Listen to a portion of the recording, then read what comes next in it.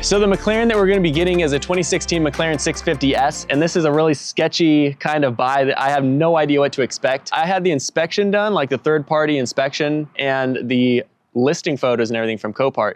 There was not a single picture of the engine bay. I just realized this now after buying it, and after you click the buy now button, there's no going back really. So I'm really hoping it doesn't come today or tomorrow, picked over and whatever before they sent to a salvage lot, just scavenged a bunch of parts off it. That is the McLaren pre-accident value, $136,988, so almost $140K, and now it's being sold for $38,500. That's $100,000 off. This is probably like the cheapest run and drive McLaren ever. The sketchy part about it is though, the sale went already. Seller reserve was not met, and so nobody actually got it, so it's back on the market. So it's like nobody wants this thing. There's like an expectation here, and it could be slightly better than what I think it is, or it could be way worse than I think it is. Also, take a look at this. Exhibit A, key. Exhibit B, in the inspection report, no key. Key, no key. Also, notice the inspector couldn't access the oil or the coolant or the engine bay. As sketchy as they come. Dumb. This also has 63,000 miles on it, and according to the VIN report, it went all around the United States. Started in Michigan, went to good old Chicago for a while, went to Florida, stayed in Arkansas for a while, back to Florida, second owner smashed into a light pole, took it to New York, sold it in Texas, brought it to auction in California, and now I adopt it into a loving new home. I might need all the luck I can get, so keep watching and smash that thumbs up button if you guys could. We will see. If you've never ordered an expensive wrecked car sight unseen before, let me tell you, it's pretty terrifying the first glimpse you get of it coming on the truck. You have no idea what you're gonna see when it gets up close. This time around though, anxiety turned to excitement pretty quickly. When you see a McLaren in person, in any condition, the kid in you kind of just comes out. And I really couldn't help but think that even if the car ends up as a paperweight in my driveway, I'll still be happy. As luck would have it, the delivery guy Ernesto did in fact have the key for the car, which was a huge relief, as getting a key for this car would have been a few $1,000s and a huge nightmare trying to get. I didn't get any great audio of the conversation, but he was saying that the other driver that picked up the car from Copart Los Angeles actually left without the key, but thankfully he had just taken off, and I told him, listen, if the keys are not inside the car, most likely for a car like this, they're gonna have them inside the car. for sure. Yeah, sure enough, there it was. So that was a huge relief. We spent a good bit of time trying to get the car powered up enough to at least release the electronic parking brake, but with no results. All right, so status update. We're trying to get this thing in neutral right now. And it's not looking promising, but it's actually looking a lot better than I kind of expected. The gauges lit up, the buttons worked to a degree, the unlock button on the remote worked. So this thing is actually like more responsive than I was thinking it might be. So that's promising, but my dude up here is getting a better connection on the battery because it's not staying on. So I pushed the start stop button to turn the ignition on. It's not staying on. There's not enough power to put it in neutral and take the parking brake off. So that's what we're working on now. I'll let you guys know how it turns out. Stay tuned. Stay tuned. The car powered on enough to show signs of life in the electronics, which was good, but not enough to actuate the parking brake.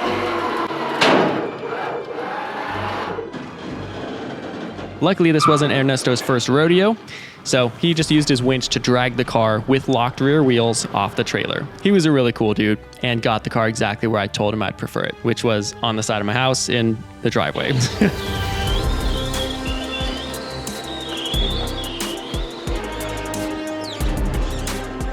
Unlike most other up-and-coming YouTubers like Tavarish, Matt Armstrong, and I think they're called Driven Daily Exotics, I don't have the luxury of having a 20-car garage and a lift to work on the cars, but man, I can tell you right now, I feel like the luckiest guy on the planet. I'm incredibly blessed.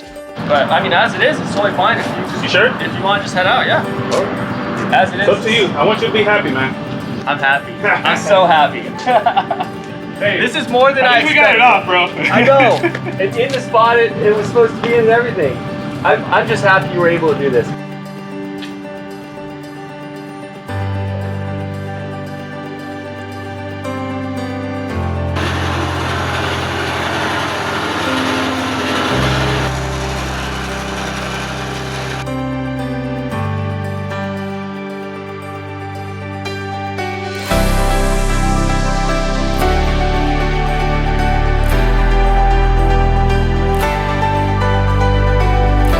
So the 2016 McLaren 650S Spider is officially our new project.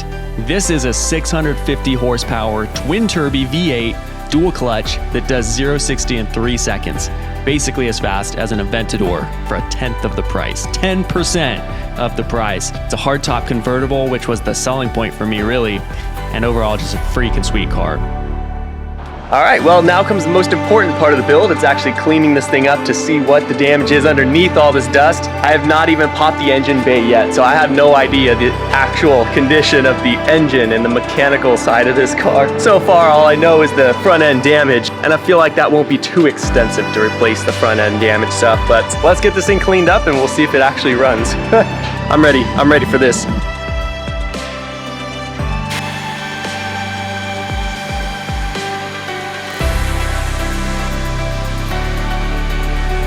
This is truly a once-in-a-lifetime project. What an absolute dream to be washing a McLaren right now.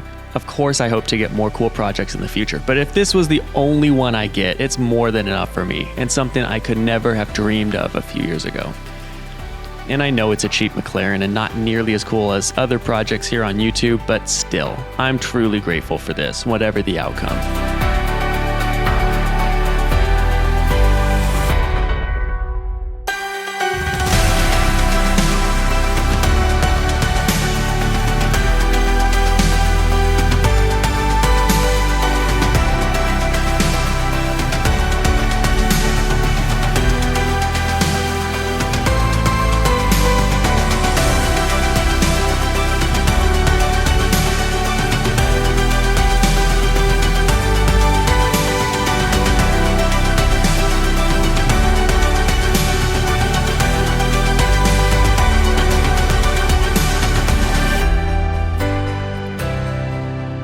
All right, ladies and gentlemen, it's clean. The outside is almost clean, really. Now, there's a lot of adhesive on this panel, but this color is fantastic. You can just see the amount of detail in that paint. Super nice. Anyway, super excited to get going on the interior on this. Last thing I need to do on the exterior is get all the adhesive off of the windowsill that they, use the window covering on. And I made a very important discovery here. If you look very closely, what do you guys see? This thing's actually PPF. The entire car is PPF'd. And so all of this, all the junk and everything, I can just literally peel off. It's just a protective film on top of the entire car. So somewhere along the line, somebody really cared about this car. Probably spent a few $1,000s just getting the paint protection film on here. And it makes my job a lot easier as far as just detailing this thing. I bet you the paint underneath all this is spotless. And so once we do a fresh repaint on all the new panels, the old panels probably will look pretty new once I peel that PPF off. So when I get the adhesive off the door sills, I'll get to work on the interior, which is now wide open and we can see it as it is without any window coverings. And in a second, I'm gonna be opening this door for the very first time. Super cool car, I'm very excited to work on it. Hopefully the engine is running. I hope there's no mechanical issues. Copart listing said run and drive, but you guys know how sketchy Copart can be on some listings. Especially for how cheap this car is. It was so hard for me to believe that this thing was actually a run and drive car. But I went ahead and took a gamble on it, and I'm hoping I don't get completely screwed here. So anyway, I'll get this adhesive off the door and then we'll get to work on the interior. Let's do it. The only real way I found would work to get the adhesive off the doors, mind you, this adhesive was sitting on the car for probably close to 2 years, was a magic eraser pad and Goo Gone. I tried light solvents and microfiber towels first, but there was no effect whatsoever. Even this slightly more aggressive method took a ton of time, but the end result came out great.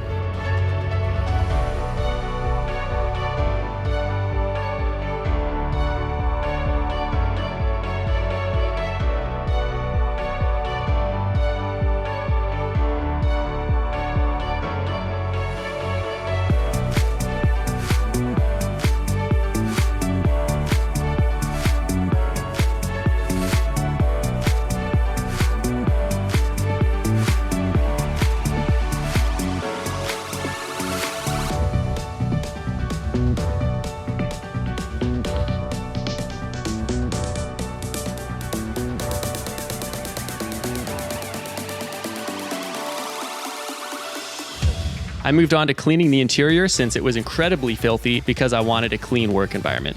You can see the passenger seat has indents in it. I would assume that's from storing the damaged fenders inside the car from the original accident a couple years ago. Unfortunate, but I'm hoping I can get those removed later. Besides the dust though, it was in good shape in the sense that there was no mold or bad smells or anything.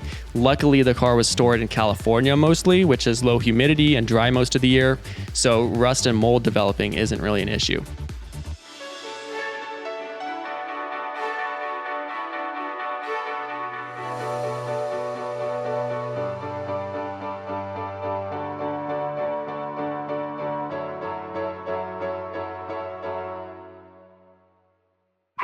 You may hang up or press 1 for more options. Hey, what's going on? I have a vehicle I need a VIN verification on in order to get some of the paperwork I need. Hey, do you guys do mobile VIN verifications?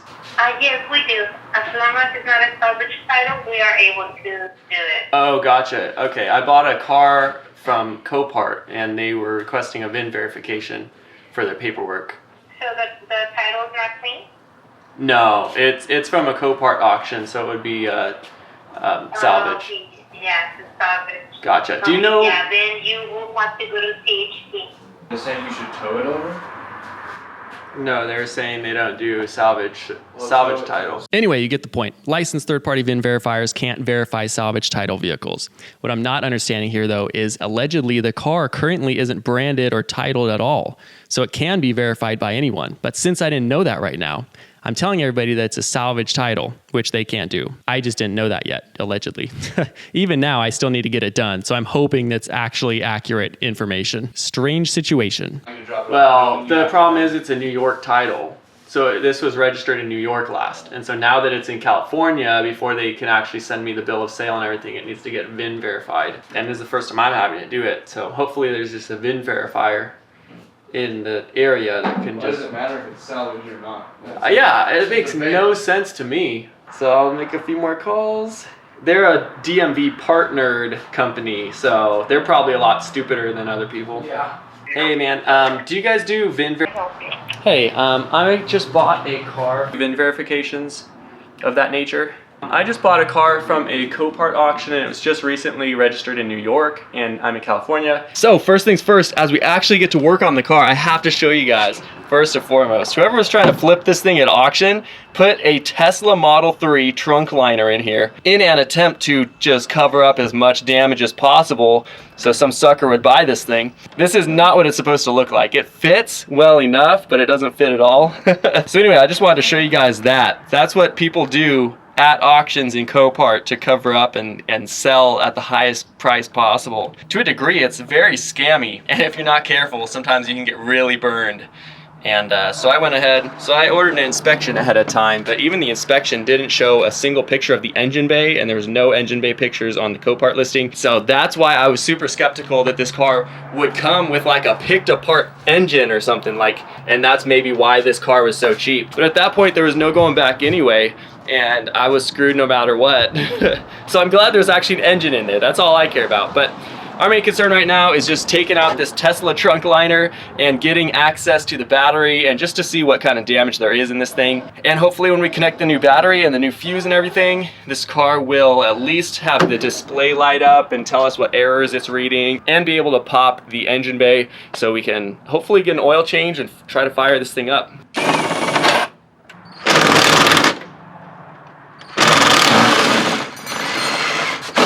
Wow. That was quite the ordeal. Wow. Freaking seriously. One Tesla trunk liner. There's definitely only OEM used repairs here. Whoever owned this before me did a great job working on this thing. Wow. Fantastic work. Freaking full extension cord in there just zip tied together. Alright, to say I'm terrified would be an overstatement, because it doesn't look that bad to me. You have to really see the vision here, and I'm hoping there's no more damage than what I can see. But most of the components are all here. It's mostly just kinked lines and whatnot. I actually guessed correctly on this. From the pictures I said somebody smashed this thing into a light pole. That's what it looked like to me, like one small point of contact. Everything on the sides was completely fine from the pictures, but this bar here was ripped off and there was obvious creasing right here. So I was like, somebody had to have wrapped this thing around a light pole. And on the car Carfax, it actually said damage reported, hit a utility/light pole.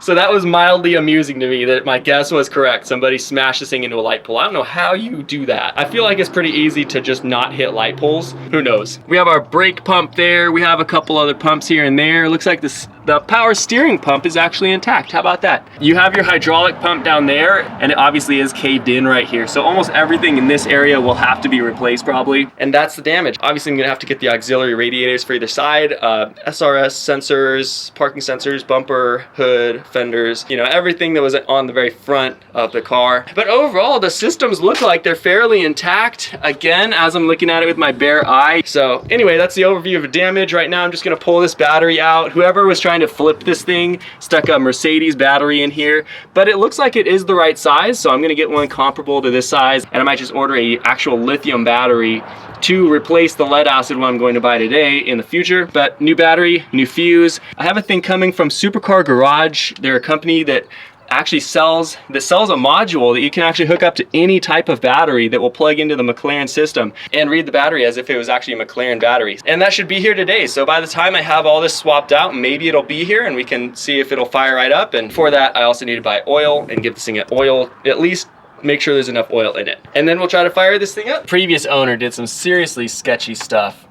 This is wired through the firewall there.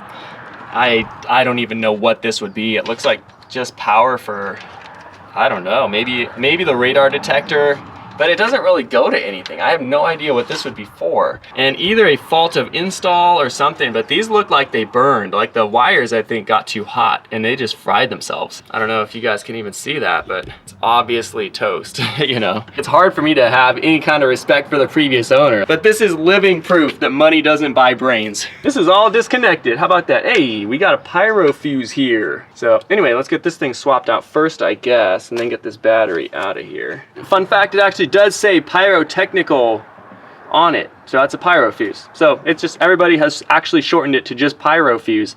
That's actually what it's called. How about that? So first time using a one of those universal sockets that does any standard like bolt size up to like 19 millimeters, and then actually works really well. I've just been using this for like every bolt besides this one weird star screw, but that's pretty much, that doesn't count. All right, one Mercedes battery, boys. All right, so here is the pyro fuse and the module and whatever. This is what I bought online. Now, if I were a smart man, I would have just bought this pyro fuse here. Apparently this is a Mercedes-Benz fuse and it costs like 24 bucks online, but not being smart, I bought the entire module. I figured I'd probably might as well just replace this whole thing, but unfortunately you can't really replace this whole thing without actually like splicing and cutting big battery cable wires. So that's not gonna happen. All I needed though was the pyro fuse, and to get it off you just pry the SRS little clip here with a screwdriver. It pops directly straight off. Fun fact, because I couldn't find that anywhere online. I had to just figure that out. So anyway, I'm gonna scavenge this fuse and put it on the original board here, and then it should work fine. Anyway, let's get the pyro fuse connected, at least turn on the ignition of the car and see what it reads.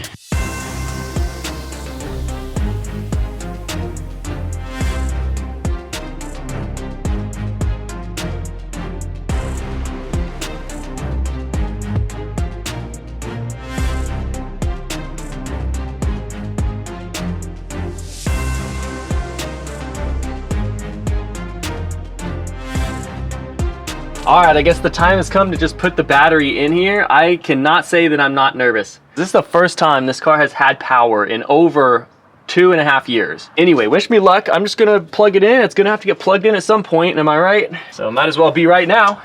Ugh. Stock battery is definitely not this heavy, because this is definitely not lithium. This is as lead acid as it gets. Might as well just install it all the way, temporarily at least, right? I'm just hoping that I'm not doing something wrong.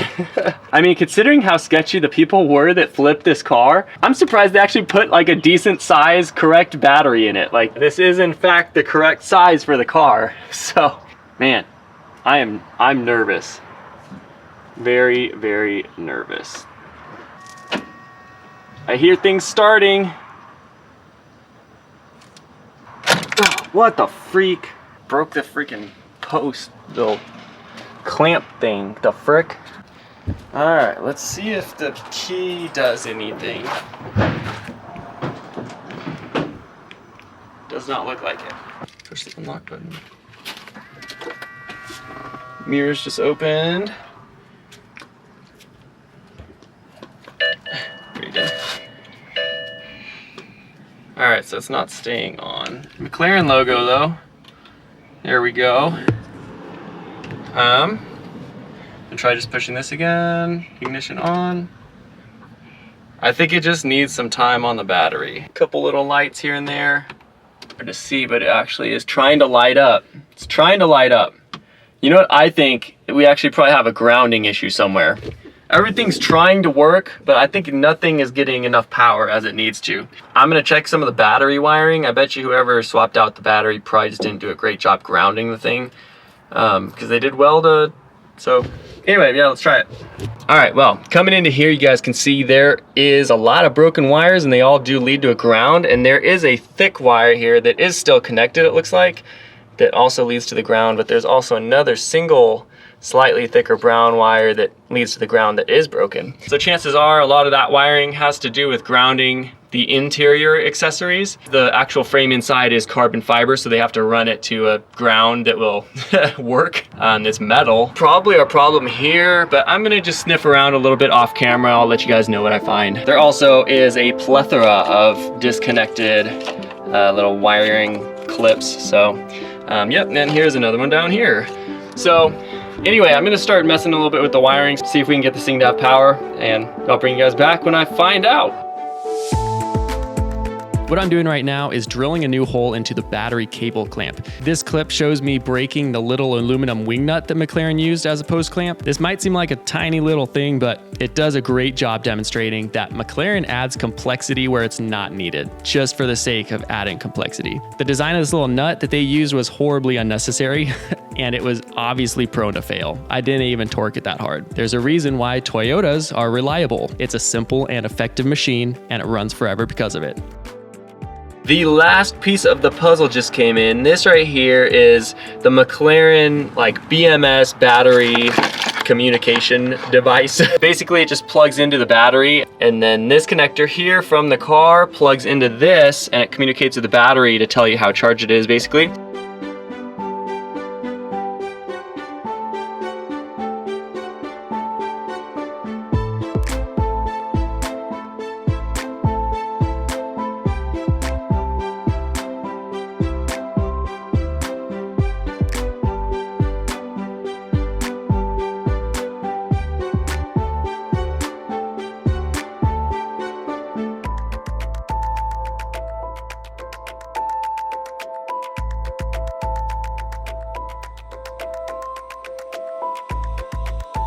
We were just chilling, and check this out. We were opening the door. Lord Kurt, can you assist me? Just, there you go. I've got a nice hydraulic lift on And it. check this out, guys. The battery's been charging for a few hours now.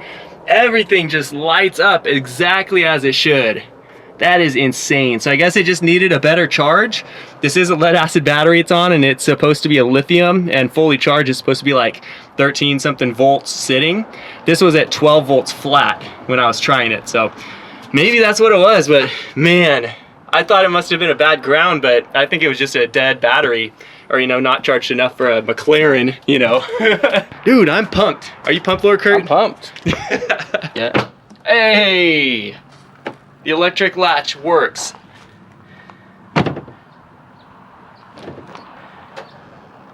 And it does have soft close, but it couldn't close quite all the way. I think the weather stripping here is messed up. But hey, it does have soft close, and it will cinch down exactly how it should be. Perfect. All right, so my top priority here is to just see if we can get the freaking engine bay open. I have almost zero idea how to work this thing. But oil status, vehicle not level. Pretty sure the vehicle's pretty level. Battery status, 54%. Definitely gonna get a lithium one at some point. So in the apps section, it has user manual. So I wonder if I could find everything I need in here. Maintaining your McLaren. Let's go fluid topping up. I actually like this screen a lot. It's really not bad. There were a lot of people complaining about this screen and that it's like a capacitive touch screen, but it's really not that bad. People complain about anything. You're sitting in your McLaren and you have a nice screen and you're still complaining about it. I'm gonna go ahead and scroll through a bunch of this stuff and I'll let you guys know when I'm back and done and figured out how to open stuff. Already cracked the case, engine cover here, and there is a door panel switch right up there. And so we push that and then it'll release the engine bay electronically. So this will be the first time we're ever opening this engine bay. All right, so on the door panel, along with the little trunk options here for the hardtop convertible, let's see if it'll work. Nothing. Shoot.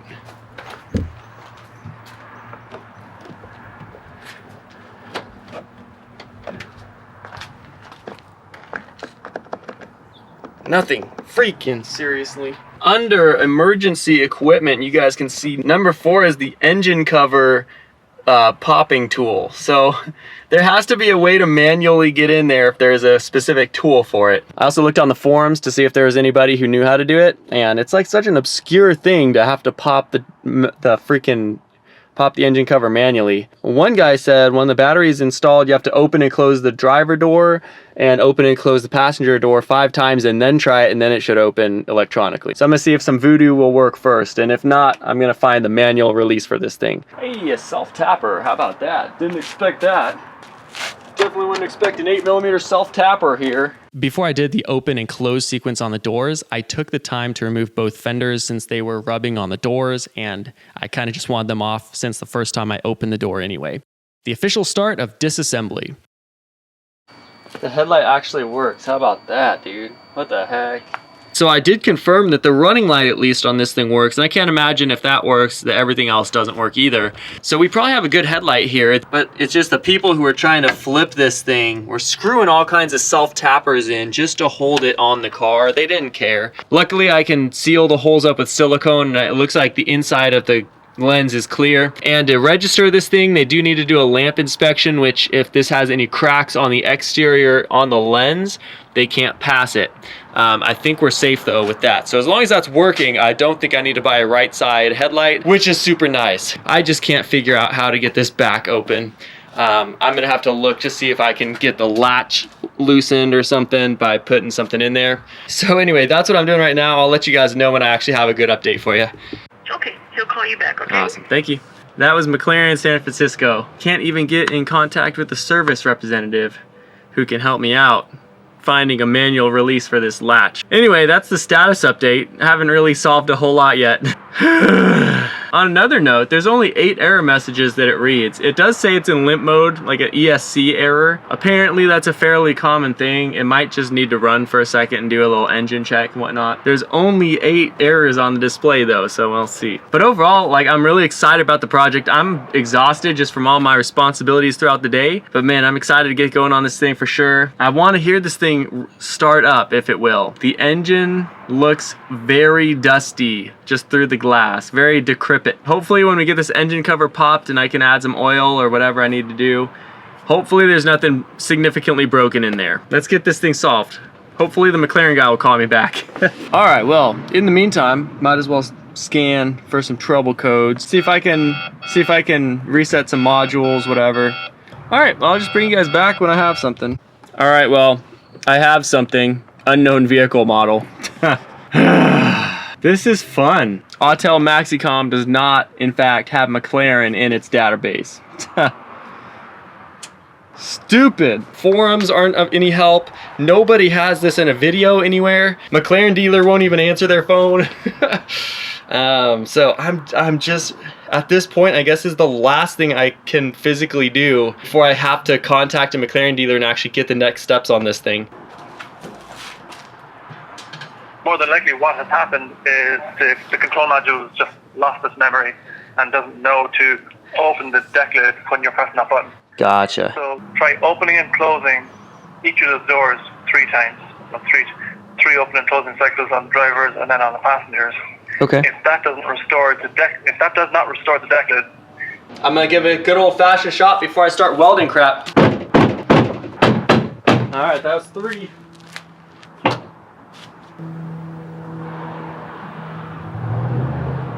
Nothing.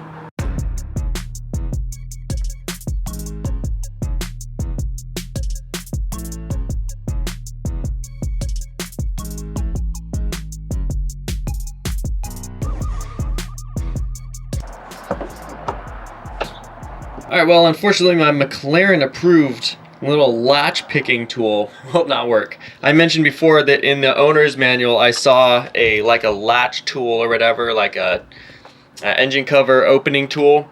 That was only for the 675 LT apparently. So next up, I guess, is just taking off the door panel, seeing if there's a wire to this that's messed up. I already traced the door wires down through the engine bay. I don't think they're damaged, but I'll check again. But I'm just gonna pull the door panel and see if there's a loose wire or something. It's pretty frustrating that this is literally the only thing that's going to open the engine bay, and it's an electronic thing. There's not a manual release for a freaking engine cover. I feel like it's just not the greatest design ever to not be able to open your freaking engine bay if you don't have power to the car or something, you know? Or just the button stops working. Like, it's tech. It's going to stop working at some point, and then you can't even access your engine. I'm just wondering how the dealership opens the freaking engine bay when this is the situation and somebody brings their car in with this exact same situation. I'm trying to figure out how they would do it. It's frustrating. I'm frustrated.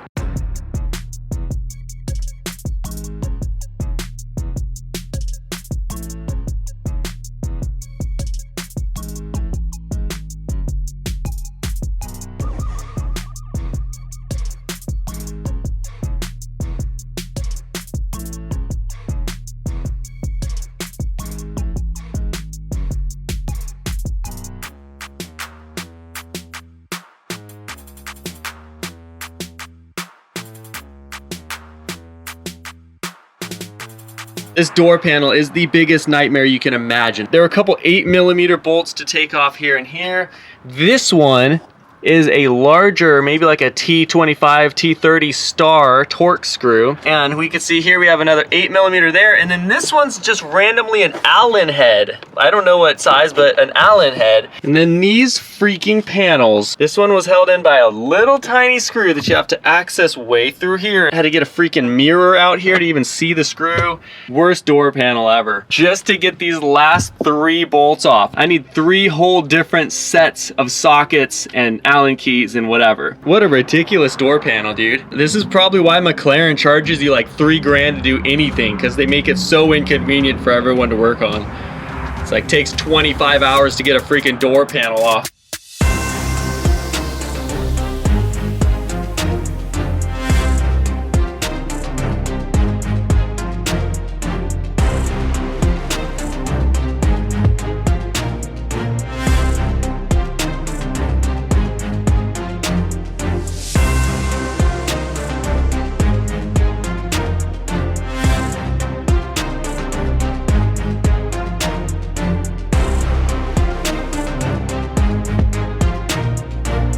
So I understand my fate now is literally having to make this button work to pop the trunk, the engine compartment. There's no mechanical release, there's no manual release for this. It literally is dependent on this button working, being able to access the engine. So I need to figure out how to make this freaking button work. So anyway, my job today now is to undo this door again, fish the wires back out, and what I'm gonna try to do is just bridge some of the connections. If the wiring is still good, which I figure it has to be considering the entire door panel, everything works on the door panel but this, I feel like the wiring should be fine, and maybe if I bridge the connection from the power wire over to the engine cover release wire, it might just pop it. And if that doesn't work, I'm gonna have to trace the wires all the way back to make sure it actually runs safely into the cabin and there's not just these wires broken.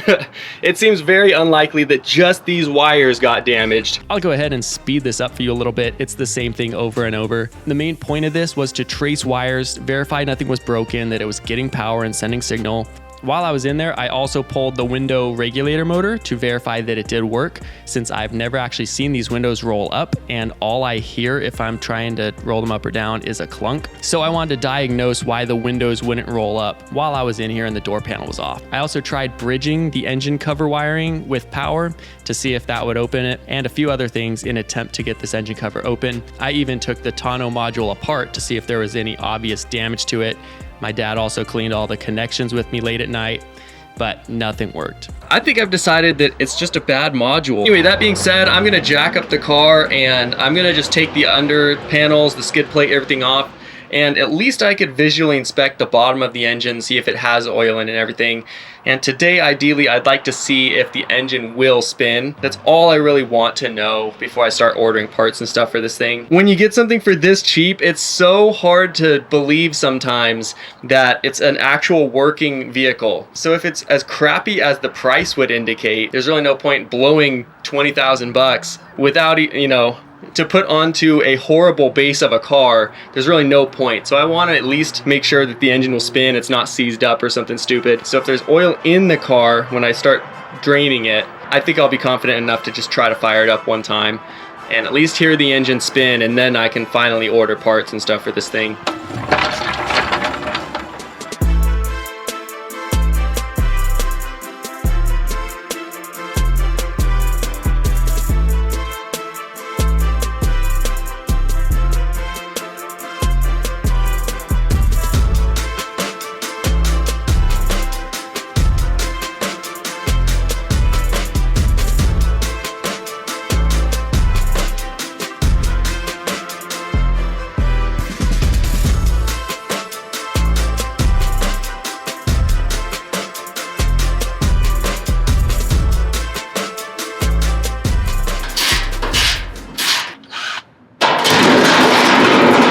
Wow, that was dramatic. All right, well, we do in fact have an engine, so that's good. Doesn't look too bad, doesn't look like there's an oil leak anywhere. This car obviously did spend some time on the East Coast though. There's definitely more corrosion under here than Californian cars. Hopefully it's all just surface corrosion. There's shouldn't be anything super wrong with it, and it's not a super old car yet. So the only panel that was missing was this panel here underneath the car, right where the starter is. And you could tell somebody was just trying to claw their way in here. And I found what I thought at first was a torn wire, but I think whoever was trying to flip this thing actually tried to hot wire the starter motor because they didn't know about the pyro fuse. I bet you they slapped a new battery in there thinking it would start the car up, not knowing the pyro fuse was blown. And it wasn't starting, so they tried to just directly jump the starter motor and start the engine that way. What I am hoping though is that whoever was trying to flip this car actually did add some oil to it. I'm gonna go ahead and pull the drain plug really quick, see if any oil comes out, and if it comes out at a decently high pressure, that typically means there's a decent amount of oil in there. So I'll pull the plug, see if there's oil in there, and if there is, we'll try to fire this thing up. And if there isn't, I'm just gonna have to wait till I can pop the hood. Then here's the gearbox back here. Again, you can see definitely some like surface corrosion on it. But besides that, wiring, all the components and stuff look fine under here. And I'm just glad that everything that should be here is here. Again, I was half expecting the engine to be picked over for the, you know, getting it for that price. Oh no, it's brown. It is brown. Yikes. It's like gritty and brown and sludgy. Oh boy. That's not good. Really sludgy oil, and it smells like gasoline. It's not good. It's not good. But it's also not milky, and there's no metal shavings that I can see in it. I've never really encountered oil that smells so distinctly like gas, so I have no idea why this would be. But obviously it goes without saying that we need to do a fresh oil change, oil filter, the whole thing, before we even try to crank this thing up. So anyway, I'm hoping this isn't just like the death of the engine. That would really suck. All right, you guys may remember last video, I had my Autel. It was just the Autel MaxiCom. All right, well, I'll just bring you guys back when I have something. All right, well, I have something. Unknown vehicle model. This is fun. So I upgraded to the next model up, first professional Autel scanner. It's the Autel MaxiSys MS906 Pro. And unfortunately, that was the only MaxiSys Autel scanner that does not have McLaren in its database either. So I had to return that one, and I just got a freaking Autel MaxiSys Elite 2. Spent $2,500 on this thing. This one does in fact have McLaren in it, and it does have some more advanced functions. So we can finally read the codes on our McLaren. Boy howdy. All right, so first let's turn on the car. All right, so I'm just gonna run through the faults with you real quick. Power steering, airbag, door release. It's because I have it unconnected right now. Brake pads, steering column, fuel lever, level.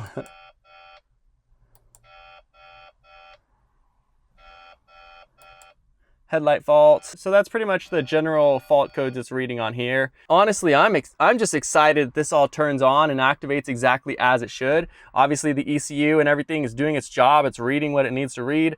So that's really encouraging. Anyway, I'll just set this right here. I'm gonna go ahead and connect McLaren. We're gonna just do an auto scan. I'll show you guys the codes that I found. So as it's scanning, I'm just gonna tell you guys, right when I scanned this the first time, there was 191 DTCs, trouble codes.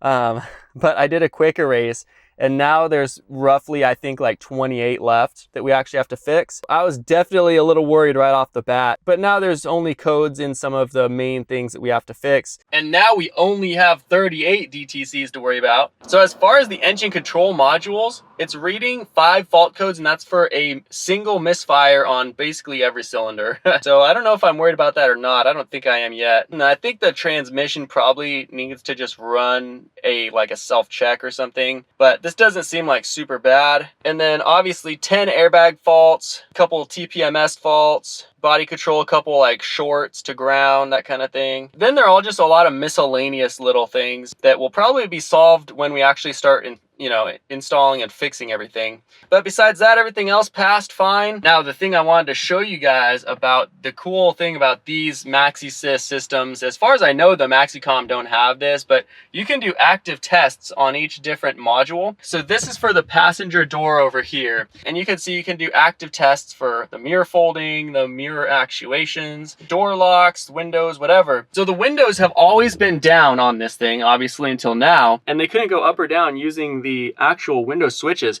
You guys remember last video, I actually did have this connected up last video, and I tried clicking the windows and I just hear a clunk. You know, I'd pull it, clunk, push it down, clunk, clunk, clunk, and nothing would happen. So I figured the window regulators were just completely busted up and I'd have to replace that. Hopefully the glass wasn't broken, whatever. However, I think McLaren has like a safety system where in the event of an accident, it locks the windows all the way down. So the window enable, the test that I was running, was on stop when I pulled this up. And then I went to drive window motor up and actually put the window up. So I'll go to drive window motor down and I'll hit start right here for the test, and you guys can see it rolls down just fine. And then doing the same thing, I'll hit start, and you guys can see it goes up and down just fine. So that's awesome news. I don't have to even touch the windows, hopefully, if I don't have to replace the doors. I mean, the windows themselves are like $1,400 each used, you know, just for the glass. And the window regulators, I think they were $200 to $300 just for the window regulator. So if I had to replace the regulators in both windows, just money alone, I would have been in it for like $3,000 plus all the time it takes to do all the service for that and everything. So I'm glad that they worked. I'm very glad that they worked. The unfortunate thing about this is I went through all the modules doing the active tests. I could not find a single one for the engine bay release, the latch release. There's one for the luggage compartment release, door releases, all kinds of releases. There just was not a single one for the latch for the engine bay. So we are literally reliant on the tonneau switch right there, that single button that you have to push. There's no other freaking way to open the engine bay without that button. But now comes time to actually test the hard top. Let's see if this thing will actually go down. Let's see what happens. Open doors to complete roof operation. Roof closed. Hey!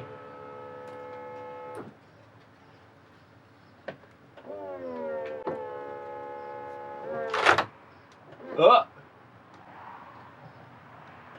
Oh. Oh boy.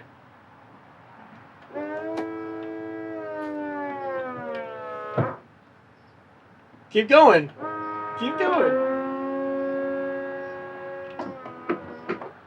Roof open. How about that? It works. This thing is freaking sweet, man. Okay. Let's go, dude. Let's go. That's so sick, dude.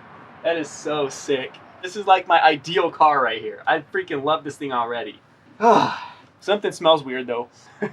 Hopefully I wasn't like frying those motors or something. Oh boy.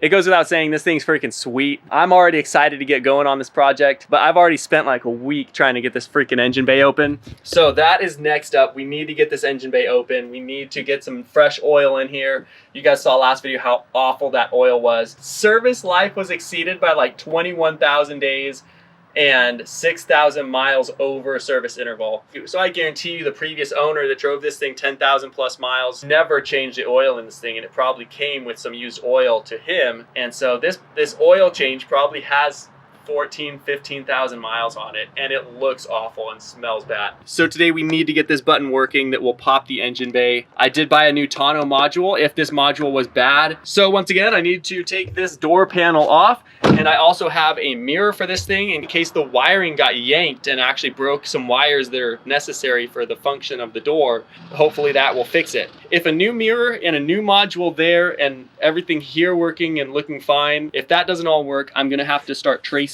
these wires down to wherever they run, and I'll need to start pulling some of the crumpled up stuff in here out to actually visually see all the wires. I already saw these wires here, and these actually are the color codes going into the tonneau module, but as far as I know, these are just for a ride height sensor that should sit on top of the wheel well here, and these wires come backwards from where the door wiring is running into. So I don't think these are the cause of the problem, and we'll just get this thing finally progressing and, you know, the fixing actually going. So anyway, I'm excited. It's a very cool car. It's just such a dumb problem. Anyway, let's get to it.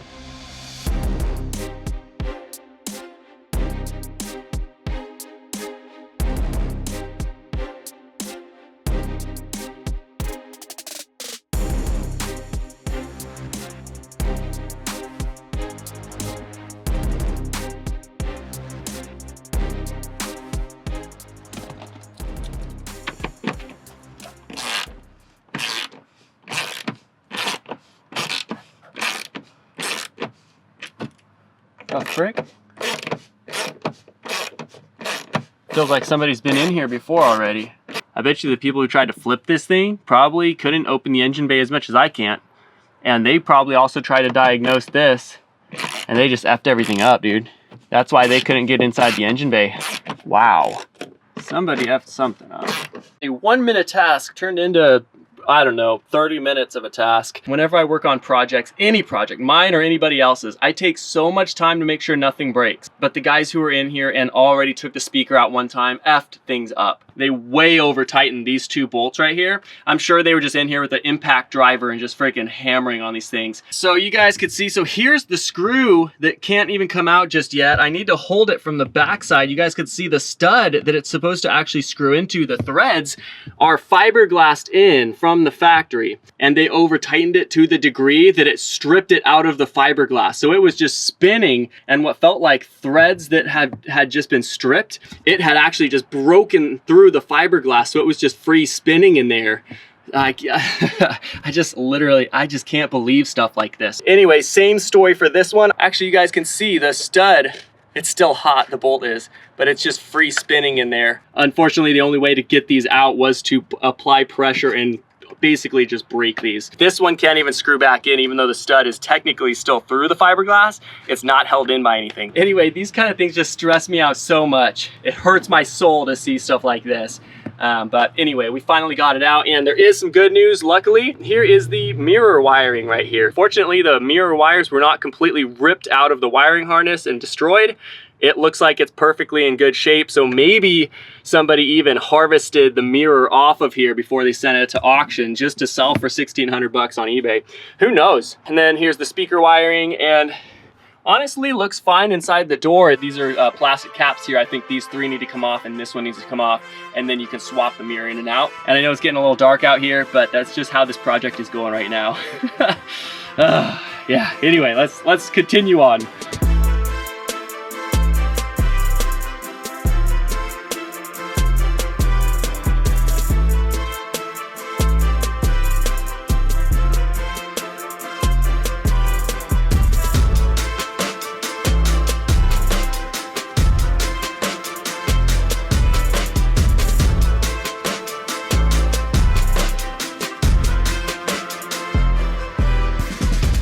So theoretically, these 2 bolts here should release the mirror, or it used to be a mirror.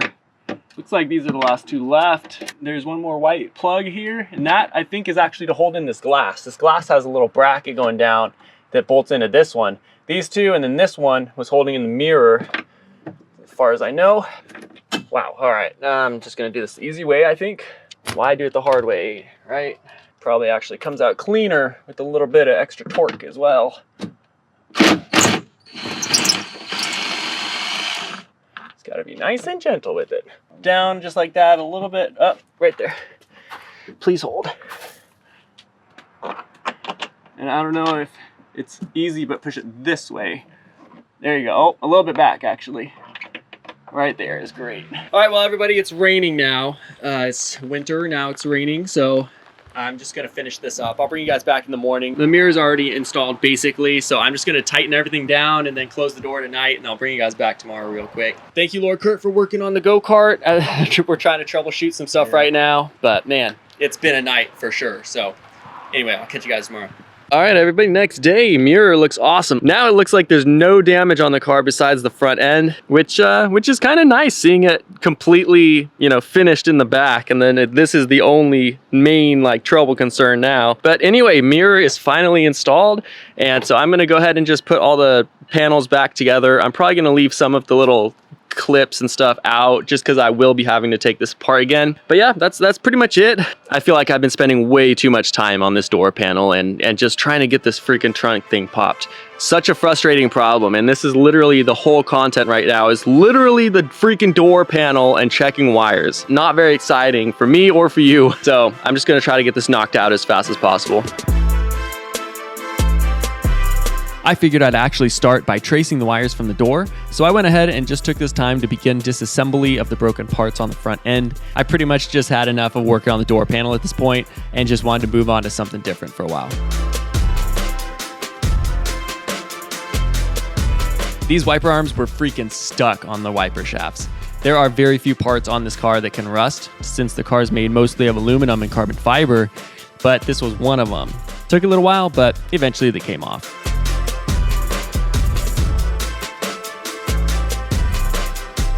I also used this opportunity to grab part numbers for as many broken parts as I could. Of course, a lot of part numbers aren't there, so I'll be Google searching a lot of this stuff to rebuild the front end, but it's all starting to come together.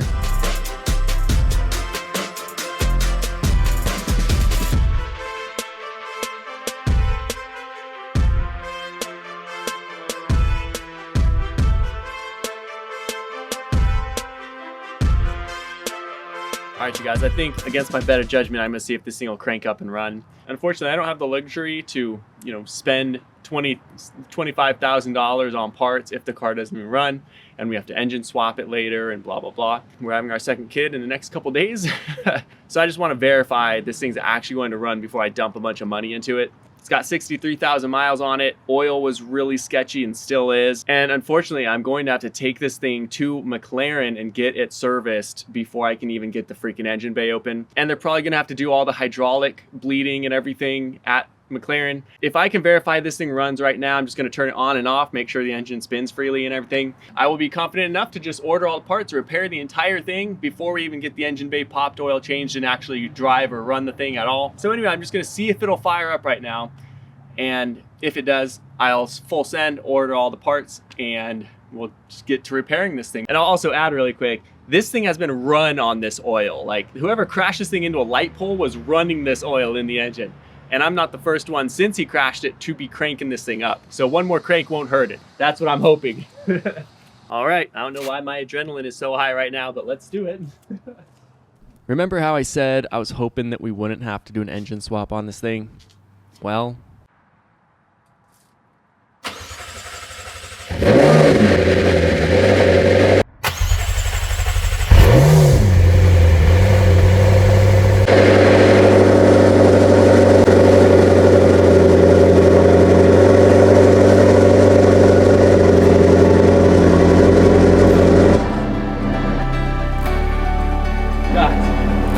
it runs. Dude. We don't have to. What an absolutely incredible moment hearing this engine run. You cannot imagine the excitement running through my veins the moment I pushed that start-stop button with my foot on the brake and hearing that glorious cold start behind me, satisfying all my doubts that this car was too good to be true. I thought there was no way that this sight unseen, sketchy, high mileage McLaren would ever exceed my expectations, but here we are. Upon hearing the car start, my wife came out immediately from the house, not believing that her ears just heard the McLaren start up for the first time ever after sitting in our driveway for weeks. What a fantastic moment. Awesome, dude. It sounded so strong within the house. Like, I was like, there's no mistaking that car just literally, Dude. It literally, I just sat in the car and it literally just fired up like I was just going to go get groceries or something. That is so sick. The fans are running. This thing is fully operational, guys. We can easily just full send and just buy all the parts for this thing right now. That is so sick. And everything on the display all lit up like it should. I should have been filming in there, but yeah, RPM went exactly as it should, idled right. I saw all the little checks it does when the engine turns on. It showed like the lift position. Really, really cool. It was holding steady at 1,000 RPM. I think it's pretty normal, I would think. Dude, I cannot believe this thing actually runs right now. I was so scared to start it up, but I was telling her there were 3 options.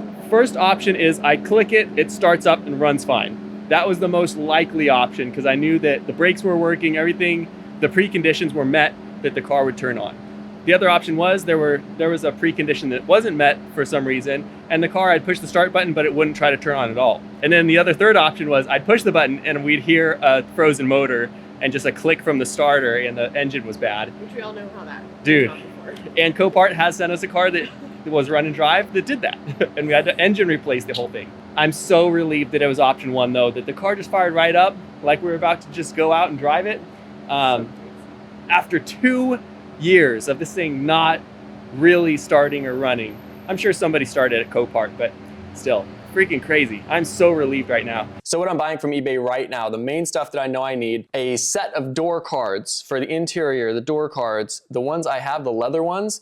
You have to remember this car was sitting for almost 2 years, just exposed to the elements, like nothing. I mean, there were some window covers, but that's pretty much it. So the door panel is actually kind of lifted in the middle. So you can, if you're looking, your windows are down and you're just looking at the car, you can actually see the top of the airbag underneath because the panel lifted up due to sunlight and just the heating and shrinking over time. These ones are cheap, but they actually match the interior besides being Alcantara instead of leather. They have the red stitching like the car already has, everything.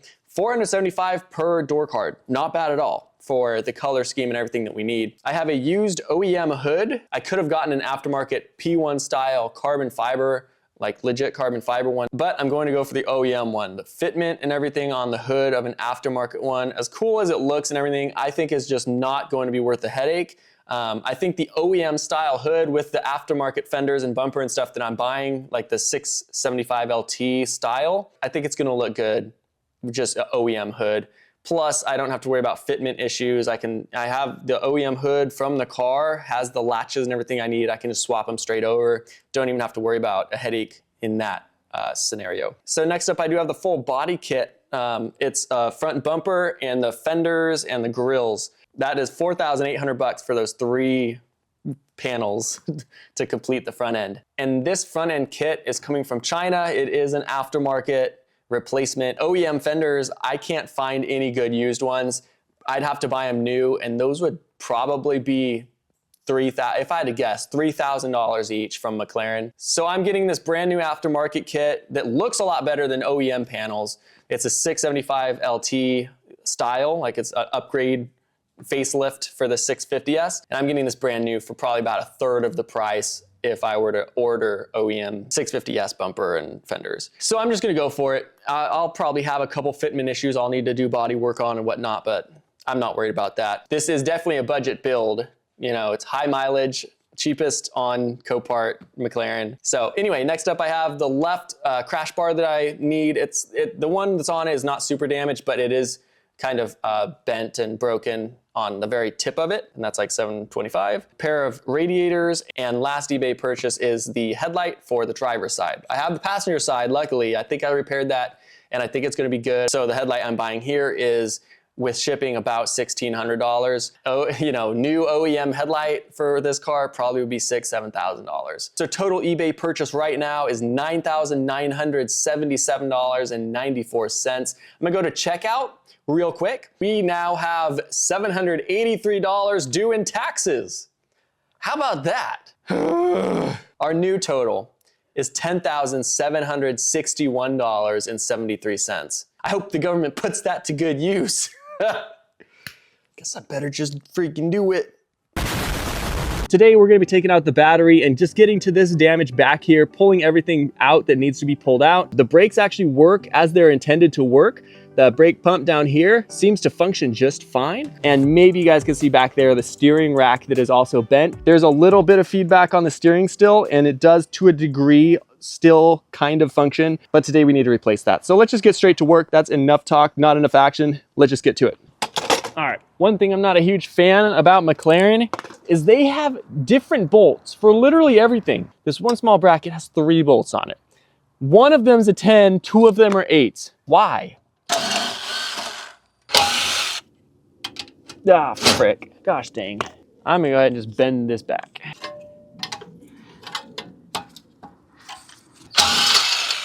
Luckily, they were lazy enough to where they only welded this side and this side. I don't even think they welded, yeah, they didn't weld the bottom at all. So I cut these 2 things, it'll come right off. I started with the handy dandy cordless grinder. It was a cute attempt, but had almost 0 effect on it. So I busted out the corded grinder that's more powerful, again with almost no effect whatsoever. This metal is thicker and harder than it looked. So I whipped out the Sawzall with metal cutting blade and went to absolute town on it.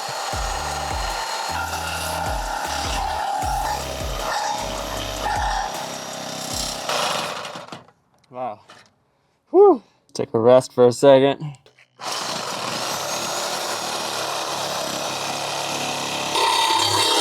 Oh yeah. Let's go. Let's freaking go, dude.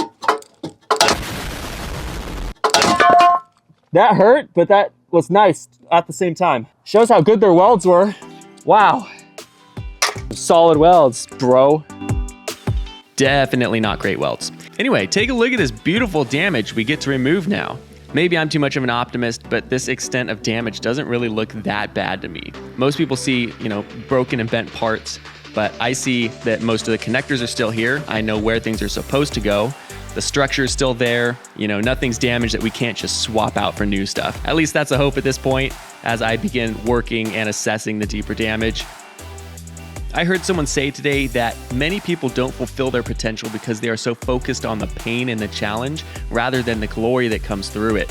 I think that's how I see project cars before I even begin fixing them. Look at that. Wow. There's one wire that's kind of kinked, but it might just be still working. That's crazy. That'll be fun to re-solder all those wires. This is the point where I realized that McLarens have no real logic about how to take things off. It's all just intertwined parts that you really can't just remove individually piece by piece. To disassemble one thing, you need to disassemble another thing halfway to get to the bolts you need. So during this section, you'll see me jumping around to different tasks as I figure out how to attack this McLaren puzzle.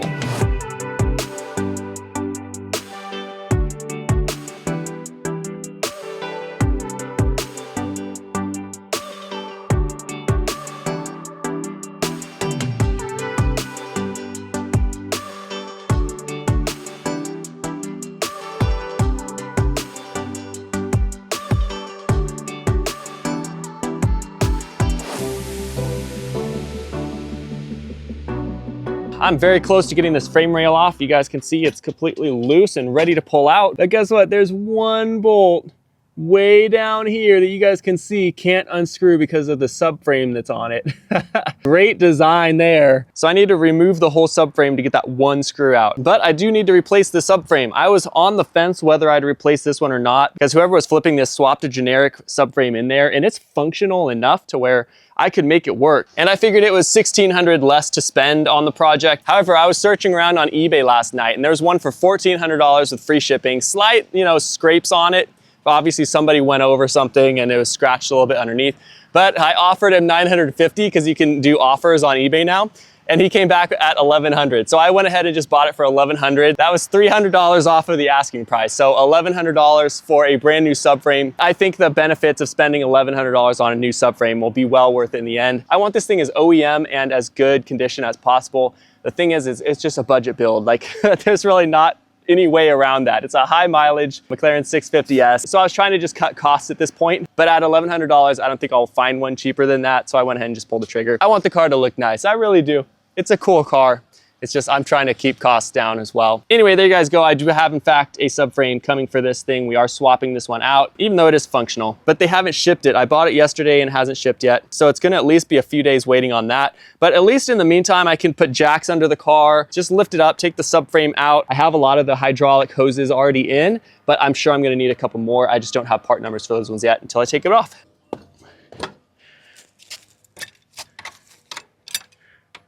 Oh, what the freak? I just broke my freaking tool. Wow. That's hilarious. That's freaking crazy. This was the only adapter I had. So I can't take the wheels off until I get an adapter. Honestly, taking the wheel off will only give me another 6 inches of room to get like wrenches in there. I think I can do it easily without taking it off. So I'm just gonna get to it. Just started raining again. This is really fun. This is a great time. And of course, right after I said that, the rain began steadily increasing. So I went for an easier task of stripping down the passenger side frame rail instead, so I could stop halfway through if needed. And indeed I did. It would be nice to have this thing in the garage to work on. That way it's out of the elements and everything, and I can work on it around the clock if I wanted to. But where's the fun in that? I'm just grateful to have a space for the car at all. You guys may remember our last house with the 1-car driveway and no garage. I'm thrilled just to be able to fit this car at my house at all. All right, well, good timing. I literally just pulled up as FedEx was coming up here. This looks like a subframe to me, but that's crazy because it was literally yesterday that I was telling you guys it hadn't shipped yet. I was not expecting it today. BMA European Auto Parts, well done. Gave me a good deal and shipped it out like 2-day shipping. Freaking legit. There it is. A little bit dirtier than the pictures, but whatever. Upon further inspection, this is kind of a strange dilemma. Like, it came really fast, I got a good deal on it, but this is definitely not the one that was in the pictures on their eBay listing. The one I ordered on the eBay listing had scratches, pretty deep scratches across the bottom here. There's nothing here. The one I ordered also had the battery box in it to hold the battery in, and obviously it's not there, so I guess it's kind of a trade-off. I would have liked the battery box to have been on it, but I also wasn't a big fan of the big scratches across the bottom. I don't really know what to make of it. I'm just gonna make it work. The plan in my head was relying on a battery box being there for the finished product, but we'll have to figure that out now. But the structure of this one is in better condition than the photos. I also noticed the sensors that are supposed to be here from the photos are also not there. I'll reach out and see what the deal is, but I mean, overall, we have a subframe. That's all I really was buying it for. I purchased the specific one I did because of the sensors on here, but it is what it is. I'm not gonna complain. It was a decent deal, so at least we have a subframe. Let's get it on the car. The thing that required a signature right now was the paperwork. I'm excited. We own the McLaren, boys. We officially own the McLaren. We can work on it knowing that we can actually get it on the road. How about that?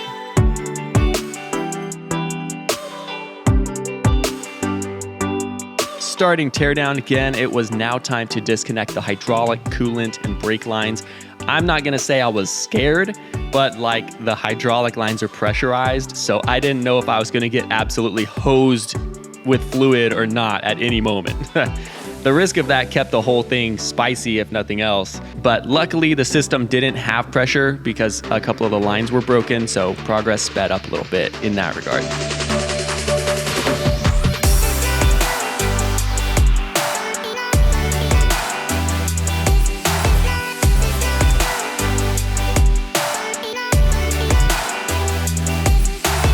At this point, I really had no idea where to start.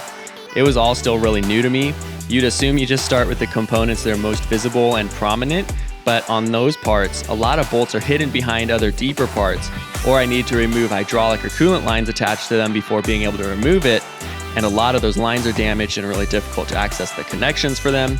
It was just a big puzzle. According to eBay, this is the body kit I ordered. Like the whole fenders and bumper and everything. So we'll see what it actually is.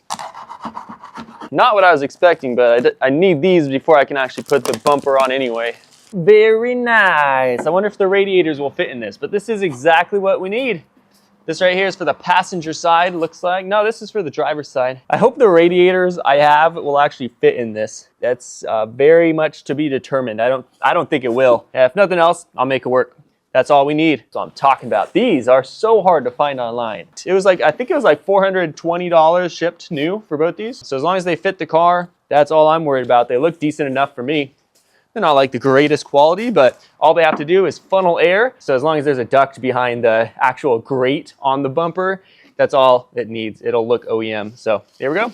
All right, you guys. So coming inside the car, I guess is the only way to get this steering pump out of there. Apparently there's a couple screws underneath the footwell here that go through the firewall. And so I'm in the footwell trying to get this thing out. There's a lot of radar detector stuff. I'm trying to get this bracket out right now. There's a lot of radar detector stuff to take out. So anyway, wish me luck. Now I take a deep dive into the footwell of the car, quite literally, to get the steering pump removed.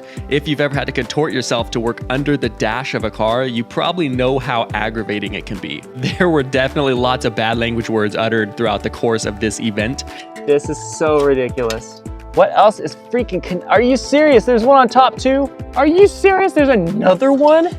And for good reason. Just to hold this bracket in, McLaren decided to assort 7mm, 8mm Allen head screws and a variety of impossible to reach clips just to make things as hard as humanly possible to turn a 15-minute DIY job into a 6-hour of build labor time job at McLaren dealership. But in the end, I got all the radar detector stuff and the bracket out so I could access the screws to unbolt the steering rack through the firewall. Well, I didn't even find any screws under there. I think somebody had already taken them out because it's loose. I don't know if I had tried yanking on it previously, but it's definitely loose. I just need like 2 more 8mm screws to take out. But I didn't find any bolts or nuts to take out, so I think somebody else has already been in here trying to do this. I do remember the steering pump was a recall item for the early 12Cs and 650Ss apparently. So maybe it was done at the dealership and they just didn't put the screws back in. Wow. Look, we got it. This project holds a lot of firsts for me, which is pretty cool.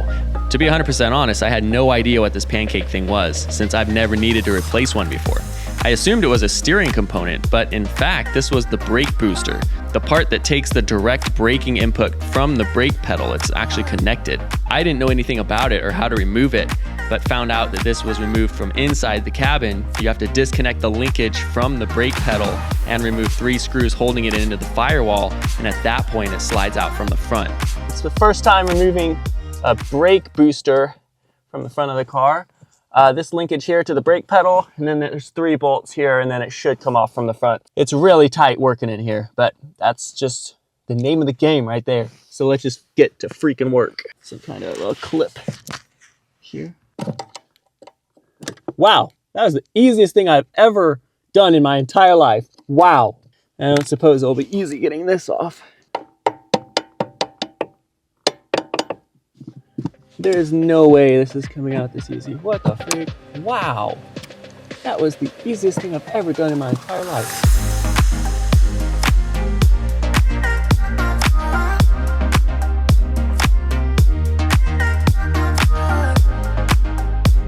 No idea how these clips work, but apparently they're fairly common. I couldn't find anything on YouTube though.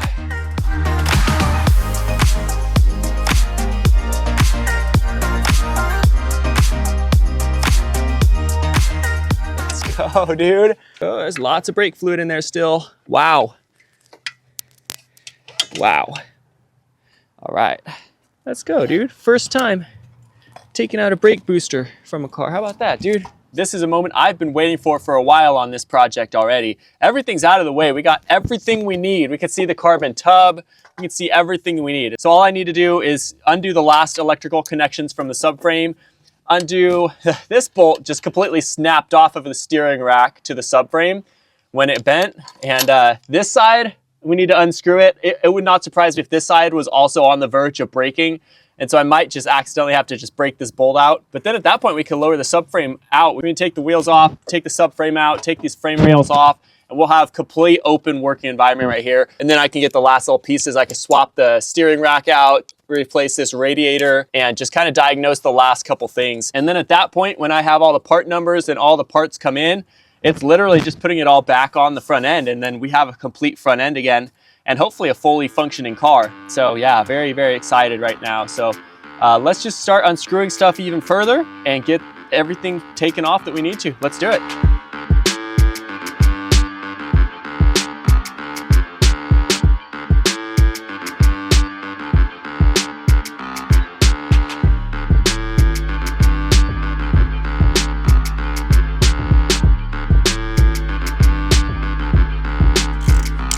Definitely tell it's a little tighter in there than it should be. Wow, we actually have a good bolt. How about that?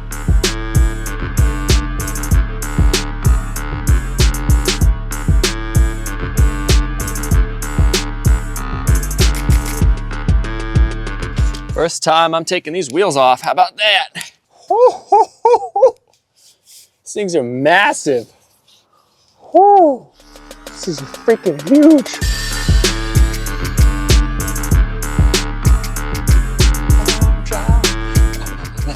Thank you. That's nice. I could definitely tell from a visual inspection, the brakes are definitely getting low. It's probably only got like 2 millimeters. That's crazy. Previous owner, man, I'm telling you, ran this thing into the ground. Just 10,000 miles. I guarantee you, first owner who drove it like 52,000 miles, loved this thing. Meticulous maintenance, everything. And then the second owner got it and freak, slapped some ghetto rims on here. No oil changes, no brake pad replacements, just freaking send it and then hit a light pole, claim insurance. Idiot. Oh, last freaking go. All right, get the impact gun and finish that off. That's a long bolt right there, sheesh.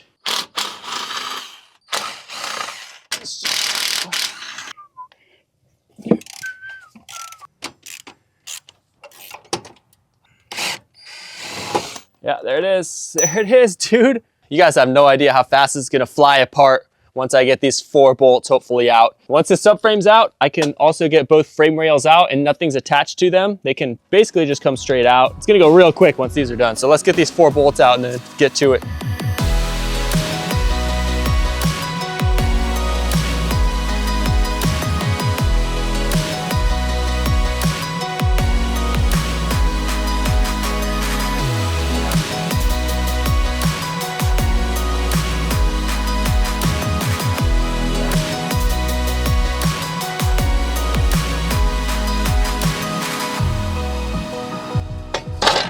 Wow. Golly. 1 subframe, everybody. Ah, easy. Easy money. Way too easy. It may seem kind of lame, but this is my first time undoing tie rods. I just watched a video about how to, like, they had a tool that it clamps and then you hit it with an impact gun. I'm just gonna give it the good old fashioned. Oh, that was way too easy. Oh, easy money. Are you serious? Cash money in the bank. Are you kidding me? We just got the hardest damages removed. Insane. Look at this. How about that? Look at that thing. Golly, dude. Wow. I think we could probably straighten this out and reuse it. The time has officially come. Let's get these frame rails off of here. This one is already unscrewed, except for that one that was touching the freaking subframe and couldn't come out before. This one needs to get all of them taken off, so let's just get to it. I cannot believe all the decisions I've made in my life up to this point has led me to me taking off a frame rail on a McLaren. First frame rail I've ever taken off, boys. Wow. Wow. Oh, that's freaking crazy, dude. Let's go, dude. How do we have 90% of the damage already removed off this thing? It's almost just to the point now where we're just putting on new parts and putting it back together into a fully functional rebuilt car. That's crazy.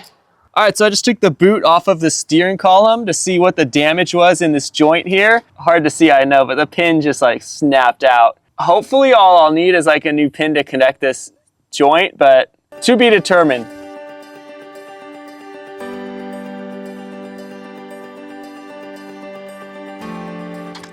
Okay, thank you. I know the coolant still works. That's really funny. Maybe just roll with these old ones, man.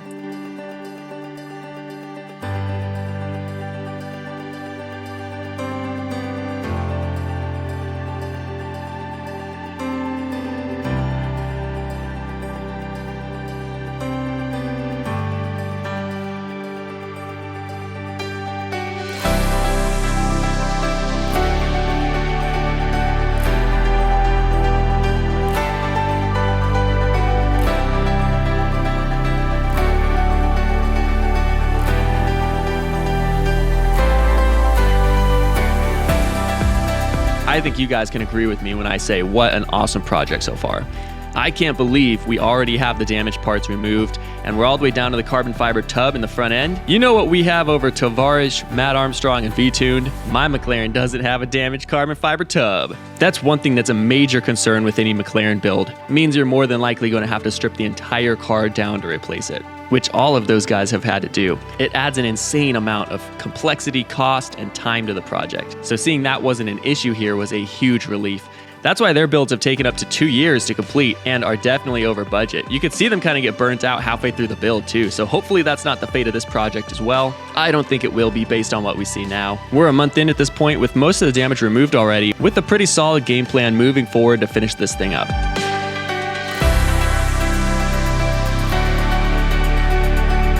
So far, it's been an awesome project, and I've really enjoyed sharing it with you guys.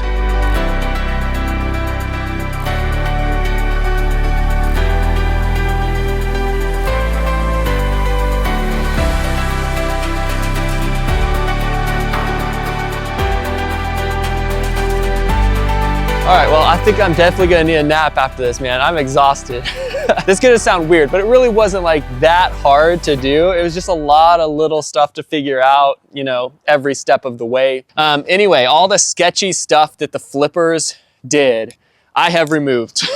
We have the new subframe here. I can't believe that this thing's completely taken apart now. You guys can see the carbon tub all the way along there. You guys can see behind me, we have a whole lot of parts already coming in. Pretty much everything we need besides, you know, the front bumper and the fenders and everything, and all the parts I still have to order. But everything I knew that I needed are all right here. We have a new hood for it. This is repairable enough for me to just repair. I could have spent another $2,000 or something getting a new one. Honestly, is not even seen underneath the car. Basically, you only see it like this. Like if you're looking at it from the top, it's basically how you see it, yeah. And this is all made of fiberglass too, so it'll be easy for me to do the patches and then repaint it and everything. I can't believe I'm saying this, but that's wrapping it up on video number 3. And these are long videos and lots of content in each one. And I'm physically doing all this content. I can't believe it's already the 3rd episode of this build come to a wrap. I mean, the 4th one is now starting. Okay, I have something to say. Today, I feel like every YouTuber who's preparing a SEMA build. I have 2 days to assemble this thing enough to have it like powered back up with a battery. On Friday, 2 days from now, I'm trailering it down to Sean at McMedics. He's in LA on a different job, but he agreed to at least look at this thing and see what it needs. So anyway, that's the game plan. I got less than 2 days to get this thing assembled enough to just slap a battery in it, power up all the electronic modules. Hopefully that's all he needs. I am not expecting to have brakes or hydraulics or anything. by the time we actually put this on the trailer. So I have no idea how these next 2 days are really gonna go. But I'm just gonna start working on it and assembling this thing enough to where we have some electronic functionality. And hopefully Sean from McMedics can help us out when we actually trailer it down there. It could be a total waste of a trip, but we won't know that until we actually do it. I think I'm gonna start with organizing some of the parts I have in the garage, just seeing what all we have. Currently, I need to order a couple more parts and coolant lines and whatnot. So I think I'll start with that, and then we'll start throwing on those frame rails and the subframe and putting the battery back on it and seeing if we can get this thing powered up again to at least have electronic functionality. So let's freaking do it.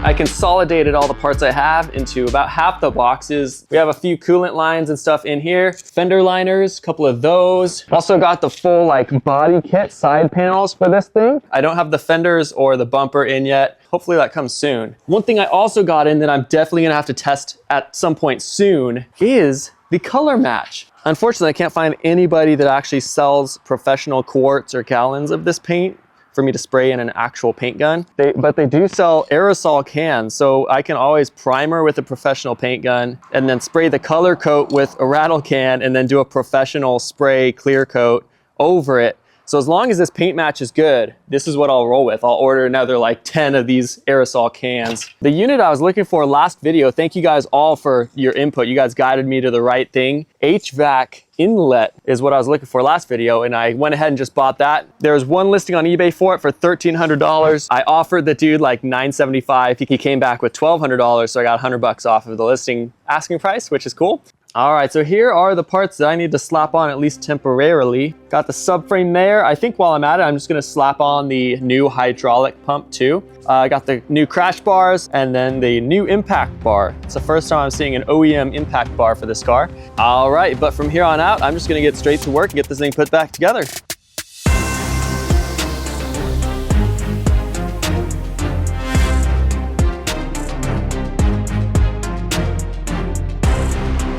At this moment, I was really excited to see some of the new structural parts go on.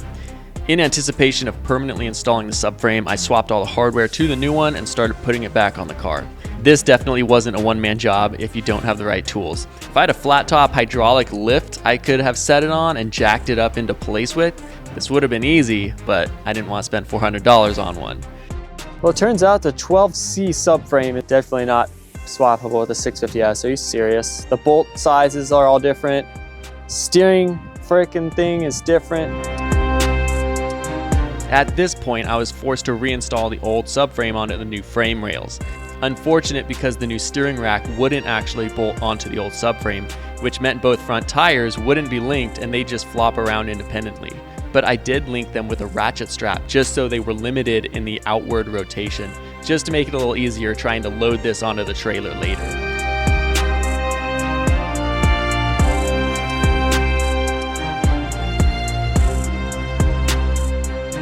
With all that done, I was able to put the new lithium-ion battery in there for our first tests, powering the car back on with legitimately every front end module disconnected. All right, I'm gonna reconnect the battery, see what happens. A little bit nervous, but what can go wrong, right? That's the thought, at least. So I have, like, everything is disconnected. I hope that I don't touch that and then a bunch of coolant and stuff starts shooting out, but we'll just have to see. Or the alarm will go off. Well, nothing so far. Looks like it works. How about that? Nothing happened bad. That's good. Guess I'll see if everything actually does work. Looks like everything's lighting up here. Why is this door latch not working still? That's annoying. Says to call McLaren. All right, we're not shooting anything here, are we? There's a loud buzzing. Yeah, there's a lot going on here. Yikes. Parking brake fault, that's not good. Shoot, man. Seems like it wants to have a lot of the modules connected. Okay, well, we do have power to the car though. It did say transmission fault. Okay, well, lights up. Guess that's all we wanted, right? That's what I'll hope. And this is the point I was realizing that this was almost too much of a rush trip and such a long shot that it might not even be worth all the struggle trying to get it to Sean. Too many little things were slowing down the reassembly. But I had told Sean that I'd be there and had let my dad know the plan ahead of time, so I decided to just suck it up and just get it done, and if it was a waste of a trip, so be it. Later that day, my dad brought the trailer over to load it up before leaving the house at 5 a.m. the next day for the trip.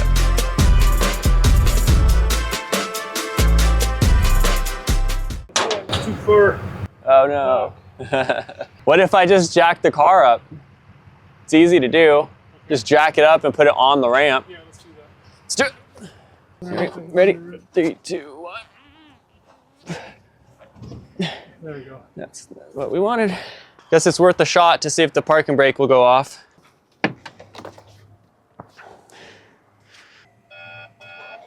Oh, hello. Oh, frickin' gosh dang. Parking brake goes off. It actually just worked. No brakes at all, though, right? Yeah, no brakes at all. I'm glad the parking brake goes off. As long as it goes back on, that's all. That's really helpful. Nah, I think there's no way we're gonna push this thing. Yeah, there's no way. Without a winch, we had nothing to pull the car onto the trailer, and we couldn't push it, so we had to go to Harbor Freight and grab this hand crank one, which worked great. Took us at least a solid hour to load the car up.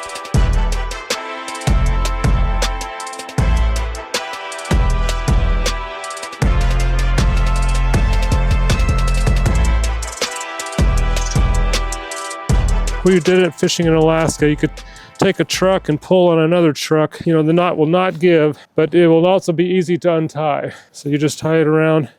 Just do it like you're going to do a granny knot, but then pull this one straight. Then you see you got this, right? Imagine this is a rabbit coming out of a hole, go around the tree, and back down the hole. And that thing will not ever give. And then when you want to untie it, all you do is you just take, this is what you've been pulling on for all day. Just fold that over, and this goes over the top of it. And you can untie, it'll never get too tight to untie. But anyway, this right here, the knot tying lessons late at night, the quick trip to Harbor Freight, the fun just hanging out, this is what life is all about.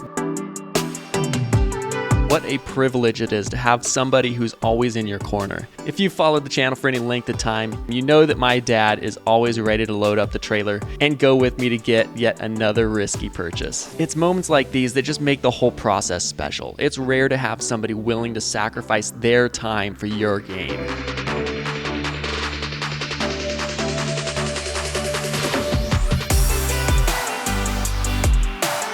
So we hit the road at 5 a.m. to make the 5-hour trip to Chino, California. At this point, I was feeling a lot more optimistic and knew that whatever happens, happens. I was just there for the adventure of it now, and if the car actually got fixed, that would be great too.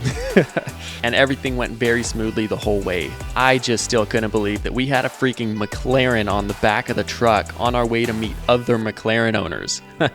Life is freaking crazy, dude. As we were pulling into WR Technica, the shop that we were meeting Sean at, we had no idea what to expect. What the people would be like, how trustworthy Sean even is, how much he'd charge us, if he could even work on the car at all. But pulling into WR Technica's parking lot and the first introduction to Sean took all that nervousness away. I knew it was going to be a good day.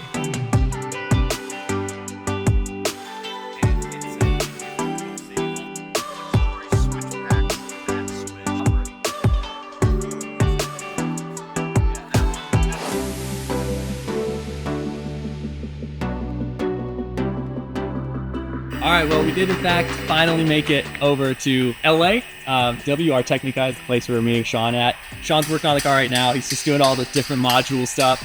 I thought it was the car reverted back to right-hand drive like the dealership told me it did. He's saying that's not the case. It actually registered as like a USA allotment. So anyway, I'll bring you guys back when we have a little bit more. At this stage, it's really just diagnosing stuff and seeing what the actual condition is. Doors. You have a picture. Your toe button works now. Does it? No way.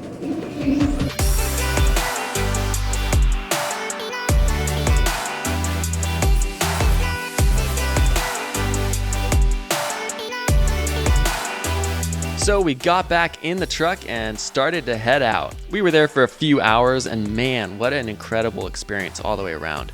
Thanks a ton, Sean, and thank you, Will, for hosting at your shop. A place and people I'll never forget.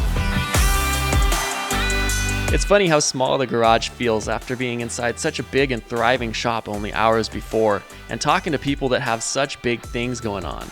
But my little garage feels like home, and it's a true blessing to have. I'll be on that level one day.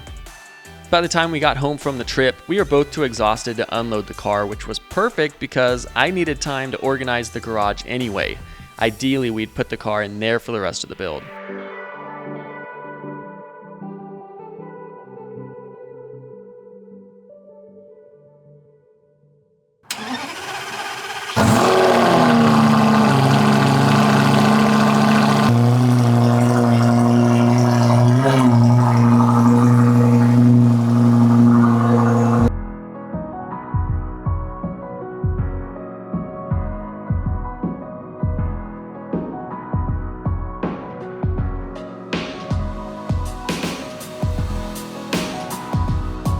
So the next morning, I once again took delivery of our McLaren 650S project.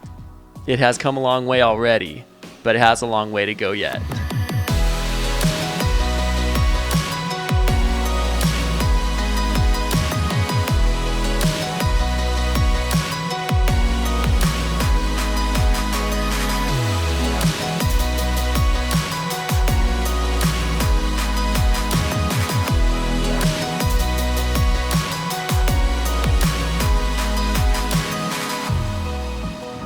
Yeah, so that's a pretty big package. I guess Friday's totally fine. We'll just schedule it for that. Freaking body kit's on the way, dude.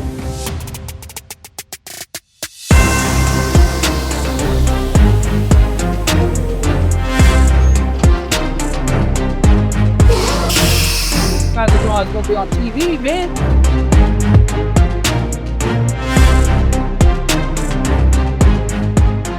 Yeah, go for it. It's a 2016 McLaren 650S. You got it. What does it have? Just front end damage. Front end damage? Yeah, the owner before me who crashed it hit a light pole, and the light pole just went straight through here. So. Lucky you survived, didn't you? I don't know if he survived. Thank you, Nick. Appreciate you, man. All right, you guys. Well, after 2 months, we finally got it. Front bumper and the fenders and the grills. That is $4,800. And this front end kit is coming from China. It is an aftermarket replacement. This is the bumper and the fenders. Basically just the full front end kit that I bought for almost $5,000. Everyone's saying like, stay away from Chinese parts, man. They're never gonna fit right. We'll see. If I can get these for like a fourth of the price as OEM parts and make it fit right, and it looks better after it's all said and done, that's a big win. Looks like we do indeed have fenders, which is good. We do, in fact, have a very cheaply made fiberglass skid plate. This is literally as cheap as you could possibly get right here. I can almost see through it. Wow. I'm kind of concerned now for the quality of the rest of the parts, though, that's for sure. Maybe I should have unboxed this first, because wow, high quality stuff right here.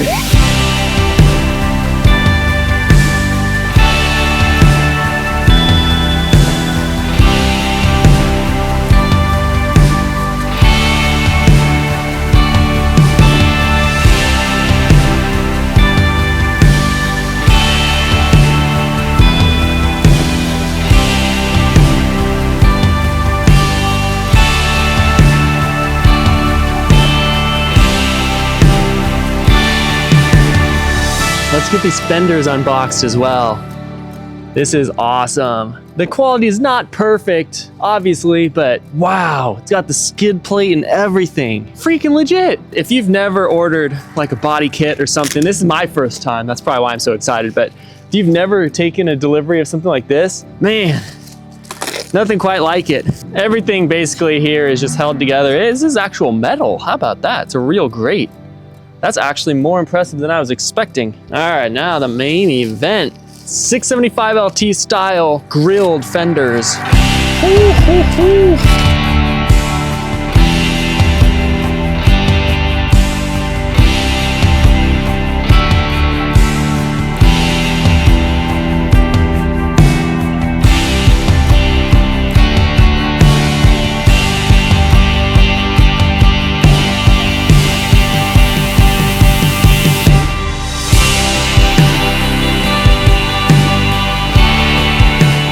Got a big old handprint on it already and everything.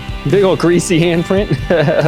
I can already tell that body work is going to be required, but it's the right shape and that's all I really care about. When I'm actually getting down to painting, since I have to paint all these anyway, that's one step I already had to do is body work and sanding, wet sanding and everything. As long as it actually fits to the car and I can make it work. All right, and the last piece of the puzzle. That's so sick, man. So the last damage we have to address are these kinked lines in the back that actually run underneath the car through a tunnel back there. Since there are hoses already in the system, I might just go old school and just cut the kinked sections out and then run a longer hose to, you know, the new flared end. The only problem so far I'm running into is I have a flaring tool and it does double flares and bubble flares, but not for this size of pipe. So that's what I'm gonna be starting off with today. And I'm just gonna see if I can fix it with good old school methods or if I have to buy a full OEM freaking coolant line that runs all the way back assembly.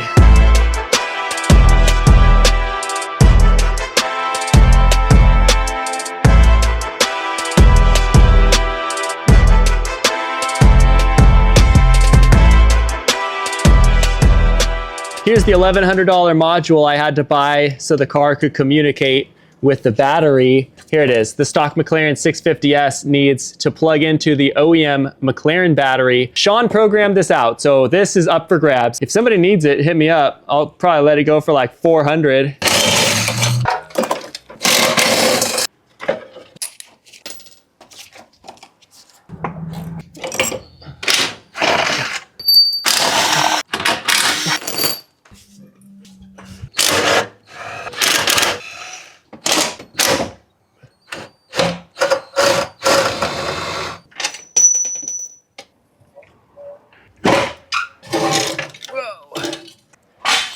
Here's the last piece of the puzzle to have access to all these coolant lines underneath here. All right, let's see what we got.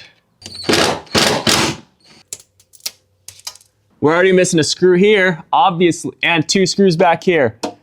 Obviously, somebody has been under here. Holy crap, that is like a circle. Are you serious? This one is 2. Why could people just not strip bolts out so dramatically like that? It's not that hard. How do you freaking do that working on a car like this? I don't care if you're like the cheapest mechanic ever.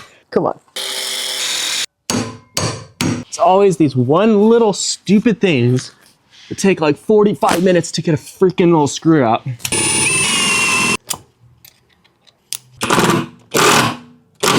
Thank you.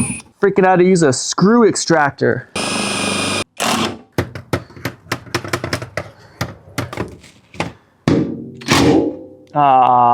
Are you serious? The socket broke off inside. Why, dude? Get good tools, everybody. It helped that these screws are all rusty too. So you just chop them off, then you take them over there and they make the same similar. Pretty much. Oh, okay. All of the kinked ones already have hoses in the line, so I can't imagine using a hose would be. I have an old school Bobcat and you can't buy parts for it anywhere. So you have to have them made. So I had to kind of figure out that stuff. Yeah, you've already done it a time or two. Right. I just don't want to replace the whole unit because because it would just be a lot of disconnecting stuff in the engine bay, and I can't even access that right now. So, A whole lot of extra work. So if we can just fix it from the front, that would be awesome. Okay, so let's talk about these crushed coolant lines. The OEM fix McLaren would do, obviously, is put it on a lift, remove all the under panels, disconnect every single hose from the engine bay where they connect, and just drop the whole assembly and replace the whole assembly of pipes. But I'm gonna go ahead and just chop off the damaged sections and then run hoses from there. I know it sounds like a cheap fix, but there's already hoses in the lines only a few inches farther up, so I'll basically only be adding a few inches of hose to each line. And trust me, I thought a lot about this. This fix will A, be fully functional, and B, save me about $4,000 and weeks of work. I know it feels kind of wrong to me too, but I think it's the right move for this project, at least to get the hoses connected back up so we can run the car up to temperature and make sure that there's no huge mechanical issues first. So as luck would have it, my neighbor's cousin Ryan stopped in the garage and introduced himself to me one night just to see the project. Turns out this guy actually rebuilds cars too and has a lot more experience than I do in these kind of things. So he volunteered to help me fix these coolant lines since he had done pipe flaring before. So that was awesome. But the problem with flaring these pipes, especially the HVAC pipes, is I couldn't find a 3/4 inch flare tool. That was the largest pipe that we needed to flare. The biggest one I found was a 5/8. But Ryan went ahead and got creative and began modifying a wire crimper to be a manual flaring tool. So he's chopped it up with the grinder so we can insert it into the pipe. And it should work. He spent a good bit of time practicing on scrap pipe before doing the real deal, and they all came out great. I really appreciate the time that he put into doing it right as it can be for the situation, obviously. Anyway, this was a huge help since I was really uncertain how to proceed because this was my first time flaring pipes like this. Yeah, so huge respect for his skills.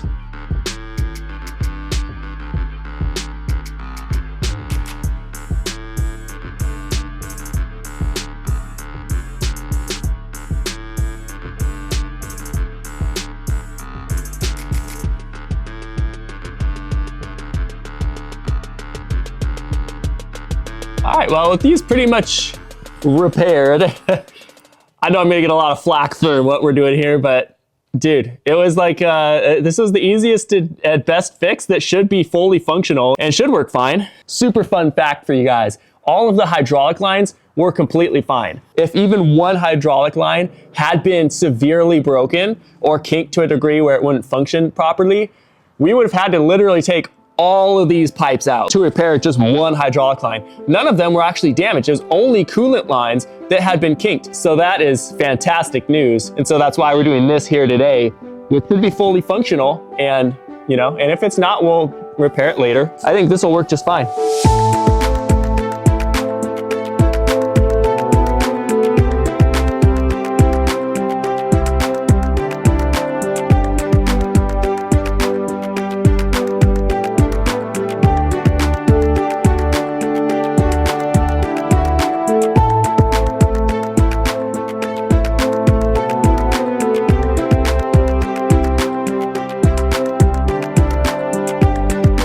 So this right here is the outlet for the heater core, and this is the stock tube that comes on it. And fun fact, McLaren decided to make this go from 5/8 to 1/2 inch. So this is actually a tapered tube. So I can't just run a 5/8 tube straight to that. I actually had to just get the stock fitting to go in here and flare it for the hose. It works, it's functional, it's fine.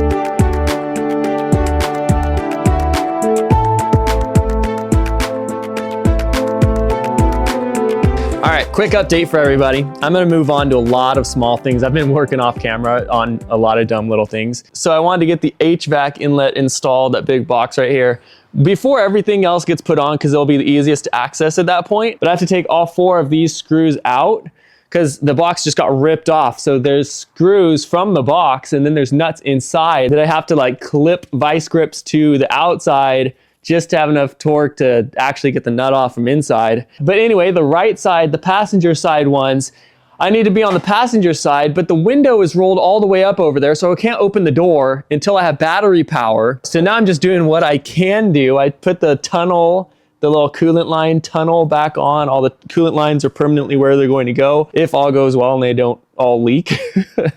But now I'm thinking about putting the subframe in here. If I had the subframe in, then I can connect the battery, and then I can open the window to then install the heater box. Oh yeah, but I can't put the subframe in until I fix this plug, which was a hydraulic, it connects to the back of the hydraulic unit to control it. A couple wires got ripped, but it's just dumb little things like this that just make each step kind of like, well, where should I actually begin? But I mean, this is easy enough, so I'll probably just splice this in. So yeah, that's how my day's going right now. All right, well, jumper cables did not work getting the window open because there's so many ground wires that are all disconnected still. And those all bolt onto the subframe, which I don't have in. So I'm just gonna get the subframe on. And first thing I'm gonna do is repair this one damaged connector that goes behind the subframe, like on the hydraulic pump, it kind of plugs in way back here. So I'm gonna get to soldering and let's just get to this. New wiring harness. Let's find this connector and chop that sucker off and get it spliced in.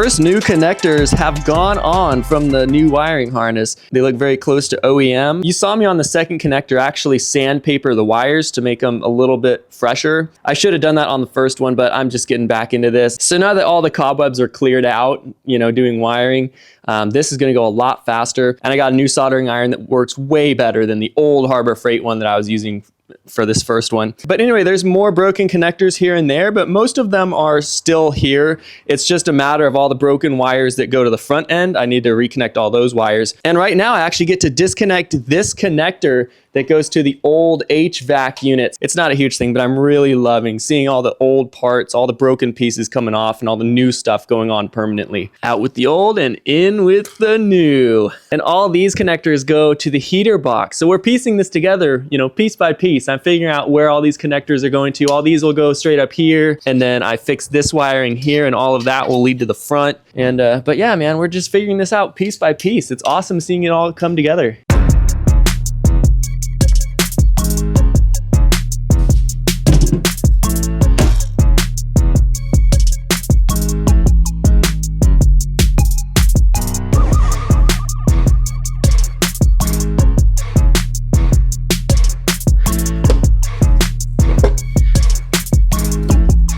This is the second time installing a subframe here. I had to take it off, I put it back on, I took it off, and now here we are putting it back on again. And in OEM fashion, I'm gonna put some blue thread locker on it as well, since this hopefully is the last time we have to do it. All right, let's get to it.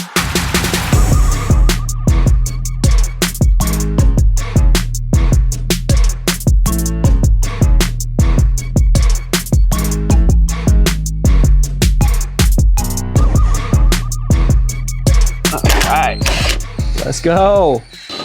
Let's go. Let's go. All right, let me get all the rest of the bolts in before I actually tighten everything, you know, to spec. We'll see if I can even find specs on this, but if nothing else, just freaking tight. Plenty of space to put the heater box in. Plenty of space to easily connect the connectors for the hydraulic unit. Bro, this thing's gonna look so clean when it's done. This is awesome, seeing it like easily accessible and serviceable. It's so cool because everything is like lining up where it needs to go, like OEM, because all these were all bent backwards and now they all pretty much line up how they need to be for a stock fitment. So cool, so cool.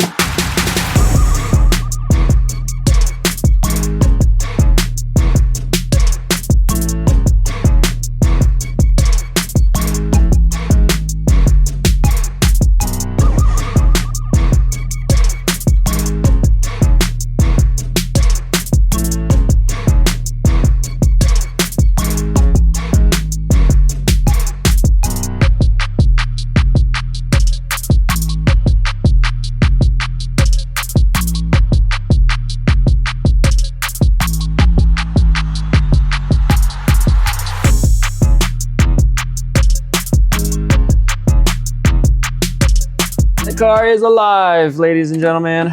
Oh, yay, the windows rolled themselves all the way down. Freaking seriously, I probably need to get this recalibrated again. Like, I mean, that was indeed the whole point of putting the battery back on, is to get this passenger side window down.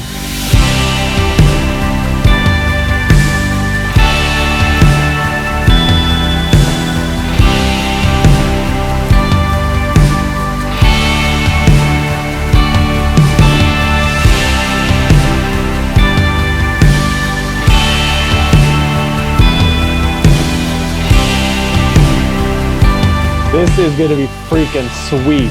I am beyond excited. Wow. I couldn't help myself. I had to just do this. This thing is going to look so sick. I can't even explain to you how cool it looks in person.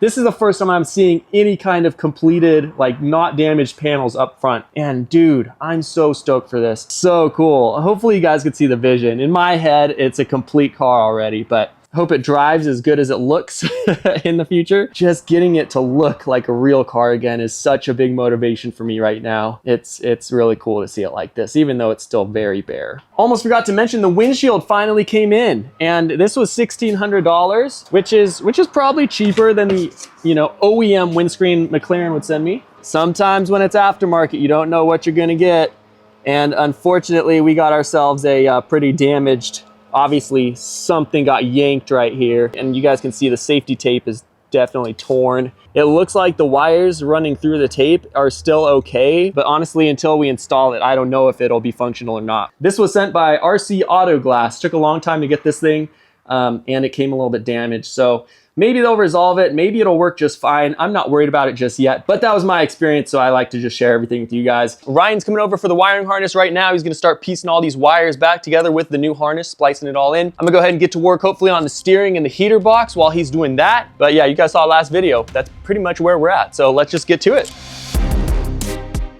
So with the coolant lines fixed, it's time to now move on to repairing the damaged wiring harness. There was a large cluster of wires that I suspect were cut by the firefighters at the scene of the crash, and Ryan said he'd tackle that since wiring is his specialty. But while he was on his way, I got to work on repairing all the wiring besides that. There were several damaged connectors to replace, so I whipped out that new wiring harness and got to splicing.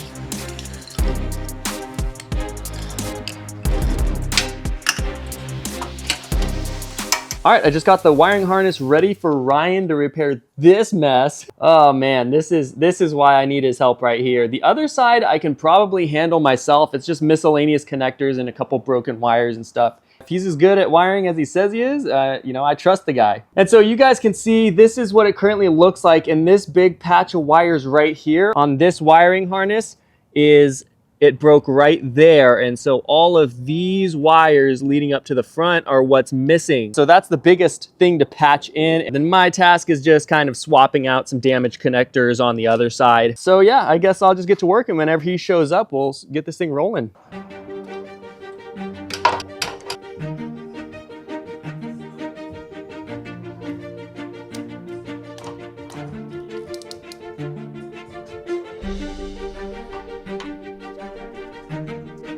There's so many wires that are the same color with no other indications besides their gauge. So all this is what you'll be splicing in right there.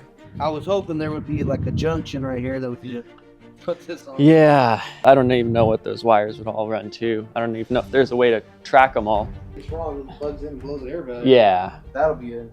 That would be fun. Yeah. At least we have yellow wires for those ones. And then those probably... When I first saw this cluster of broken wires early on, I always knew and feared that these wires could be the biggest nightmare of the project. Without any identifiers on each wire, we couldn't connect the wires without tracing them all the way back to the ECU, and even then, wouldn't really be able to figure out where each wire would need to go. Most of the wires were all the same colors and the same size of wire, so while we thought they may be interswappable power and ground wires, connecting them wrong could damage signal wires and other electronic components. This was basically a defusing a bomb kind of situation. Going into it, we really didn't know what wires would do what, and if we connect them wrong, metaphorically, electronics would probably explode. So once again, Ryan committed time away from his own family to help me repair the broken wiring harness and figure this whole mess out. Truly a blessing having his help with this.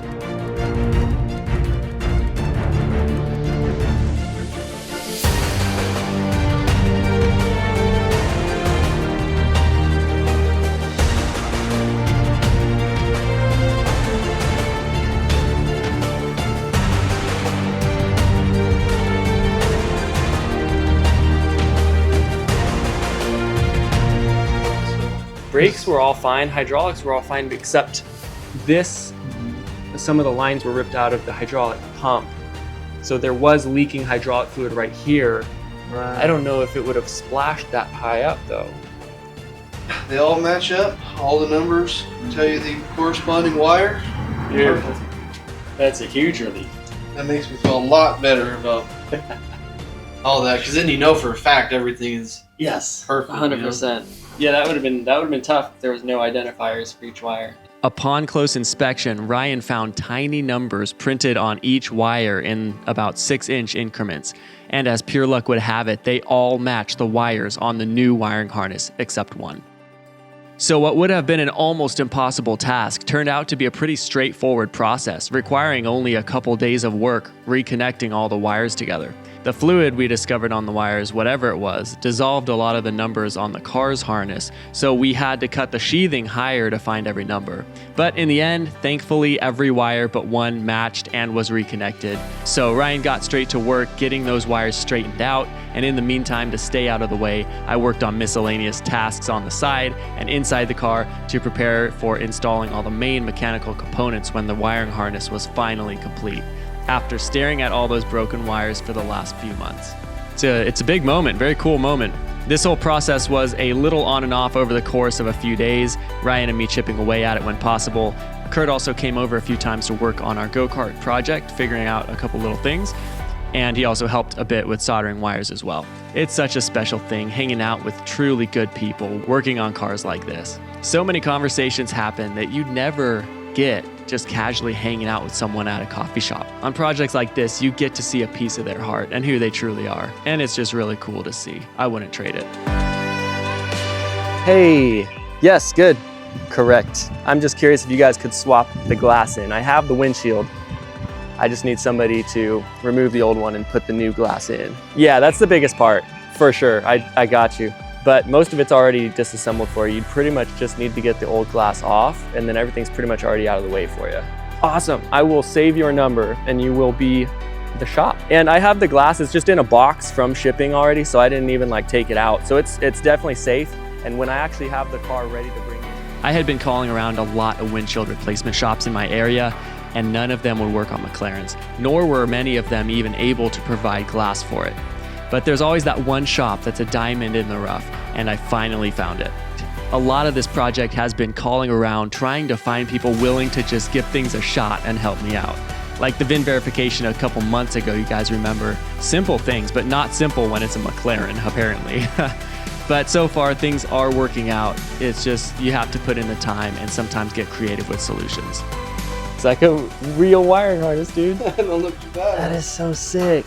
All right, ladies and gentlemen, we have ourselves a full wiring harness. This is the first time in years this car has actually had these connectors and plugs and just a full wiring harness on it like this. And the last thing I just remembered that we need to address is just the brake module connector here. You guys remember there was one kinked wire right there. It's still fully functional, so it's obviously still connected. But what we're gonna do, and what Ryan actually just suggested, is because the actual connector is still completely fine, we just have to swap the clamping mechanism basically. And if we can depin that one wire, we can repair that one wire. It should be a pretty easy swap.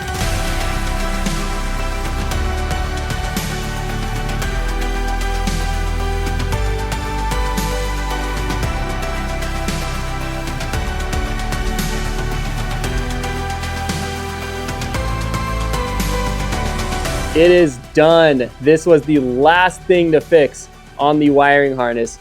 Now we got a freaking complete wiring harness. Obviously, thanks to Ryan, dude. Thank you so much. And now that the wiring's done, you guys know we throw everything back on. Steering rack, heater box, steering pump, everything is gonna fly on. So let's get to it. Once again, thank you, Ryan. Appreciate you. So things are starting to look up on this project. With all the big repair items pretty much knocked out, I prepare to finally begin reassembling the car, hopefully for the last time ever.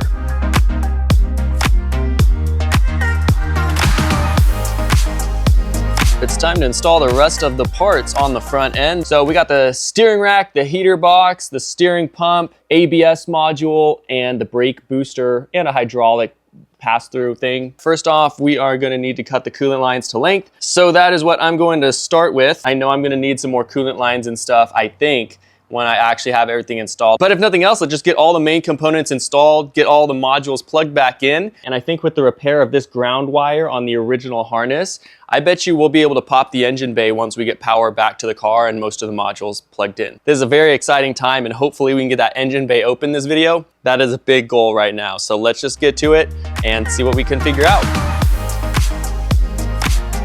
A lot of this build too has been referencing old photos I've taken. I've done enough projects at this point that I know to take detailed photos of everything before working on anything, just so I know how it went when I go back to put it together or make changes to something and need to know its original routing. We are at the point where the coolant lines are as run as they can be until I actually have components in and I can check, you know, connection points and lengths they need to be and everything. Got that coolant line cut to length and that coolant line cut to length. These ones go to the heater box, which I can connect after the heater box actually is installed. So yeah, anyway, that's the name of the game right now. I'm gonna get the heater box hopefully installed at this point. Since we have the door open, I can finally get these last little screws out. So let's do it.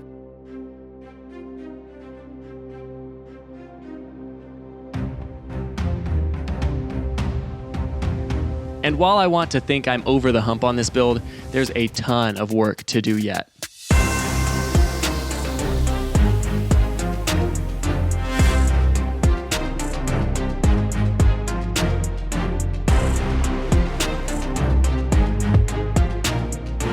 The tab that holds the hood had snapped off in the accident, and the skills of Lord Kurt himself came into play once again. Besides carbon fiber, the McLaren is made of all aluminum, and Kurt had learned TIG welding for the electric Ducati project a couple years ago, so that was a very useful skill to have here. He came over and welded that freaking tab right back on.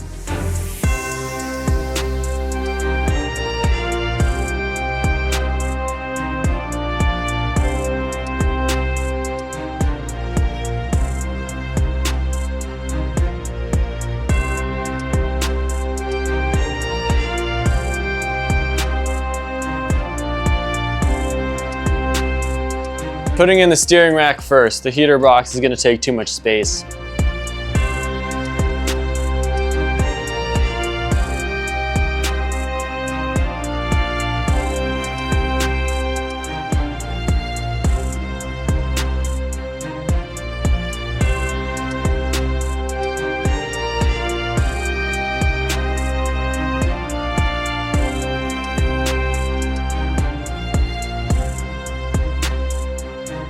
I'm expecting to take all this off again at some point. That's kind of just the reality of a project due to little leaks and whatnot that I have to fix. So if everything has to come back off. Hopefully not, that's the hope, obviously. But for now, I'm not really torquing stuff down super tight. I already know I'm gonna need a couple more coolant lines here and there and things. This is kind of just an initial first install of everything, all the new parts. Hopefully I just put it all back together right now and then nothing leaks, everything's good to go, and I can start torquing all the bolts and stuff down. That's the hope, but I'm expecting that not to be the case.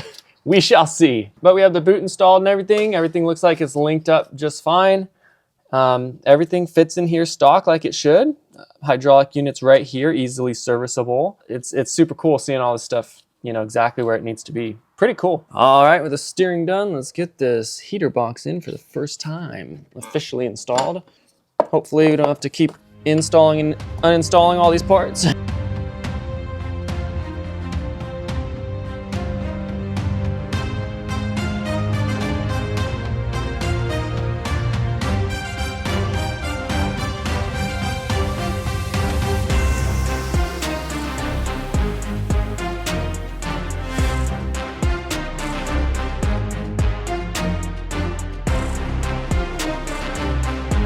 Really no good way to do this.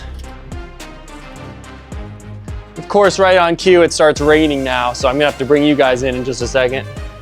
This is so much fun. Buy a McLaren, they said.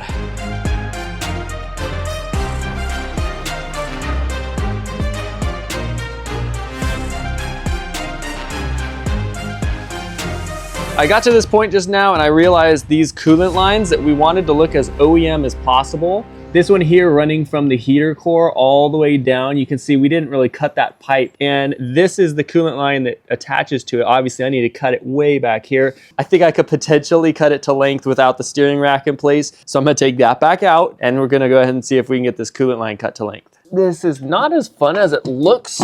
Do I really need to take the whole heater box out again to get, wait a second. This, and hopefully you don't damage any freaking hydraulic lines.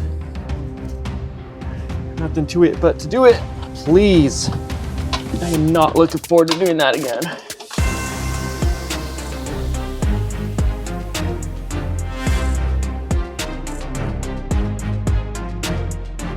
I know it might sound kind of lame to a lot of you hardcore builders watching, but this is my first time swapping an entire steering assembly in a car, and also my first time doing the same with the brake booster and steering pump and hydraulic system. So while maybe I'm taking a lot of time to do it all, and it might seem a little clumsy to a lot of you guys, it's a great learning experience, and I'm taking my time to make sure I do it right. But I will admit, it's a lot of trial and error as well.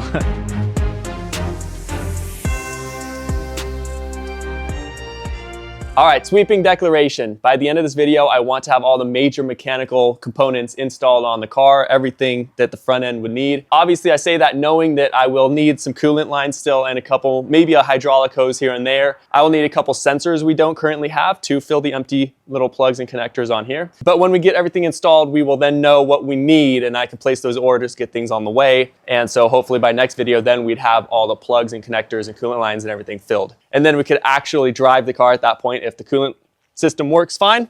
And that's the plan. So where I'm currently at, where I left off last night, we have the heater box officially installed. We have the steering rack also officially installed. The hydraulic pump is where it needs to be. So today we need the steering pump, and we also need the brake booster installed. Then there is also the brake module to install as well, a couple sensors and hydraulic junctions here and there, and that's pretty much it. So let's just get straight to work on this thing. Also, forgot to show you guys Lord Kurt's finished work. So he welded up this tab which had broken off. So you guys can see right there, he laid a ton of weld down, and this thing is strong as a freaking stallion right here. So this little repair here actually saved me about $800 because this actually connects all the way to the door hinge. So I'd have to literally buy an entire brand new door hinge, take the door off and everything if we didn't have this tab still to weld on, and Kurt could weld it on. So that saved me like $700 to $800 just by him welding this. So that's so huge thank you. I'll probably give him like a $5 tip or something at the end of this build. And I'm just grateful this tab was here on the old hood. I would think that this wouldn't be the thing to break. I would have thought that that little hood strut would have broken instead. But as luck would have it, it was just connected still to the hood. I just took it off and then Kurt welded it back on. So that saved us a lot of money on this build. It's little things like that you can understand would start adding up. If I had to pay for everything like that out of pocket, things like that would have been adding up to at least $10,000 of just miscellaneous things that I saved by repairing things like that. And anybody who would be saying just do it right the OEM way and everything, you guys don't realize that if I did everything on this sketchy car as perfectly OEM and repaired it like McLaren Service Center would, I'd be in way over the price of just a clean title used McLaren 650S. So on this build, it's legit necessary to cut costs if I want it to even be worth it in the end. And it's just a cool story in my opinion. And hopefully in the end, it will just go to show that you can make, it's just a machine. You can make it work in many different ways. And if it works, it's fully functional and nothing's wrong, then that's totally worth saving $15,000 of my own hard-earned money and weeks and weeks and weeks of labor just to do everything as OEM as possible. Anyway, that was kind of just a fun fact for you. Back to work. Now at this stage, I am installing all the little sensors that will soon be covered up by hydraulic and coolant lines, and also really just trying to piece the car back together, figuring out where lines run and what pipes connect where. I also know I'm working from a scarcity of knowledge for how it's supposed to look, and I don't have all the parts to make it obvious to me at this point, but during these couple hours looking at it and pulling out all the broken bits from the car, I was able to piece it together and discover what I was missing. But it was awesome seeing all the old connectors being connected up to the new components. I never knew where these connectors went until now, so that's pretty cool. In goes the steering pump, in goes the brake booster, no lines are connected at this point and no fluids are filled. But I'm just gonna slap that battery in there and freaking send it.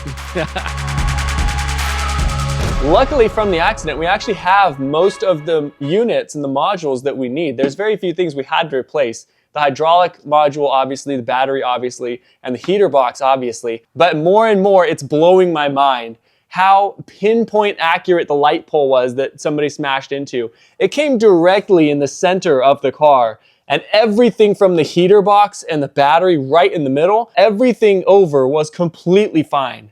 It is crazy. All the connectors, everything in this area were all here. It just broke a few units right in the middle of the car. Everything else was fine.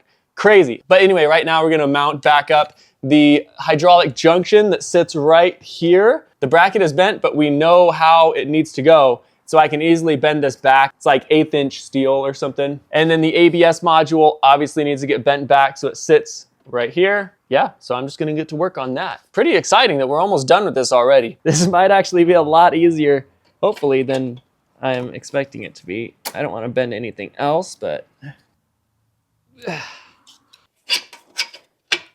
First try, let's go. But I still do definitely need to bend this more upright. So let's just do that. It would work as it is, but I'm gonna try to make it as flush as possible.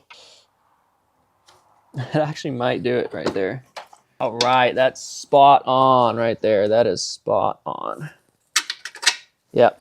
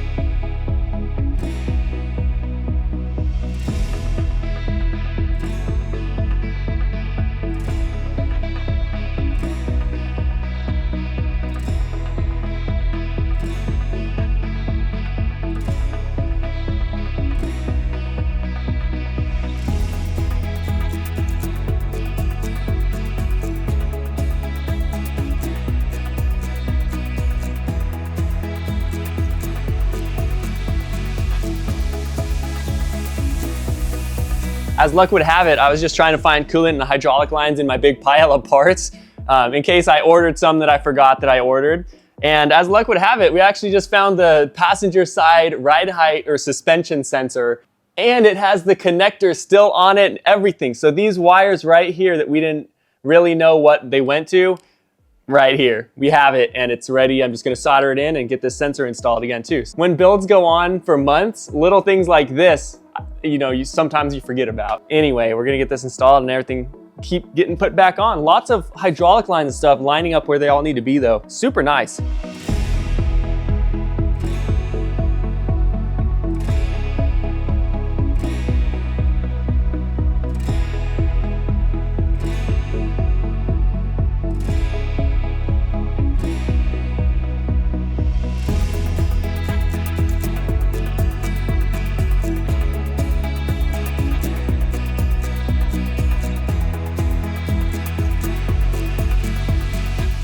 All right, here's the last piece of the puzzle, everybody. This is the impact bar that goes on the front. The real magic here, though, is this hood latch. This is the first time the hood latch is getting connected since the accident. And allegedly, you guys are all saying that the hood latch connects the engine bay latches as well, kind of completes the circuit. So this is probably the piece we've been missing the whole time, getting that engine bay cover open. So I'm gonna get the impact bar installed, get the hood latch plugged in, and I think we're gonna try pop in the engine bay after this is installed. So let's get to it. I'm excited.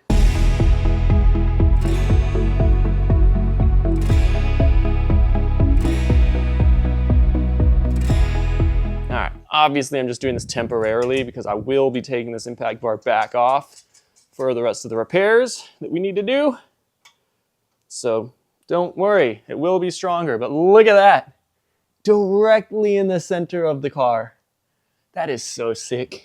All right, and then I think the stock wiring runs somewhere in this general fashion here. Please hold. Like we got some kind of a sensor maybe for like a headlight or something down here. Maybe a horn or something down here.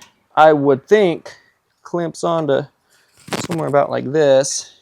We might just have an opening engine bay.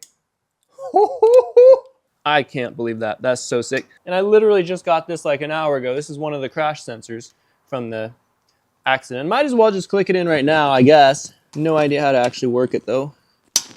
Oh, that's crazy. That clicks in there. Wow. How do you even get that back out? Guess they don't want that disconnecting when you get an accident. Yeah, anyway, I'm gonna get a close-up on all these little connectors. I have no idea what any of these are. And if you guys can help me out, that would be fantastic. All right, you guys, and just like that, it is officially time to connect the battery and just see what it does with all the components installed. Now, in the back of my head, I was actually expecting to have to remove all of these components, so I didn't really tighten them all down just yet. But I'm realizing now that all of these components up top, I can bolt in permanently, because if those coolant lines do end up leaking back there, I can just drop the subframe. I don't actually have to take any of this stuff back out. But it just kind of hit me how close we are to finishing the mechanical work on this car. It's all pretty much there. And once I throw all these brackets and stuff on for the fenders and stuff, it's all gonna get covered up real quick. As long as everything's fully functional, this thing's gonna be running and driving very soon, within the next week maybe, if I can get the rest of the parts soon. I think I just have one more mystery coolant line I'm missing somewhere. And you remember that I will need a couple more sensors that I have no idea what they are. If anybody sends me important things that I'm trying to figure out, I will hook you guys up in return. So I'm looking for this sensor here. It will go right by the hood latch, right on the impact bar. Don't know what that is. This very small pin connector here. Then this two wire brown and yellow connector that runs all the way, probably all the way over here somewhere. Then I got like a 2 wire here, and these ones will go underneath. Wouldn't surprise me if those ones were for a horn or something assembly. This will bolt up under there for the horns and everything. And then I'm not sure what this 2 wire is. It will connect somewhere up. It'll connect somewhere up here. And then if anybody knows the ride height sensor part number, that would be great. It will connect somewhere in the wheel well right here on the fender liners. I need both of those still. So one on the passenger, one on the driver's side. So I think I only have 5 or 6 sensors that I need, empty connectors that I'm not sure what they go to, besides the 2 ride height sensors, of course. So if you guys know what those are, if you can find part numbers or something for me, please hit me up, injamotorcycles@gmail.com. All right, and once again, let's get this battery connected. I'm always nervous doing this with all the modules installed, connected, but nothing on the lines. So there's a good chance I connect this and it just like, all right, nothing to it but to do it. It's alive.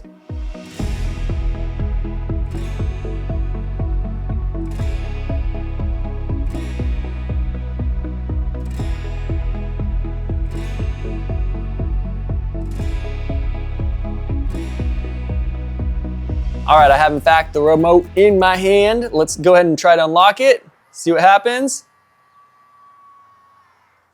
Things are starting to light up. Oh no, it's already freaking out on me. Let's open the door the illegal way here.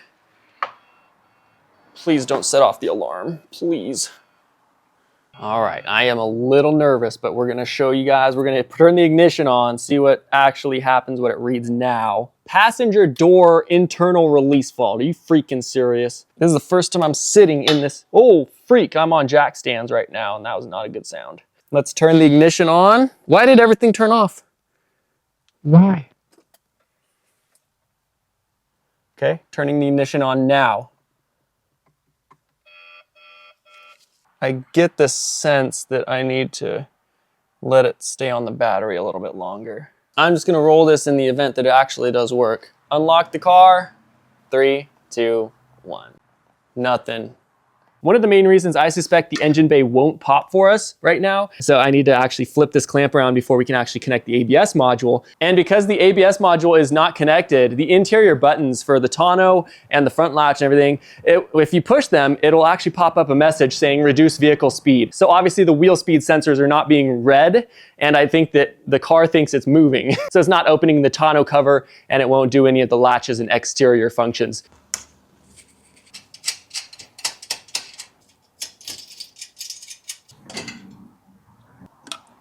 Oh gosh. Frickin' seriously. Frickin'. There we go. Once you know how to do it, it's definitely a little easier. Click it back in. All right. Clamping mechanism. There we go. That's it.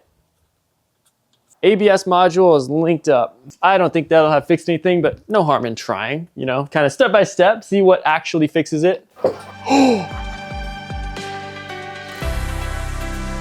Guys. No way did that just work.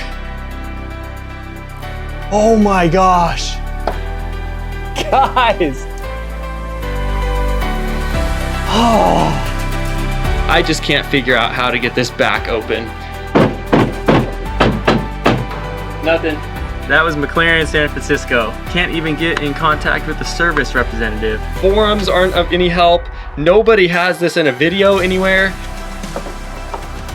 I'm just wondering how the dealership opens the freaking engine bay when this is the situation. A single one for the engine bay. After 4 months owning the car and after weeks trying to open the engine bay, even seeking professional help with it, we finally have the engine bay open. And it feels like such an accomplishment. Besides hearing the engine run that one time, I think this is a close second to the biggest moment on the project so far.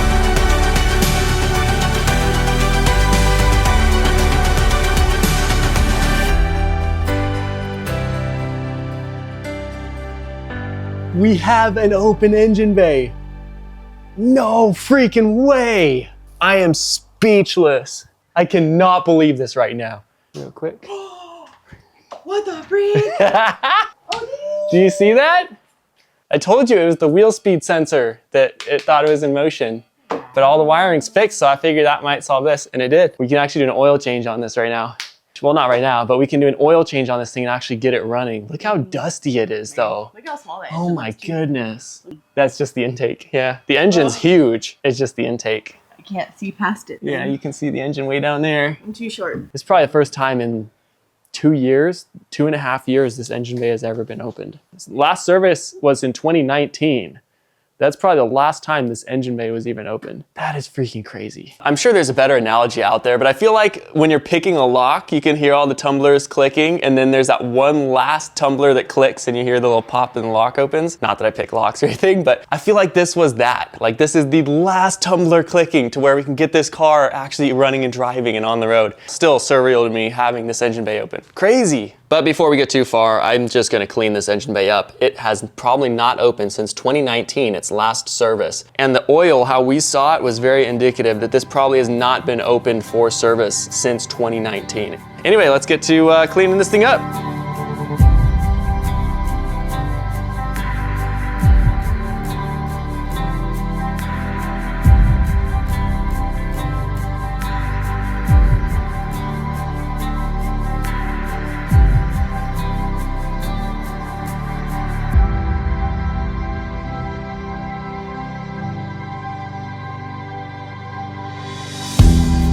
Over the months of pushing that button, my brain had been conditioned to believe that every time I push it, nothing happens.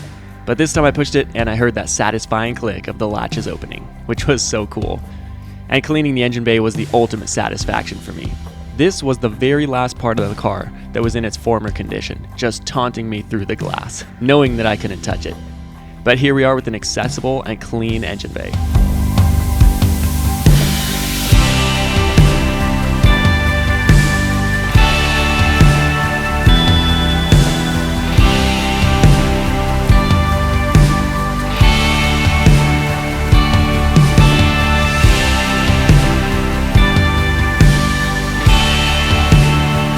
Look at this thing, so much better. Used some plastic restore on this stuff and it's so smooth. Anyway, with that done, let's check our coolant reservoir. This will be telling if our head gasket's good or not. Kinda scared undoing this. The contents, what we will pull out, will indicate if we got a bad head gasket or not. It'll be all gurgly and, oh, okay. Okay, great, it looks clean in there. From what I can see from my eye, nothing crazy on the cap, which is good. Now for the oil filler. Pops right off. There's a lot of dirt around it, but I think that's normal. I'm gonna grab a rag real quick.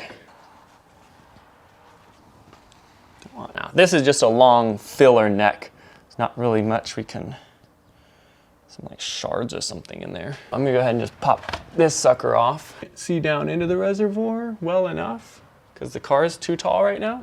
Nothing looks super frothy in there, so that's good. Obviously there's nothing in it, but well, nothing to report really. All looks fine to me. Now that we have access to the engine bay, I'm gonna go ahead and send an oil sample to Blackstone Labs. Unfortunately, I don't have one of their test kits on hand, so I'm just gonna send it in because it'll take a week or two, they say, to send me a kit, then I have to send it back, then it takes time for them to analyze it and everything. So I'm gonna do it as fast as possible. I have this Jamba Juice wheatgrass bottle randomly. It looks like the right size that they would probably need, so I'm just gonna send this out to them while they're sending a kit to me. I just want to get this done fast because now that we can change the oil, I want to know what's been in here, you know, how long this oil has been in here and everything, how healthy the engine is, that kind of thing. I'm not going to drain it all right now, but probably just going to drain enough to get me a decent oil sample. That is some nasty oil. That is disgusting. Ugh. That is disgusting. That is sludgy as heck. My gosh, somebody was running this in the car too. That is insane. Boy howdy, that is insane. That's like not even oil anymore. That is disgusting. Like it still looks like oil, but it's like so thick. I am once again scared for this project after seeing the oil again. That is so disgusting, man. Somebody was running this in the car. That's insane. I'm excited to see this oil sample, that's for sure. It's gonna be something else. So here it is, the wheatgrass shop, AKA liquid gold. I don't even think I need to explain to you guys how dirty this is in person. I'm pretty sure you can just see how sludgy this oil is. How it was coming out looked like spoiled milk that had been in the carton for way too long. This is something else. So I'm gonna send this off to Blackstone Labs and see what they think. I'm gonna take the front end back apart like you've seen me do a million times already. And I'm gonna get those AC lines that I need to replace. Thank you guys, by the way, for letting me know those are AC lines, high pressure lines that I put, you know, coolant hose in. Thank you guys for letting me know that, but that means that I need to go back in there, take some measurements, get some high pressure fittings on the way, and repair that right. I can always drive the car without pressurizing the AC system for a while. It is a convertible, so I could just always roll around with the top down in 110 degree weather. That would be very fun. Anyway, I'll get those fittings on the way, but I just got in the last 2 hydraulic lines I need, so I'm gonna slap these in, and these are the last hydraulic lines we need that were damaged. So I'm gonna tighten these all the way down, and I can fill up the hydraulic system, and the steering will work after that, the suspension will work after that. Sean from McMedic said there is a way to pressurize the system yourself and like bleed the system yourself. And then brake lines we can also permanently install. So I'm gonna get all the stuff we can permanently install permanently installed. Anyway, so that's the game plan, dude. I'm so excited. This is so cool. I'm gonna go ahead and time myself this time. Since it's like the 3rd time taking it apart, I feel like it's gonna be pretty quick. All right, let's get to it. 10 milliliter.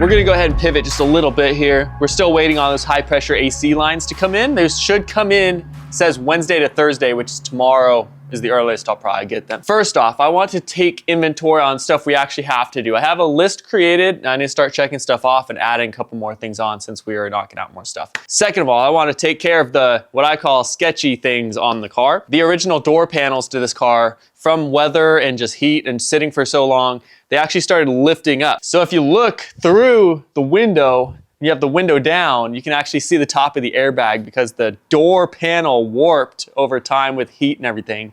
And so it actually lifted up and you can see into the door panel from the outside. So I'm gonna go ahead and real quick and just bust out those new door panels that we got. I think it's the first time you guys are seeing it. The car is black leather red stitching. These are black Alcantara red stitching. So anyway, let's take inventory of what we need to do still, and then I'll bust out those door panels. I also want to get those radiator shrouds fitted up here so I can actually permanently install a cooling system and test that and everything while the car is still taken apart. Already fixed the wiring harness, order parking sensor harness. Already got that in actually yesterday.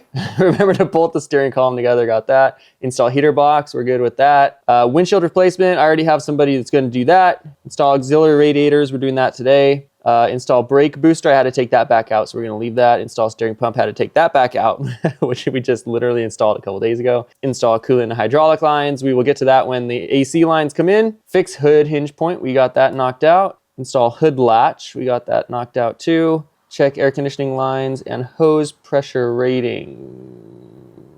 I already checked them, so we're gonna knock that out. Anyway, that's what we've knocked out. Interior, install door panels. We're gonna knock that out right now. Install airbags, new clock spring. Yeah, Pretty much all of this stuff will get knocked out when we actually get those AC lines and we just put the parts back on.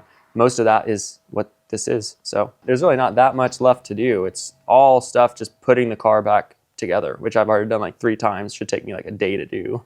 Let's get to work on de-sketchifying this thing. You guys can see how warped the door panel is here. The glass actually went like 1 inch up when I disconnected the battery, so not sure why that would have happened, but you guys can see how sketchy and how warped this door panel is. So we're gonna get this removed. You have to remember, they just used a window covering on this since the accident. So there's probably water, all kinds of junk getting on this, heat, just all the elements were inside this cabin for almost 2 years probably. This is the effects of exposure to the elements.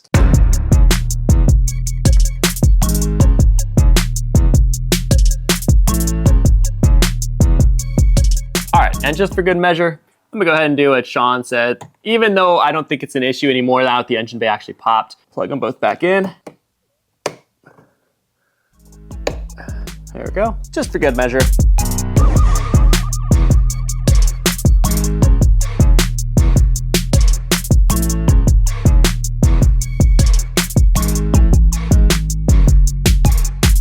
All right, so here's the new and the old door panel right here. I actually noticed they are slightly different. This one has a red stripe. This one just has black stitching. I actually like the look of the new one better, just in that regard. Obviously, I wish this was leather. Alcantara, I'm not a huge fan of, but it was the cheapest one I could find and the only one that was really available in the same color scheme. I'm sure you guys can see how warped it is right in the middle there. Obviously, this one's nice and flat. The old door panel also has a bunch of indents and creases and just signs of weather. Obviously, this one is nice and fresh looking. So let's slap this new one in and hopefully it looks fine in the interior of the car. And hopefully you won't be able to see the airbag from the outside of the car anymore. Fun fact, worth mentioning, I guess, these little tabs, they like to pop off when you pop panels out in this car. So there you go, fun fact about McLarens.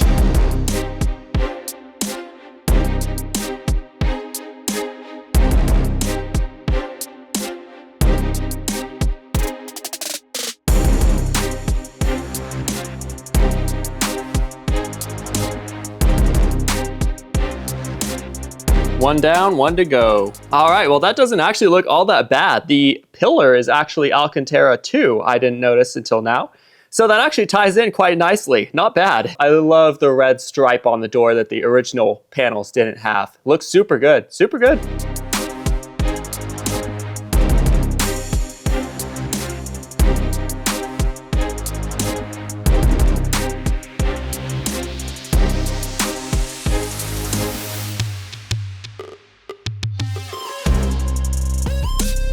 Well, I actually like the look of these a lot more than I thought I would. I love that red stripe right in the middle. It looks really nice. And overall, it actually fits the interior really well.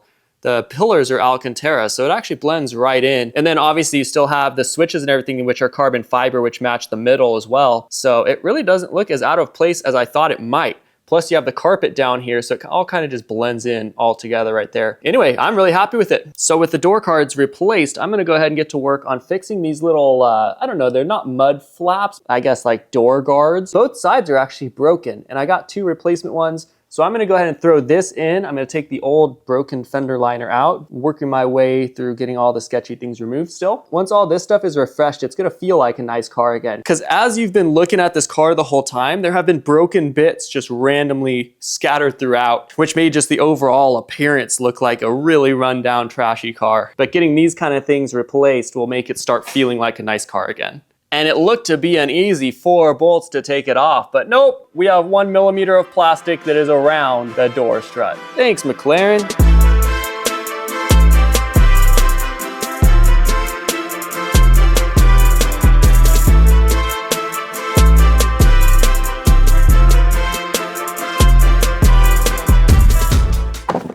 All right, the door is not as heavy as it could be, I guess. Ah, frickin', gosh dang. What the frick? WTF? Thank you. Freaking.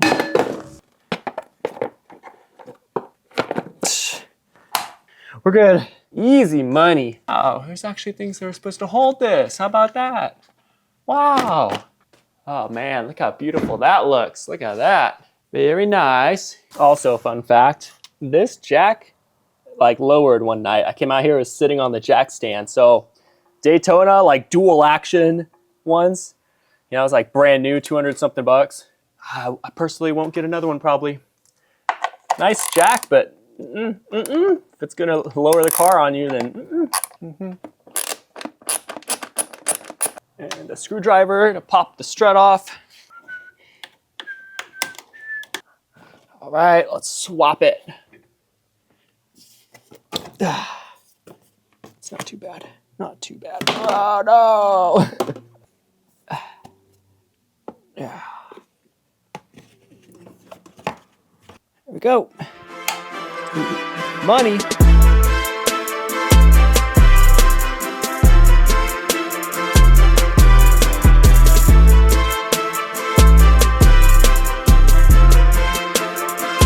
All right, with those two things done, I'm gonna go ahead and move along to fitting these radiator shrouds in the next step to get the cooling system operational. And I just looked up a diagram off camera of how the coolant lines are supposed to run. I now know exactly how all the coolant lines are supposed to route through all the radiators. And then when I get that last coolant line, we will have a fully functioning cooling system and we can pressure test it and make sure nothing leaks.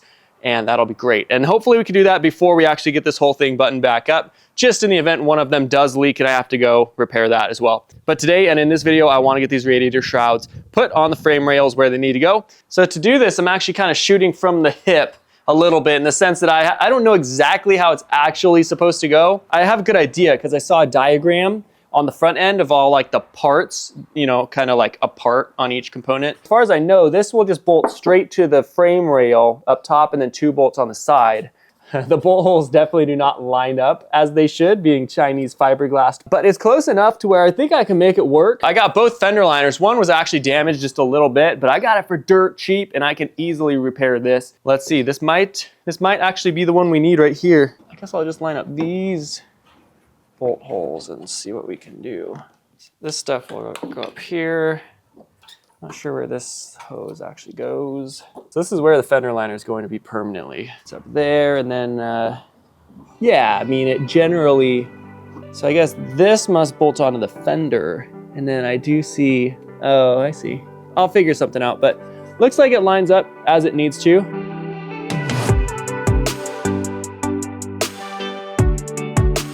I've been looking forward to installing these radiator shrouds for a long time now. Doing this will complete the cooling system, which will let us run the car up to temperature and check the overall health of the engine and transmission, and will allow us to go on the first drive very soon. With the cooling system installed, we can now permanently install and fill the hydraulic fluid and brake fluid and coolant. It's a huge time for this project. We are right on the edge of this thing running and driving for the first real time. These radiator shrouds were not marketed anywhere online. I actually had to message sellers until I found one that said that they make these. And I got the pair for $400, so I won't complain about small fitment issues. They're functional, but they're definitely not perfect, that's for sure. All right, might as well confirm we actually do in fact have the right fender liner for this side too. I had to really keep my eyes open for these fender liners. The thing about these Chinese radiator shrouds is these bolt holes do not line up anywhere near where they need to. That is really funny and a little sketchy, but wow, all right. Yeah, these holes are like 2 inches low. Maybe they bolt in the bumper or something, but I don't think they would. Well, at least a couple holes match up. That's all that really matters. That'll work. It looks fine.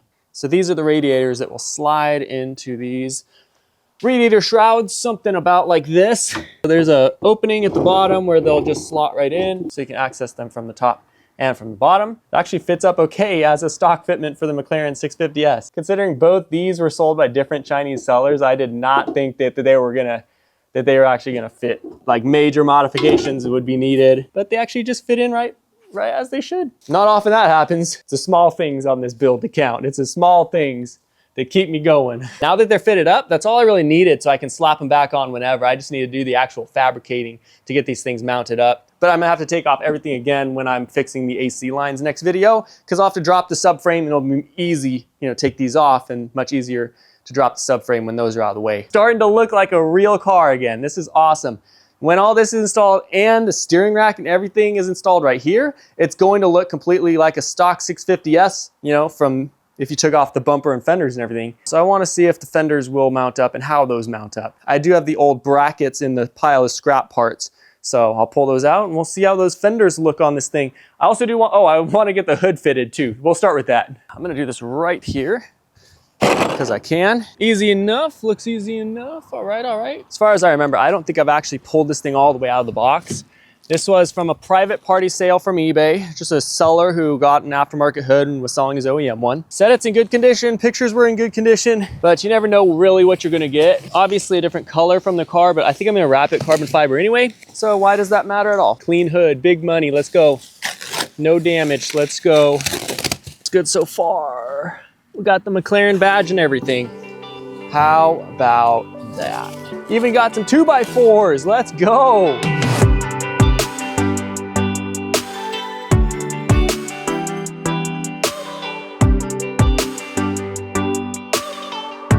Not a dent on this thing. Let's go. You never really know what you're gonna get when you buy used parts, especially sight unseen from eBay or any online source, really. Sometimes it comes just as expected, which is exactly what happened here.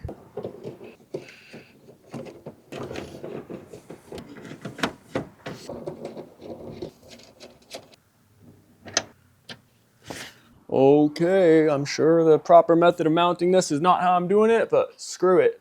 So my microphone actually died on this clip, but I was explaining that the last time we put the fenders up to the car, we didn't have the mount brackets installed, but this time we were able to, and I was pleasantly surprised that they fit up to the car pretty well. With a little help, we were able to lift the hood up to its resting place with the hood latch installed, and the panel gaps didn't look as bad as I thought they would. I'm very excited to see these panels painted and permanently mounted to the car. I still don't know how they mount up, but I'll figure it out when the time comes very soon. Honestly, it's just taking everything back off again and then dropping the subframe out. With the subframe out of the way, we can then fix the AC lines, the 2 AC lines that we need to still fix because of the freaking high pressure fittings that I didn't know that it needed. Let's get this all back off. Let's freaking get to it.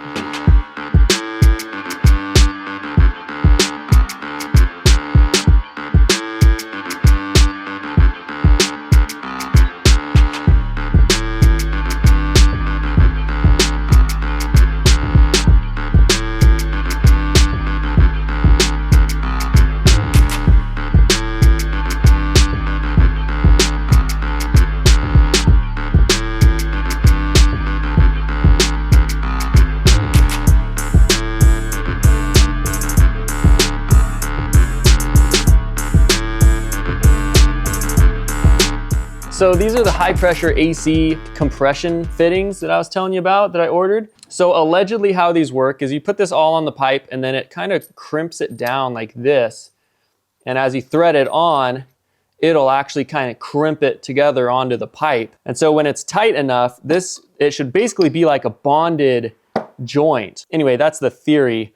I've never used these before. It's a pretty simple thing to understand. So all I'm hoping is that we have at least an inch of pipe here. You need at least an inch is what they say on the website. And so I need to cut it right there. So hopefully that's about an inch and hopefully I can make that work. And if I can't make this little section work here, I don't think there's any section that is straight enough and round enough that'll give me an inch of usable tubes. So if this doesn't work, I actually might have to go to a hydraulic line shop and have them remake this fitting into a different straighter tube. I'll just get to work real quick and see what I can come up with. First step obviously is cut the pipe and then just put the fitting on there and crimp it all down.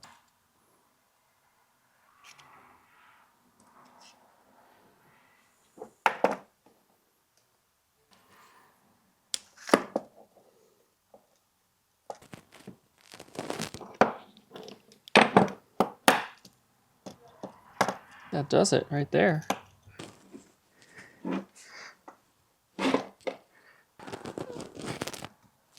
Don't know if that'll actually hold or not, but I was giving it some pretty decent body weight. Didn't want to strip it either, you know? Dude, I'm just gonna slap it in. I think we're good to go. So both of them are done. This one, I'm a little uncertain on. We'll try to compress the AC system pretty early on if we can, just to make sure that is good. Probably go ahead and just mark it just to make sure I know that's the one that is suspicious. But this one should be perfectly nice and tight, and it was installed exactly as it should have been, so if it leaks, then it's not my fault. Let's get these on the car, dude. It's exciting.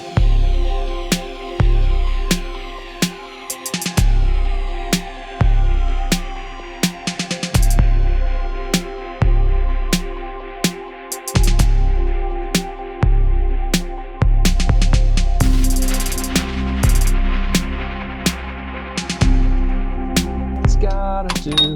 Oh, wow. That smells like refrigerant and it got in my eyeballs, so let's go clean me out. Whew, whew, ah.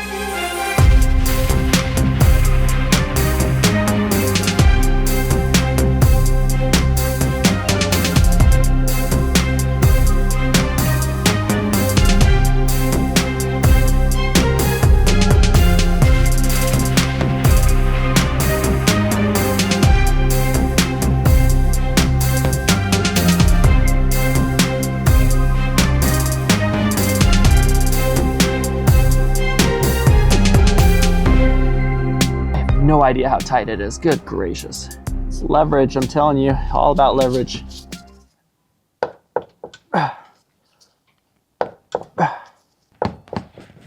There we go. All right, I think that's probably pretty good. Whew.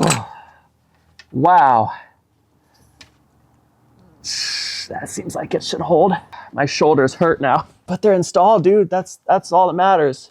All right, you guys finally got those high pressure fittings in here. My goodness. I'm just hoping that they don't leak. I honestly, first time I'm doing it, I have no idea if they're gonna leak or not. So I'm gonna go get some refrigerant and actually try pressurizing the system at least a little bit to make sure it holds pressure. The freaking AC lines are actually in the wheel well, so I gotta take this wheel off, take the fender liner off, and then I can pressurize the system from in there. Yeah, anyway, that's how my day's going so far. I'm gonna go run to Harbor Freight and grab what I need. All right, first time I'm taking off a rear wheel. We'll see what we find. I think it'll be cool too, taking off the fender liner, because then I get actually to see inside the engine bay from the side, see if there's anything sketchy going on there. These are rusty bolts. Who torqued these things in there? That's bad. That's real bad. Wow. I even loosened it, it's still too tight. Frickin' seriously. I bet you this hub is gonna be completely locked up too. Wow, it popped right off. How about that? That's insane, dude. Yeah, just a lot of like surface corrosion from the East Coast. Nothing like ultra sketchy though, you know what I'm saying? Let's get this fender liner off. That obviously goes into the broken skid plate. All right.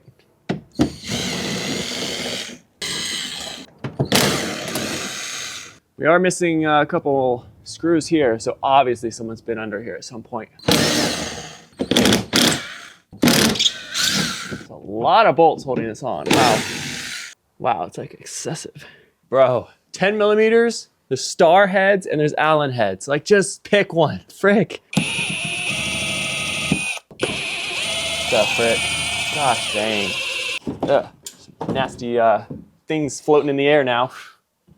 I'm gonna definitely not breathe this in. Hey, this is actually, I think this is actually a blessing in disguise, because now I know the sensor. If I can get the sensor off, which I can, I will be able to pull a part number and get the same ones for the front ones that I need. There we go. Looks decent though. I mean, just a little dusty, but it looks decent. Yep, R134A is the refrigerant. All right, everything looks fine in here though. Nothing really to report. Looks like it's all stock, which is not tampered with. That's good. Oh, we got parking sensors back here too. I think those should probably be the same as the front ones. Oh, heck yeah. We could pull a part number for those too. There's the O2 sensors. It's actually not bad, dude. Both the high pressure fittings and the AC vacuum test were things I've never had to use before. I understand the concept of both, but this is just my first time doing it. I'm learning as I go and gaining some serious skill from this project. This is actually a pretty important moment for the progress of the repairs. It seems small, but it's not.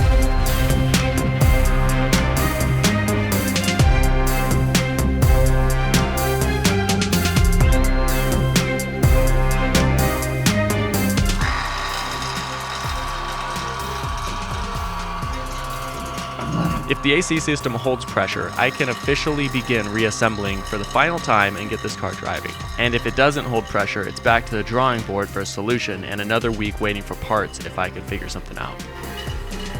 Looks like it's actually holding vacuum. Guess I'll let it run for longer. That's good. 26, 27 PSI. As far as I know, it should be at 30, but whatever. If it holds, it holds.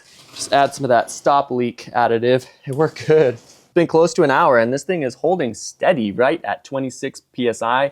It's closer to 27, but it's been there the whole time. So That's exactly what we were looking for. But anyway, dude, very exciting news that those high pressure fitments, and obviously they're not pressurized yet, but they're not leaking. So that's all that matters. I'm gonna assume that their rated specs will in fact not burst at pressure. So as long as it's not leaking, I think we're set.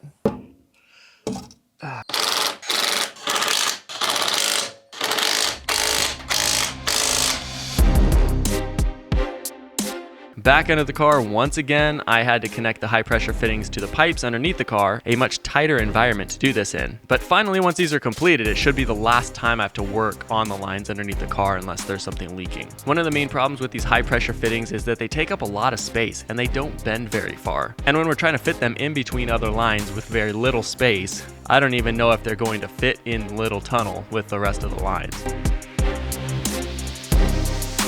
On my way to putting the cooling system back together, and I actually found out that this hose that I thought was broken actually just broke off the radiator tip inside of it. So we officially know the McLaren stock radiators had plastic nozzles on it. So anyway, that's kind of funny. This hose is actually perfectly good. So we could plug this thing right back in and it should be good to go. But I get to assemble this thing 100% fully right now and hopefully don't ever have to take anything back apart. So cool. So the cooling system, I'm going to get tested as soon as possible with still things taken apart, but hopefully I don't have to take anything back off. This is crazy. This thing's gonna come together so fast right now.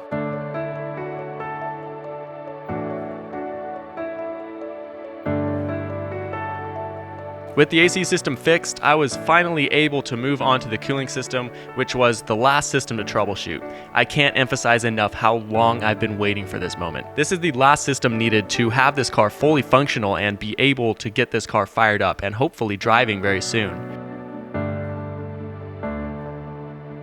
The makeshift flaring tool Ryan made has come in handy many times. This is the last pipe needed to complete the cooling system, and it wasn't available online anywhere. But it's pretty simple to fabricate a lot of this stuff, and remember, it's just a machine. If it works, it's safe and it won't break. That's all that matters.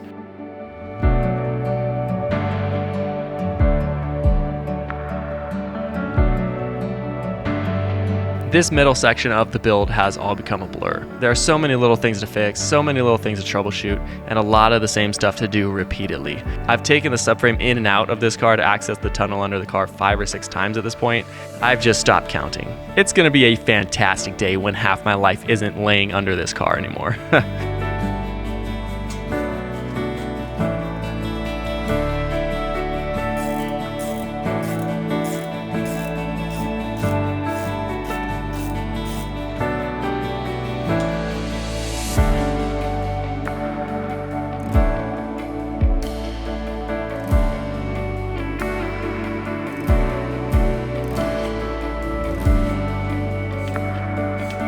So when I'm pumping this thing, it looks like it's not doing anything at all.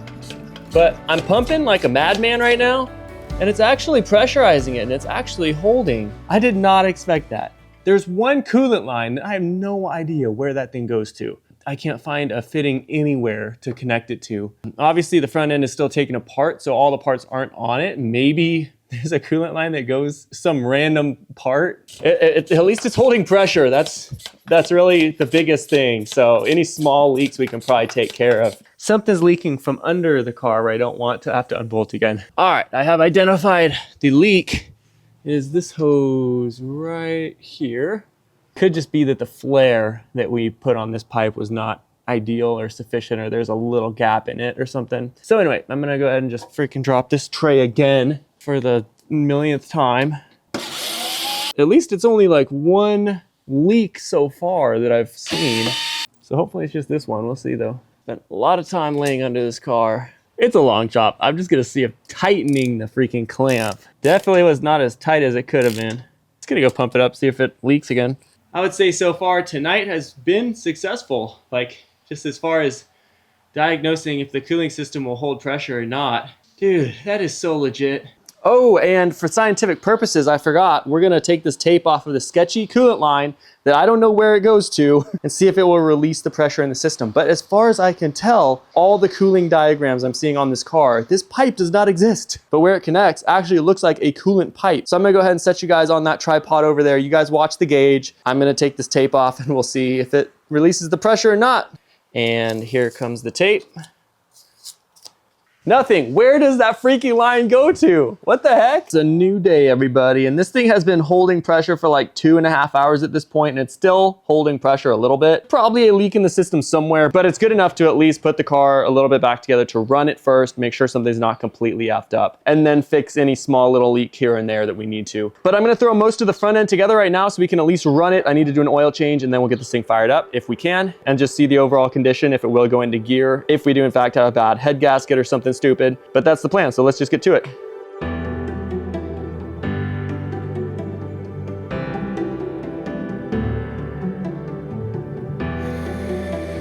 Listen to this.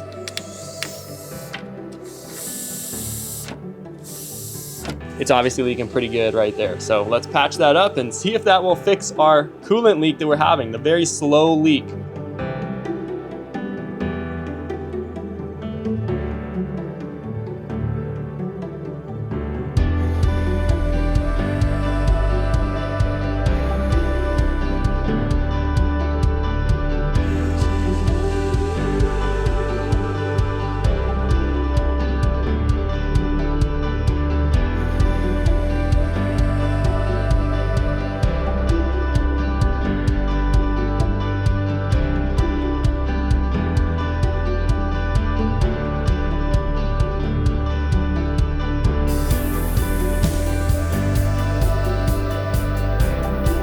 So while working on putting the front end of the car back together, Nate, one of my good friends, stopped by and we hung out for a while.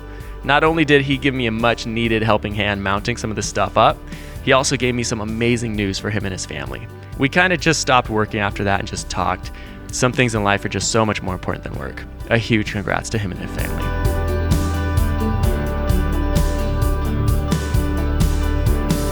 So that empty hose, I didn't know where it went. I actually found where it goes to. It goes to the brake booster. I believe it's a vacuum line. That's what it seems like to me. It doesn't hold pressure in the cooling system. The cooling diagrams don't have it in there.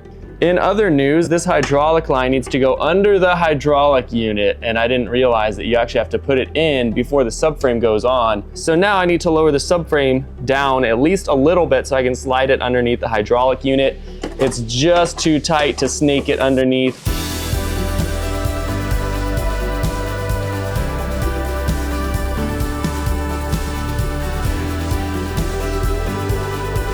As much as I've taken apart and reassembled a lot of this car, I've never assembled the full system before, so this was very uncharted territory right now, and a lot of little nuts and bolts to put back together.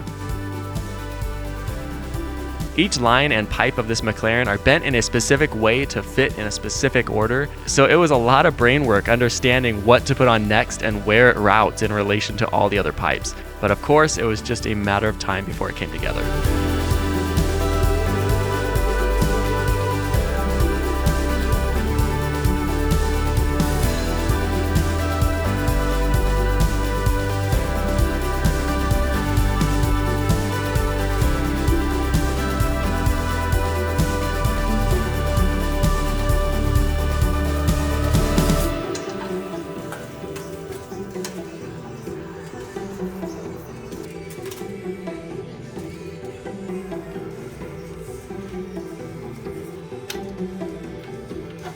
I don't have good news.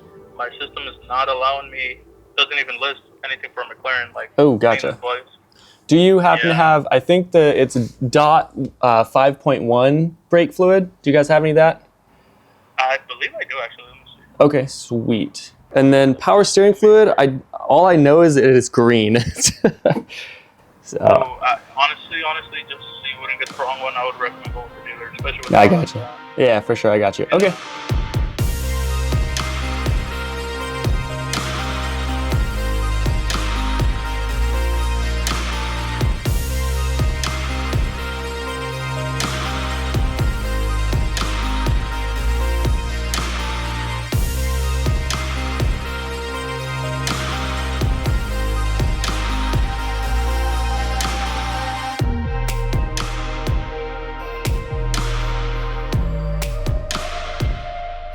That is it. That was the last screw to complete the systems, all of the systems. This is like, we're done with the repairs. I could actually put fluid in all these reservoirs and they'd hold, and they're ready to hold fluid and operate. Crazy. There were a couple little things that didn't quite match up OEM without replacing like every bracket and every line and everything. But besides a couple little things here and there, this is exactly what a stock 650S looks like if you took the trunk tub out. Insane, dude. But I am expecting, obviously, to do little fixes here and there, things that leak, just, you know, but this is the first operational version, fully operational version of the car. There's not a single empty plug or empty connector, anything. 6mm, the freak.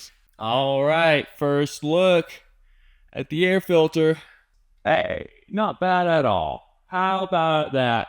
All the 12Cs and 650S that I've been seeing, like dirt and like all kinds of stuff, like these are completely failing and falling apart. This one is actually not bad. Now comes the time to put the brake booster back in.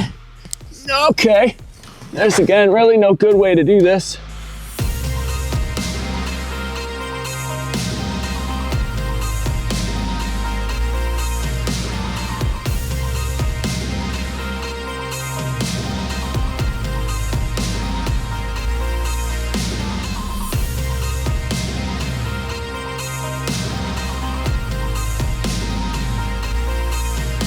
Problem with being on the driver's side for this is the steering wheel doesn't allow you to actually like lay down and work like underneath. It's too squishy. Just going by feel here. Hey, I might have got it though. Let's go. Let's see if I can get this freaking pin in while I'm laying all contorted here on my side. Hey, there's some braking pressure. No idea how this clip goes back in. That was easy money. All right, let's just get these nuts tightened down.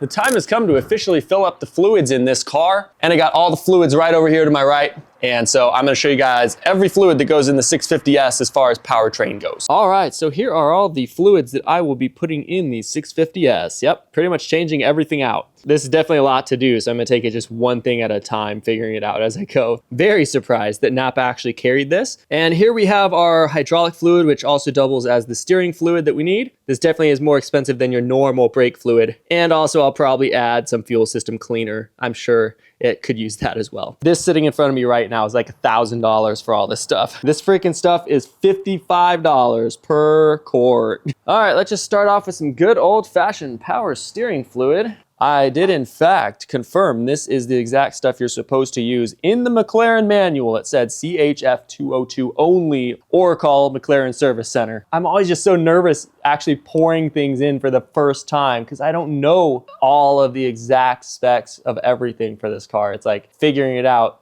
as I go, but I've been doing my due diligence and this is what I've come to the conclusion goes in here. And that is not going down any farther and not quite a full can, but almost a full can. I'm curious if I turned the steering wheel, if it would actually go down any farther. Let's try it. Nah, same dude. I'm just gonna leave it there then, whatever. When I cracked this valve open, it actually dropped the level just a little bit on this. So I'm sure that's a bleeder valve. I realize now that the front end reservoirs actually require processes to fill up and flush and bleed. The other ones I can kind of swap out without bleeding the systems. So the hydraulic / power steering fluid and the brake fluid, I'll probably just save for another day because it's actually like a process to fill these up all the way and flush the systems. I'll probably move on to the transmission and clutch and oil fluids right now. All right, let's do this again. This time, instead of just the drain plug though, since I'm emptying it all the way, I gotta take off the turbo return lines and also a sump drain somewhere. Yeah, I'll find it. Hate this oil. I'm gonna be so glad when this is gone. Oh man, it's so bad. It's so bad. Get a little bit from the bottom of the tank. I think I'm gonna see it start clearing out though. We'll go over the oil report in a second, but hopefully it starts draining more like normal oil. So bad. A little bit more from the middle of the drain. It looks like chocolate syrup. Like it has that same viscosity. Have you ever seen like those fountains? Those chocolate syrup fountains? It looks just like that. That's disgusting. Unfortunately, it probably doesn't taste the same as a chocolate fountain. That is just gross. Looks like that's all the oil there was in it. Not very much, that's for sure. And definitely, that's nasty. Yeah, that's like legit sludge. Like that's not even That would not lubricate an engine. Thank you. Look at that thing. That is just freaking gross. It's out. The good thing about the oil being so like thick is it doesn't drop oil like anywhere. I'm concerned for this engine, everybody. I'm concerned for the engine. It's crazy how somebody can neglect a car to this extent. That's insane, man. 2016 McLaren. Can't even take care of that. All right, let's close this back up. Get these turbo return lines disconnected. Oh, freaking seriously. Wow. You guys seeing this? That is actual sludge. Looks like this will lubricate the engine. Some of that sludginess though will not. That will plug up the engine. That's not good. Who tightened this last time? Good gracious. Just from a visual inspection under here though, the engine doesn't look too bad. There is definitely surface corrosion on some stuff, but I would think that's just from sitting on the East Coast for so long. I wouldn't even call that like super really noteworthy, I guess. The sump tank drain is right here, which is actually right behind the carbon fiber tub. And luckily it was not over tightened previously. We'll see what's even in here. Oh, wow. That is awful. Yikes. Look at this, it's chunky. All right, the time has come to start dissecting this old oil filter. See if there's any obvious chunks of metal in it, that kind of thing. And a bunch of sludge in the top, which I'll clean out in a bit. Before I rip this apart though, I got an oil filter for like a BMW, I don't know, M5 or something that should be the same one as this, but I'm not positive. If it's the same size and everything, then I'll just swap it right in. It should be a direct replacement. So let's check that real quick. So K&N oil filter. Dude, looks like it's the exact right one. This was $23. Looks like it is the exact direct swap replacement. Ridges inside and everything are the exact same. Yeah, dude, that's literally the exact same. Anyway, well, if it fits in the cap, then that's all that matters. Yeah, dude, I think that's a direct replacement. Luckily, I'm not seeing anything super crazy in here. It's just an old filter. All right, we have ourselves a completely dissected oil filter here. Tiny, maybe little speck of metal there. Couple little specks here and there. That looks like brass to me. It doesn't look like aluminum or steel. A couple more flakes. So far, it's not looking too bad. I don't think that is metal. No, that's not metal. That's just some kind of like a small little fraction of an O-ring or something. Nothing out of the ordinary. A couple little small flakes here and there. Nothing crazy though, no. Okay, what I thought were flakes of metal, those are actually just something soft. So maybe the person who was doing the oil change last just, you know, didn't clean up after himself and it just got put in the engine. Really nothing to report. Little small fragments of not metal. It's not even metal. These are just little, that might be a small little piece of very thin aluminum. But most of these little speckles are not metal, actually. They're like nylon or like I think there is one shard of aluminum, but that is all I found in this filter. But overall, not as sketchy as I thought it might be. I feel like I should keep this just for sentimental value. All right, well, there you have it, dude. That's the oil filter right there. Amazon and eBay don't have like direct matches. Like it doesn't say this part fits your McLaren because there's no specs for McLaren online. So every part that does actually fit online says it does not fit your vehicle. And it looked the exact same as an OEM McLaren oil filter. So I went ahead and just bought it just in the event, you know, on the chance that it actually would be a direct replacement. And it looks like it sure is. Amazon, $23. The McLaren OEM one with everything is like $135 on eBay. It even does come with the 2 crush washers you need. This is the McLaren one, and this is the BMW Porsche one. And so it looks like the filter and the casing O-ring is the direct swap. So how about that? Allegedly, the oil process for this car is you start with 5 quarts or so, and then you warm it up and whatever, and then put a couple more quarts in. So I'm gonna start off with like 5.5 or something. Wow, this funnel is so low. Oh, I wanted to use a funnel that could actually go down in the hole so I didn't get any like dust or debris from the cap little funnel in there, but I'm just gonna clean this up and I'm just gonna dump these in quart by quart. It'll go so much faster. Oh yeah, much faster. And because of the oil report that I got, which we'll go over right now, based off of that, I was going to add some engine wear additive just to keep the friction down, basically. And I just don't want to dilute the oil. I just want it to be as pure as possible. I think this is probably something that I shouldn't be dumping into it. So I'm just gonna run it with straight oil as it was intended to from the factory. No additives today. We move on to the last step of an oil change and probably the sketchiest part of it in my opinion. I bet you we only got a couple quarts out of the car. The last owner of this car did not check the oil one time out of 10,000 miles that he drove it. I bet you we got maybe 2.5 quarts, 2 to 3 quarts out of this thing.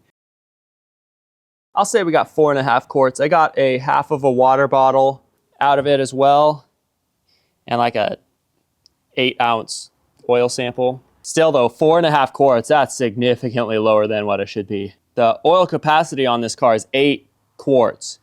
We got 4.5 tops. 2019 was the last time this car has ever had an oil change, and nobody checked it since then. That's crazy. All right, let's talk about the oil report from Blackstone Laboratories. I know a lot of you guys are probably familiar with how these oil reports work, but for those who have never sent an oil sample in to get an analysis done on it, basically you just send a little vial of oil over to them. They put it in their machines, beep boop, and read what chemicals are in it, what they found in it, that kind of thing. And then they send you what their machine read, how much metals they found in it, how much chemicals, how much water, that kind of thing they found in the oil. And then they have a comment section where somebody actually types up like basically what it all means. So I'm gonna read you exactly what was said in the comment section for this oil analysis. I'm just gonna read it word for word. You guys can follow along on the screen if you'd like. The Inja. Sketchy is a great way to describe this oil. It's contaminated with water. Potassium can be from antifreeze, but it isn't high enough to be sure the water is from coolant. Water was found at about 1.6% of the sample during the insolubles test, but there weren't too many solids in the sample. On the other hand, there's a whole lot of wear metal present. Aluminum is from pistons and bearings, iron is from steel parts, and copper is from brass/bronze parts. The TBN's good at 4.5, but do a couple oil changes to flush the excess metal and water. Monitor for problems. We did the first oil change and we will monitor for problems from here. So basically that's all this is. I mean, it's a $30 oil sample and then they break the whole thing down for you and do a full comment on the thing. Really, really cool. So you guys can see iron is very high, 222. The average is usually 23. So that's 200 points more than what it should be. Copper was definitely high as well, and aluminum was the second highest out of the ordinary. But I think the oil sample that I sent in was more from like just the bottom of the pan. So I think all the heavy metals probably settled to the bottom where I was taking the sample from. I did let it drain just a little bit before I pulled a sample from it, but I also didn't know how much oil was in the engine, so I wanted to make sure I actually got a good sample. And remember, the oil in this car was run 3 to 4 times past its service interval. And we just found out that the oil was at half capacity of what it should have been, probably for the last 5,000, 6,000 miles. It was probably way too low and should not have been running on that oil. So I think all of the contaminants that normally is like the universal average, I think that was kind of all compressed into our oil sample and it was run way past service interval. So I don't think I'm super worried about it at this point. It fired up, it sounded healthy for 12 seconds. But there you guys have it. That is the oil sample we just got back from Blackstone Laboratories. It feels so right putting in fresh fluids in this car and letting it run and be happy again. It hurt my heart deeply when I was pulling out that oil from the car and just the sketchy history of this thing because it's such a nice car. All right, let's move on to filling up the coolant. First time I'm having to use one of these like vacuum pressurized coolant things. Figured I might as well just give it a shot.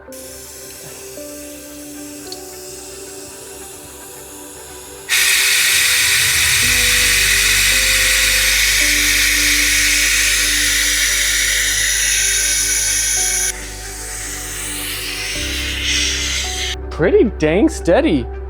How about that?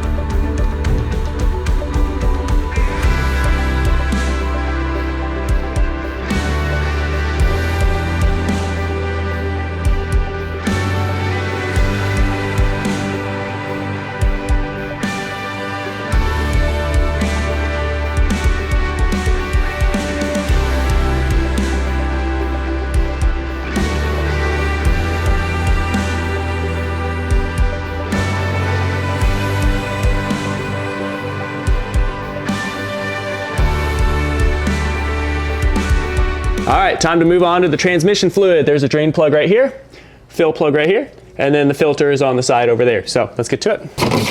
I wonder how much fluid we're gonna find in this and how awful it looks. It's not actually all that bad. Awesome. That's not all that bad. Actually, it looks pretty normal. So probably was serviced, you know, fairly recently. Awesome. In the meantime, I'm gonna go get the filter out, see how it looks. Transmission filter is right back here on the side.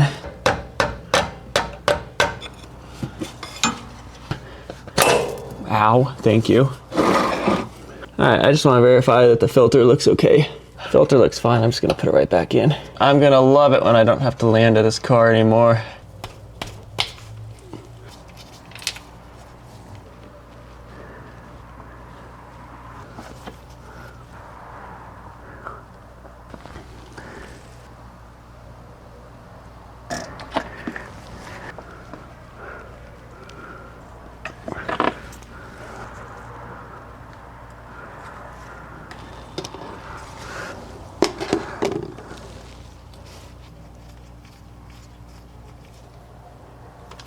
All right, clutch fluid.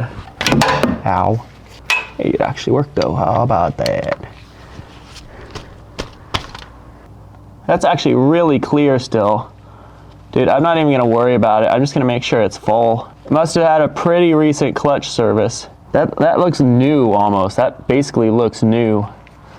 Okay, well, I'm not even gonna worry about it. That's a lot of dollars for this, so I'll save the liquid for some other time. Just gonna top it off, make sure it's got enough fluid in there, and it should be perfectly fine to go. All right, here we go. Finally figured out how to use a stupid hand siphon.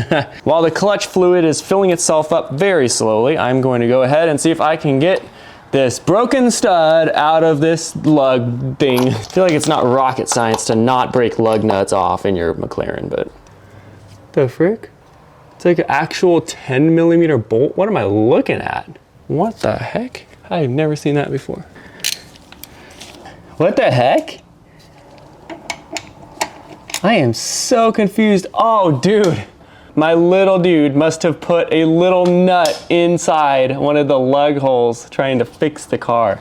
He's the cutest little dude, but I was sitting over here putting PV Blaster in it for the last hour hoping to loosen it up. And it's just a stupid little bolt that my little dude put in there trying to fix the car for me. All right, well, problem solved.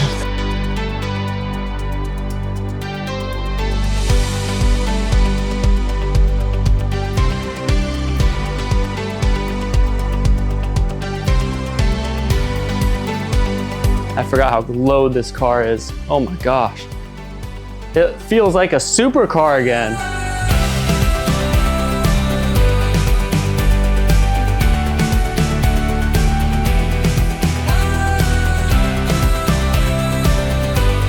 I had almost forgotten that this is a supercar. So much cooler on the ground. Oh my goodness.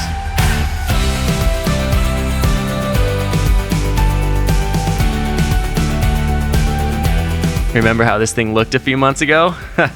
Man, what a journey so far. We are so close to firing this thing up after all the damage is now repaired. Crazy that we can actually say that now. We're able to be moving on to the final stages of this project. Now that the mechanical damage is fixed, it will hopefully just be bodywork and paint, and other miscellaneous interior repairs to complete from this point on.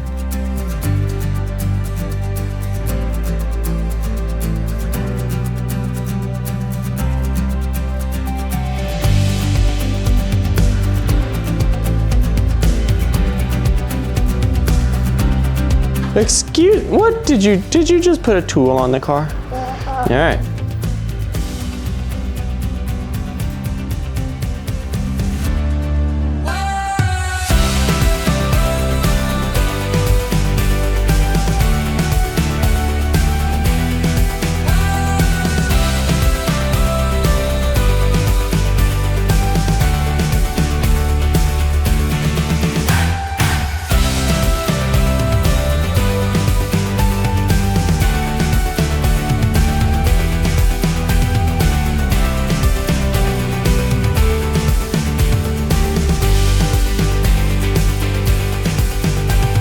All right, last step, and I'm always nervous doing this. This is the first time ever that we're connecting the battery with fully operational systems. This is awesome. I also think that I found the tiny coolant leak that we had. It was this hose right here. So I put a tighter hose clamp on it and we should be good to go. So anyway, I'm gonna connect up this battery and hopefully not explode to death. Let's get ourselves a 10 millimeter as well. Clicks on there just like OEM should. This touches, the car is live. All right, you guys ready for a live McLaren 650S that's fully functional and all the mechanical damage has been repaired?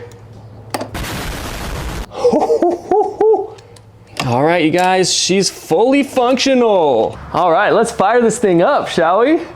Let's freaking do this. This is it. This is the moment. Feels like a real car, dude. Let's go. Let's go.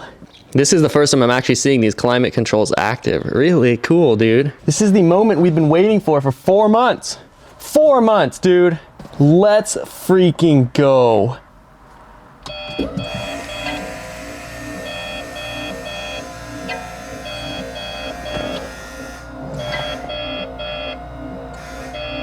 There's a lot of pumps going on the front.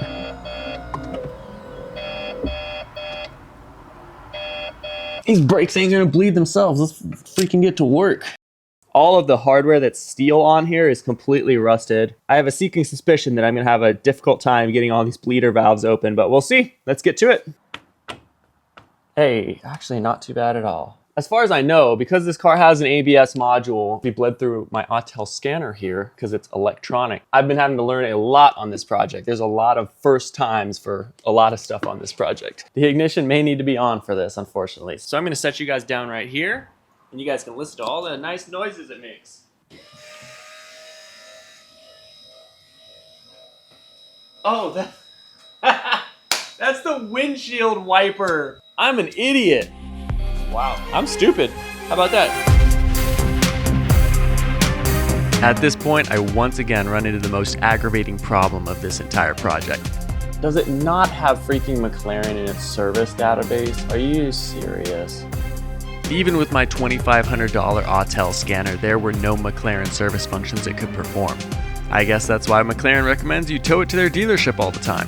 So we went ahead and just bled the brakes the old school way. And we'll do it one more time. And release and push. Oh yeah, nice and clear now. That's great. Good. All right, and release. Let's go on to the next one. It's coming up really slowly on this side. I guess just push and let's just go all the way to the floor. I'm all the way.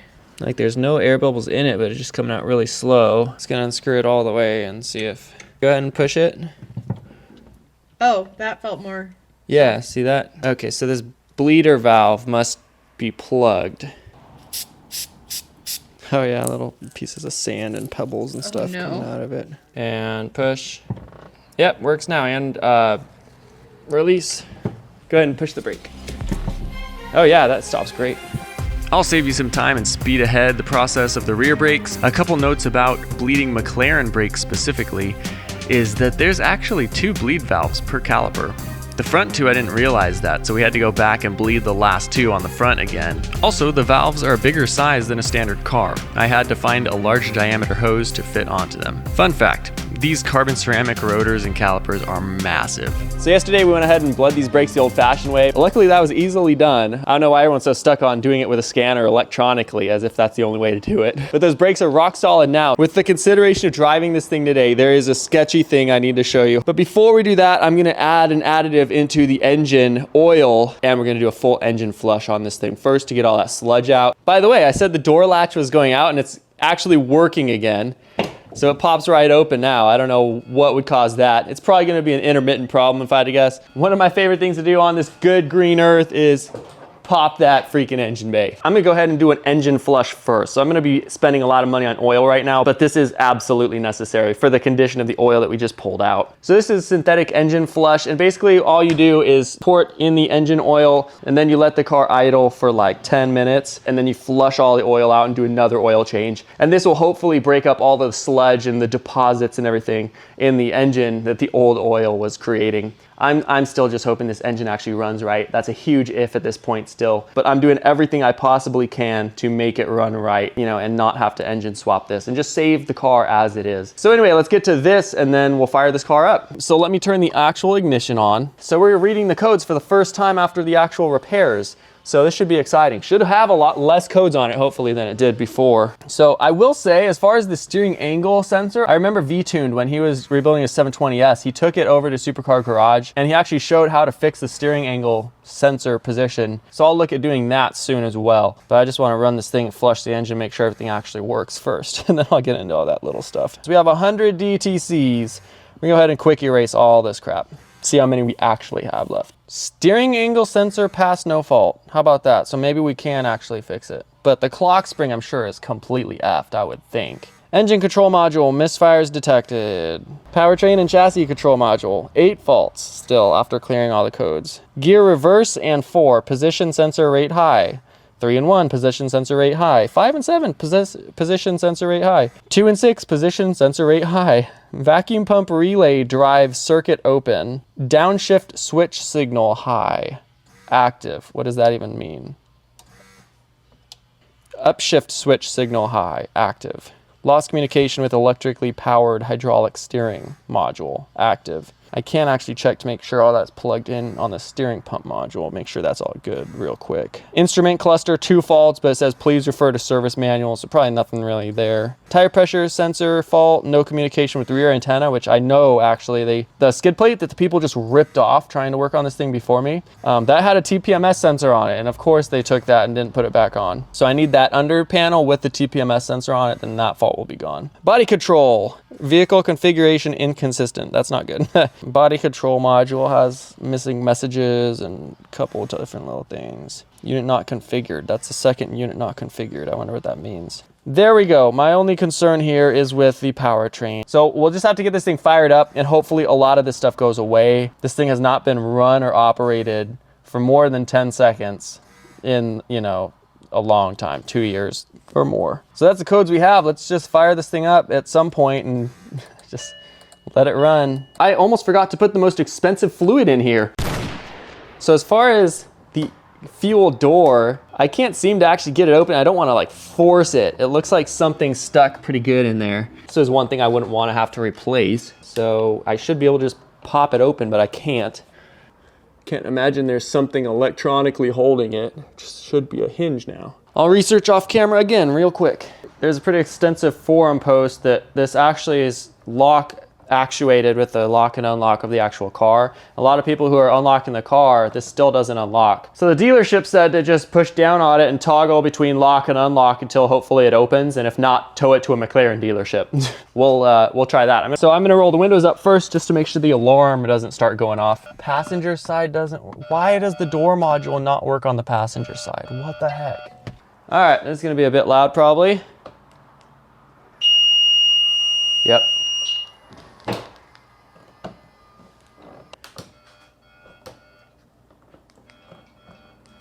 Forum I was reading said the dealership told them that the labor involved in getting the fuel door cap removed if it doesn't open, since there's no manual release for that either, the labor involved would be taking the fender liner out to access 3 bolts holding the cap on. So since the fender liner's already out, I'm just gonna take the wheel back off and see if I can access this from the bottom and remove it that way. And the dealership said that there's a pin that actually actuates and whatnot. You can take the pin out, and so you can always just use the fuel door as a normal fuel door. It just won't lock when the car locks, but gas siphoning is a crime from like the 70s, so I'm not worried about it. So I'm probably just gonna take that pin out if I can't get this to open normally with a freaking unlock button on the remote. So off with the wheel again.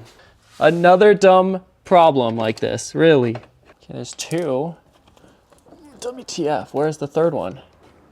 All right, there's 3. All right, so this is the underside of the fuel door. Obviously you can see the filler neck here. I took the 3 freaking screws out and it's just not, I think I have to actually take the hoses and everything off and pull it off. So honestly, I'm just gonna take this off and I'm just gonna fill it from the tube itself. There's a hose clamper right here, which I can unscrew easily. Then I can worry about getting the actual filler door off after I can verify the car actually runs. That's the story here. Freaking dumb, dude. It's loose. I just don't know how to get it out. It's gonna take a million years with these little safety nozzles. The EPA would be in tears watching what I'm doing. Yeah, we're gaining fuel, that's good. I'm gonna put a little bit of fuel system cleaner in it as well. This is the last step before we fire this thing up, and I'm getting really nervous right now. This could go extremely well or extremely horribly. I have no idea. Stuff smells vaguely like oil, but it definitely has a sharper edge to it, that's for sure. Synthetic engine flush by STP. I guess there's nothing to it but to do it, dude. Kind of has the same viscosity as oil, kind of same look. I think it says add the whole bottle to 5 quarts, but let me double check. Add entire bottle to old engine oil. I need to burp the coolant too, so maybe I start this thing up and do all of that right now. Okay, we are officially ready, I think, to crank this thing up. Very nervous. I'm gonna get some fire extinguishers and a hose and everything nearby. I would not want this thing to like catch fire in my garage. That would not be good. That's what we're working with, so. All right, I'm getting in the car. I'm just gonna start the ignition first.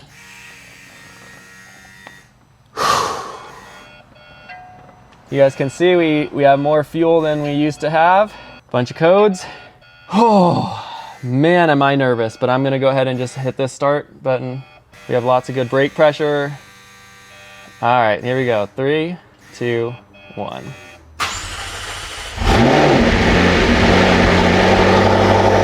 It's shaky. It's shaky. This thing rumbles, that's for sure. Wow. Let's go see how it looks. Yikes.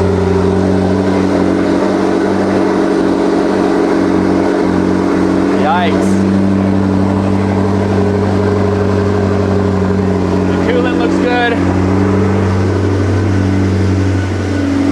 Wow. Whew, my heart's racing right now. Holy crap. Sheesh. Let's see if we have any leaks under here. Transmission is leaking, but that's because the drain plugs are all screwy. Actually, I don't know what that is. Let's see what we got on the display here. It's idling pretty nicely though.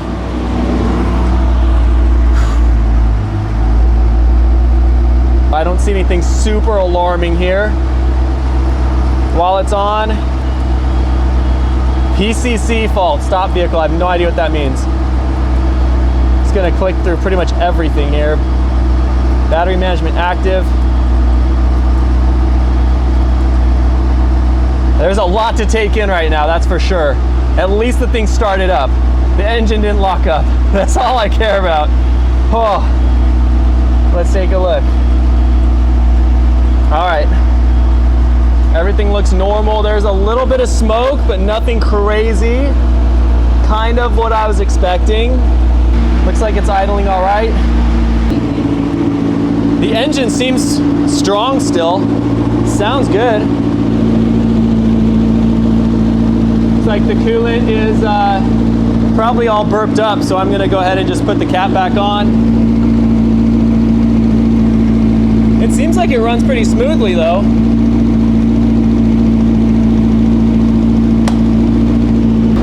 I cannot believe I'm hearing it idle right now. Wow. I mean, we have a transmission fault still, which I might just see if it'll go into gear right now. There's no reason not to, but so far it looks like it's all go. Water is getting up to temperature. Oil is also increasing. All right, so it's just cycling through all the faults still. I guess just a couple of them came back. But so far, looks like the oil and water is going up to temperature slowly. Dude, everything seems normal in here. I'm very happy that is the case. Hitting the freaking start-stop button, I had no idea what to expect. Whew. This is good news so far. It feels really nice and smooth now. Steering is, I'll have to definitely put some fluid in that and figure out steering. Definitely not assisted right now, that's for sure. Brake pressure seems good. I guess for scientific purposes, I'll see if it'll go into reverse first.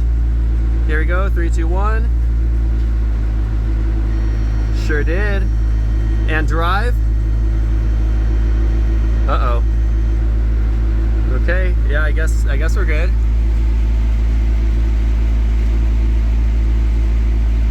It's currently in drive. So anyway, I'm gonna put it back in neutral, just keep it here until we actually change the oil again. Oh man, I still don't know what to say. I'm speechless right now. I got nothing, dude. I'm just listening to it idle right now. It sounds healthy and it sounds powerful, dude. I didn't know if I would like the sound of this car being a V8 coming from a V10. It's actually not bad. It sounds powerful. It does. It doesn't sound like a muscle car V8. Water and oil are going up to temperature. I think that's about where they probably want to be realistically. I don't know why this is flashing red over here. Not sure. Oh, it's probably because parking sensors are offline. I bet you this would stop flashing if we got up to speed where the parking stuff is not active. Wow. I can't even explain how I'm feeling right now. This is incredible. Do you see any leaks? No leaks? Oh, dude. I cannot even explain, put into words right now how I'm feeling. This is incredible. This is insane. It idles nicely. There's nothing that I'm seeing that's a huge concern. Water's at temperature, oil is almost at temperature, and it's just idling. There's no smoke in here. It feels normal. I put it in reverse, goes in reverse, drive goes into drive. My heart is still pounding. Insane. I cannot wait to drive this thing. It's been 4 months, guys. 4 months waiting for this point. Wow. No anything wrong so far. Consistent. Bro, I can't even put into words how excited I am right now. This is a great test. We've been idling for about 10, almost 11 minutes at this point, so I'm gonna go ahead and kill it and do an engine flush. Wow. I can't even explain to you guys how thrilled I am about this. Oh my gosh. We have a running McLaren, everybody. Just idled this sucker for 11 minutes straight. I'm thrilled, dude. It fired right up a lot faster than last time, that's for sure. And it wasn't, engine didn't lock up. That's all I care about. Let's get this oil drained pretty quickly here. So let's get to that. So the fans are still running. I don't know what that actually means. There were a lot of new codes on the screen when it was actually running, like PCC fault. I had never seen that one before. There were a couple other faults I had not seen before, but man, it actually fired up. It actually ran, and it ran smoothly too.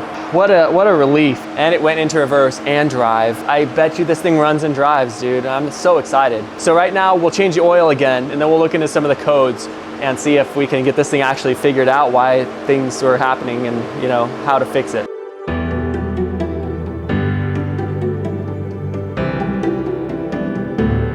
As if 3 sequences of checking the oil hasn't been enough for you, here's another one. Luckily, this time, the oil coming out doesn't look like cottage cheese.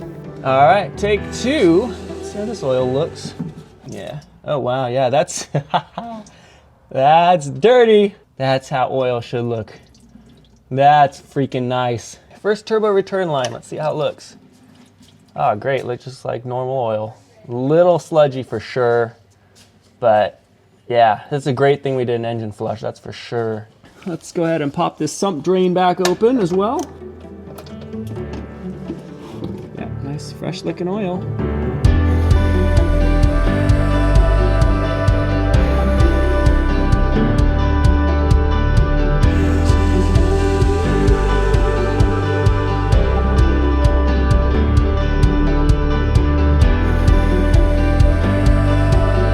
New OEM filter going in.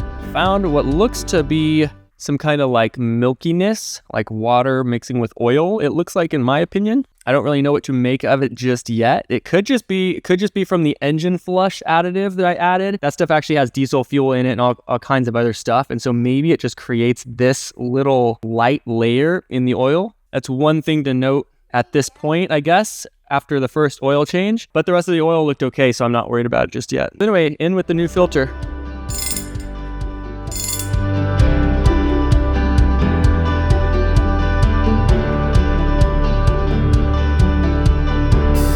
It is such a huge relief knowing the engine runs and that the work to this point has been worth it. Even just hearing the car start and run was just such a blessing this week.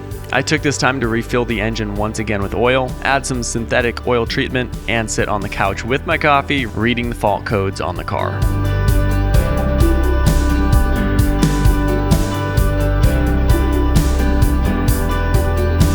Got a freaking massive headache today, but I'm gonna keep working on this thing. First things first, there were a couple modules that I wasn't communicating with, the door module and the power steering module. The wires for the computer are disconnected. That's why it's not working.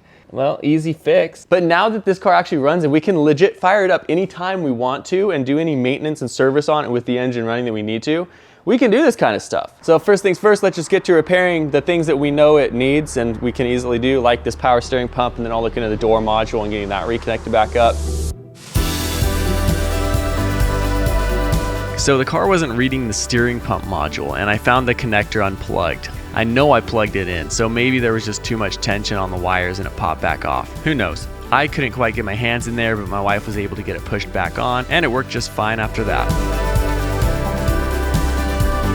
I also took the liberty of resetting the oil interval for the first time in 5 years. The second module not being read was the passenger door. This was frustrating because I had just changed the door panels out and intentionally disconnected and reconnected all the modules in the door to avoid this exact issue. So I'm really not sure why this is the case, and I still haven't figured it out.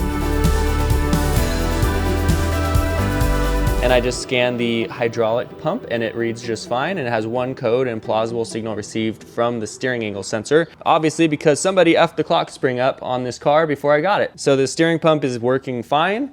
And so let's get this car in the air again and see if we can bleed the hydraulic system. And then just out of curiosity, I'm gonna see if it still has the transmission fault that it was throwing. Power steering, airbag, should be right here, yep. It's still there. From this moment on, I'd definitely like to just have the top down if possible, just to make it a more friendly work environment in here. Open doors to complete roof operation. I don't know why I have to open the doors. Okay. Before it goes too far, I'm gonna see if I can fix this weather strip that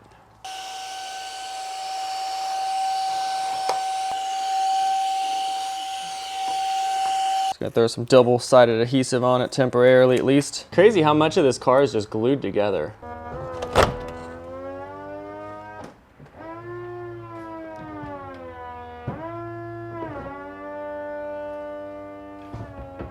Favorite part of this car for sure. So sick. So sick. Freaking sweet. Let's go, dude. Oh man, I can't wait to drive this thing. I really can't wait to drive this thing. So sick. Just small little things still to figure out. Okay, that's full lock to the right. It looks like these radiators are actually designed to have the wheel kind of tuck in right behind them. Yeah, it looks like we're good, dude. I think this is stock. I think this is the stock wheel size as the McLaren 650S. So it looks like we're gonna be good with these wheels. Full lock to the left. Looks like we're gonna be good. All right, nothing to it but to do it. Let's see if it works.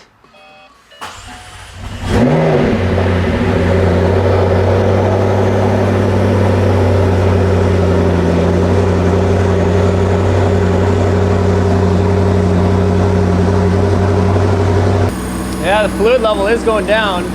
Guess let's just keep doing it.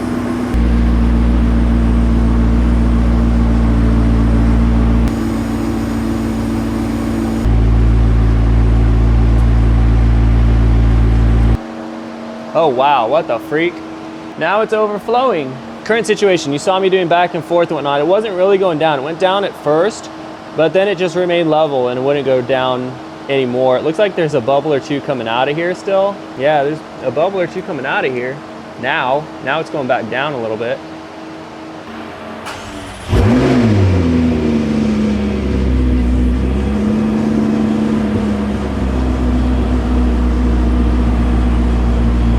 With the cap on here, I'm gonna go ahead and try cracking this valve. I'm gonna run through it one more time, see if that does anything.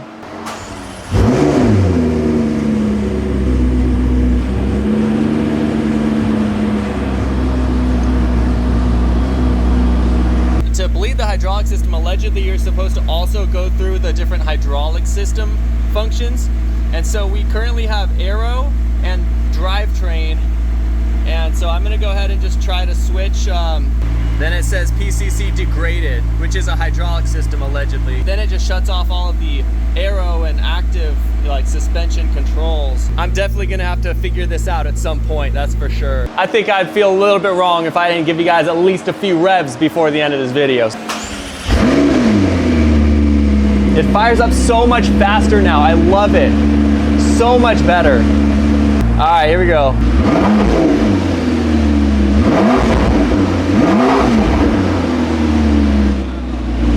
It definitely needs an exhaust, that's for sure. Gonna put it in track mode, see if that lifts the 4,000 rev limit. Oh wow, yeah it does. Okay, okay. Not bad, dude, not bad. Normal mode, 4,000. Sounds pretty good though, not bad for a stock exhaust. I think I'll like this car actually. See if we have any miscellaneous leaks after all that pizzazz. We're good, dude. We're freaking good. No leaks, nothing. We're up to temperature. We've run this thing. We've started it several times. This is the oil that's gonna live in it for at least a little while. That is so sick.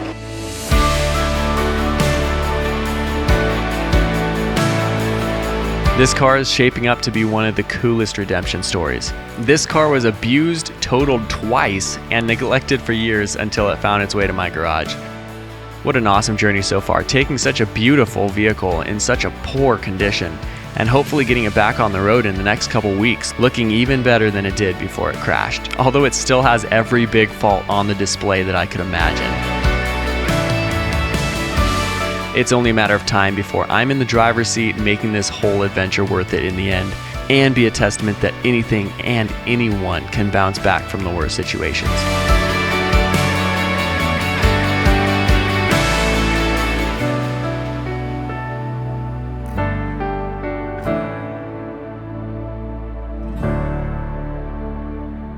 So now let's look into hopefully an easy fix that releases a lot of these major faults. I think the majority of my issues actually stem from the clock spring, which was probably rotated way beyond its limit. When I got this car, the steering was disconnected from the actual rack, and so the steering wheel was just free spinning in there. So I'm sure the clock spring, if nothing else, is shot. So with the battery disconnected, I'm gonna take the airbag off and hopefully the steering wheel off tonight as well, and actually see if the clock spring is like physically damaged. And two sides done. Wow, that's pretty melty. I'm definitely gonna have to get a whole new module. Wow. Not sure if you guys can see that, but the plastic actually looks like it's physically melted onto the like connector. Wow, you see there's that little wire I'm talking about. This looks like it was thoroughly effed in the accident. That is the old crusty airbag right there. I do have a new one. All right, let's get this steering wheel out.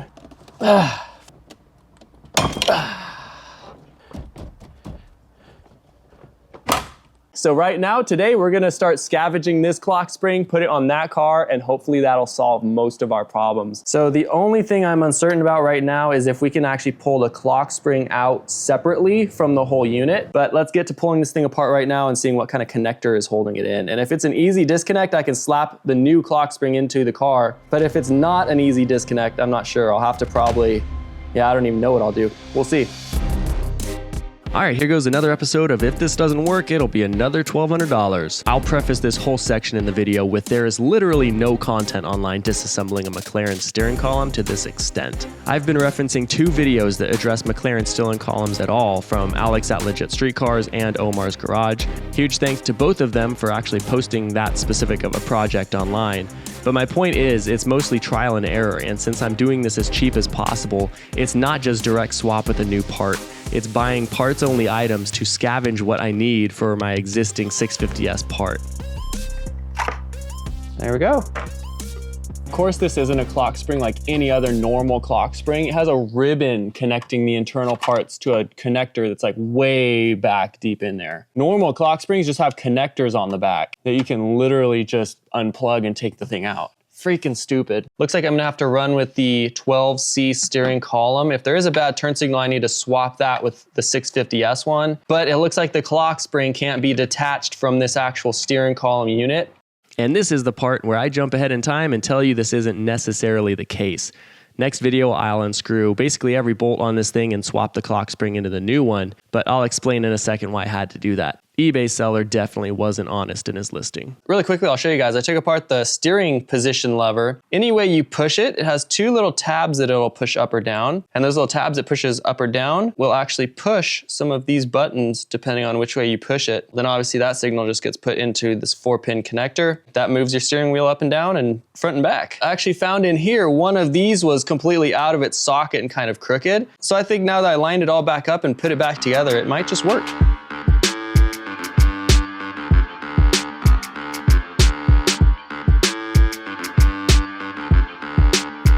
So in goes the new clock spring unit from the 12C, and at this point I was installing it specifically to confirm that the clock spring was good and see if that would fix the last major faults the car was giving. I knew the turn signal stock would still need to be replaced according to the seller, but I figured I could drive the car temporarily without a turn signal if needed.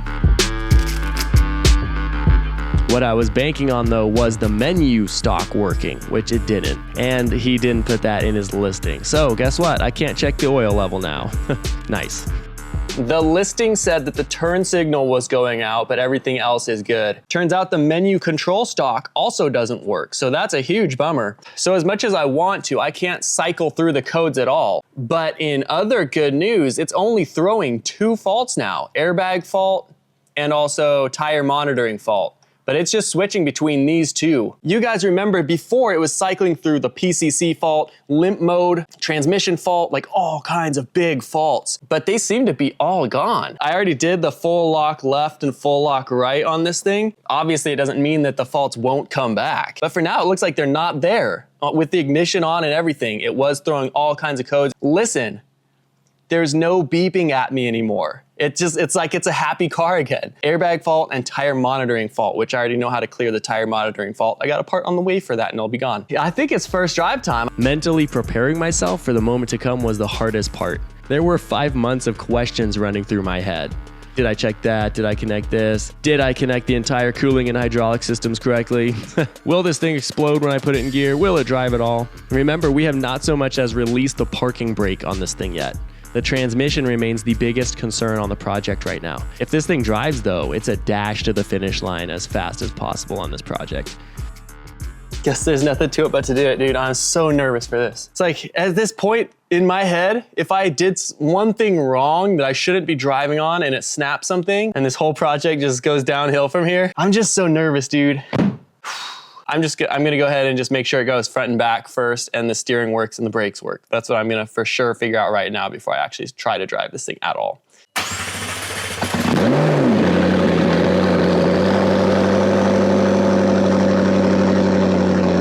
I wish I could check. Oh, PCC fault. Steering works.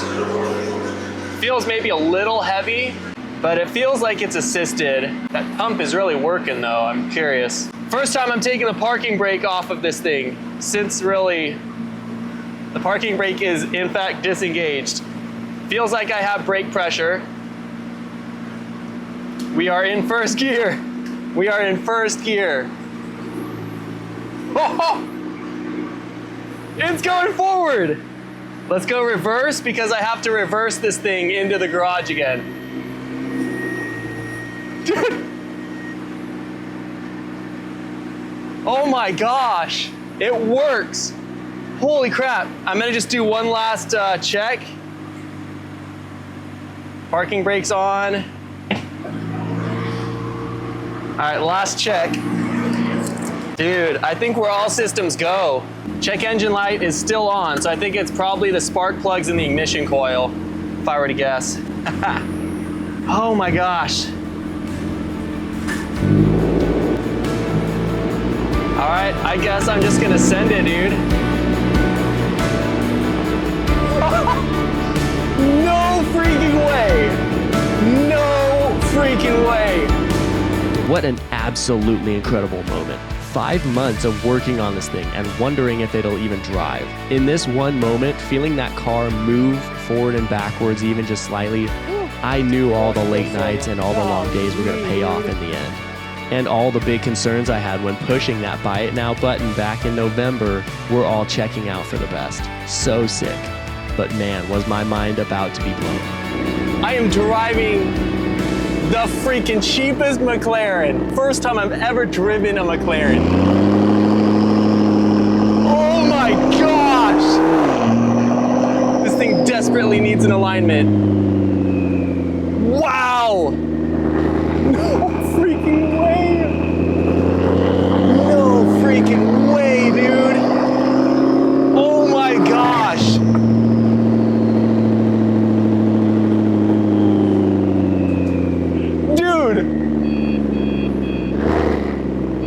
It's starting to beep at me now.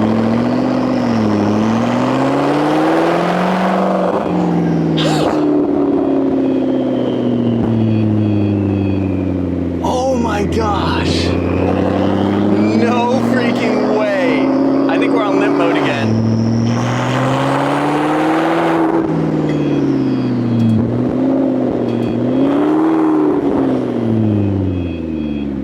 No way. I don't know why we're in limp mode. Am I smoking or anything? Am I good? Okay. It's not beeping anymore. A couple faults came back. I'm just gonna go for it again, dude.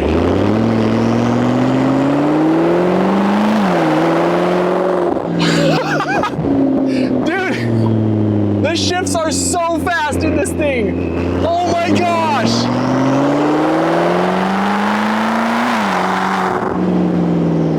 Not kidding. They were not kidding when they said you can't feel shifts. Oh my gosh.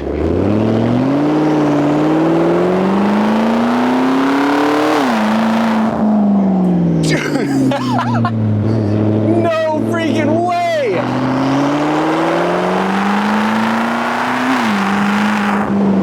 Wow. Dude. Oh my gosh! I guess I'll take it around one more time. I'm gonna try to get into a higher gear.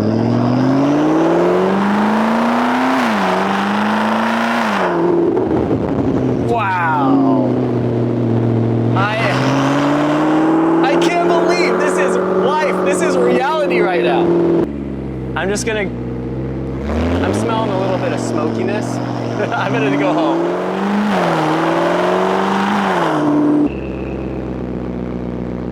Dude, I can't even believe this is reality right now. This is incredible. Wow.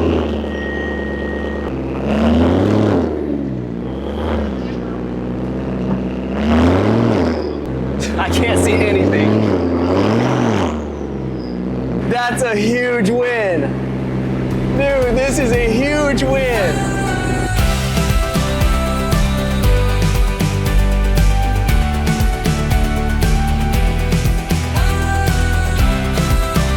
Well, you heard it here first. If this thing drives, we're on to the finish line. After sitting at auction yards for years, the anticipation for this thing getting back on the road is growing. There's still a lot of work to do, but from here, knowing this car actually runs and drives, I can actually start allowing myself to get excited about it. What a blessing to have come so far on this project, and I can't wait to get this thing finished up.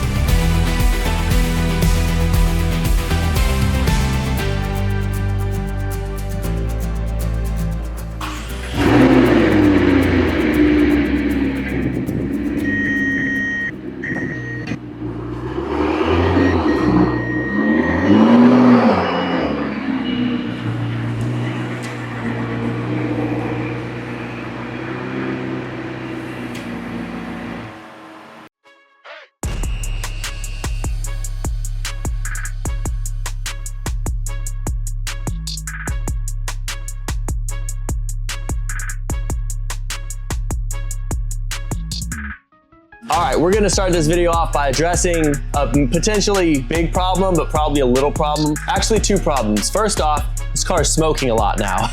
I took it on the first drive, it ran flawlessly. And then I got it into the garage and fired it up again when it was still warm, like hot from driving around, and it was just billowing white smoke out the back. What I thought was potentially overfilled oil, I actually did drain a little bit out, then fire it back up off camera.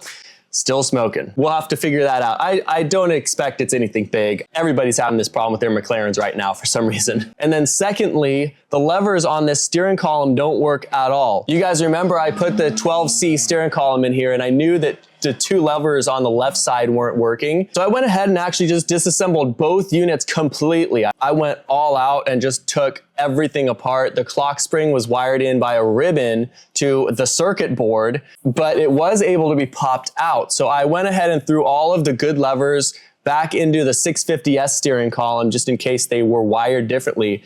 And I actually found out that they were wired differently. So these are the things I wish I knew going into this.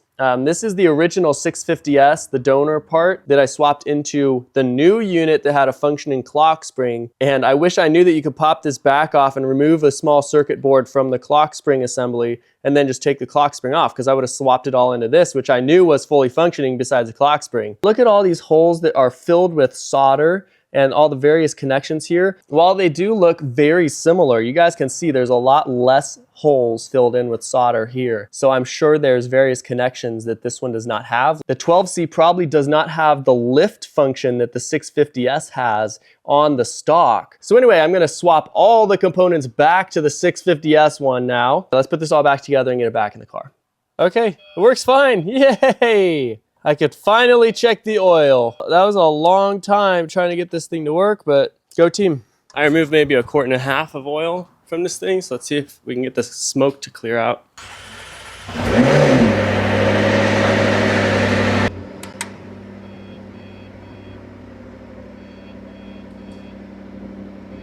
It's a lot of smoke. Looks like it's dying down now, hopefully. I don't know why none of the levers in here work. Nothing works in here. I'm confused, dude. It's just smoking from the right side now, it looks like. Left side's doing just fine. Yeah, I have no idea. And then none of the stocks work in here. Turn signals, nothing. I should have been able to check the oil right now, but I can't even do that now. What the heck? Now it's smoking from both sides again. What the freak?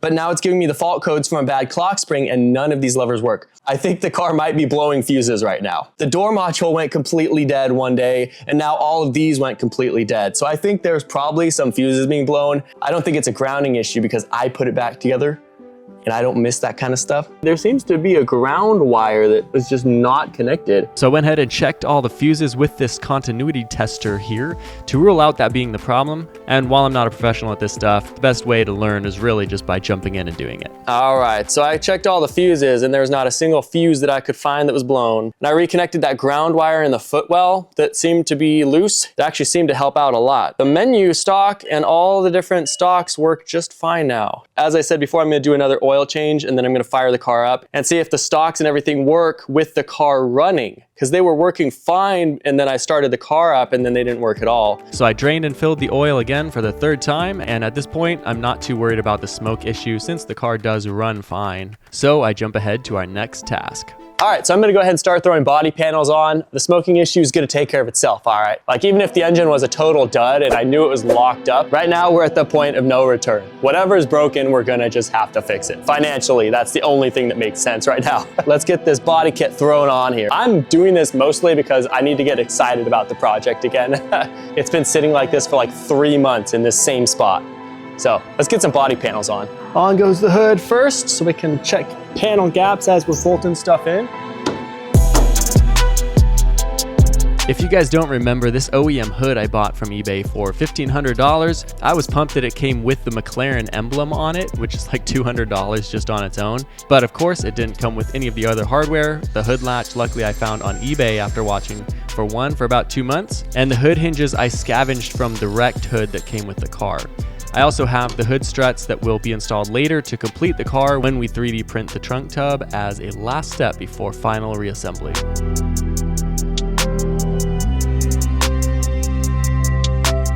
I guess I can call myself a true bodywork professional now that I've learned riv nuts and have now used shims. I will note that I'm pretty sure that there are a couple little plastic spacers I'm missing on the front parts here, so I'm just replicating how it should be since I probably couldn't find those small plastic OEM spacers even if I wanted to. At this point, the hood didn't seem like it was even close to being right, so I moved on to putting the brackets for the fenders on, which needed modifications to sit correctly since the accident. I also shaved down the passenger side hinge mount since I could tell the hood was sitting too far to the driver's side. And remember, this one that I'm shaving down is the one Lloyd Kurt welded back on for me, so we didn't know if it was exactly right. All right, it basically took me half the day, but I finally got the hood mounted up well enough to where I'm satisfied. It's not perfect. I think that both the hood hinges got bent a little bit in the accident, so it's not sitting perfectly, but at least it's centered enough to where if I pop it, it pops just fine and it latches right in place as it should. And I'll be able to tell if the hood is crooked by how the body panels fit up and how much of a gap there is with the hood and the fender, you know, in relation to both sides. Also, it has come time to learn how to use the riv nut tool. I have never used one of these before, but I got the premium one from Harbor Freight. Yeah, so anyway, I'll do a couple test riv nuts first, and then I'll do the official shebang. So let's get to it.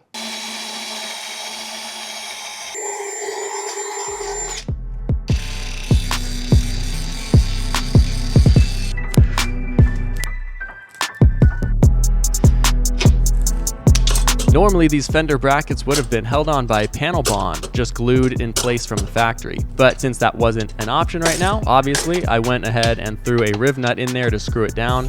And fun fact, I actually now realize that almost all of the fasteners used from factory are actually M5 and M6 riv nuts, the same thing that I'm using. Now we move on to mounting the actual Chinese body kit, and boy howdy, was I in for a 2-week treat.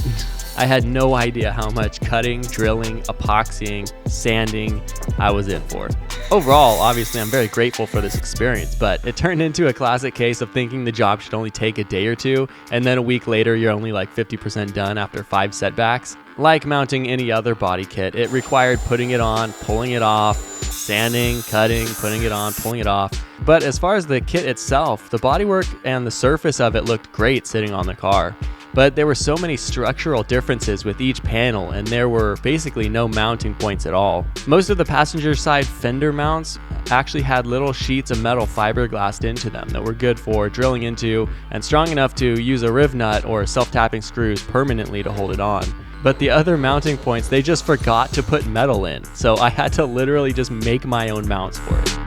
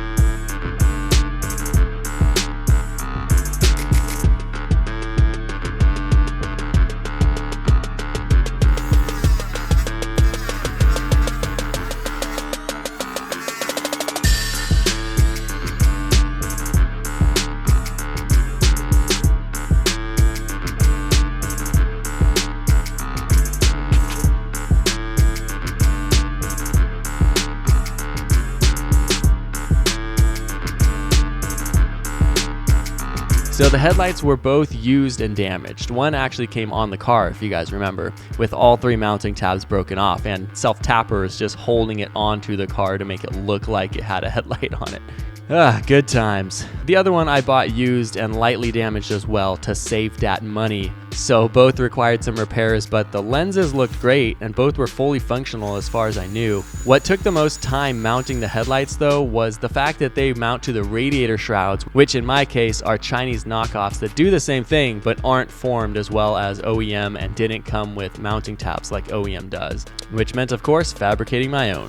Maybe there was a better way to do this, but this method seemed the most efficient and the most practical to me. I basically just made height adjustable mounting screws using basic hardware, lock nuts, that kind of thing, and it did the job great. So I think that's the solution we'll roll with.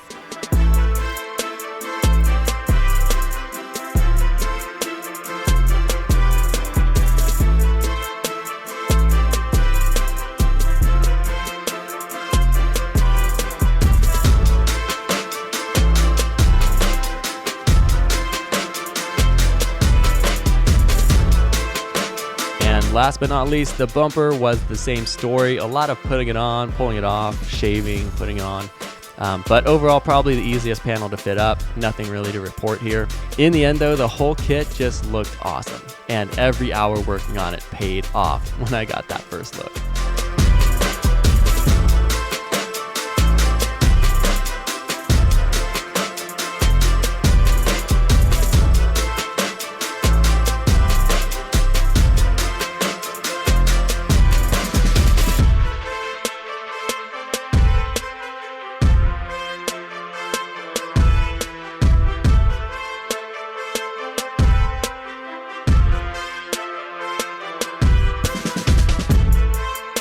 Here we go, first time seeing this thing as an actual car on the ground. Check that out. See if both of them actually even work. Oh! No freaking way, dude. See what happens when I turn the ignition actually on. I think the headlights don't even work on cars unless you do that. No freaking way, dude. That is so sick. See if high beams work on this bad boy. It says it works.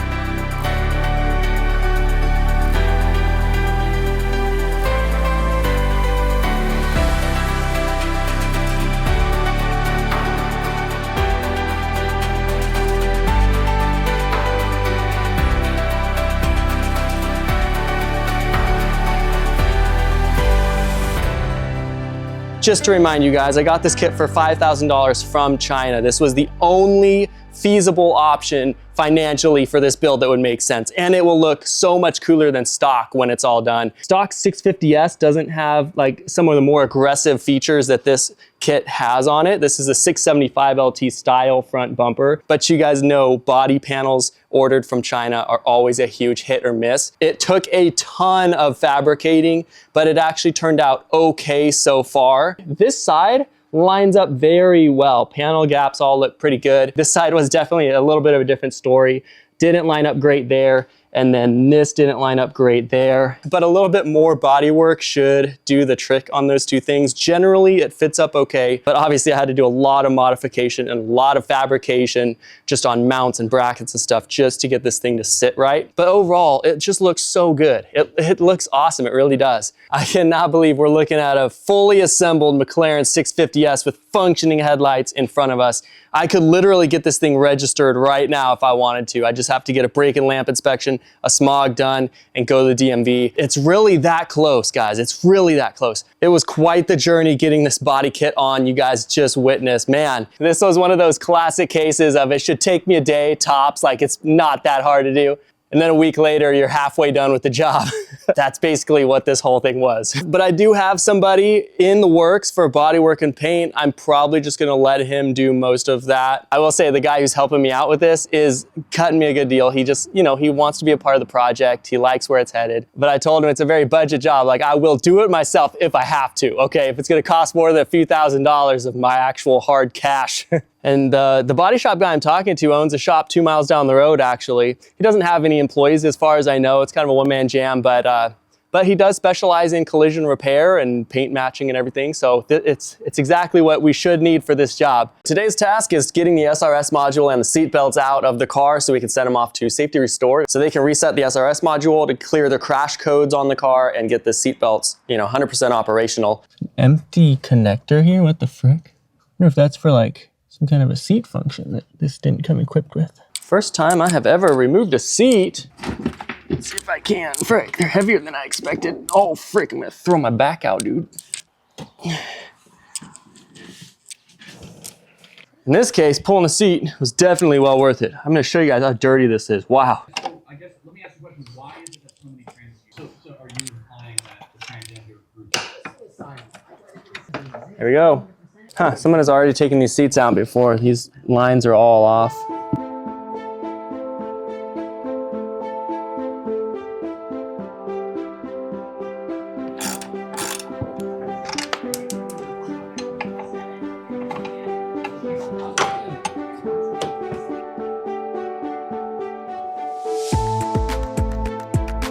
Yeah, it was pretty bad. Dirt and trash, like you can leave under the seats if it doesn't bother you. But you'll see in a second the real reason why it's a good thing I took the seats out. Also, I already noted it seemed like someone had done this before, and there was proof throughout this task of just that. I found several screws and bolts under the seats and in the rear panels that the previous shop didn't bother screwing back in. What lazy work people had done on this car previously.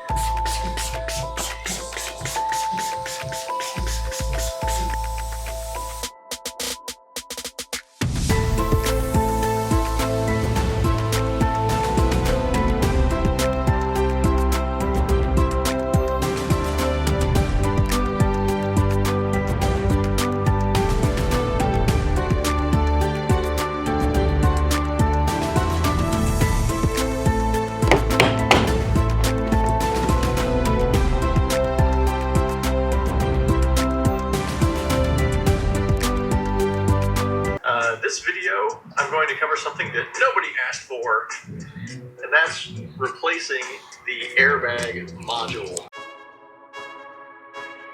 Sean from McMedics came in clutch here with a video taking out the SRS module on McLaren 12C, which was the only resource I could find on this entire job. And while it was a very similar process, our 650S is a spider version, which is harder to do, more things to remove. The seatbelts I just figured out by myself. It was 1 bolt holding on the seatbelt guide and 4 bolts holding the retractor, and all of it was just a pain to get to.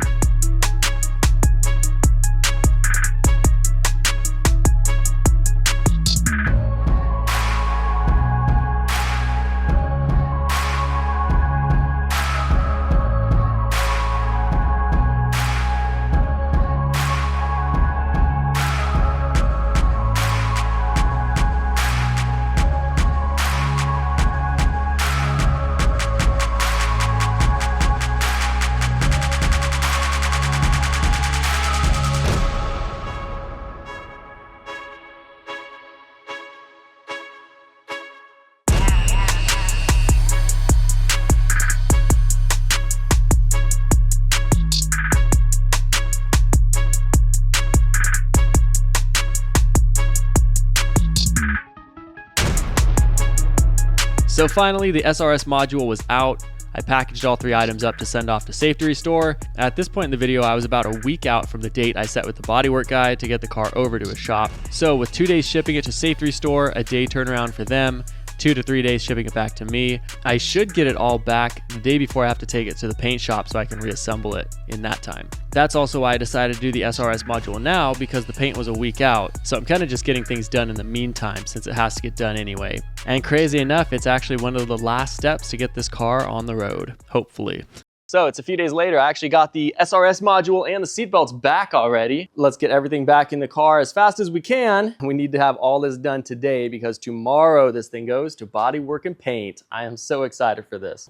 All right, we have one SRS module installed, reset, ready to go.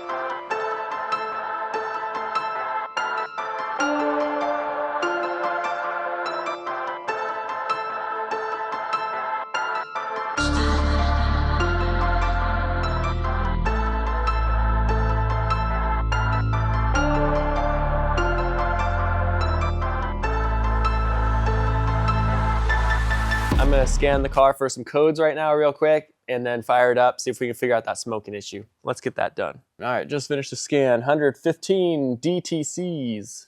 Let's do a quick erase and hopefully a bunch of these stupid codes go away. Strangest thing ever just happened. I was looking through every single menu. You can see all of these except that one. I looked at literally every single one, trying to find an active test to make the steering wheel actually like come back forward and go back down, because this lever, since I repaired it, really quickly I'll show you guys. I took apart the steering position lever that moves your steering wheel up and down and front and back. I actually found in here one of these was completely out of its socket and kind of crooked. So I think now that I lined it all back up and put it back together, it might just work. It hasn't worked except it would go back and up. That's the only thing it would do. As a last ditch effort, I just was like wiggling this around and I pushed it back, which I heard the motor try to activate, but it was already as far back and as far up as I could possibly have it because I was trying to get the seat forward and everything. And I pushed it up and it went click, and now it completely works every single direction, which is kind of dumb because I literally just ordered this part to replace this one because the down and the forward wasn't working. And now it just works completely fine, which is great because that was one of the codes I was having that was really annoying. There was a steering column position fault and it was like move it up and down, but I couldn't go down so it couldn't reset that fault. That looks like we're all good now. So I just blew another $200 on this switch and I'll have to just try to resell it or something later. But it works completely fine. I just don't know how that changed anything. I guess I'll just fire this thing back up and see if we can figure out the smoking issue. I also know I just need to replace the ignition coils and spark plugs. Those are probably, like, it's reading misfires on several cylinders. Yeah, anyway, fun fact, status update. I love that it works. I just wish it would have started working like 2 weeks ago or something when I actually fixed it. Literally just got the steering column position lever. Wow, that's hilarious. The irony. I finally pull the trigger on it, it finally arrives, and then this one just randomly starts working perfectly. Freaking hilarious. First time I've started it for a while. And that's probably why it smokes, because this thing hasn't been driven. Most of you guys are saying it needs to get driven.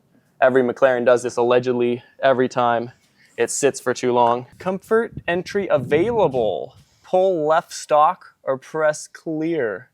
I've never seen that before. We're not getting any steering faults anymore. That's great. Oh, what the frick? It just came back. Power steering fault. But hopefully the levers will work when I actually fire it up. Here goes nothing. I'm always so nervous.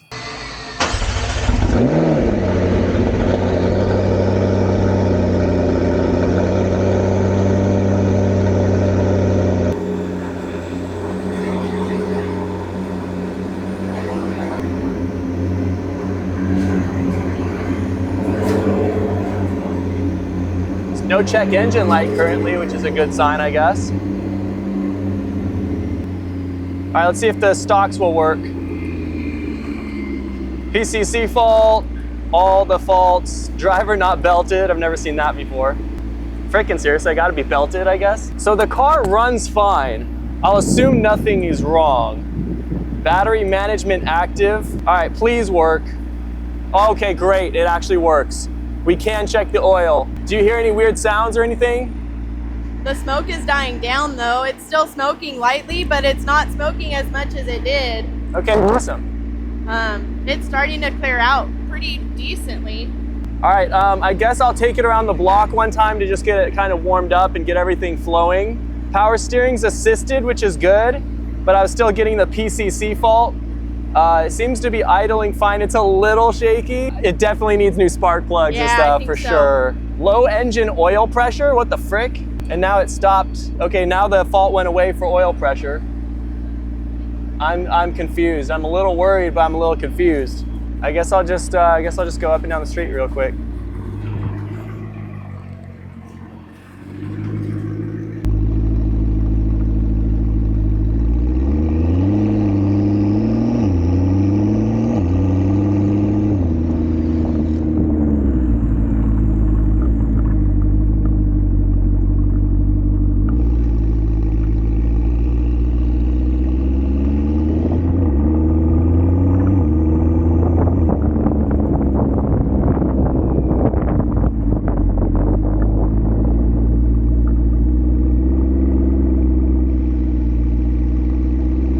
Don't know what to think, dude. At this point, it's like, do I even send it to Bodywork and Paint, or do we get this figured out?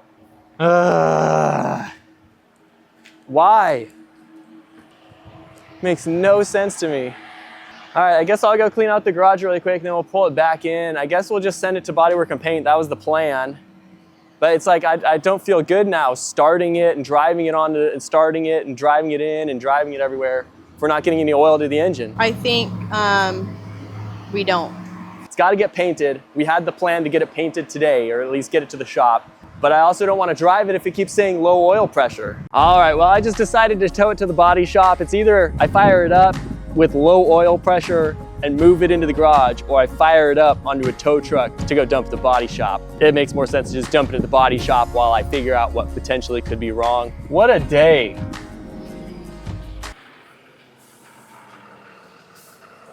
I can drive it on. Here's the problem. We got less control that way. I mean, is it automatic transmission? It's automatic. Oh, okay. It's pretty smooth. Well, first, we're going to roll it up to the deck. Yeah. I want to see how close the front, that's real carbon fiber, right? Yeah. Yeah, let's see how close that's going to be. Yep, we'll make it work. Right. It's still not ironed out all the way, so I, preferably wouldn't like to start it too many times. Okay. 3, 2, 1. And nice. I'll hold it. I got you. I'll just fire it up. We'll take it slow. Just yell at me if there's anything that's... Is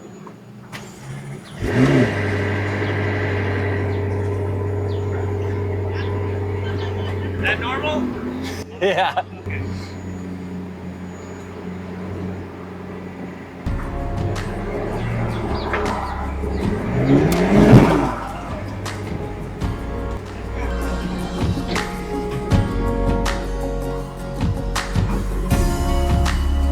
So once again, the McLaren was loaded onto the trailer to get to the next step on this project. To be honest, I'm getting really bored of seeing it on flatbeds instead of having it driving, so I'm really hoping that the bodywork and paint goes quickly and smoothly.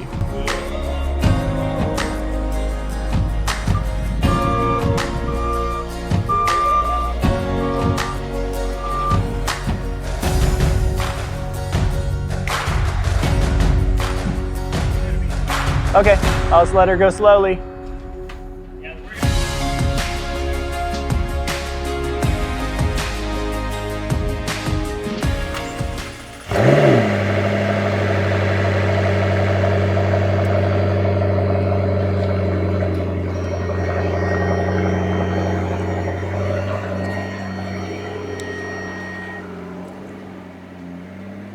I do have one concern about the paint work though. Whenever someone's giving you a good deal, which is the case here on Bodywork and Paint, sometimes those jobs get put to the back burner until it's convenient for them to get to. So I hope this won't take weeks longer than expected and that corners don't get cut.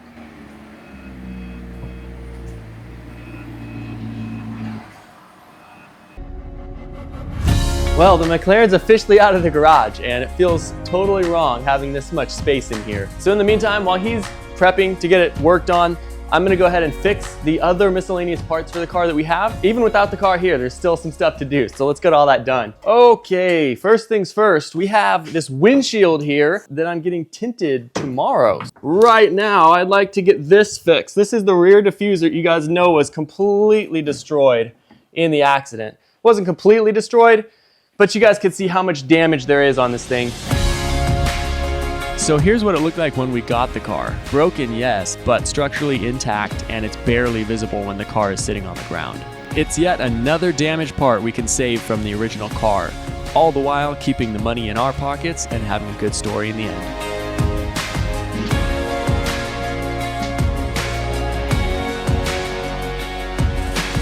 When it hit the light pole, something must have slid under the car, or maybe this went up on a curb or something, but it cracked this panel pretty good. Luckily, most of the damage you could barely even see, even as damaged as it is, when it was on the car. All of this is pretty much underneath the car. So you'd be looking at it actually like this, and you can't really see much of the damage, but it was visible if you were looking for it. So, and of course, we need to fix the structure as well. So we needed to, I'm just gonna fix this thing all the way up and paint it. Apparently it does have this grille, the reverse camera, and the reverse lights on here still. I may pull those off before we paint, but we'll see. But for now, I think I'm just gonna get right to it and just get to work.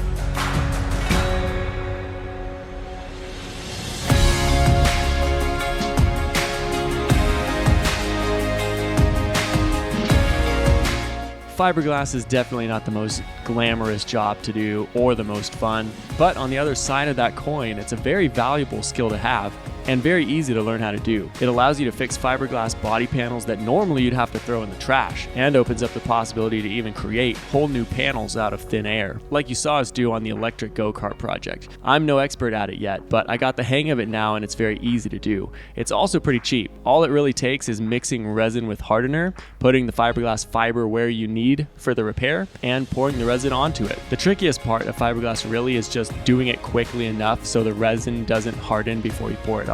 But besides that, it's just a sticky mess that smells bad and burns you if it gets on your skin, but it opens up a lot of opportunities for you on your projects. I'd highly recommend learning it if you're a new builder like me.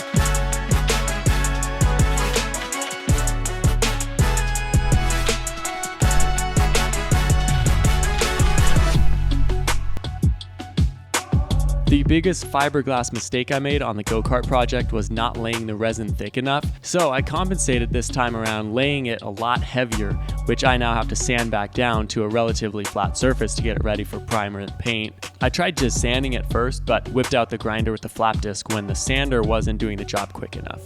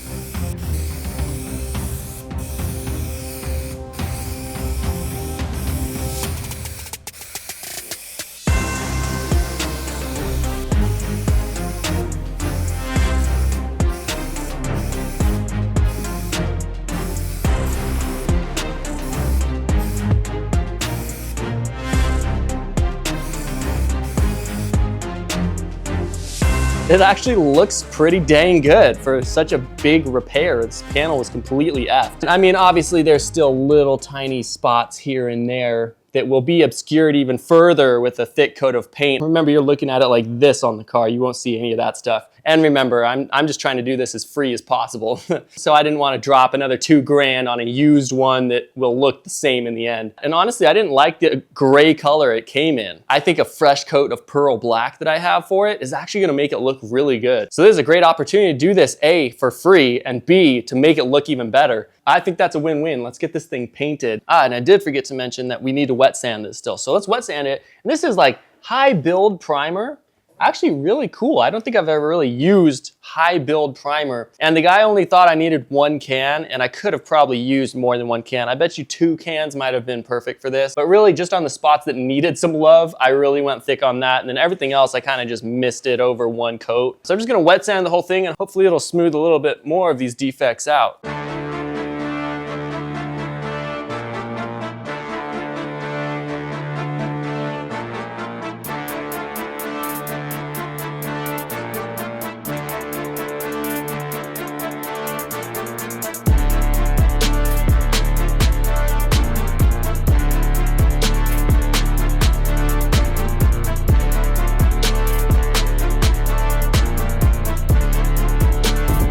Alright, so it's officially time to paint the rear diffuser, and I really enjoy getting to whip out the inflatable paint booth from Amazon and do a real paint job every now and then. I'm really enjoying the learning process of how to paint like a professional.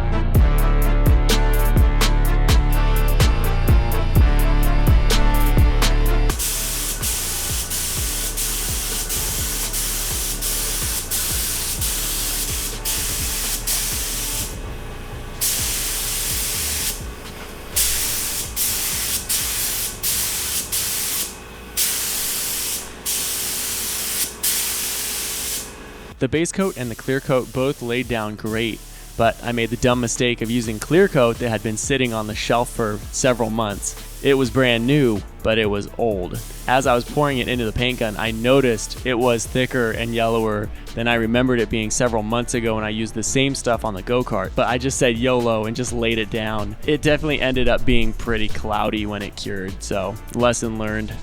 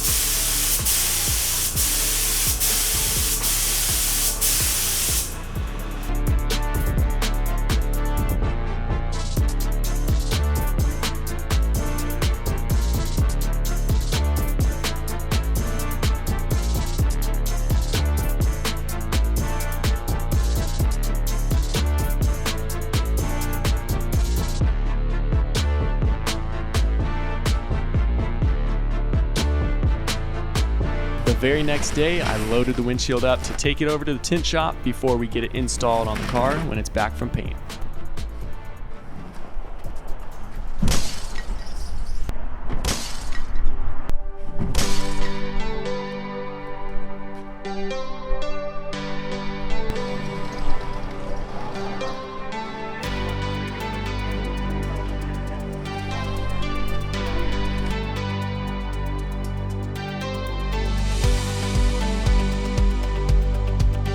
This is the first time I've ever seen the windshield out of its box.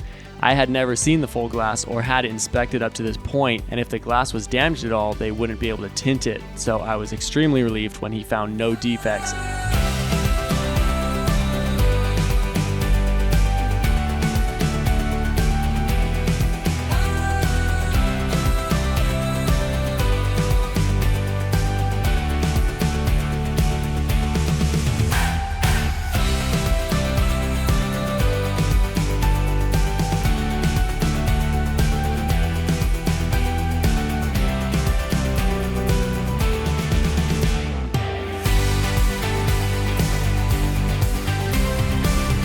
It was pretty cool being able to just hang out with them as they worked.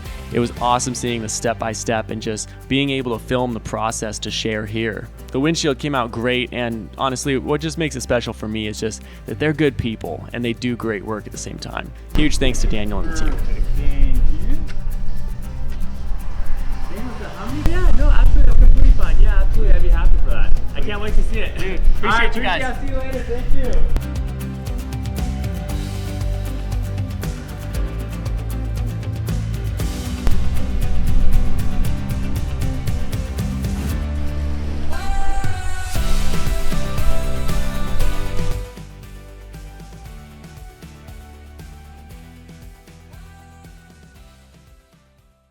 On June 4th, we sent the McLaren to the paint shop for what I was told to be a 2-week job. What I thought would be a nice 2-week break to order parts, repair miscellaneous parts for the McLaren, and fix a motorcycle in the meantime turned into a 2-month facepalm waiting for any kind of an update on the car. 3 weeks in, I began going to his shop to start working on the car to help speed along the process however I could. Here she sits after 3 weeks.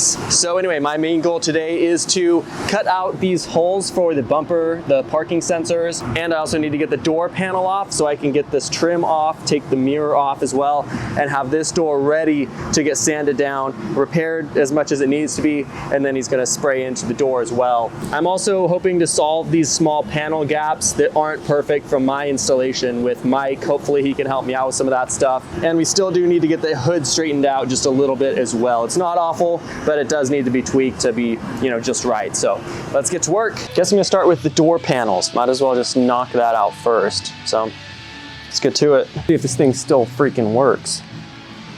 Looks like it. Man, done this a million times, so let's just do it again. This time, just gonna time myself, might as well. Starts now, let's do it.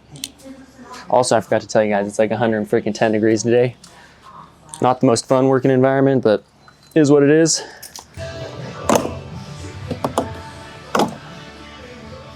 What the freak? I don't have a single flathead. All right, 8mm bolt first. Freaking seriously. Didn't bring a magnet, did I? All right, second 8mm bolt. Okay, just drop the freaking bit in the door. Are you serious? I don't have another one. I don't have a magnet. Are you freaking serious? Not making that mistake again. Found another one, luckily. Thank you, freaking really. All right, one door panel. Let's see how long that took me. Under 11 minutes. That's what I'm talking about, dude. Let's go. Now that the door is disassembled, we finally get to move on to something I have been anticipating since I got the car. That is peeling the PPF off this thing. You guys may remember that this entire car is PPF'd, so all of the paint underneath should be completely spotless. But we get to finally find a corner and let's just get to peeling. We get to peel this entire door off, see what the damage is. There are some cracks on this door, that's why we're removing the PPF right now. See what the damage is, you know, see what it'll take to repair and then get this thing painted and finally finished up. I'm hoping that we don't need like crazy heat guns or anything for this, but it looks like it's coming off nice and smooth. Let's go. Let's freaking go. Kind of. But I'm sure this is very old PPF. I have no idea when this was installed. Coming off in little chips, but I think also because right here it's a little bit cracked from the damage. Looks like we're gonna be smooth sailing when it gets to the actual door panel. Easy money. Dude, this paint looks so freaking good. Oh my gosh. Wow, dude.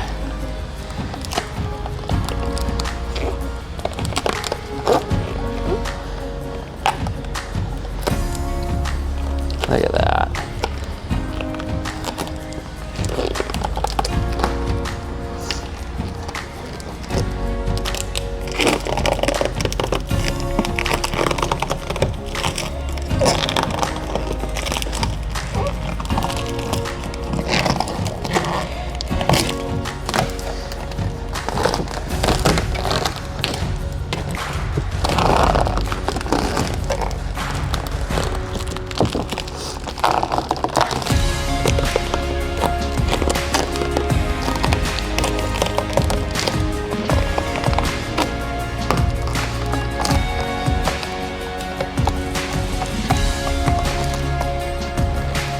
Oh yeah, freaking look at that.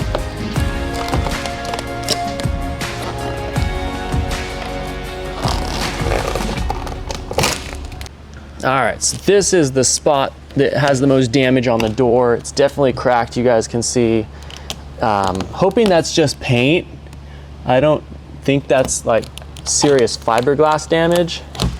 But I mean, obviously the door flexed in the accident. And so, I mean, it could easily have cracked the fiberglass, who knows? So we're trying to find out right now.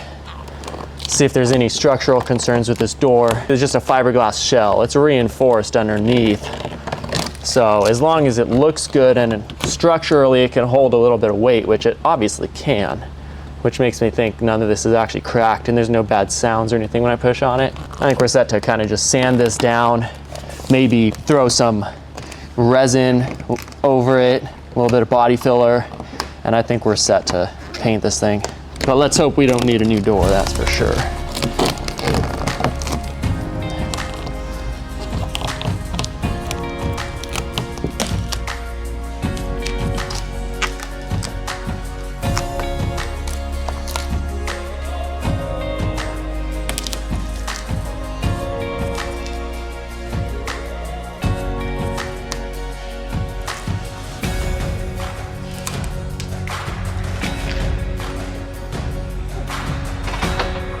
So as you can see here, there's 2 layers of PPF on the underside of the doors. It seems to me like the top layer was from the job a shop did several years back, and the bottom layer was probably installed from the factory to protect the doors from common hit points. And man, just look at that paint underneath. I had been waiting to do this for so long, and it definitely didn't disappoint. The paint underneath looked incredible without a blemish on it. Somewhere along the line, someone really liked this car. I'm assuming maybe the first or second owner had it installed, because I can tell the PPF has been on there for a little while since it was starting to yellow. But luckily for us, it wasn't brittle yet, which made it super easy to take off.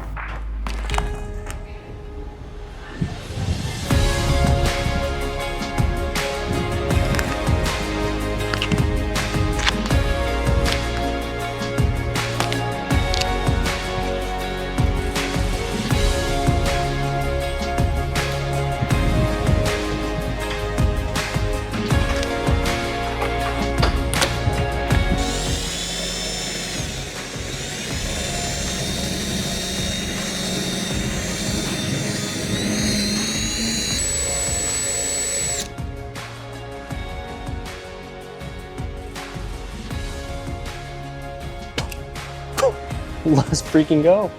Look at that. Like a glove. The exact right size. Oh yeah, easy money.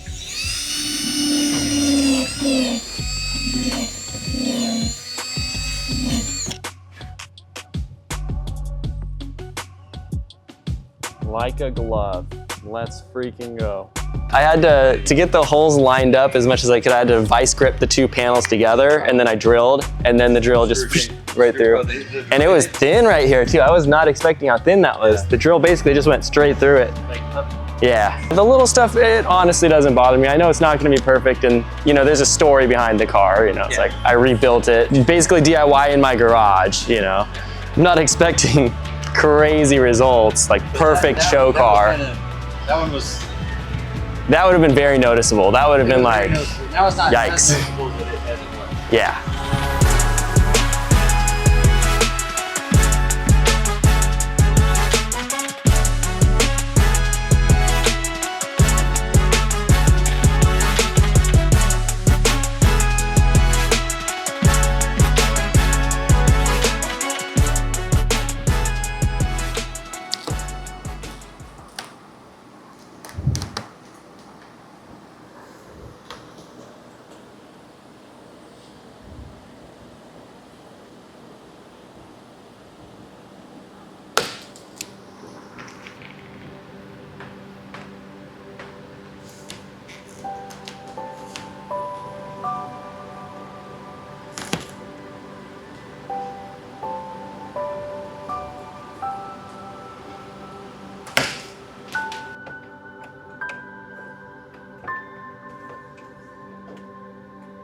Most ridiculous screw to get out in the world. Oh, there we go. Wow.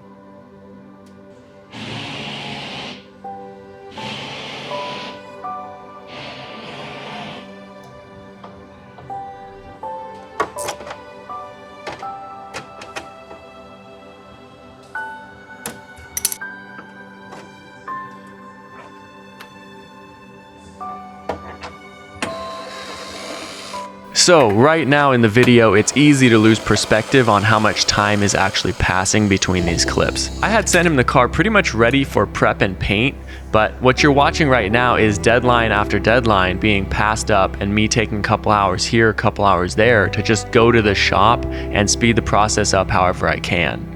In these last few clips, I'm trying to figure out how to charge the AC system in the car, but realized I'd have to start the car for the compressor to kick on, and because the car is smoking and just out of respect, I didn't want to do that. So next up, I tried to fix the fuel filler door in the meantime that's stuck closed because McLaren decided to also make that electronically actuated with no manual release, but couldn't figure it out with the tools I had brought over to the shop. So yeah. So over the next couple weeks, I came and went working on the car as much as I could in the meantime. But when I finished everything I could do and the paint still hadn't progressed, I started to realize this isn't going to get done. And while I'm okay extending the timeline if there's good communication and work ethic, this time was a little different. I came in one day and saw a big line that had been crossed. He lied to me in person a few days prior. This is the panel he said his paint supplier picked up to scan and produce paint from, but it clearly had not been touched. In this shot, you can physically see it on my face. This is the moment I realized this isn't going to work out. So 2 months later, I had to start over once again and figure out paint myself. 2 months earlier when he reached out to me about paint, it seemed like a win-win at the time I chose to trust him with it.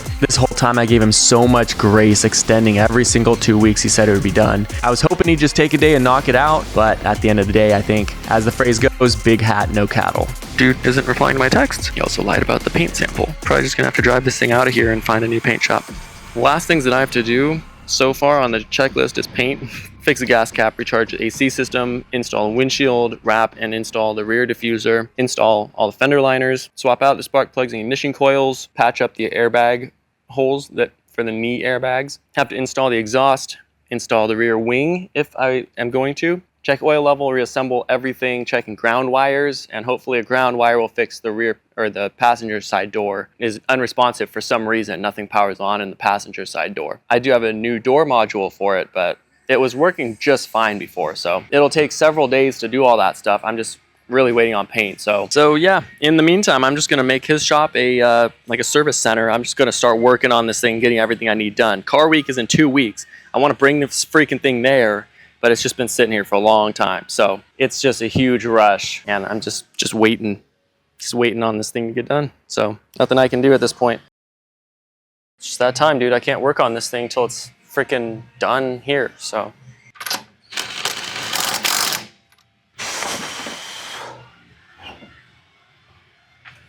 Well, guess who I just got a spicy text from? The paint guy. After not replying to my text messages all last week, he sent me a screenshot of my latest Instagram story and said, come get your car. Classy. So I gotta go repossess the McLaren right now, but before I actually head out there to go get the car, I'm just gonna read you all the texts and let you know the story, as it happens. So I'm gonna rewind time really quick. I sent the car to him June 4th, if you guys remember, it was a freaking long time ago, 2 months, over 2 months now. He said, reminder, he said 2 weeks. Once it gets to his shop, 2 weeks, he should be done, no problem. Over 2 months, hasn't touched it. All right, so Monday, July 29th, I was actually at the shop doing miscellaneous stuff you guys just saw on the McLaren. That day, he said the paint supplier is coming to pick up the panel that they're gonna scan with the computer to get the actual paint for us. That was July 29th. So late the next day, I say, hey Mike, any word from the paint supplier? And at this point, they should have already scanned it and got it back to him. No reply. 2 days later, August 1st, I say, hey Mike, just following up with a 100 emoji. Don't want to bother, just hope to get this moving soon. Really need it back this weekend if I have any dream of making it to car week with it. Then on August 5th, 4 days after that, I post an Instagram story. I was basically just telling it how it was. Like I wasn't saying anything bad about the guy, wasn't saying anything good about the guy. In my Instagram story, I said, might have to paint the 650S myself. Really want to make it to car week, but it's just sitting here and he isn't replying anymore. It's literally almost ready to spray. If there's no update in the next couple days, I think I'll be firing it up and rolling home and doing it like everything else I've done on the project. He did not like that. He just texted me a screenshot and said, you can come pick up car. I said, all right, I will come by soon. Really wanted this to work out. And I really did. I just don't understand how he couldn't be excited for this project. Like, he's got a freaking McLaren that's ready to spray the paint, but he lied to me and he's not replying anymore. And now 2 months later, after having so much grace with this guy, literally every 2 weeks, he was telling me 2 more weeks. And I gave him like a hard deadline a month ago, like I need to have it back very soon. And then just weeks and weeks and weeks go by again. I don't understand how he wasn't more excited about this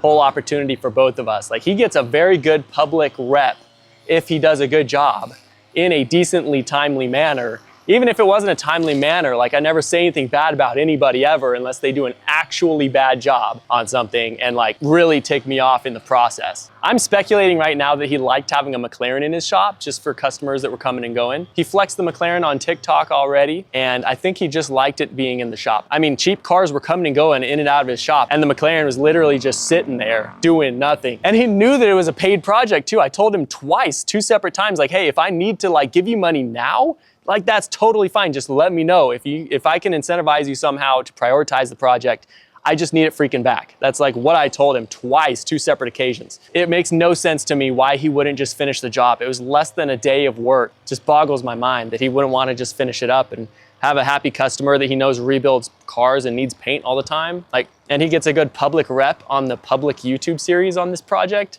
I don't understand. Anyway, we're rolling out. All right, he wants me to pick up the car, I'm gonna pick up the car. You don't gotta ask me twice on this. Heaven forbid there's accountability for his work. So I'm gonna go head over there in the truck and get all my tools that have been sitting there for a month first. Then I'm gonna go get some slips to drive the McLaren home legally. And we're gonna head over there and just go repossess the McLaren. What a ridiculous situation, dude. I lightly hold the guy accountable and he just flips out. Hilarious. Okay, heading to the paint shop. What an absolute waste of time. This whole thing, what an absolute waste of time. Dude maybe did an hour of work on it tops. He's like test sanded one side of a fender, tried to tweak a couple of body panels. What an absolute 100% waste of time. Hopefully nothing even stupider happens on the way home. Here we are for the last time. Thank the Lord. Wish it was under better circumstances, but boy howdy. Excuse me. The whole point of taking the car completely apart for paint is the exact opposite of what we have to do now. Get it put back together enough to drive home. To say the least, it was a frustrating experience all the way around and a legendary waste of time on the project that I paid hundreds of dollars for in the form of back fees at the DMV, but still somehow now it just felt right slapping it back together and getting it back home as fast as possible, and I was happy to do it. And please understand, I wish no harm on him or his business. I hugely appreciated that he gave me permission to film the process and hang out at the shop to work on it. I like taking business casually, as we were doing, but there has to be follow through at some point. All right.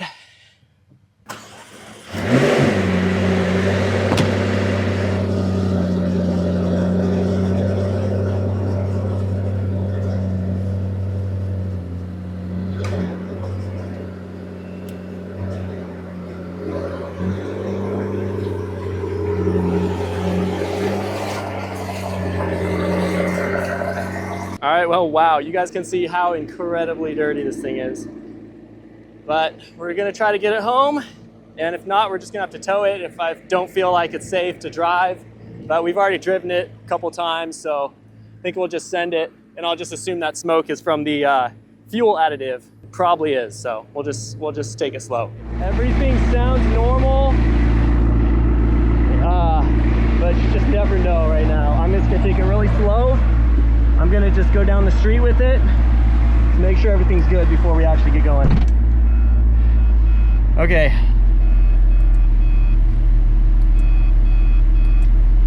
Still says low engine oil pressure. I don't know if you guys can see that or not. And it's not, it just released the code again. I'm gonna assume we're good. Let me see if I can check the oil actually really quick. Not with so many freaking codes. Gosh dang. I know there's oil in there though. So I guess we're just gonna take it slow. I'm hearing a misfire.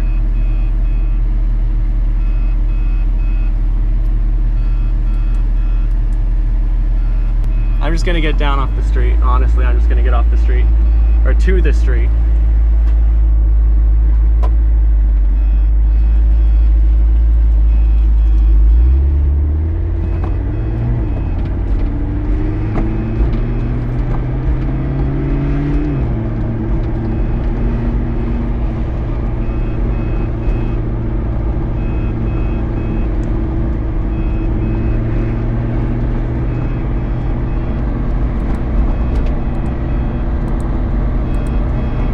The oil pressure light went away, so I'm just gonna take it to the street and we're gonna just feel it out from here.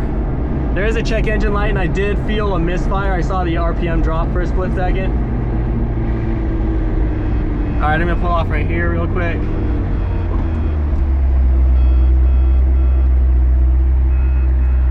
Low oil pressure again. When we're actually driving, it doesn't say that.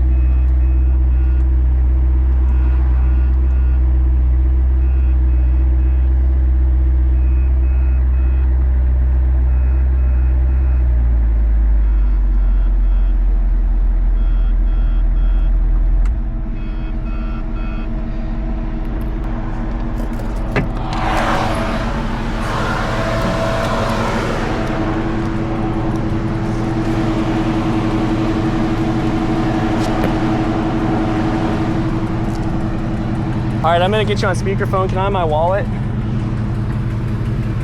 I guess we're just gonna send it. And hopefully nothing explodes. It seems like it's all right. It's a very rattly because everything is disassembled in the car right now. So I like listening for the mechanical stuff up front, I can't really tell if it's a rattle from inside or outside. Yeah. So we're gonna go out, we're gonna make a right. So sketchy. Yeah, let me call you real quick.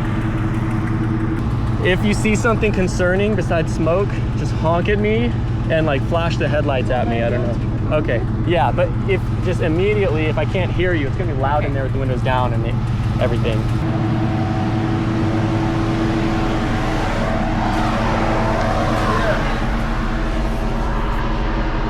You're on speaker. Okay, great. You're on speaker too.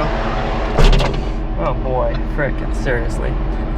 Let's do this again.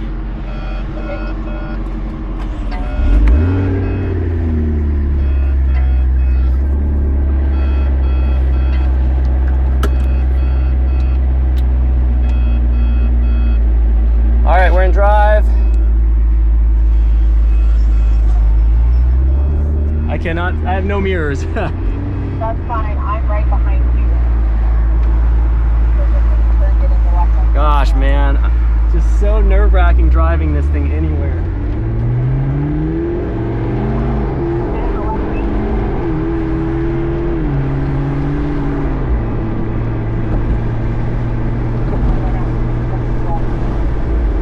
I'm not sure if that wheel is tight on that side. It feels like a wheel kind of loose. It's fine. Oh gosh. Do you want to pull over again? Well, we'll just feel it out. When we actually get a green light, we'll just feel it out. Okay, well, you're going to make a left and then you'll see. This is so sketchy.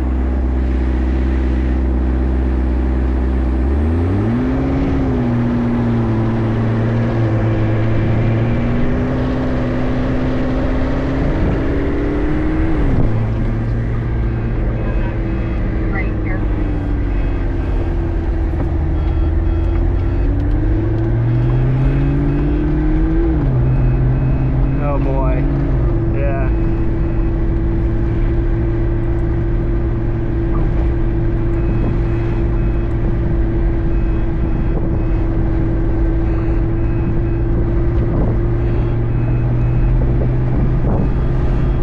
Cool car to drive though. It's just so nerve-wracking. Are you still guiding me? Yeah, you're going to go straight. You're going to go straight. All right. So much stuff bouncing around on here. Oh gosh. Oh, yep, nope, let's stop.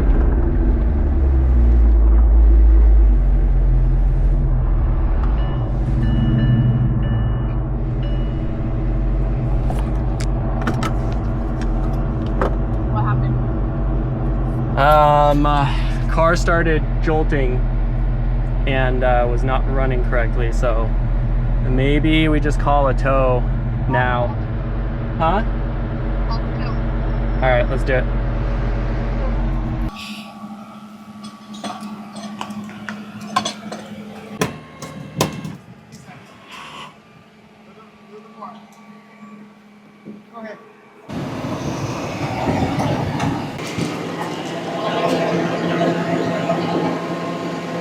All right, we're just gonna want as much speed as possible. Yes, sir. I think. Oh, yeah. Yeah. All right, let's freaking do it. No, not too bad. Good angle on it. All right, here we go. And, oh, we're gonna have to hold it too.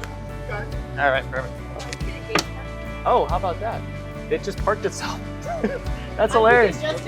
Right when we, it's already the parking brake's good. Yeah. Oh. Well, the prodigal McLaren returns to our driveway 2 months later, and honestly, I'm happy to have it home, even though it's not painted. Claire is finally back where she first started, in the driveway.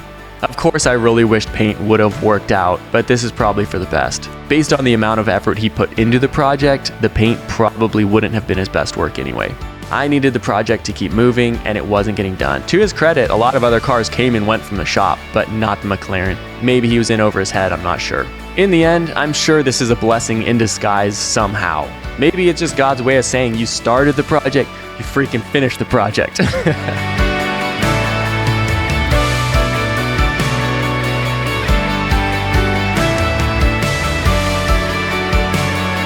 This video I was hoping would be me sitting next to a fully painted McLaren, but I can definitely say I'm happy to have it back after all this drama just in my driveway, and now I can work on it and get it done as fast as I want it to.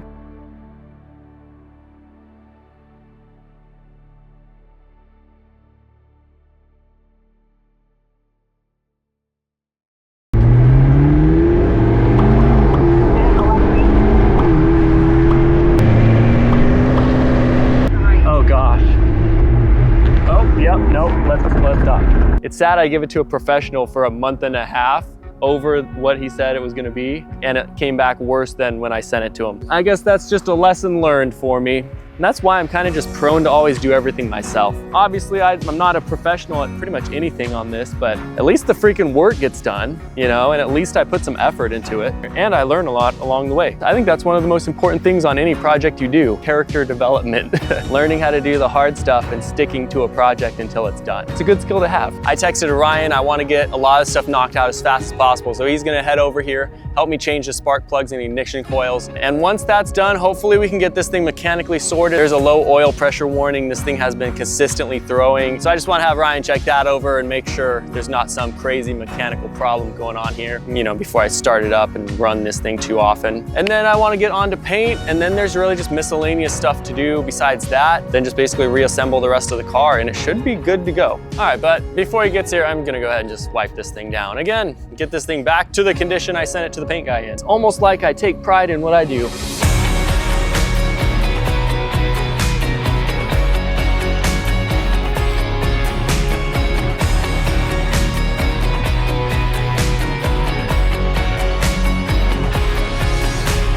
So we can slap the new wing on too while we're doing this job. And while this is off, we probably could throw the whole exhaust system on here too. Let's go. I see some ignition coils. Oh, wow. Yeah, that goes really far underneath the car. Huh. This is gonna be a very fun job, that's for sure. I'm just gonna let Ryan do the whole thing. I told him I'd help him, but I'm just gonna be like, bro, I gotta take a call. And then I'll come back like 4 hours later. While we're digging into it though, I think this is gonna be really good for knowing the actual mechanical condition of the car. We might even solve all the mechanical problems by doing this job alone. The ignition coils and the plugs should solve the misfire issue. And while we have the plugs out, we can also scope into the cylinders and see if all that is still good. And if we need to add some oil to the cylinders just to make sure there's lubrication going on, we can do that at the same time as well, while we diagnose the low oil pressure warning we're getting. So this is probably a good first task to do on the car now that we have it back. So I'm gonna get to work. I'm gonna see if I can find a video that'll show me how to take this stuff off in the meantime while Ryan is. Let's go.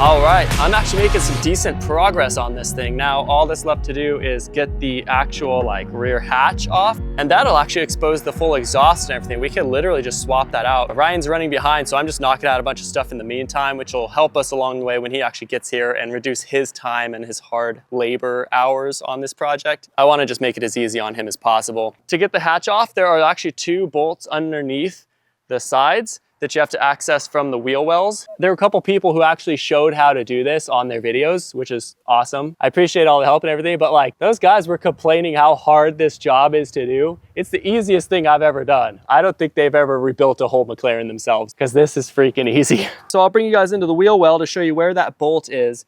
I'm gonna zoom you way in. It's kind of like right behind kind of right behind those wires up there. You kind of just have to feed a little extension through there and unbolt it. It's like the easiest thing I've ever done, dude. There's nothing really in the way. You just need like a 12-inch extension. And then the other one's kind of like right behind the acute. There it is. Nice. Anyway, I'm gonna get that out real quick. We'll take that lid off. Check this out. I got a little extension and just a normal wrench. And look at that. I got it right on the bolt and it's coming out just like a bolt should come out. That is so hard. I'm so sorry you guys had to get a bolt out. Must have been real tough. Easiest thing I've ever done in my life. And allegedly you just pull these up. Oh, look at that, that's freaking erect. Everyone's all using tape and stuff like, oh my goodness, I'm gonna scratch my paint. So hard. What a tough life for you McLaren owners that have to swap your exhaust. Let's freaking go. Look at this thing, you guys.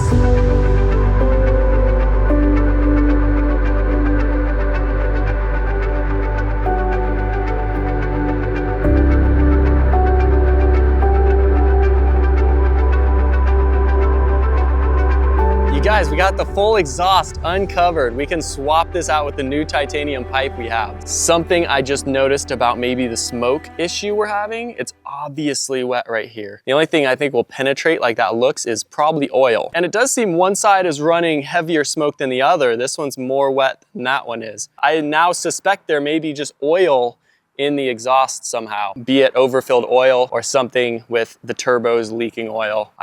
We have yet to find that out. To end the night off, I think I'm actually gonna pull the exhaust system out of here because we'll have to get that out anyway when we're slapping in the new titanium exhaust. It's gonna look so sick. And I think if we get the intake hoses off, that'll make it a little easier to access the spark plugs, the ignition coils, whatnot, which I can actually see pretty clearly now. I think we'll be fine. I think we'll be all right with all these doors and stuff out of the way. It's just gonna be a tight fit. It's just gonna be a tight fit. Let's take a moment and send some prayers over to Ryan. I have no idea where that guy is. Hopefully he's okay. I need my car fixed. All right, I need my car fixed, Ryan. You can't be late next time or you're fired.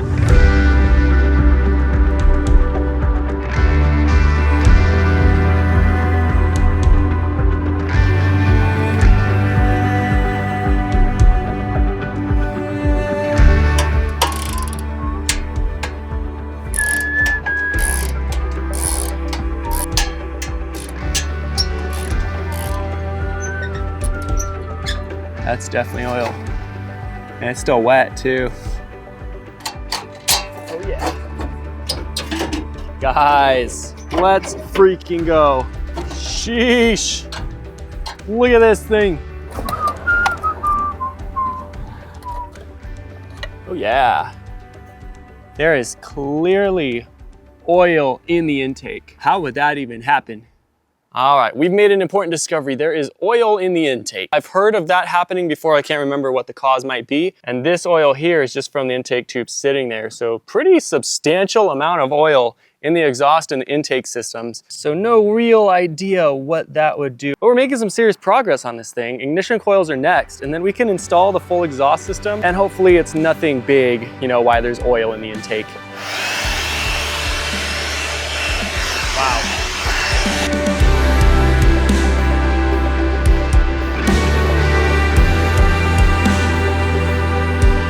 There he is. What's going on, dude? I think we found the smoking problem, by the way, too. You can notice that this is a little bit wet here on the exhaust, and check out the oil in the intake. So, I have no idea what that would be. That's all right, I know how to fix that too. Oh, really? Yeah, there's literally this stuff right here is my bread and butter. It's how I feed my family kind of stuff. Let's go.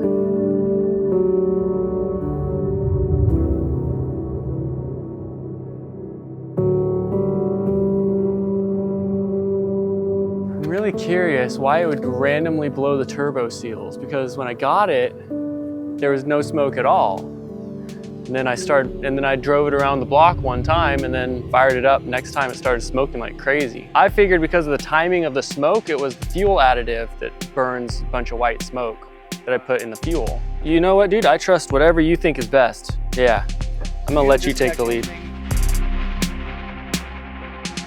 So Ryan started poking around to get his bearings, asking me an irrelevant question so he could start to formulate a theory why the smoke would have appeared out of nowhere.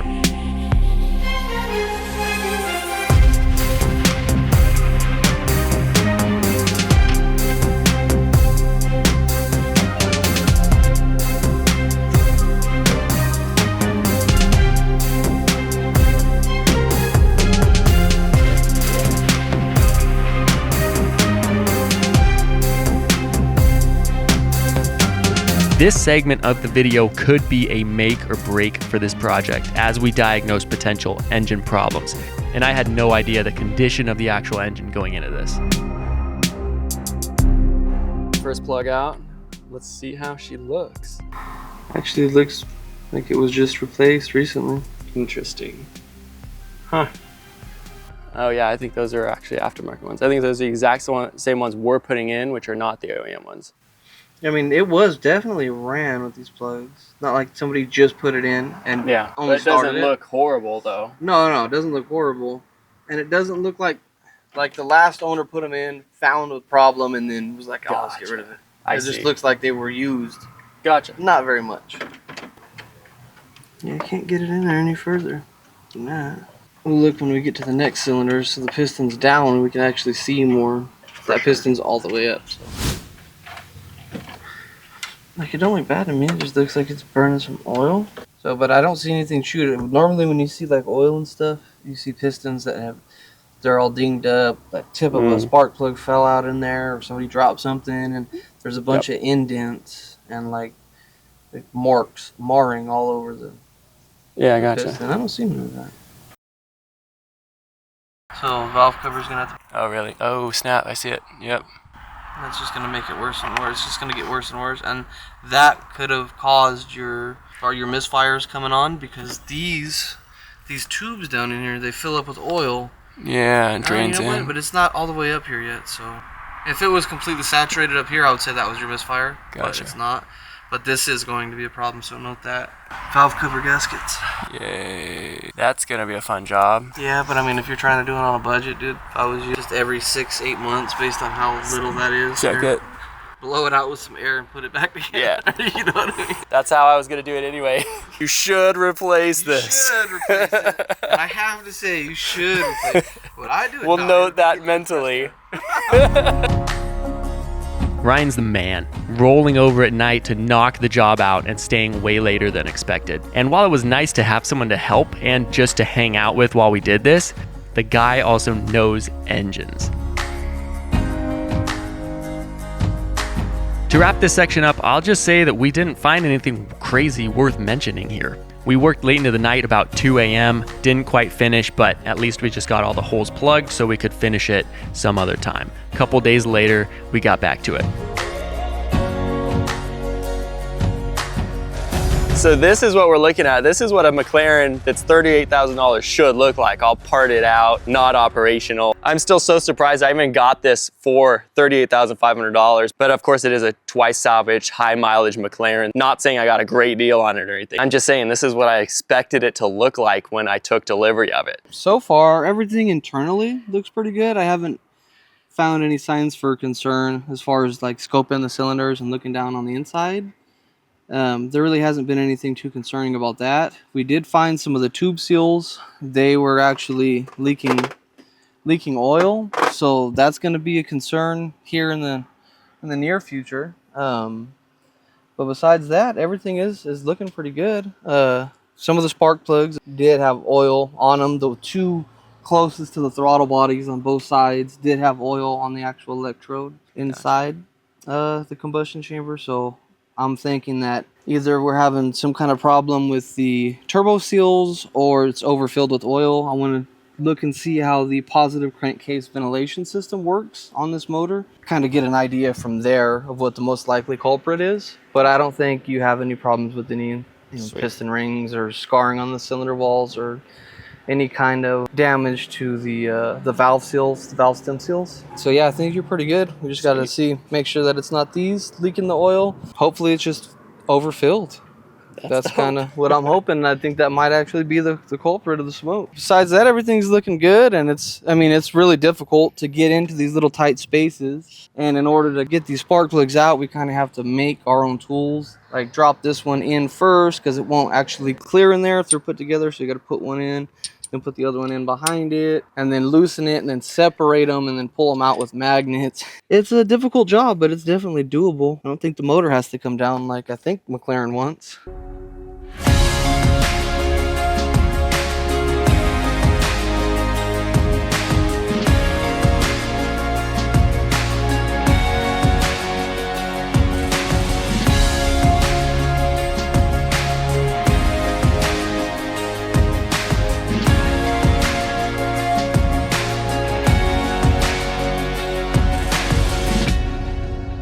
contents of this box is actually something I've been waiting for a very long time, to see how this thing looks and just hear it. It's gonna be freaking awesome. All right, ladies and gentlemen, we have ourselves a titanium catback exhaust for this thing. And while it probably looks insanely nice to you guys, I talked a Chinese seller down to like $1,200 for this entire thing. So pretty freaking good looking. Hopefully this thing will wake the beast up and really make it sound like a supercar. Right now it's kind of just like a V8 kind of rumble. A little bit spicier than just a normal V8, but it just doesn't have that titanium sound just yet. So let's go ahead and slap this guy in, and then Ryan's gonna get here and diagnose the engine with me. We're gonna fire it up for the first time and hopefully solve the smoke issue today and hear a brand new titanium exhaust installed on this thing. It's so light.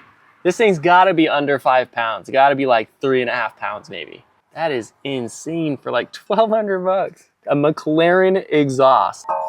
That's gonna sound so good, dude. If nothing else, that just looks a whole lot better. Look at this. Let's freaking go, dude. That is so sick. Oh, I see. So they just include extra hardware in case 650S and the MP412C are slightly different, I think.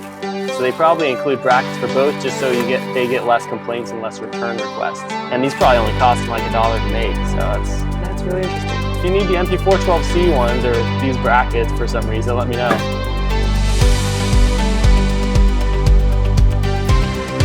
Oh yeah, look at these things. Check that out. Woo-hoo-hoo. Let's go.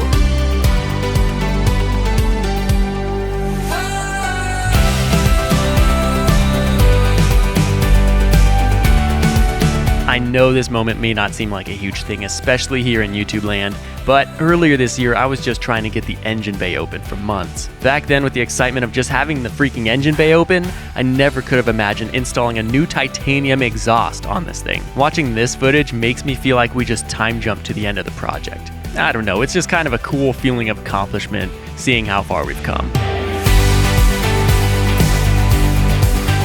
All right, just like that, we have the exhaust installed, boys. Easy money. That ain't going freaking anywhere. Time has come to finally fill the oil correctly. The only way I've been filling this car up with oil is basically just like dumping in 6 quarts and then just like calling it good. But allegedly you have to go 5 quarts to start, then half quarts from then on to get it right and check it and then fill more and then check it and then whatever. I'm sure if you've been following this series, you remember how sketchy the oil was when I drained it, and I only got 4.5 quarts out of it. So there is a chance that it actually had enough oil in it, but it didn't drain correctly the first time. So I probably did overfill it ever since I got the car and was filling up with oil. At least there is oil in it. Let's drain it all out, do this the proper way this time so we can ensure, hopefully, that there's not too much oil in there. And then hopefully I grab the Autel scanner and clear all the codes, and hopefully we can get the menu clear enough to actually check the oil, because this is all digital, and so you have to do it through the display. And I've never been able to check the actual freaking oil level in this thing. All right, under the car once again. And I don't think I'm gonna bore you guys with this. I'm just gonna change the oil again. You've already seen it like 4 times. All right, let's verify again that there is oil getting to the filter. I verified that last time and it was, but I just want to make 100,000,000% certain, you know, that the oil is getting where it should be. So let's crack it open one more time.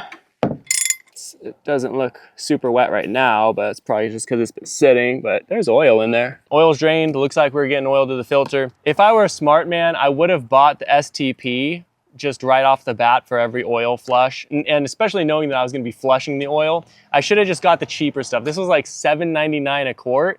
And the stuff I've been putting in here was the Castrol 0W40, but that stuff is like $12 a quart. I probably would have saved myself maybe like $200 at this point if I were just using this stuff right off the bat. It would not surprise me if I spent in the realm of $400 to $500 just on freaking oil trying to get this thing figured out. Anyway, that's just kind of the cost of doing any project, you know. You can't really foresee that. And if you're having engine problems, you kind of just have to suck it up, bite the bullet, and just get as much oil as you need to flush and drain and everything you need to do. All right, let's do it. I'm gonna put 5 quarts in. That's what everyone is saying, just 5 quarts to start, and then it ends up being roughly around 7 to 7.5 that you put back in. All right, boys, count it with me. 1, 2, 3, 4, 5.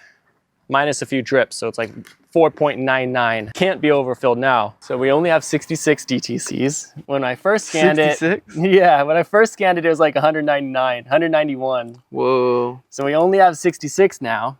I'm gonna do a quick erase. I saved the report. Okay. You think I'm good to do a quick erase now? Yeah. Well, I say we just start it up and see where it goes from there. Yeah, all right. Sounds good to me. But yeah, I think those codes are permanent codes. So that means they actually have to be driven. Yeah. And then they'll go away. Dude, I'm nervous right now. Me But too. Hopefully I'm ready to hear this exhaust, that's for sure. Last time I drove this, last time it was stopped. It was lugging and misfiring. So yeah. Hopefully it's a little smoother this time. Hopefully it sounds a lot better this time.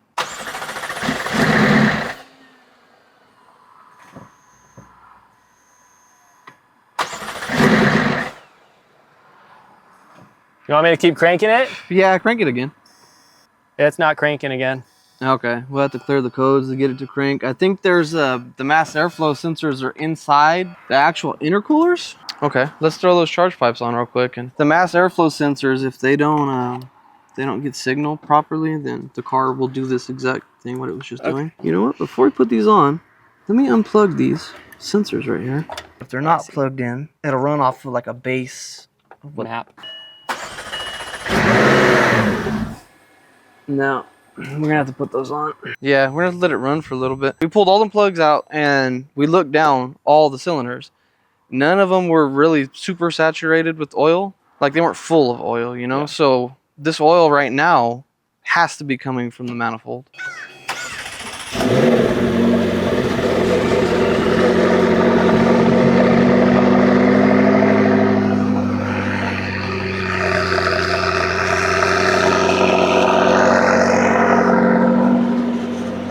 That's definitely oil. Yeah. I'd let it run for a little bit. You know your oil level is correct, right? Yeah. Sounds nice though. It's definitely clearing up.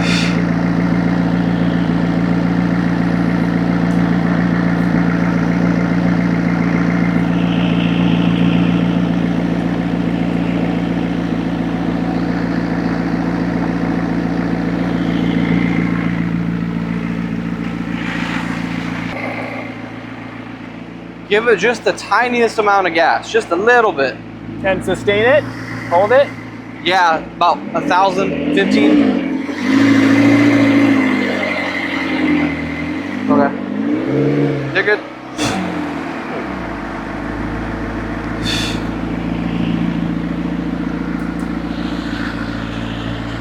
It's not letting me get past the oil pressure fault, so I can't check the oil level.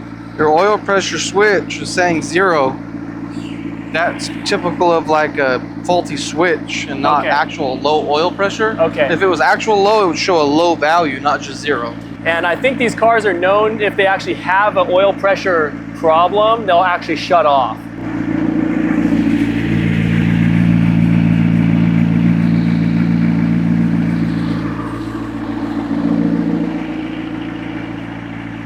Is it better than the last time? It's about normal. I'd say there's a little less smoke. It's maybe a little bit more wispy than it was before. Yeah. When I started up last time, there was a much of a heavier, like blue smoke. But it sounds fine. It's not misfiring as much, at least. I didn't notice a misfire at all yet. All right, so this is the first time we've started it since it lugged and we just towed it home. New ignition coils, new spark plugs. Obviously they're installed correctly because it's running. So right now Ryan is looking at the Autel scanner, see if we can get some live data on this thing and see if we can actually see what's going on. But it's nice hearing it running well again. The new exhaust sounds awesome. It's not remarkably louder than it was at idle, but I can tell it's gonna scream. Was there debris in the oil when you first changed it? No, It was a little like chunky, but there was nothing. Well, it was really thick and kind of clumpy, but there was no metal. There was nothing. I even dissected not metal, but I mean like sludge of any kind. Gotcha. It was pretty sludgy, yeah. So it could be possible. When I was looking under there, you could see the feed and return lines for the oil supply. It could be possible that one of the return lines is plugged up causing a buildup of pressure, and it's spraying oil into the intercooler. Yeah. So that could be a possibility. Because you said it was running fine, and then out of nowhere it just did that, right? It wasn't smoking? Yeah, right. Yeah. It started smoking like immediately. It wasn't smoking at all, and then I started up again, and all of a sudden it was smoking. Right. I'm trying to think of like the most plausible reasoning for that. Yeah, if the return line was plugged up, that would definitely cause it to shoot oil in there. I want to check these throttle bodies again and see if they're saturated with oil again. Yeah, good call. Whatever this system is on here, if the positive crankcase ventilation system is plugged or not functioning at all, I'm manually venting it. The pistons create what's called positive crankcase pressure, and if that's not being vented out, that'll cause a major smoke too. I see. So, okay. Yeah, basically we're just manually venting the crankcase pressure. All right, you ready for me to fire it? Yep. Go.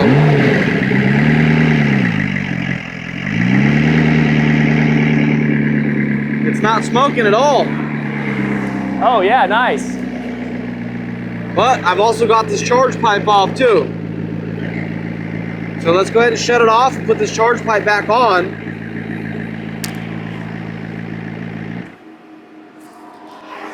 We'll put this charge pipe back on, and then now what's really cool is we've got to distinguish between, now if I put this charge pipe back on and it starts smoking again, we know we've got a problem in this side, and this side's return line is probably plugged from the sludge. But if it makes no change, we got a problem with the positive crankcase ventilation system on this thing. Okay. And we'll pretty much pinpoint where it's at, and then we just got to figure out that system. Dude. And if nothing else, I could just tape the rag on there and just drive it. So that makes me feel real optimistic that this motor's okay, and that the crucial, most expensive parts of this thing are safe. Yeah. So that's like a sigh of relief just by seeing that smoke be gone, you know? Okay, so I'm gonna cover this again. Okay, and I'll fire it back And if up. it starts smoking, then we know the problem's over here in this system somewhere. Sounds good.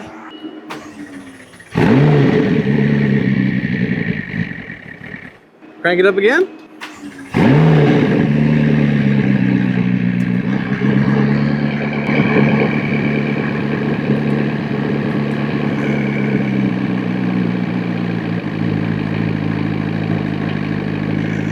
Yeah, come check it out. Now, watch when I put this back on, it probably starts smoking like crazy. It's probably gonna die when I take my hand off, but... Okay. Now when I put this back on, it's probably gonna smoke like crazy again. Let's try it.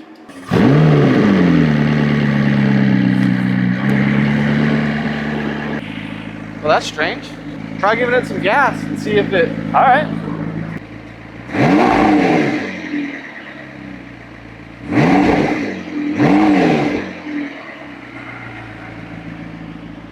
I feel like I smell it a little bit, yeah. There was a little bit of blue smoke. Let me take this off and cover it with the rag again. Okay. And then see what happens there. Okay. So on a lot of BMWs and Mercedes-Benzes, they have a thing in their valve covers called the oil separator. Okay. And it's like a vacuum diaphragm deal, and when those rupture, they cause it to smoke really bad. And this didn't have any positive crankcase pressure. It seemed like it wanted to have a vacuum. So it could be the valve covers if it has that same kind of Mercedes-Benz, BMW, Audi system on there. So rev it up real quick, see if it smokes.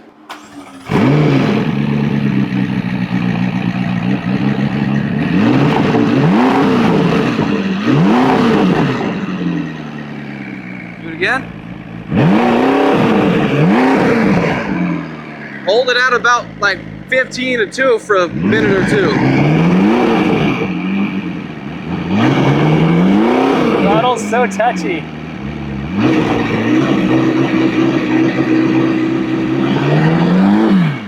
Will you crank it up one more time? Just let it run for like 5-10 minutes.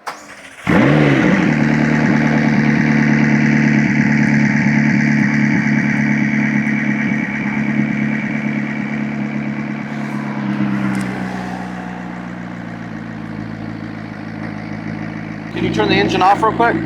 Okay, go ahead and fire it up.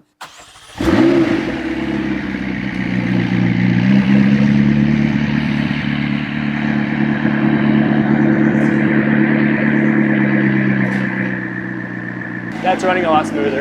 Is it? As far as, yeah, the RPM gauge isn't twitching as much. And then another thing too is when cars have sat for a while, they haven't ran for a long time, just running them overall, the more they run, the better they run. Yeah.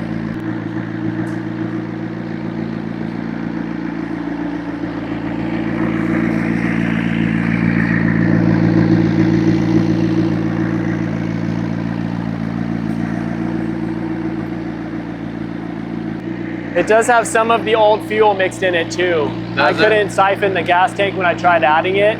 Gotcha. So I put like 5 gallons into whatever it had in the tank, which was like maybe less than an eighth of the tank. Right. So the more it runs, the better it's sounding. The little tiny misfires are starting to get further and further away from each other. Yeah. 800 RPMs, that's about where it should be idling. Yeah, it sounds great. Is the check engine light on? It actually turned off. Yeah. I asked, you can see right here, malfunction indicator lamp status 0. So sweet. Actually, I don't want to say anything just yet. Give me about 20 more minutes of looking around and then I'll say something. It's starting to sound really good though. It's sounding much better. Yeah, it's holding perfect. Yeah, that sounds really good. Yeah, it's exactly how it should sound right there. I watched all the values, I watched everything, and everything looks good. The values for both sides are matching up, what the pressures are supposed to be and everything.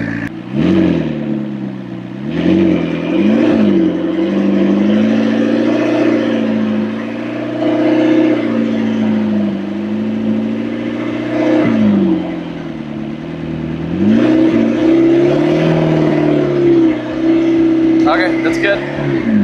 That sounds really good. That motor sounds really good. Everything sounds nice. Yeah, the smoke is pretty much gone. So my theory of what's going on there, when I pulled this cap, the diaphragm must have been stuck in the upward position. And when I pulled this cap, it created a negative, like a negative pressure, and was able to let it come back down. Okay, nice. And so now it's like doing what it's supposed to do. So I think that's what happened. I don't want to say for sure, but hey, it's better than it was. It's the only plausible solution in my head that that's what happened. I will speak for all of us when I say what a huge relief hearing this engine just smooth out and all the smoke go away. Another massive shout out to Ryan. The guy has been so generous with his time. I'm going to link his channel down below if you guys can go show him some love. He doesn't have much on there, but he's been filming a lot, and I'm excited to see him start posting. So I guess the takeaway here, kids, is just don't overfill your McLaren with oil. I am so glad we didn't find anything that killed this project. I still can't believe to this day that this $38,500 McLaren is an actual run and drive car without any real mechanical problems, besides the ones that were easily fixed already.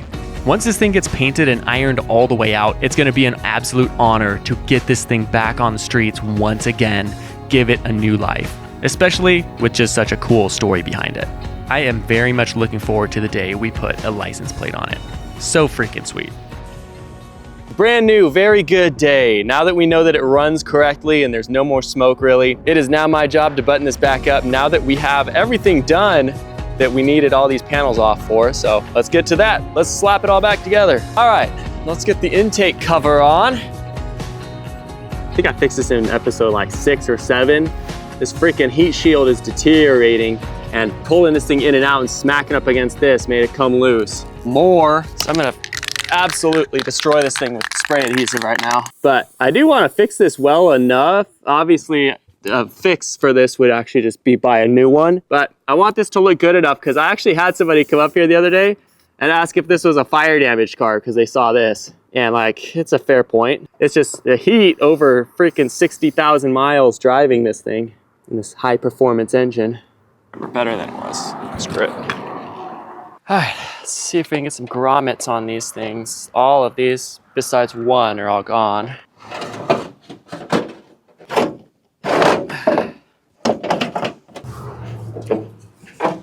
Oh yeah. This panel was only held in by 2 bolts last time when I took it off. The front 2 ones were gone. So whoever took this off last time did a real quick job. They lost a couple bolts, and I could tell this heat shield was not put in correctly because it's permanently creased where it shouldn't be. Anyway, fun fact, if you're rebuilding a 650S for some reason, or a 12C, The 2 front bolts on this panel can be accessed just with your hand underneath here. And I actually bought one of these like compact, like little hand ratchets. Actually fits perfectly in here. I couldn't get a real ratchet.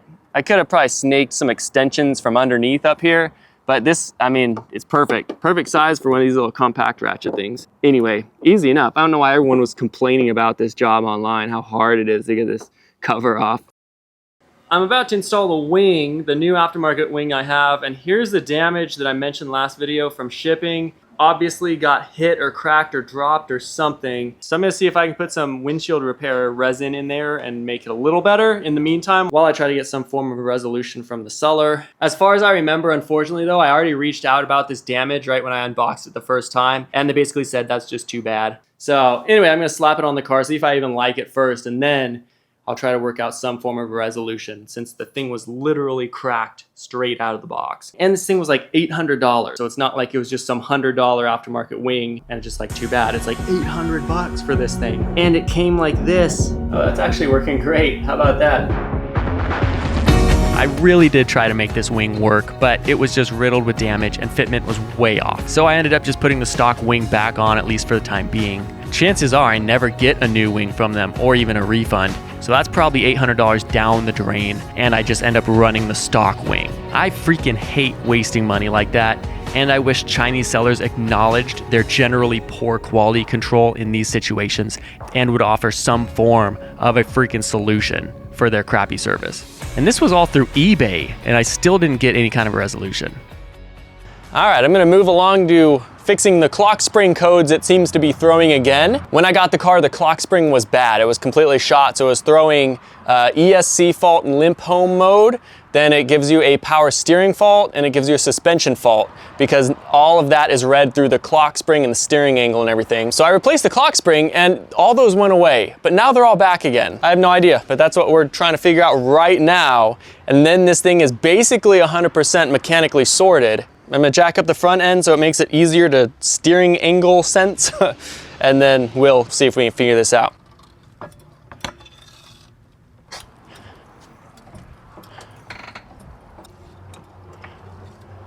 See if I could just freaking rotate it and make those codes go away. Because I'm pretty sure I installed this thing correctly. I guess I'll check the airbag out again and just redo the whole clock spring procedure. All right, we got some broom upgrades, boys. This one's so good, it doesn't even fit.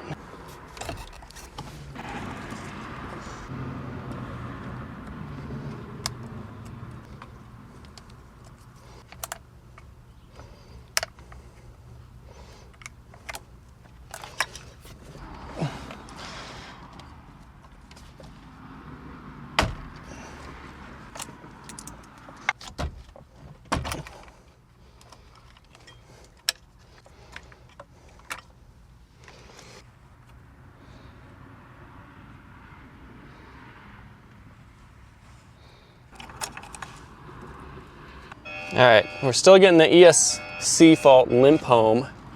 Let's go ahead and just try turning the wheels all the way lock left and all the way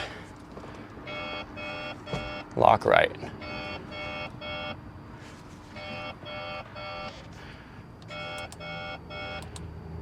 Power steering fault, there's still the same faults. ESC fault, limp home still. It's not giving me a power steering fault anymore. It just says ESC fault limp home. So maybe I need to actually have the car running and do left and right when to clear that code. I'm not sure. I'm just gonna fire it up, see how a cold start sounds on this new exhaust, see if it smokes. I haven't fired it up since we fired it up last time. Yeah, we'll just see if it clears any codes. It doesn't say power steering fault anymore, which is good. So I think we might have solved that small issue. All right, let's do it.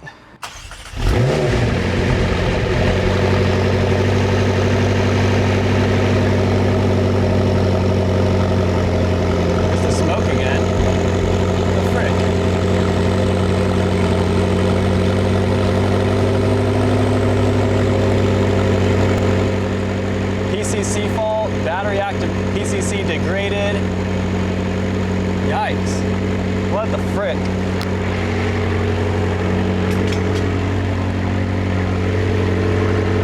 No more smoke. about that?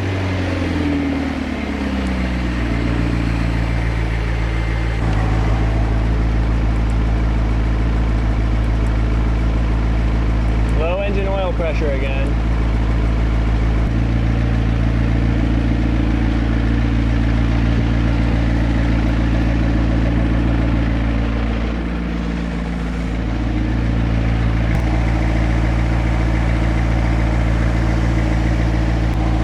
Yeah, it gave me all the faults again. Now it's just stuck on the low oil pressure as usual. What the freak?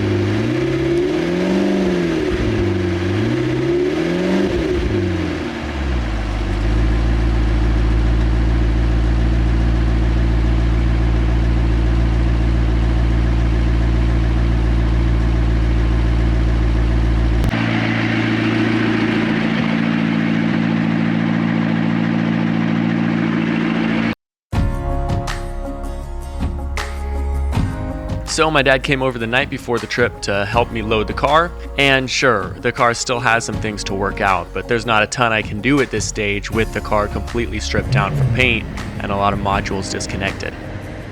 Sean from McMedic said that McLarens in particular rely on all the systems working together, and in this car, half the electronics are offline until it's painted and put back together.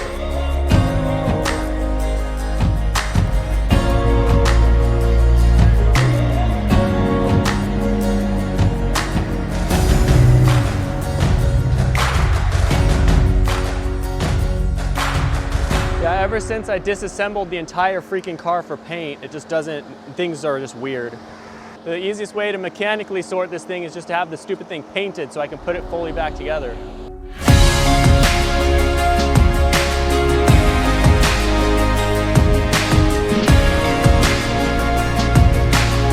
So we hit the road early that morning for hopefully the last trip down to LA on this project. Something about these early morning adventures with my dad I've kind of missed. It throws me back to the old days when life was a lot simpler.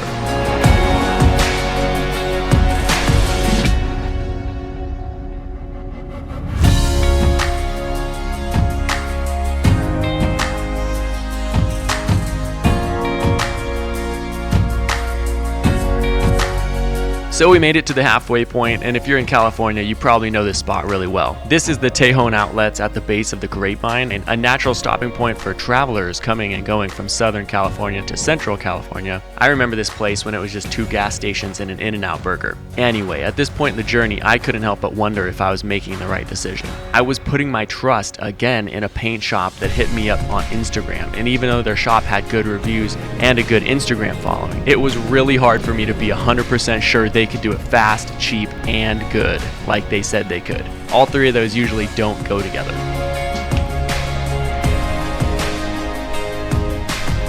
We finally made it down there to Irwindale Collision Center to drop the car off for a week and a half.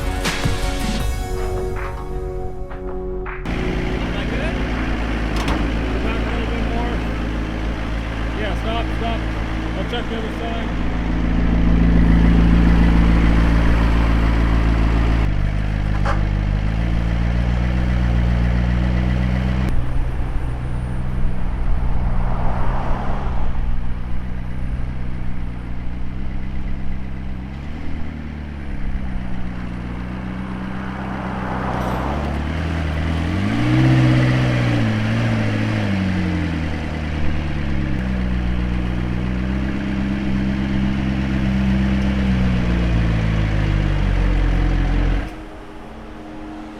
I didn't know it for sure at the time, but this indeed was the final resting place of the unpainted McLaren. Next time I'd see it, my jaw would be hitting the floor.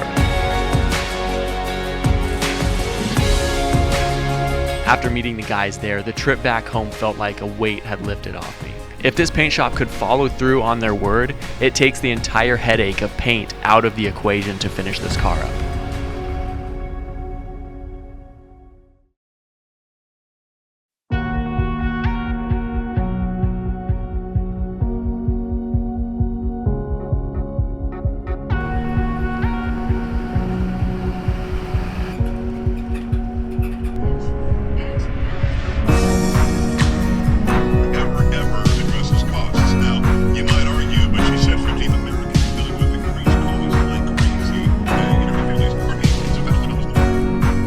In the next few hours, I knew I would never see this car the same way again. It was this trip that all the memories of the project started running through my head. We stopped for fuel and hit the road again, and I truly couldn't get down there fast enough.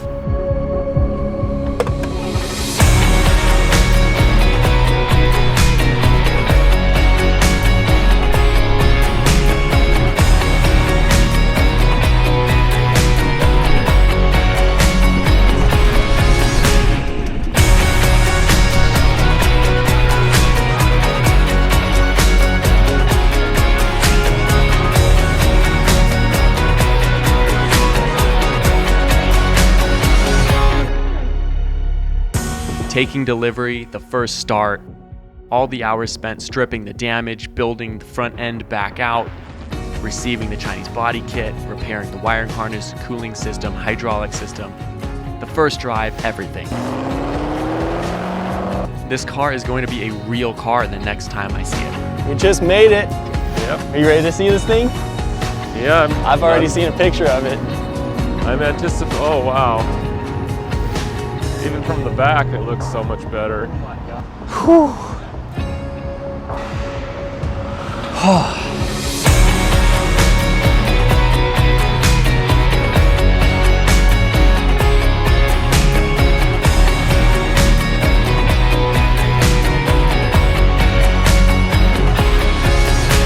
It's a real car, everybody. It's so cool. When I look at something for the first time, I can't see it the right way. You know, and I see it 2 days from now, it'll look even better. It's a fantastic color. They did a great job. All right, well, what do you say we just get it loaded up and get this thing home? All right.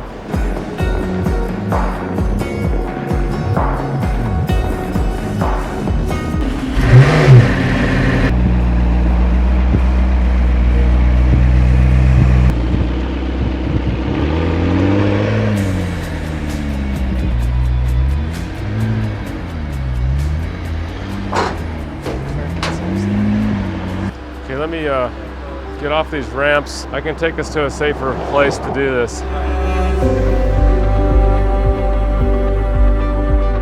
So we got the car loaded up for hopefully the last time ever needing a tow. The body panels were only loosely attached, so we had to fortify everything a bit, and we had to mount the bumper again, but we soon got on the road for home one last time.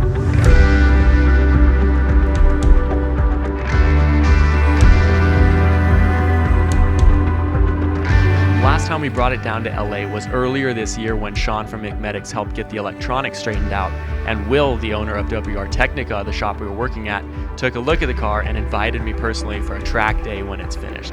Countless others who have laid hands on this car and checked it out in person, I couldn't help but wonder, what would they all think if they could see the car right now? It feels so fulfilling knowing that this car finally looks as good as it's worth and will get completed with the care that a car like this deserves.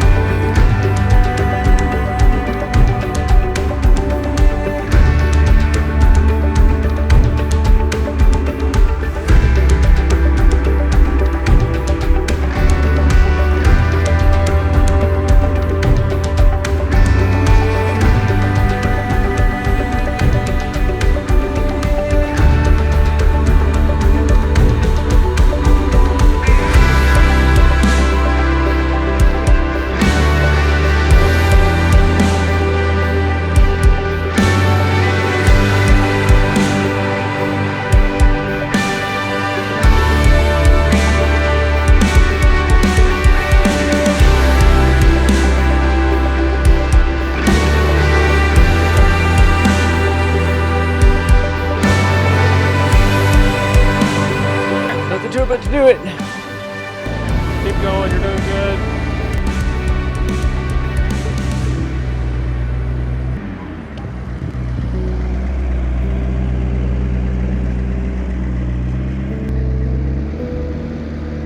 Let's get to taking this PPF off and then we'll flip the car around and we'll talk a little bit more. Let's do it. We will start off with the easy to access areas and hopefully this just kind of peels right off.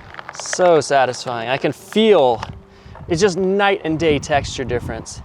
I'm gonna put the microphone here. Listen to this texture difference.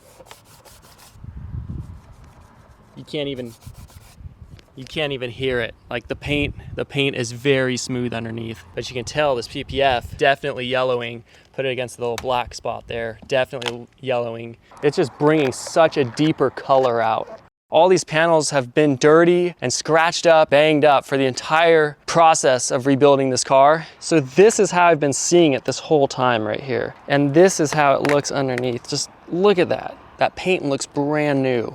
So I'm gonna end the night off by doing this vent. Hopefully it's flawless carbon fiber underneath. Let's find out. Oh yeah. Look at that. Look at that. This PPF absolutely saved that piece of carbon fiber. That is incredible.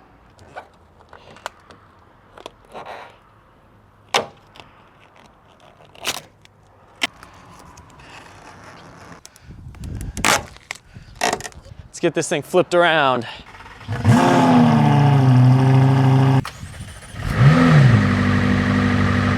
This car is absolutely beautiful. Wow. That color combination is just fantastic. And now that the car's lowered down again, it looks so much better. Wow. I can't believe this thing is mine. That is insane.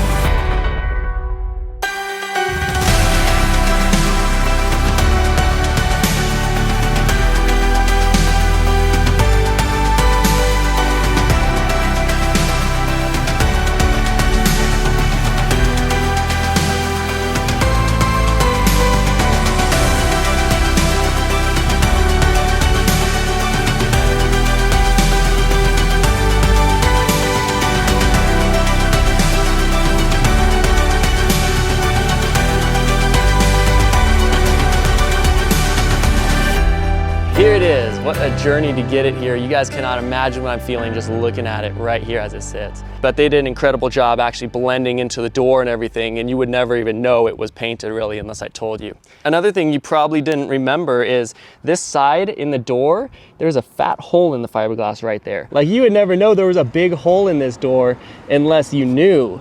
They did a great job just fixing that for me, no questions asked. And then over on this side, they actually sanded this whole quarter panel down and they kind of sprayed and blended into it. It looks incredible. They did a fantastic job.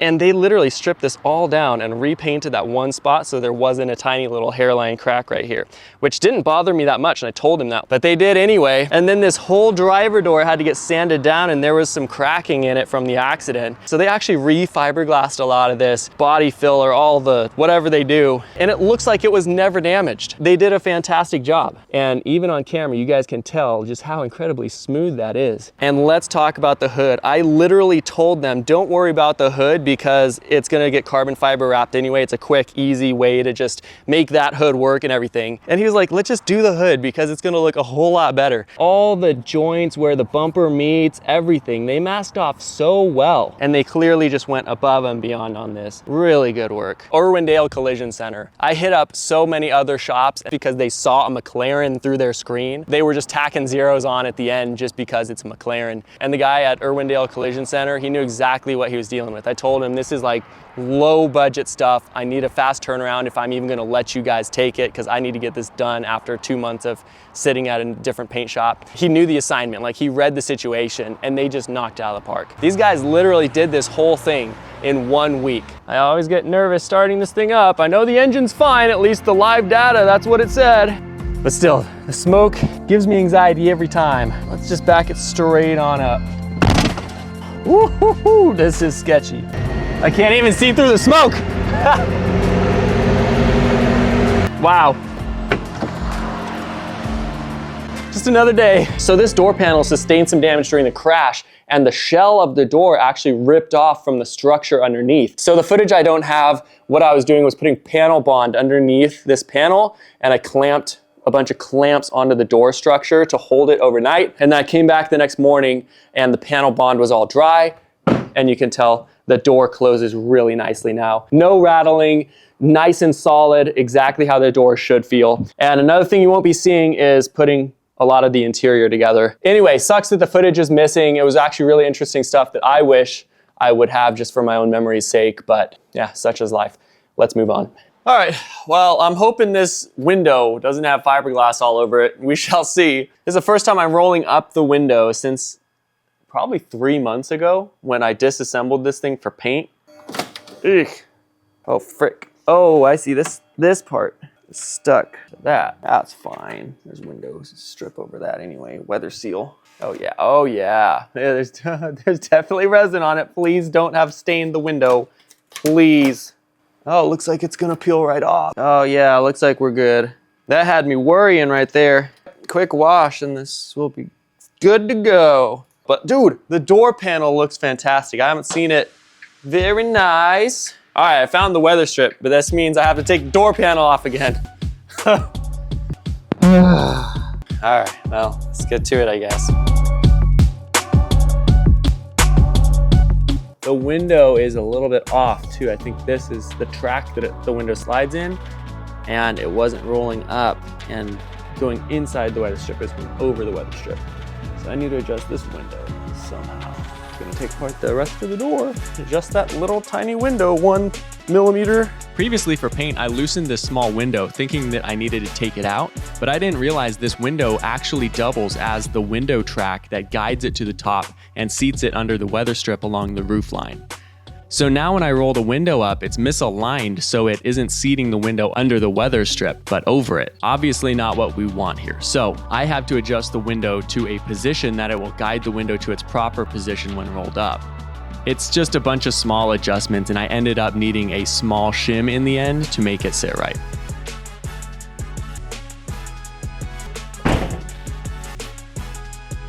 I installed and uninstalled the door panel several times during this process, so pardon my frustration in the next clip. Mother effer. Why? I think it was in video 1 or 2, but this freaking speaker has been the bane of my existence. Whoever took it out last time stripped and broke all of the freaking riv nuts, and all 3 of them are now broken besides this very bottom one. Now I have to break the riv nut out of this piece too because it just stripped itself in the door panel. And I've been going so gently on this thing, just making it work. And now I have to freaking fix all of the stupid riv nuts in this door panel because whoever was working on this last freaking torqued these too hard and it stripped all the freaking riv nuts out. Anyway, that's how my day's going. What would have been a 10-minute job is now like half a day of work. Probably someone in there with an impact gun just the torque spec on this stuff was probably like freaking 6 foot-pounds. And now I have to fix it. Yep, and there's the riv nut. Freaking stupid. I don't even know, dude. Now I have to like, I don't know, re-fiberglass everything? Stupid.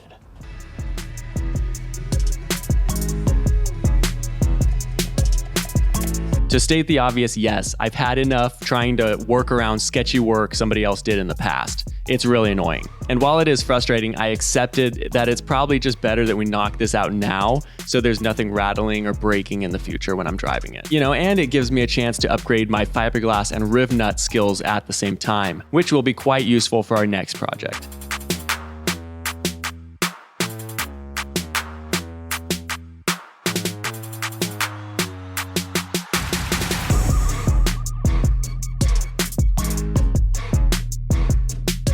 Riv nuts I'm still getting used to. I think this may have been the first riv nut I used in fiberglass, so I learned quickly that the riv nut compressing will actually break the fiberglass if the hole is too small. But hey, it worked out great in the end. I added more fiberglass resin into the cracks the riv nuts created, and it came out really strong. Still though, not a job I was looking forward to spontaneously having to do that day.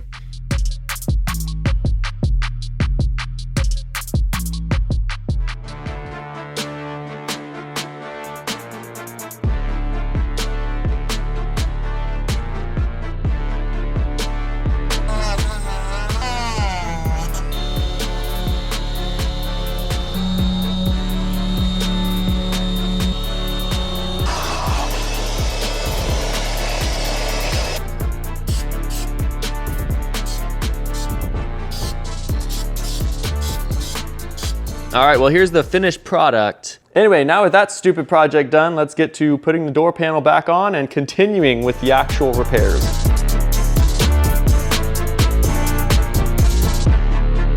Well, we finally have the door 100% put back together, and that took a freaking long time. Anyway, finally with that done, I'm gonna go ahead and start blasting the front end of the car apart one more time. The hood I have to work on a little bit, but step one is just to get the whole thing torn back apart.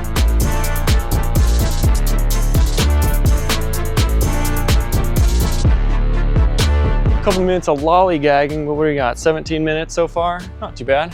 I'm gonna go ahead and move along to figure out the clock spring issues. So I'm gonna make sure these wheels are as lined up as I can get them, and then do the whole clock spring sequence one more time. Hopefully that'll fix it. We'll get into this later, but the faults I assumed were clock spring related faults were actually two specific errors I was getting from the power steering pump from a bad reading from the steering angle sensor. So it actually wasn't clock spring related at all. I just need to do the whole 2.5, find the middle, put this back on straight. Hopefully that'll fix it. Again, this is probably at least the 5th time I'm doing this. This should be it, right here. This should be it. Actually, you know what? I think I'm gonna fix this ground wire here before we go too far. That might also be part of the problem. So while doing this sequence again is kind of pointless in hindsight, it was good to end up repairing this ground wire while we were in here as preventative maintenance. Beautiful.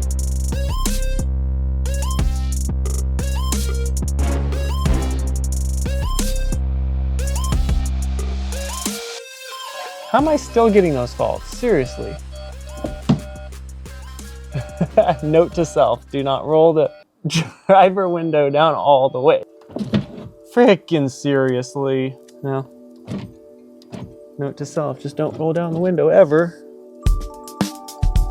With the driver door situation finally figured out and off my mind, the next day I moved on to buttoning up a lot of the small items that needed to be done. A mysterious problem that recently popped up is the passenger side door is no longer getting power to it, so I can't roll that window up. The car has a built-in owner's manual, which is cool, so I decided to check if it had a fuse diagram, which it did. I went ahead and took photos of that for future reference when we're figuring out the door panel, and browsed around in the manual just out of curiosity. It definitely was a good reminder of just how awesome this car is. And we're also getting a climate control fault because the passenger door isn't reading the climate control switches along with the passenger door release fault. So I've already made the executive decision to not replace the dash airbags at this point, so I'm just patching up the holes to complete the interior here. The reason being, total cost to replace 3 small airbags in the entire dash panel would be $10,000 to $12,000 and a complete teardown of the interior of the car to replace them. Not worth it. I think they actually glued this from factory. So let's get freaking glue out and spend another half day gluing 2 small tiny little trim pieces back on. Nothing is easy. I think it's actually adhesive that they used from the factory. Like legitimately adhesive that like ripped the fiberglass, and there's like thick hard layer right there. Like the trim pieces on this car were obviously not meant to actually like come off at all, like ever. Pretty crazy.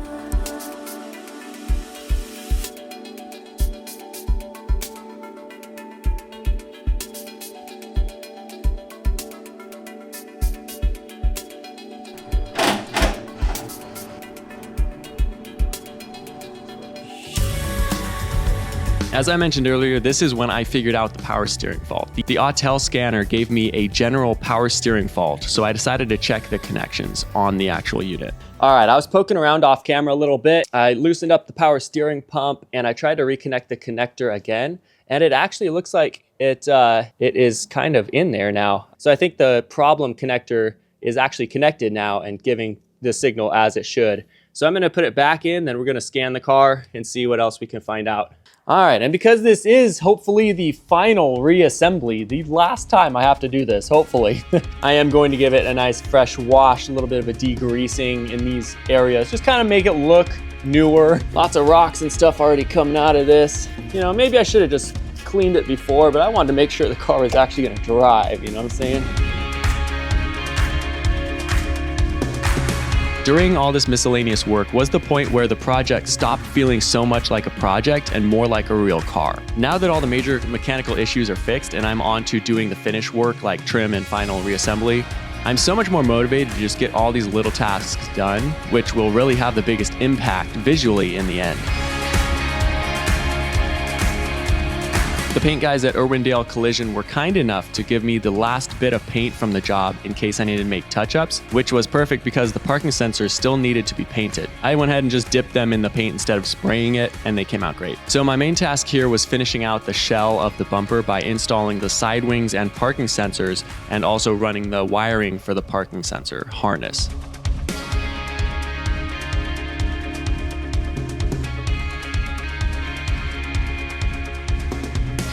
The two front sensors fit perfectly because I drilled them, so there wasn't really modification I needed to make there. But the pre-cut holes from China on the vents were significantly bigger than the sensors, so I used hot glue to get them into place and then epoxy to hold them in permanently. I know you may laugh at that, but if you guys followed the previous electric builds we've done, I always wondered why Lord Kurt's go-to glue was hot glue. But during this build, I realized how insanely versatile it is. It's strong but flexible and easy to build up. Yeah, I'm a big fan.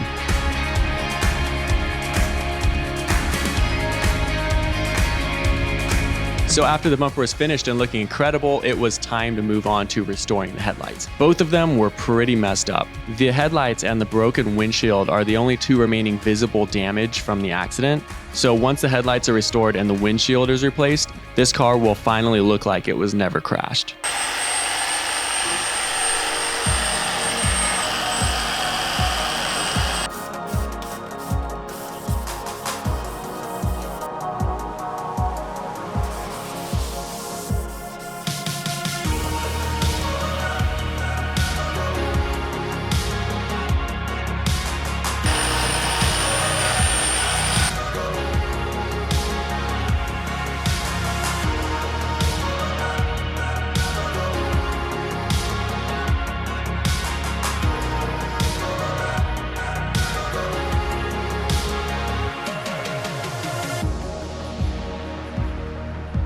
Okay, so I sealed both the headlights using ceramic coating, and so far I'm happy with the results. As long as it actually does last up to 3 years, I'd say it's an easy way to get headlights looking really good. I can always apply more ceramic coating over the years too, so it's easy to keep protected over time.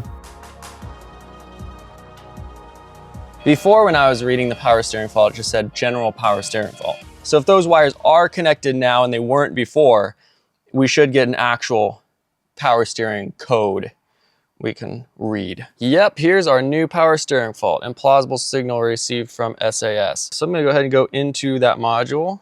All right, I'm gonna go ahead and give it the good old fashioned lock right, lock left. Just see if I erase this, what it'll do. Yeah, still same thing. I have made some headway. You guys can see this is the steering angle sensor live data. If I turn the wheel all the way lock right, you guys can see it is exactly 180 degrees off. And that's why the steering angle sensor is throwing an implausible value to the power steering pump. But we know the problem. So once we get that figured out, this will no longer give me a power steering fault. And that's all that really matters. Freaking seriously, it doesn't have McLaren in its service data for the steering angle sensor recalibration. Decoding VIN failed, yay. So we have to do this the freaking analog way. Somebody is coming out here tomorrow to replace this windshield for me. So that's a huge win. That's gonna completely transform the look of this car. So I'm very excited. You guys can see all the damage. There's cracks literally running through this entire windshield. So the boys came out bright and early the next day to get the windshield replaced. With the old glass removed, the new glass was ready to go in after transferring the rain sensor.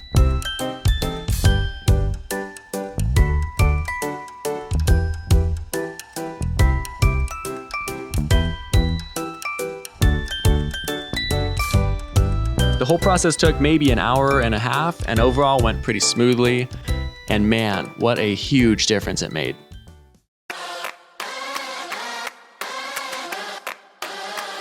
Finally looks as nice as it feels, you know? Obviously there's still some things to do. You guys can see there's only one window that's rolled up because this freaking door panel is not getting power for some reason. Hopefully it's an easy fix. Just look how freaking clean this looks now. It's just the perfect like darkness in here. This is insane. It feels like I should just fire up the engine, go get groceries, go to the gym, whatever I normally do in this car. It's that close. It's really that close. As far as the oil pressure warning that we're getting on the screen when we start the car fires up, runs perfectly normal. There's not even a check engine light on this thing. So the smoke is probably overfilled oil, and the oil pressure warning that we're getting on the display is either a faulty switch or we're not making quite enough oil pressure. So both of which we're gonna check today. I almost forgot, we do also have a problem with the fuel door not opening. Besides that, I guess I'll add to the list, install, trim, ect. Last piece of bodywork I forgot to add is adjusting the hood. We still have to adjust that to make it fit to the car correctly. So adjust hood. Let's get to it. All right, first of all, let's get this door figured out. Has no power. Can't roll up the window. None of the controls, climate control doesn't work. Door releases don't work. It's throwing codes. We gotta get those figured out. I guess I'll check fuses first. Used to work fine, and all of a sudden one day I noticed like, oh, the door panel's not working. You know, I think I'm just gonna check every fuse while I'm in here. Got a nice multimeter here that tests continuity. You can hear when I touch them together, creates a beep. Put it in this little pocket here, how about that?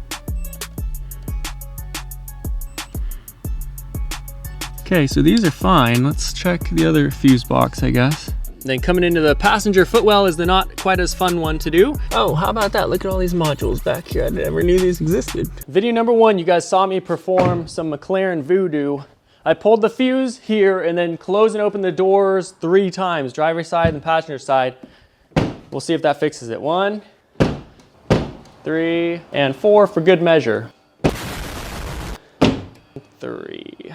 Doesn't look like it fixed a thing. Let's move on. I guess maybe let's try a new door module in it.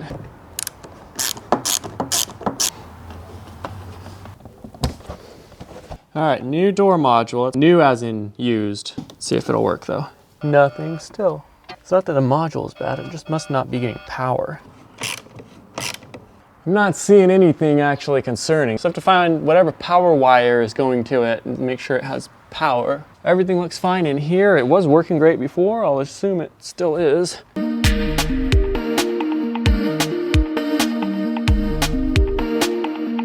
Got a f***ing oil leak. Don't know where it'd be coming from. It's like sticky. Looks like oil to me. Doesn't smell like anything though. Who knows? Who even cares? I am going to go ahead and start off with the sump drain today. I've noted this in past videos, but the sump drain does not seem to get much out of it. A little bit of oil comes out, but not very much. Not nearly as much as other people get out of theirs. Yeah, see, there's really not that much in there. If there was an issue here with the oil pressure and just any kind of problem in this engine, I would think that probably passages are blocked from the sludgy oil that came in the car. Giving me a little bit of sketchiness. There's always some residue of like really dirty oil in here. So you guys can see that looks like the old oil from the car. All you conspiracy theorists that think the head gasket's bad, look at that. Perfectly fresh oil. Beautiful. We're obviously getting oil to the filter. Lots of it too. I can't imagine we're actually getting a low oil pressure. Yeah, see, turbos, everything's full of oil as it should be. It's obviously getting lubrication where it needs to. It's got it at the oil filter.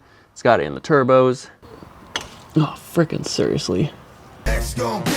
Honestly, I don't know how bad it actually was. I couldn't see inside the engine when I got the car, when I did the first oil change. It looked like the sludge was all draining, but still there's that possibility now that there is a blocked oil passage due to sludge. Like it could have been really bad. I have no idea. And because all the oil isn't draining out of the engine every single time I do an oil change, kind of leads me to believe there is a blocked oil passage somewhere. Swapping out the filter.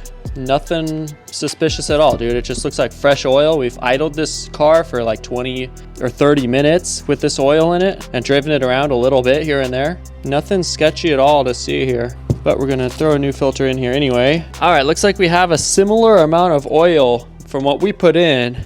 Pretty much exactly what we got out.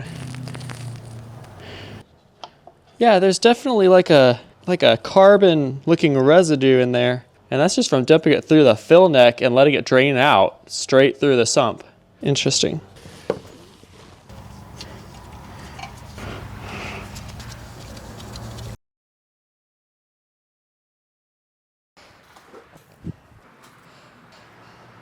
And here we have the tonneau not opening because probably it thinks this is not latched, which it is.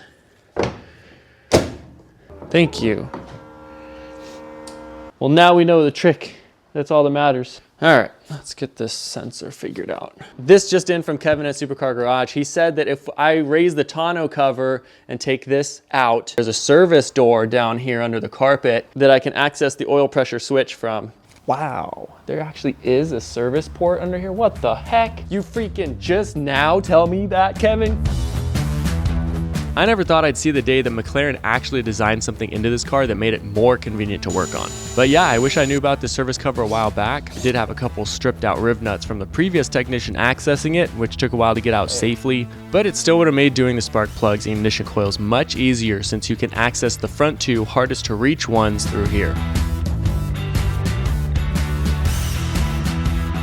Taking this out, I don't think actually will help us at all. I think we are indeed limited to this tiny little space. We get an entire sensor out from underneath all of this immovable hosing. Exactly what I was hoping. Let's go ahead and just stick the camera down here. So there it is. It's pretty far down there. And I don't know how in the good Lord's book we're gonna get a wrench around that thing. Oh, it's a freaking coolant hose. Well, maybe if I just get this clamp off the middle of it, I can flex it around how I need to. All right, I'm just gonna first try this sumbitch. The deed is finally done. Wow. Now let's get the sensor out. Guys, I think I just got it. Ding dong. No idea if there's like a washer or anything on this. Let's see what we got.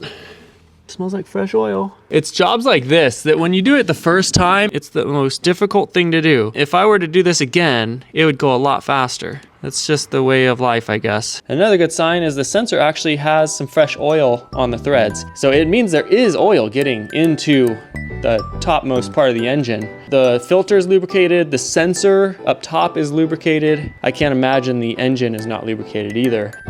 So I went ahead and cleaned up the sensor to pull the part number from it. McLaren uses a lot of Mercedes-Benz sensors and modules, so I was hoping it would be the same sensor my cousin runs on his clapped out C-Class, but yet again, it turned into another online order and another week or two waiting for it. And I'm still waiting for it at this point. All right, the time has finally come to get an actual oil pressure gauge on the car so we can mechanically read the actual oil pressure of this thing. So what I learned about the switch on this car is just a one wire. So basically, if it's reading 10 or 12 PSI or over, it says it's getting oil pressure. If it's anything under that, it says it's not getting oil pressure. It's either on or off based on that. There's no actual oil pressure readings on this car. Crazy, but that is how it is, I guess, for awesome supercars. Nothing to it but to do it, I guess. Dude, it actually is threaded in. How about that? Like the whole job, the most you can do is put like 2 fingers near the plug. It's like you can't even get half your hand on anything. So it's just, wow. Good old fashioned finger tight there, but I think that should read just fine. All right, well, I can't say that I'm not nervous. Whew, guess just nothing to it but to do it.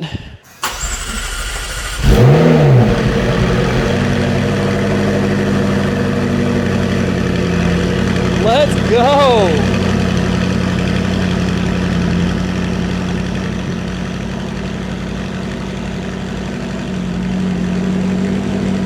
Not even all that much smoke. Oh, never mind. Oh my gosh, wow.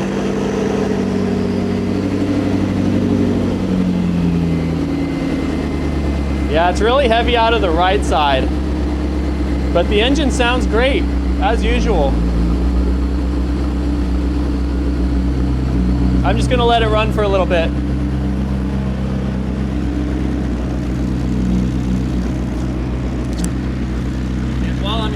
While I'm here, I'm just gonna put the microphone over here so you can hear the engine a little bit.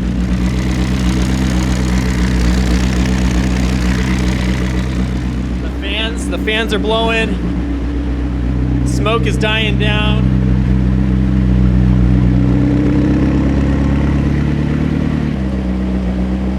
It is below what it should be. At 5 PSI.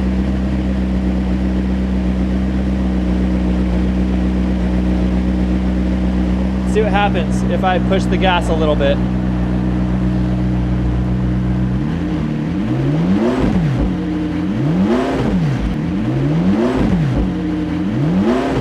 Oil pressure does jump up a little bit. All right, I'm gonna shut it down. I don't know what would cause that. So I just checked the oil pressure gauge and it had backed out a little bit. So I think we're getting some losses through the actual connection. And the car runs great, so I'm not too worried about it. Let's fire it up again, let some smoke clear out. Let's actually let this thing warm up all the way, and I'll make sure the connections are tight, and we'll check it again. Here goes nothing.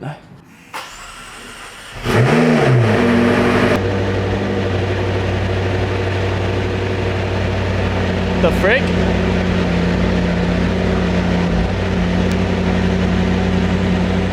What? Oh wait, it's climbing up now. I'm really confused though. What the frick?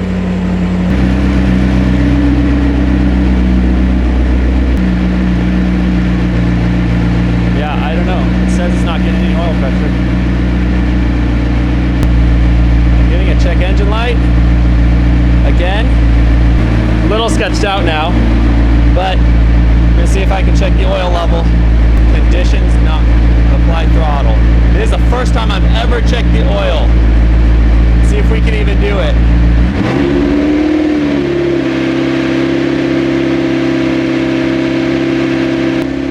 It's not even doing it.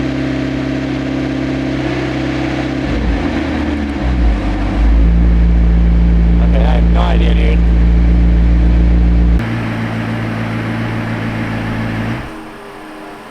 I guess I'm going to try a different pressure gauge. There's a chance this one's faulty. There's lots of oil on the threads, so I don't know. We have a new gauge in it. Let's fire it up and see what happens.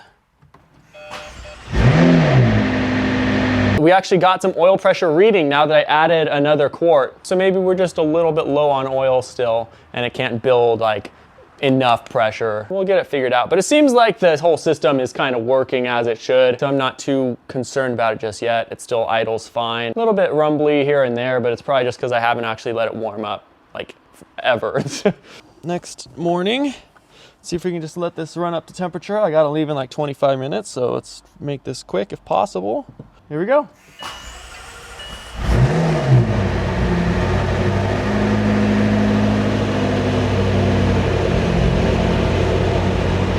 Nothing yet. I mean, it's working its way back down to zero. Yikes, yikes, yikes. I'm kind of surprised really this car runs so well, considering it still has the bad gas that was in it from the auction, from sitting for like 2.5 years or 3 years at this point, and engine cleaner additive I added into it. Hey, check engine light is off. We actually don't have a ton of lights on the display, just a tire pressure warning and, you know, a general warning and the traction and the stability warning.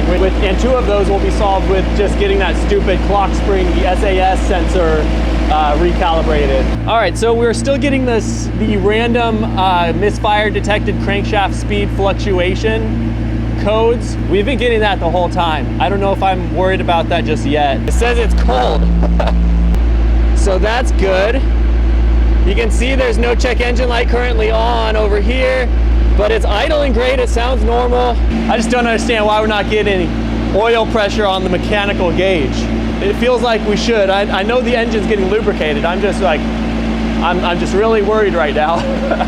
Coolant lines are starting to heat up for the front radiators. That's good. Everything seems like it's operating normally. The oil temperature turned from blue to gray, so hopefully we're in operating conditions. What in the world?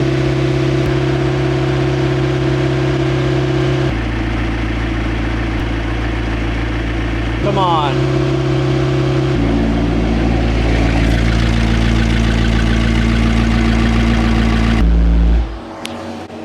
All right, I'm just gonna shut it down, dude. feels like it should be running completely fine. I just don't want to all of a sudden hear a bad noise. I think it's not getting up to temperature because these fans are freaking running this entire time. All right, there's a lot to unpack here. So you guys kind of just saw what happened. We started it up the first time when I freshly filled the oil up, and there was 6 quarts in the sump. It got great oil pressure from the start. And then I feel like as it worked into the engine and drained the sump out a little bit, the pressure went down.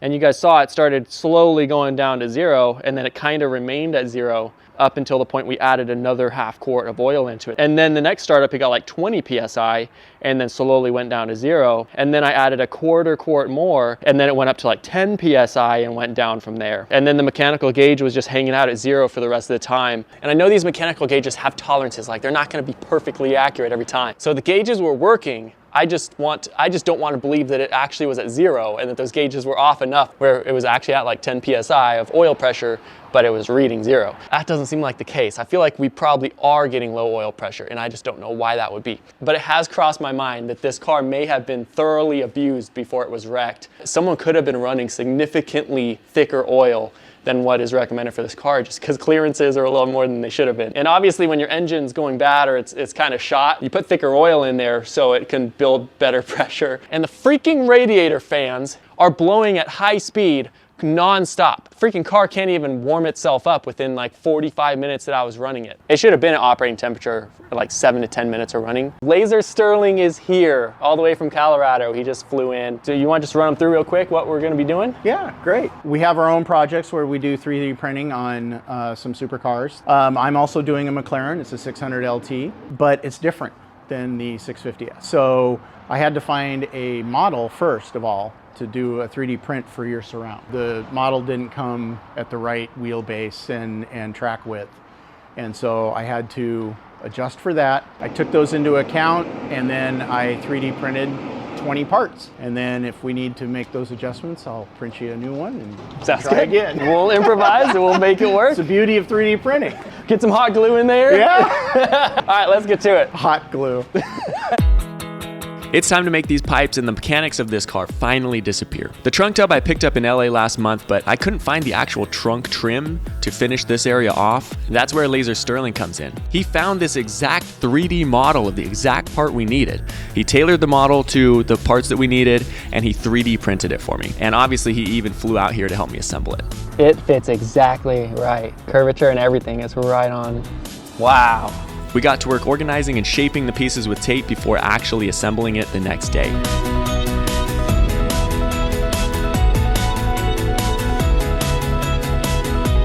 You want to show me the goods? Yeah, so here's all of our parts. We have to print these in separate pieces, obviously because my printers are small. The other reason that you want to print in small pieces is that if you have a large format printer and a very large printer, if something goes wrong or you can't keep the environment stable, the prints will warp. Now there are various ways of binding all of these pieces together. I have tape for helping the parts cure while they're glued, but we use this, which is ABS ASA glue. This is what is known as a plastic welder. So that's what we're going to get on, is we're going to start probably gluing together each half. And then once we have that, we can put the halves in there. And if there's a gap, then we can 3D print some more material and fill that gap. Did they lose a piece? Empty. Thank you for TSA. That's awesome. If you have the file, we can print it if you have the... I do have the file. Okay. Yeah, it's this section right here. Okay. Dang.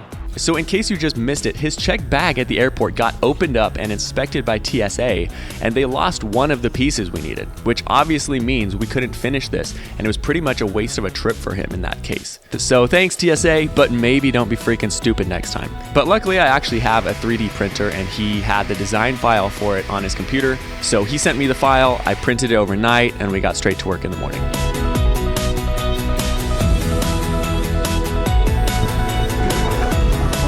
Wow. I know a lot of you guys might know the general process for 3D printing and parts and all that kind of stuff, but in case you don't know, let's kind of run through it. So first you actually want to make sure the part is going to fit when it's all assembled. So you tape it up and you make sure it kind of roughly fits in. So next, when you verified that it will fit, you kind of piece it together piece by piece, permanently bonding each piece together so it fits as close as possible to the shape it needs to be in the end. And then when you have the whole thing pieced together in a semi-permanent form, you permanently bond it together in a finished form and then do body work and any finishing work you want to do to it. It's a pretty simple process, but it really does have a learning curve to it. You have to know the 3D modeling software, the hardware to print it, bodywork skills, you get the point.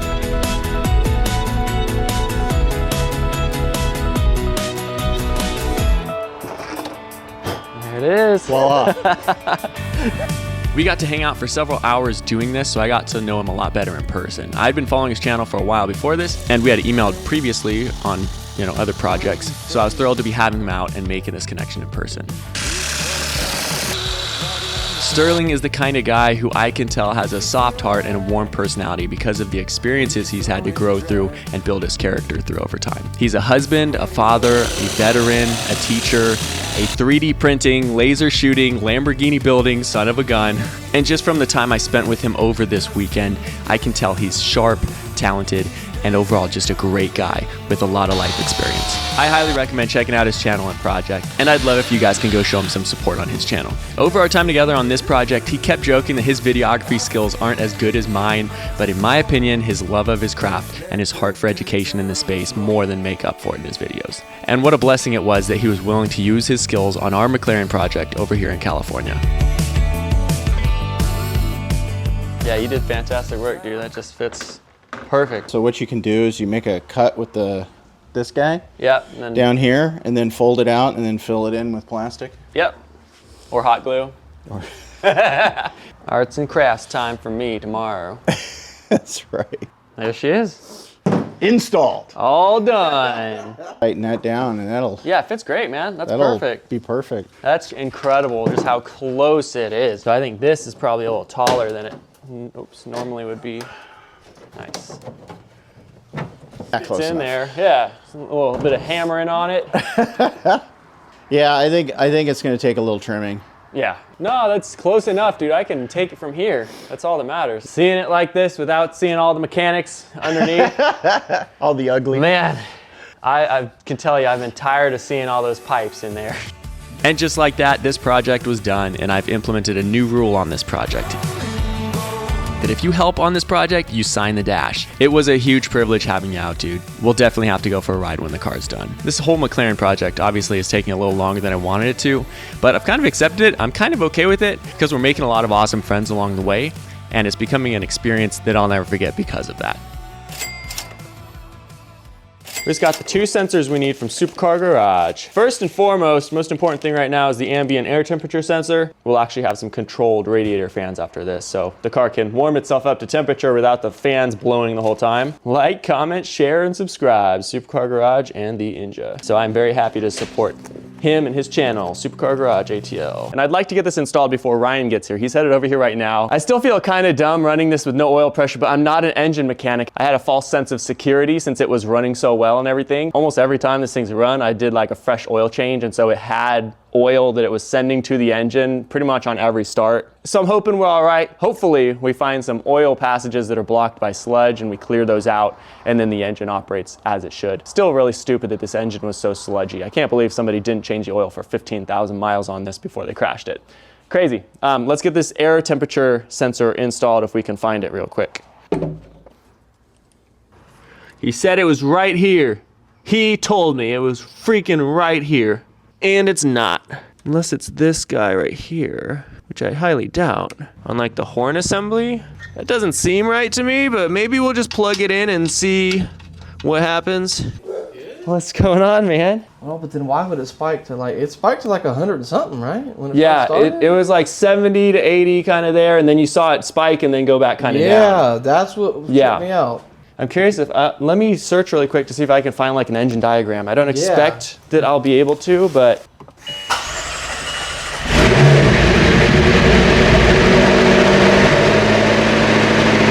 That noise. I can hear it. It sounds like the lifters are not being lubricated properly. Okay. Like loud and clear, I can hear it. Okay. You'll hear what I'm talking about pretty clearly. It shouldn't really sound metallic-y like that. Yeah. Okay. So I think we ought to go ahead and shut it off. Cool. Yeah, that definitely sounds like it's oil starved. Anyway, we started our search for a blocked passageway, and we're starting from the outside in this scenario. So I bought a really nice camera for this exact thing. And we didn't even have to look that hard before we found a big issue. The oil pickup tube, or whatever this is fully blocked by sludge. Ryan began cleaning it out with brake cleaner, and I actually took the oil pressure gauge off of the hose it was on and blew compressed air through the engine at the same time. And a lot of sludge started coming out. Oh wow, it's like mostly clogged. But yeah, let's go ahead and blow some air through there. Let's do it. Ready? Okay, now we're flushing oil out of here. Keep going, it's doing something. Look, there it went again. Another chunk just came out. If oil's trapped in there, this is getting it out. So Wow, that's a lot of sludge that came out of it, dude. You're not lying. Even on camera, there's just like the clear difference in sludge and fresh oil. Wow, that's the brown that I was seeing in the original oil. That is insane. If this fixes the whole thing, I will give you $50. dang, I can go to Sakura Chai by myself. All right, ready? Yep. All right, let's do it.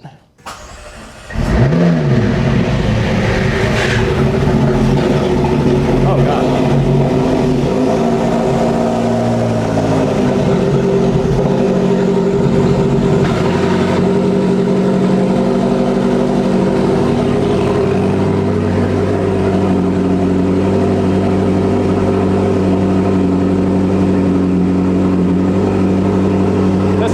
Gone, bro.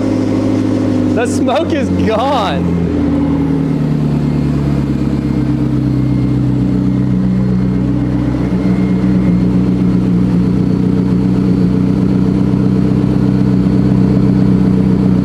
Oh gosh. Want me to turn it off? Take a breath, you're okay. Okay.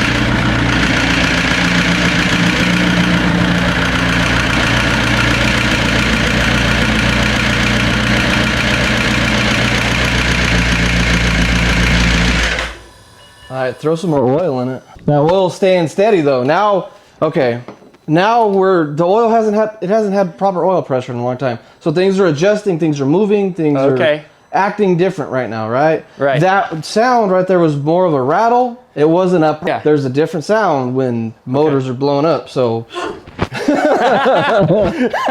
oil pressure was staying good. It didn't drop below 10. That's awesome. So, okay, great. Yeah, let's throw some more oil in it. See where we go from there. And the fans are not turning on. So that sensor must have fixed it. One thing we got to be cautious of is there might have been a blockage that moved to somewhere different. True, yeah, okay. You're probably tired of pouring oil on this thing.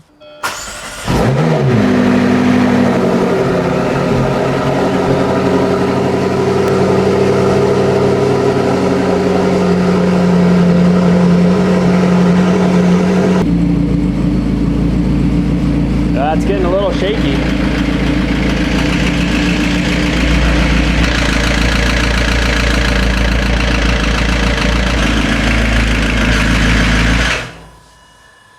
How to keep it from plugging up that filter. That filter's got plugged up again. But tomorrow we're taking the car over to Ryan's house where he has like a legit lift and all the tools that he needs. So now late at night, I get to load the car up on a trailer. I need to take the bumper off. Hopefully we have a nice running car again tomorrow. The smoke is all gone. We have good oil pressure now, but now we got like a rattle when it idles all the way down below 1,000 RPM. Off with the bumper, let's get to it.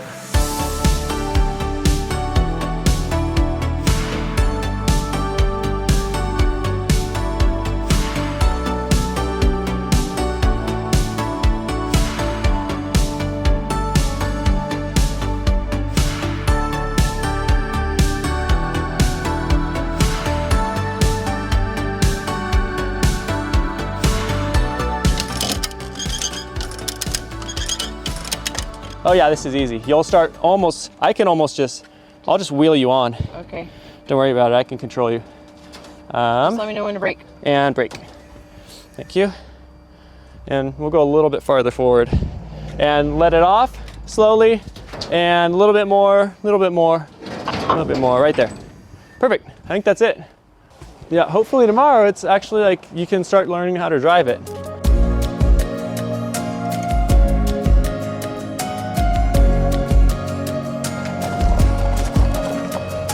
I'll need to straighten out a little bit again. Well, over the last couple days, I tried to remain optimistic the engine was all right and just needed this mysterious sludge and oil pressure issue resolved. So I got it to Ryan's house, we put it on the lift, and we just kept trying to figure out, you know, the problem and if we can solve it now that we can access more stuff now that it's on a lift.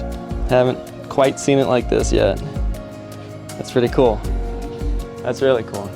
And I know I'm probably in this situation and take responsibility for it because of things I did. So thanks again, Ryan, for taking on this project. Yeah, I think it was a little bit of a compound thing. Like your oil pickup was completely plugged, so it couldn't get the volume of oil necessary to actuate the cam phasers. Now that we've solved that, it has the proper volume, and now the cam phasers are actuating, and their spring's broken or something. They're yeah, failing. So yeah.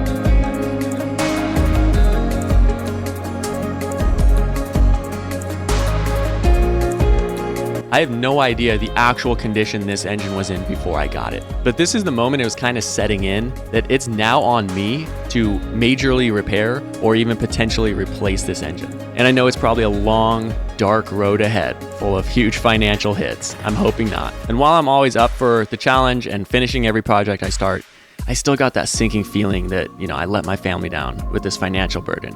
That all the haters were right and I just didn't want to admit it. Like I let down all my family and friends who I told it's, you know, really close to being on the road. But buying this car sight unseen, I knew from the start it very well could end this way. It just didn't seem like it would.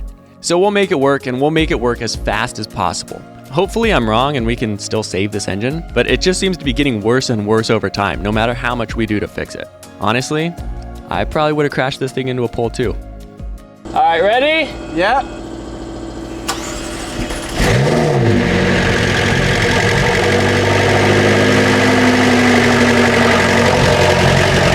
No oil pressure at all.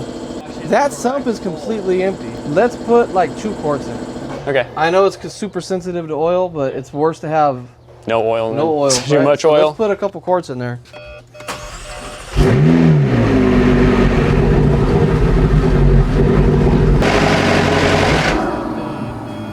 Yeah, it's dumping the oil somewhere. Where's this oil going and why? Look like any oily sludge in the cooling system last time you looked in there? No. All the coolant that I've seen from the car has been crystal clear every time. There's only so much more we can check without pulling that motor out. Yeah, if we can't find anything from the outside, I think it's just kind of leading to, but that's just the natural step. It's either we drop it now and repair it for much less money, or we drop it later with blown bearings and rods and stuff. For a significant. Yeah, and then full engine replacement. Right. It's got to come down anyway. Let's save it if we can. Once you get over the fact of it being a McLaren and like the intimidation factor of that, it's pretty much just a regular engine. I mean, like any other German vehicle I've worked on, it shares a lot of similarities with that. So I'm actually very confident in tearing this thing down. And well, this is something that has to happen, so no reason to put it off any longer. Now starts a tale of a long and very expensive journey on what used to be a budget project. Oh man, by the time we get the engine and transmission and everything out, literally I would have gone over the entire car. Any like mechanical system on this, we'll know back and forth. That's really cool. It is kind of cool, which is why I'm not like hating that we have to do this. I think it's an interesting thing that we kind of get to do. Believe it or not, I'm actually excited about pulling the engine out of a McLaren. We started this project off with some good vibes and some high hopes, and we are both looking forward to the learning experience of it. Ryan, because this is his first McLaren he's dropped the engine out of, and me because this will be my car in the end, and I think it's really cool knowing this car inside and out as the one who will be driving it. Plus, I'm learning a lot about engines. I'm pretty surprised on how straightforward this actually is. That's awesome. I've had much more complicated cars that I've had to take apart.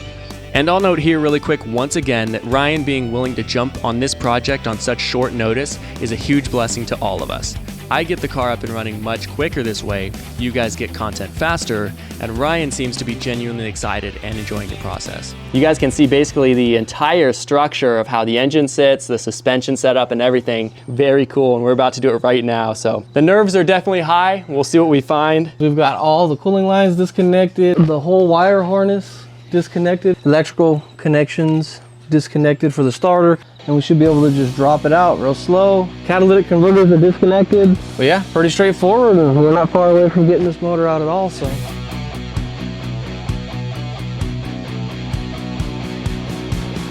So Ryan actually just got this workshop area set up with the lift, and he recently started his own channel to give kind of a different perspective on this McLaren project and also his own journey on this property he moved into not long ago. Anyway, I'll link his channel and would love to see you guys go show him some collective support.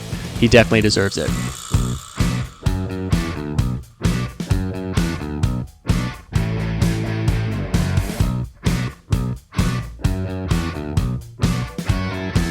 So the time has come to start dropping this engine. We had to move the lift arms a little further up so the engine cradle would clear as it dropped. And with that done, we strapped the car down to the lift so when we remove the engine and the weight of the car shifts, it doesn't nosedive and become a 3-time salvage McLaren. With the wiring harnesses, coolant hoses, hydraulic lines, fuel line, AC lines, and everything else disconnected, the axles came out next. And while we were doing that, Ryan made sure to reverse torque the most important bolts to get a general torque spec for them when we need to tighten them back down later. Because of course we don't have the torque specs for any of this, so it was a necessary step.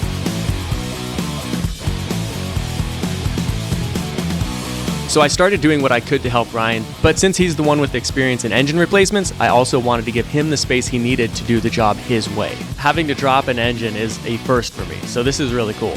So we carried on the rest of the day unbolting and unplugging things and setting up equipment to make it easier.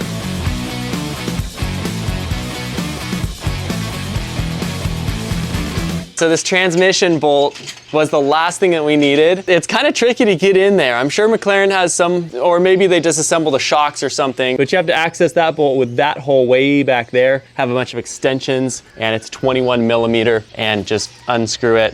And then there's a nut holding it on here too that you have to hold at the same time. And then you have to poke from this end and push the bolt back through. And we just got it with the car antenna of all things. These hydraulic tables made this job so much easier. Luckily, the 1,000-pound lift I ordered from Amazon got here just in time to set the engine on. The actual dropping of the engine took a lot longer than expected since it was our first time doing it, and we wanted to be 100% sure we weren't going to break anything, tear a fuel line, tear wires, or anything of that nature during this process. So because of that, the hours flew by and I had to head home, and since the engine mounts were already disconnected, he had to finish the job that night no matter what without my help. All right, well, this is the first time I'm seeing this engine, and really cool seeing the massive freaking engine sitting right here. What I noticed right off the bat is when I was disconnecting charge pipes, there is a big pool of oil down inside of there, and I mean, it's pretty bad. Oh, wow, yeah, that's a lot. Yeah, that was definitely the source of the smoke, and both turbos are affected by that. So I can't just tell you off the top of my head. There's some more research I'll have to do, because there's no shaft play, there's no end play. I mean, it feels perfect on both turbines. The sound of the cams, we have yet to diagnose that. It's definitely something to do with the low oil pressure, but we got to figure out why the oil is not actually returning to the sump. Wherever it's getting its oil back from is plugged somewhere. So that's the cause of the low oil pressure. That's why it'll jump up on first startup, everything's fine. It'll suck that sump dry, and then bam, it drops down to 0. So all we got to do really is find why it's not refilling the oil sump. Once we find that, pretty much 95% of the mystery is solved. Another thing that I did find that was worth noting, this vacuum pod, I believe there's a diaphragm of some kind in here. This line right here specifically, it wasn't actually connected before I dropped the engine. You know, if we don't see any real bad scarring or any real bad wear in there, then your bearings are probably pretty safe. The good thing is, I mean, it was start and ran with low oil pressure, but it was never like driven hard with no oil pressure. Knowing that we'd be waiting on parts for a week or so, we went ahead and loaded the car back up to store it out of his lift area for the time being. And side note, this was also the day I got the call that my car had been broken into, so that wasn't much fun. And I'm gonna start tear down. Ryan's working on a different customer car he has. And when he's done with that, I will be done with this, and we'll see what this thing looks like inside. tonight was the night I had in my mind for the last few months, really. I always knew when I started on this project, there was that future chance that I'd be out in the cold some night, dropping this engine and repairing it, and here I am. Now that I am here, the first time we pop a valve cover open will be very telling if this is a minor setback or if this is worst case scenario needing to replace the engine.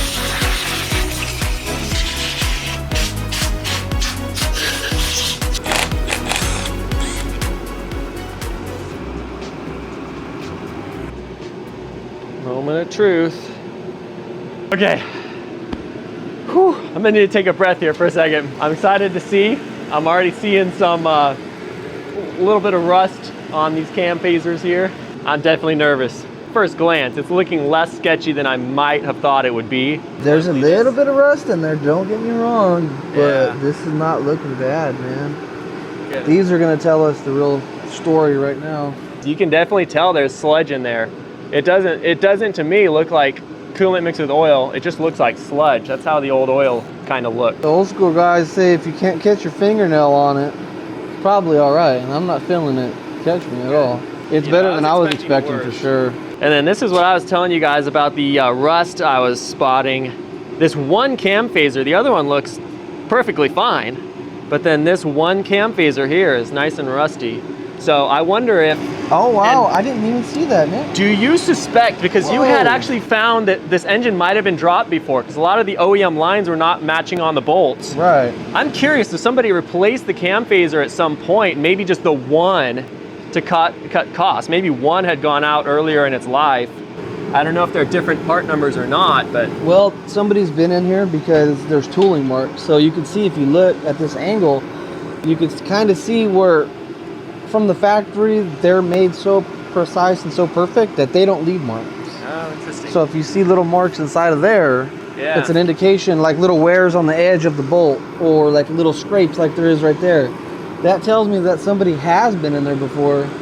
From sliding the tool in leaves a clue sometimes behind it. So that is not looking good. Yeah. That cam phaser, absolutely, based on just seeing that, we need to replace it. I have rolled the dice on a few things. This is not one of them that I would want to roll the dice on.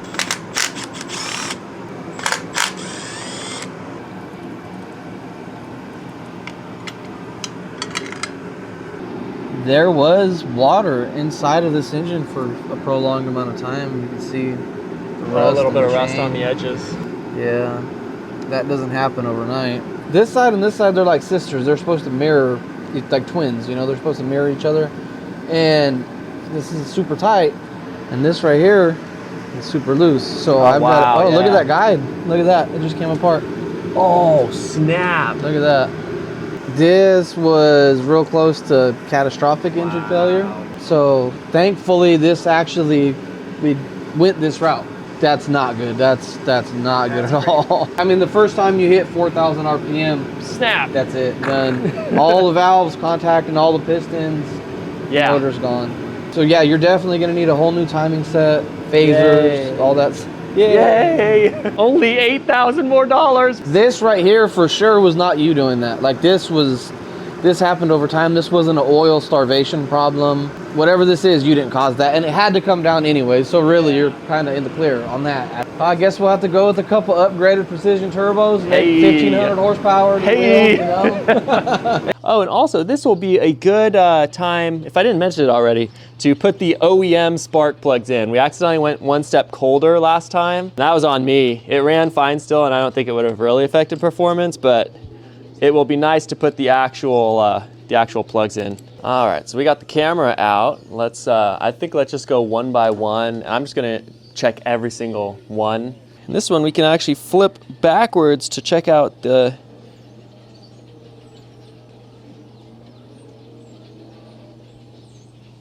Okay, I am not really liking what I'm seeing here. Yeah, it was ran dry right there. Yeah, that should be smooth, really smooth. Yeah, I don't think that's from the oil. Let's look down the rest of them, but yeah, that's gonna have to come apart. That's disappointing. Yeah. So this is where the piston's traveling up and down in here, and then it ends, its stroke ends right here. This is the same metal, but the piston's not actually going all the way up.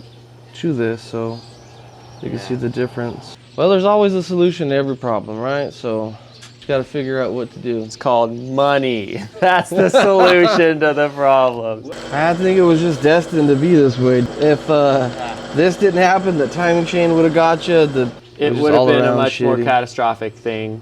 And then I would have been out the $21,000, whatever, getting it here. And I'd have nothing to get back. At least now we still have a functioning engine. It's not like something catastrophic happened and something blew right through the block or anything. It's like a repair shop. This is a very viable, or like an engine rebuilding shop. This is a very viable. That's a good core. Yeah, it's a good core for sure. This is going to be some fun news to break to the family because I want to get this project done. I want it to actually be reliable when it's done, and I want to get it done as fast as possible. And just trying to refurb this engine probably would be that cost, and it would take so much freaking time. This side has significantly more wear. I mean, look, it's even deep. Oh yeah, okay. Those ones. And this was the side that was probably making the noise, yeah. It was making noise, and it probably wasn't getting as much oil as the other one. I'm not sure. Oh man, look at these cam phasers. No wonder they were making some strange noises. Yeah, that don't look good in there. That lobe looks bad. Man, I wish we would have pulled this side first, and then we wouldn't have felt then I wouldn't. Yeah, it would have been done and over with. You know what I mean? Great idea, Ryan. Sorry. I feel bad. I was so happy yesterday. Yeah, same thing. Yeah, there's some scarring right there, see it? Oh, I see it. Oh, well, yeah, that's even more dramatic.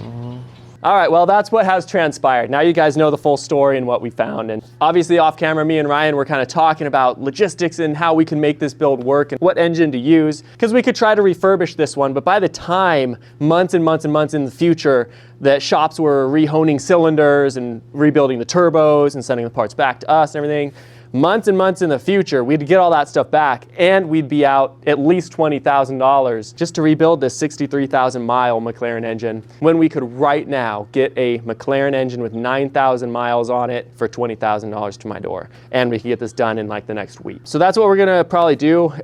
Finances on YouTube are just always such an obscure thing. I'm kind of just a normal guy, and so paying Ryan and the cost of the new motor and parts and everything, you know, I'm going to be out at least $30,000. I just don't have that right now. You know, I'm trying to support a family at the same time doing all this. The McLaren project no longer is a budget build. It is now in the realm of, could have bought a probably clean title, lower mileage McLaren for the same price.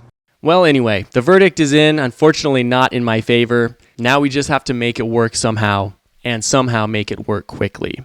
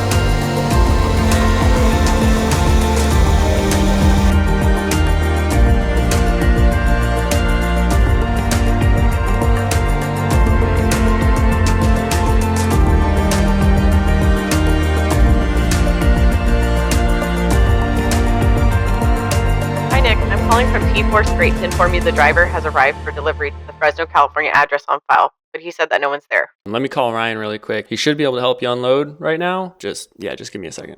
Sounds good.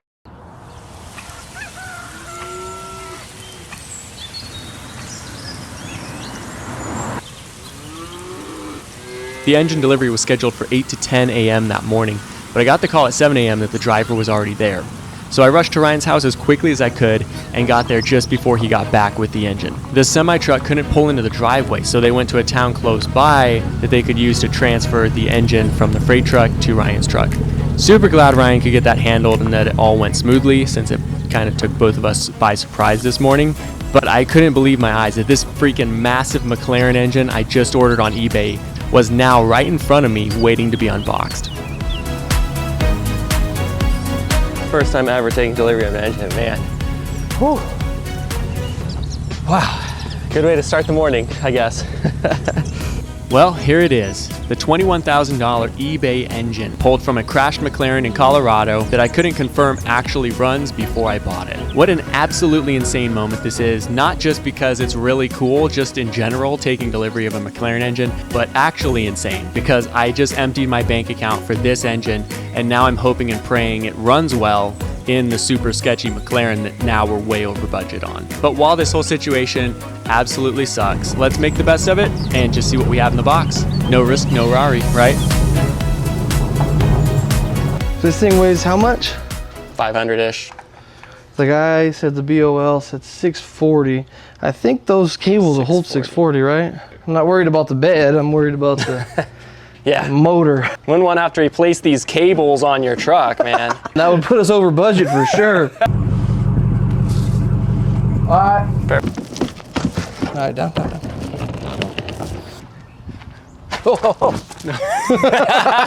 Did I get you? Yeah, you got me. Ready to see the investment. Let's see what we got under here.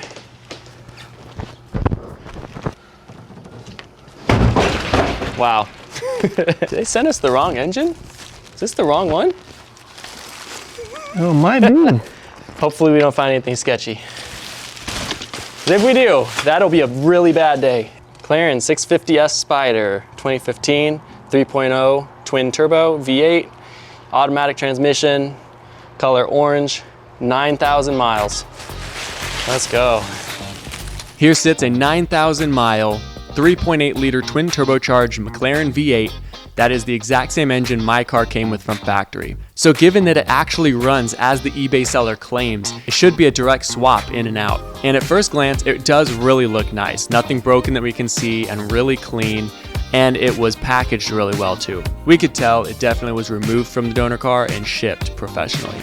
And while we were both really excited about the engine, it was time to get to work actually installing this thing since Ryan is on paid time here. First order of business is removing the old, dirty transmission from the old engine so we compare the old transmission with the new engine. This was a really cool learning experience for me since I have never separated a transmission from an engine before, so I got to see exactly how it all works for the first time with my own eyeballs. Literally all we have to do is pick this up, separate it. Probably ought to clean it up a little bit. Yeah, absolutely.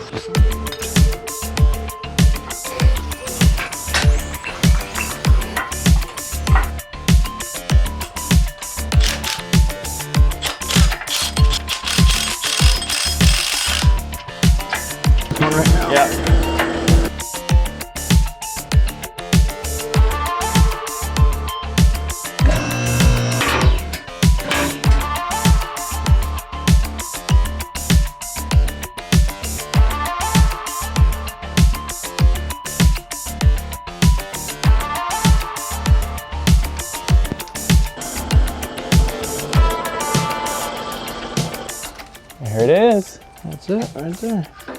So here is the old transmission separated from the old engine. I consider myself very fortunate that I got to drive out of the last engine before it blew up because now I'm confident the transmission still works well and doesn't need to be replaced just yet. So hopefully it just needs to be cleaned up a little bit and it should be able to be slopped right in.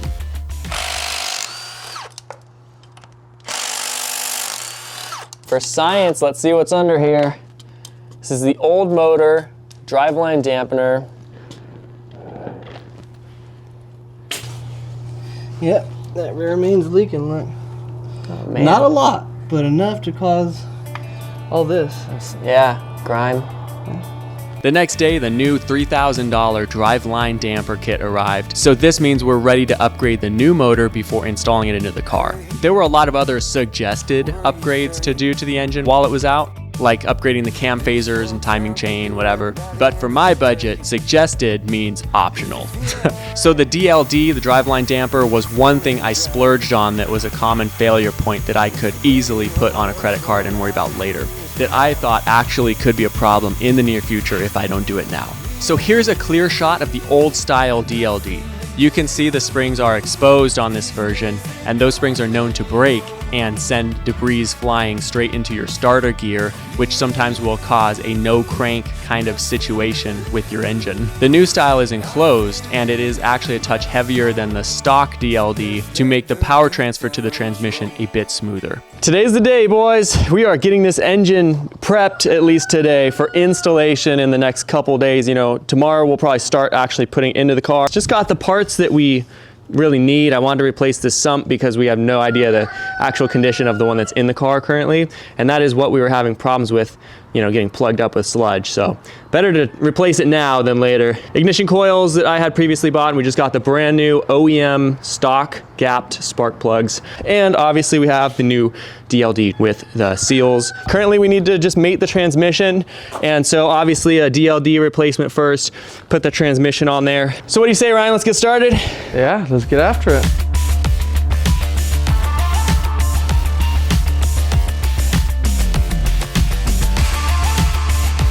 With the night coming to a close, we're just going to do a once over on this engine before we actually finish mating up the transmission tomorrow, hopefully. So we're going to just pull out the plugs, scope the cylinders, make sure everything's good in there, and then replace the plugs with new ones, replace the coil packs with new ones. And let's see, and I'm hoping too to just pop a drain plug or something and see what the oil originally from this engine looked like. And if everything checks out tonight, obviously we'll just throw the whole thing back together. We'll feel, you know, perfectly confident that we can slap this thing in and get it running. First order of business for this quick inspection, of course, was to scope the cylinders as a simple way to verify this engine is in smooth running condition, or was at least. There were a couple strange things we found, but every cylinder had it, so we decided it must be normal from factory. I'll be putting this full clip on my second channel, the Inja 2.0. If you want to see the full diagnostic with the oil sample report, the engine VIN check from the donor car, that kind of thing, go ahead and check it out there. It doesn't look like it was dug in there like the other one did. This looks like it might be a manufacturing mark. I mean, that looks very similar to how mine looked, though. Does look similar. And then it's got a bunch of black carbon on there. See, this pattern looks nice, though. Your pattern didn't look like this. This is the photo of my cylinder wall. It definitely is like horizontal scratches. Right. It's not cross. Look at you with your fancy tools. Oh, here, you want this? I got it now, thanks. Yeah, it definitely doesn't look as oily in here than mine did. That's a good sign, I guess. Fully operational condition, they said, and the shaft play is saying otherwise. No. Just kidding. Oh. Do you still have mine? I'm curious to look. No, I sold them for scrap metal.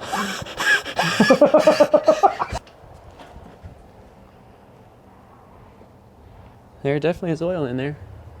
Definitely is used.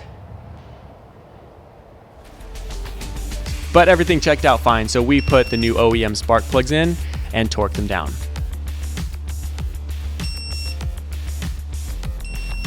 The ignition coils that came on the donor car engine were actually manufactured around the same time as my new ones, but they were made in Germany, so we installed those ones back on instead of my slightly newer ones that were manufactured in China. I feel like they'll just last a lot longer. The next morning, Steph and I packaged and sent all the orders you guys made through the website since the last video, and words truly can't express how much this meant to me, so thank you guys. It definitely doesn't cover much of the engine, but it really did mean a lot, and it really did help out. So, theinja.com if you guys do want to continue supporting the project. Kat, the freak are you doing?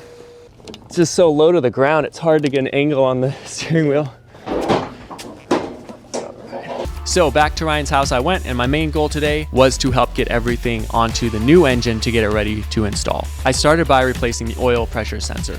The one that came on the engine was probably fine, but hey, I had a brand new one that I just bought, so we might as well replace it now. Next, I focused on replacing this oil sump since the old one ran a bunch of sludge through it, and we want to make 100% sure none of those oil pressure problems carry over to the new engine. So I'm doing this just to be 100% sure. Normally when you change your oil on your car, you have to like Google search where the drain plug is, and the only relation you have to changing your oil is knowing where that one bolt is. But it's like, I know exactly what the entire unit looks like. Like, I will never question again what bolt it is to pull out to change the oil. It's like, I'm gonna know exactly where this freaking oil is coming out of.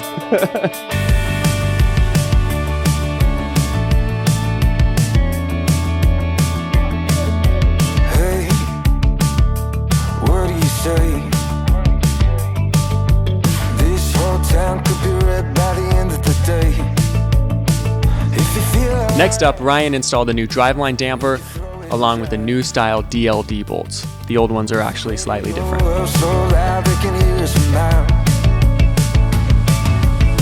And just check out how much nicer the new style DLD looks.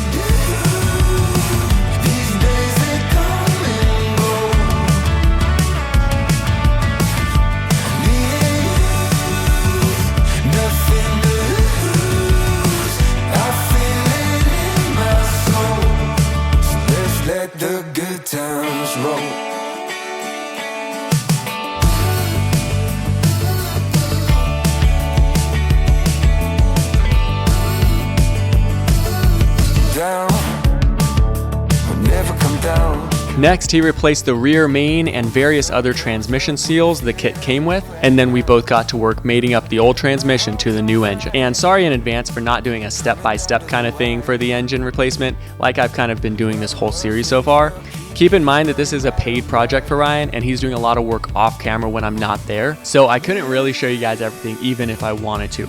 I'm just incredibly grateful that I get to film this at all, and that it's getting done so quickly. If I sent it anywhere else, I wouldn't be able to film, and it probably would have taken months to get this done.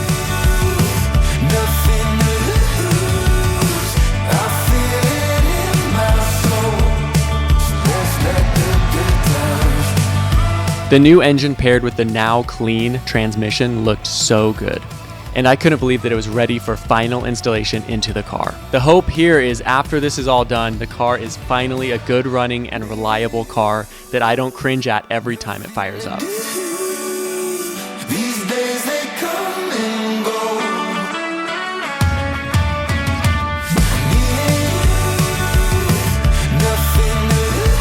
All right, well, this is a huge moment, guys, and I know you know how important this is, but this engine is now mated to the transmission, and we're gonna be throwing it back in the car. It's ready. The nerves are definitely high as this comes closer to being into the car. Ryan obviously is the man putting this in. He said he just wants to knock it all the way out tonight, so tomorrow we can just come over here and push the button, drive down the road. Yeah, so yeah, I'm just gonna work until it's done. I'm just not gonna stop. Period. And then in the morning. 3 days later. I really hope that's not the case. It's crazy to think I've only ever worked on a lawnmower before this. That's news.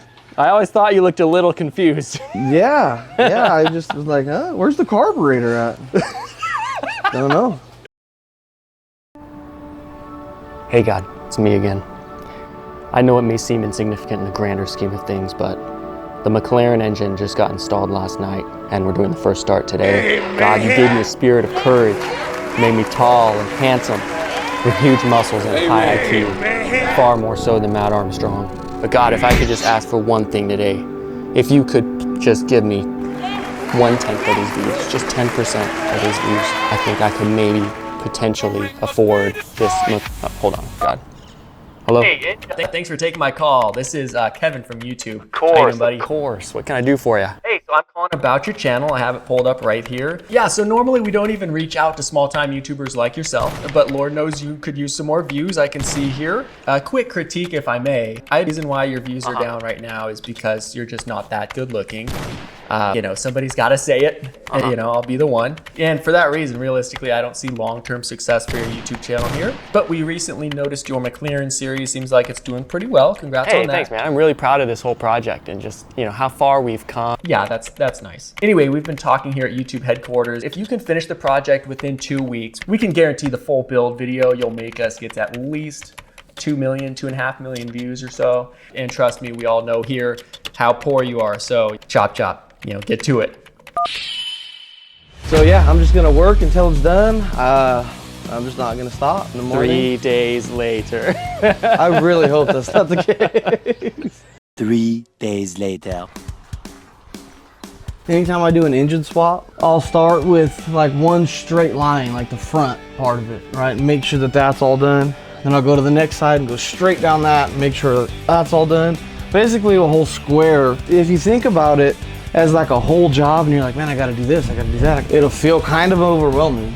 As Ryan was buttoning the last couple hoses and bolts up, I went ahead and installed the dry media air filters into the car to get that out of the way now. Just to give the engine as much air as possible for its first crank. Not that the original air filters were that bad, but I just wanted to give it that fresh, upgraded first start to symbolize its new life, you know? I'm gonna show you guys really quick. On this side, I went against my better judgment when I buttoned it back up and didn't take this foam out, but yeah, so this foam is like notorious, allegedly, for just deteriorating and sucking up into the filter.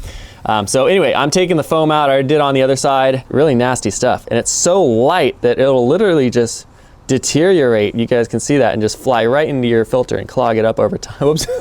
But yeah, we're gonna call it a day too because it's raining now and we have to pick this back up on Monday. So I'll see you guys then.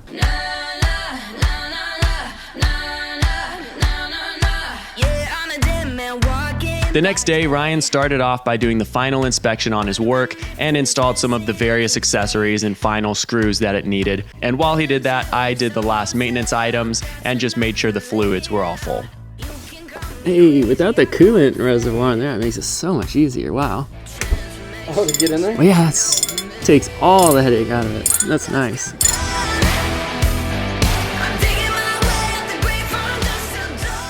Okay, I don't think I need to explain how big of a moment this is for the project right now, but the new engine is currently installed. The new engine is currently getting the last pipe put on it right now. So we're about to fire this thing up.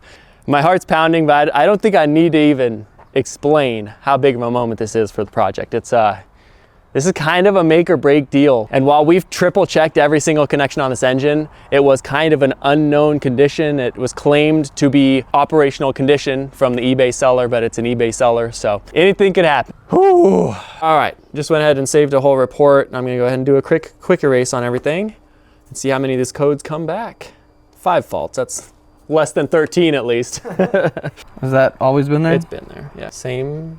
Yeah, I think these misfire are faults. I think these are permanent. Okay, I'm not too worried about those. Yep. I think we're ready to start it up. All right, it's not gonna get any easier than right now to push this button, so. Oh man, all right. Ready, Ryan? I'm ready.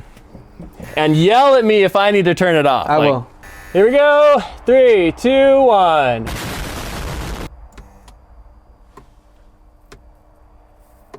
Nothing.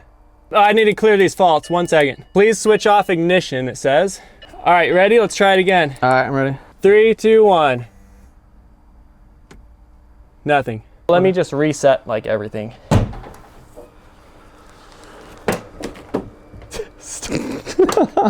So pathetic. All right, let's try this again. All right, here we go. 3, 2, 1.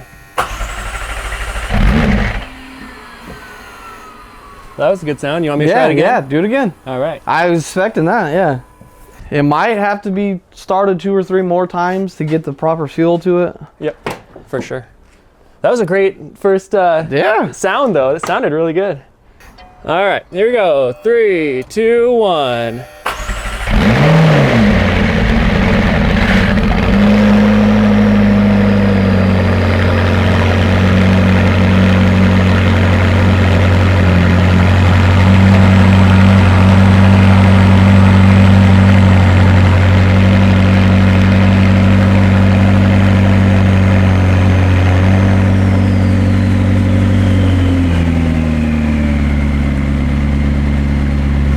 That's what I was expecting.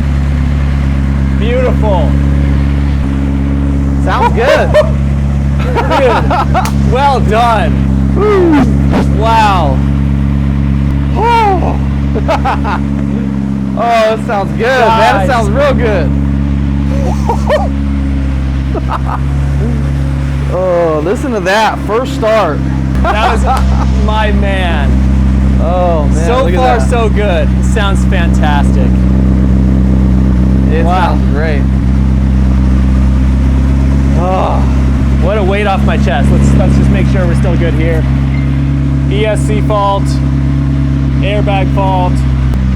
Wow. That sounds beautiful. Sounds fantastic. It's going to sound way better too once the exhaust is on there and everything's bolted, all the shrouds are on there. Absolutely. I'm just going to say, man, this first start and run, not a single drop on the ground. I feel like that just speaks to your professionalism here and just triple checking everything. Not a single drop. What a fantastic sound.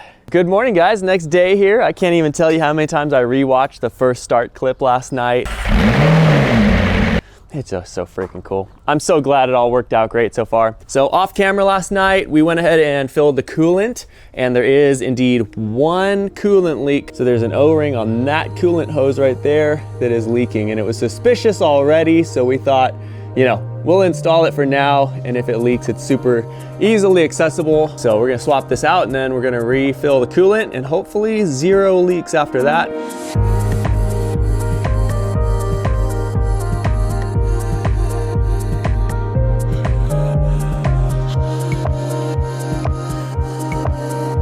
All right, ready?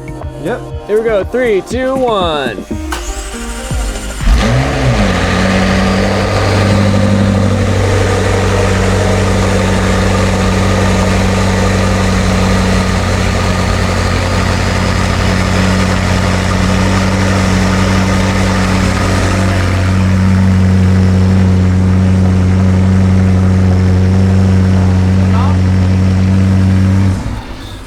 Just put these plugs back in it.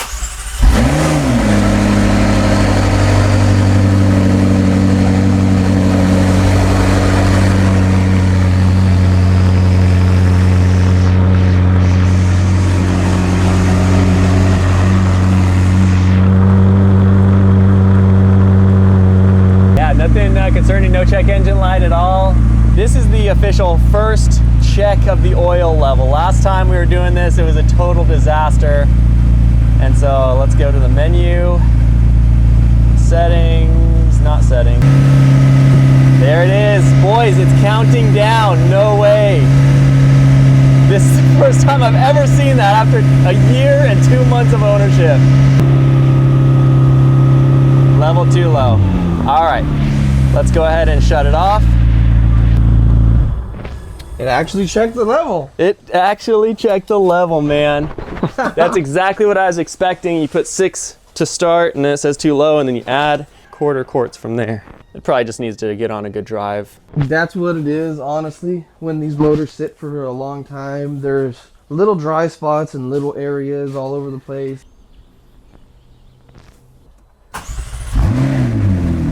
Wow, that sounds fantastic. Perfect. Man. Do it again. Too low, but climbing.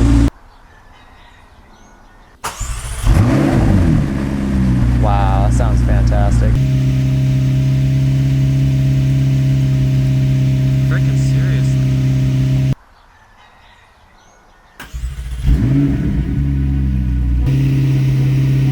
There it is, dude. Perfect.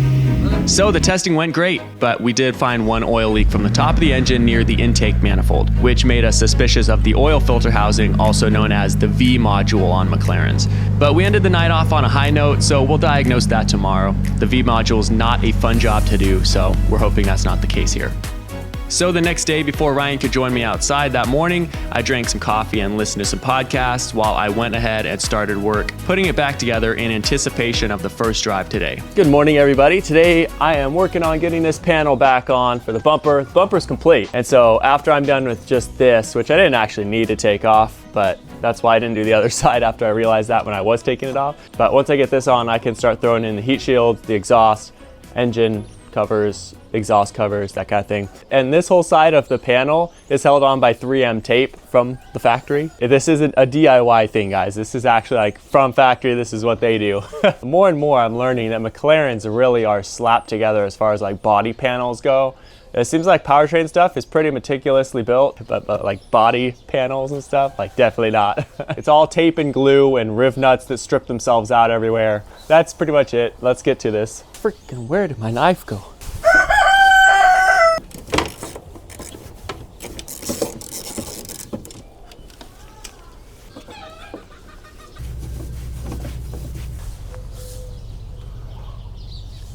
There we go.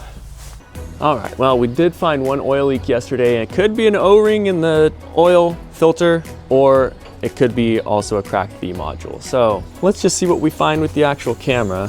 Hopefully it's nothing crazy, and hopefully we don't actually end up needing to do it, but there's not very good chance of it, yeah.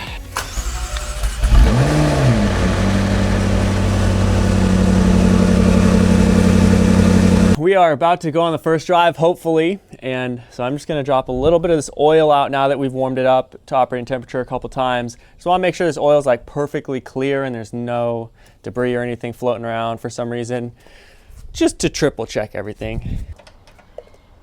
Oh yeah, sweet. Beautiful. Really nice, actually. Yeah, that was perfectly close, pure. I saw straight through it. Didn't look like there was any shimmer at all. It was probably just from the last service. There was some on the old oil filter that kind of ran down into that little area. Yeah. Because right where that's at, the oil doesn't circulate or move. It's just there unless you clean it out with a rag. So. Yeah.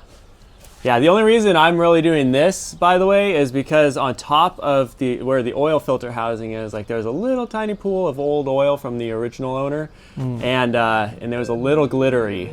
And this engine is so low mileage that obviously we suspect that chances are it's just a lot of wear metal from being a brand new engine. I'm satisfied.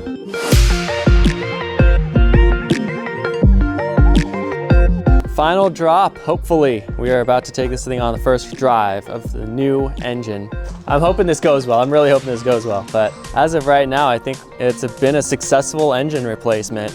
We're just verifying the last couple little check boxes, and once those are all checked off after this first drive, I'm gonna take it home, hopefully, and have a fully functional running McLaren.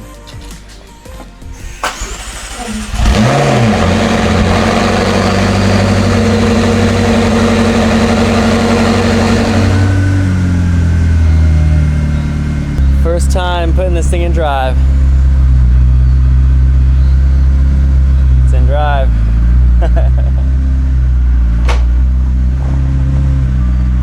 It works!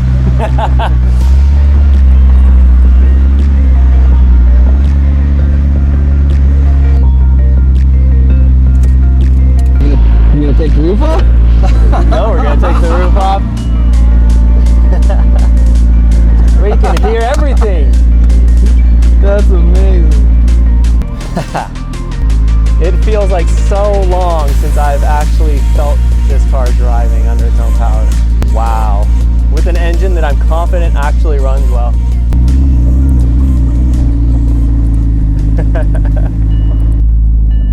It says the hood is open. All right, a little bit nervous. We'll try to make sure there's nobody on this street. First time this car has seen a road ever since.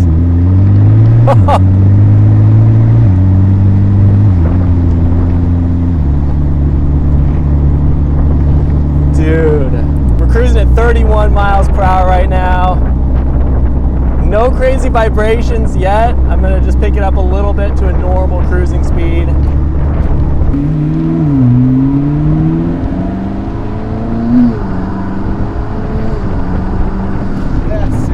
Wow! The turbo sound! Wow!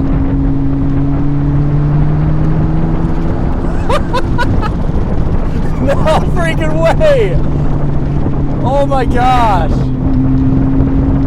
Wow!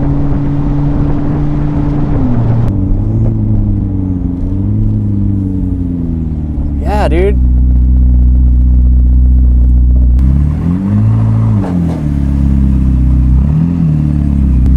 Haha.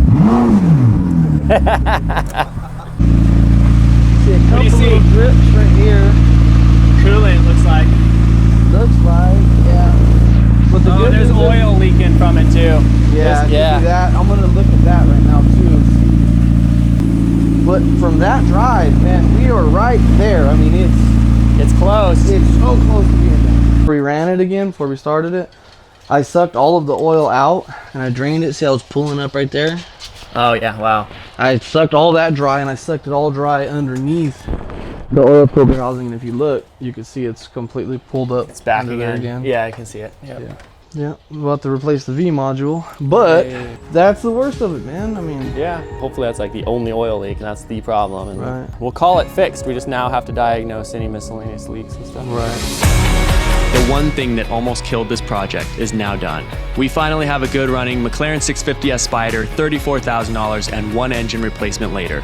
And while it's still not finished, it finally feels like progress is being made once again. I want to thank the dogs and chickens for their support, but most of all, I want to thank Ryan for absolutely knocking this project out on such short notice. Not only a great mechanic, but a great guy too. Please go check his channel out and subscribe.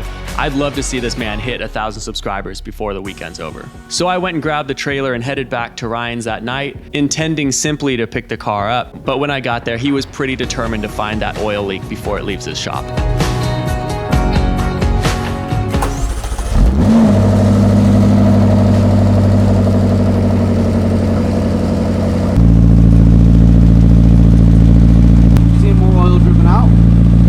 Seen a drip yet? No.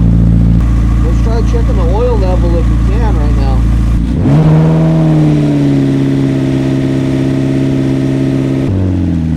Yeah, we're still good. We're right below like the perfect line.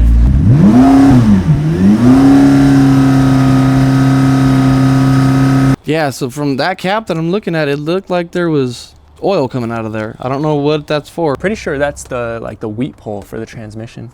Huh. Gear oil definitely smells different. Let me see if smell it from here.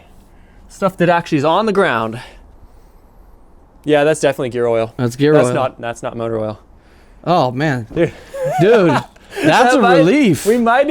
Oh my gosh, and I just topped that off too. So I think we just have an overfull gear oil box that's just weeping out a little bit. Let's start this up and watch it and see, make sure that it's doing that. Like I thought, and then. That would be awesome if that's what it is. Yeah, and literally, like, we don't need to fix nothing.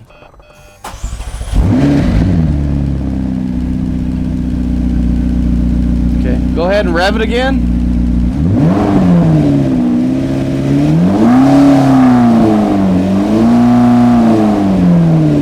Yep, that's where it's coming from. That's so legit, dude. I was so bothered by the fact that you spent all this money and there was a leak somewhere. Yeah. Like, you know what? We're finding this dang leak. That is so there's awesome. Nothing to. Oh, and check this out. I found the leak, the little coolant leak. Look at where it's at. Oh, did you? Right there. Oh, yeah. So literally, we just gotta tighten that little clamp up. Okay. And we're good. With this huge wind tonight, knowing that there's actually no leaks at all, we couldn't help but take it on that one last drive before loading it onto the trailer to take it back to my house. It needs an alignment, it needs a little bit of stuff still. Yeah. But it's there. Yeah, it's there, man. It's ready. That sounds so nice. That's awesome. You're literally a few days work. We're almost there. I know, we're almost there, man. It's so close.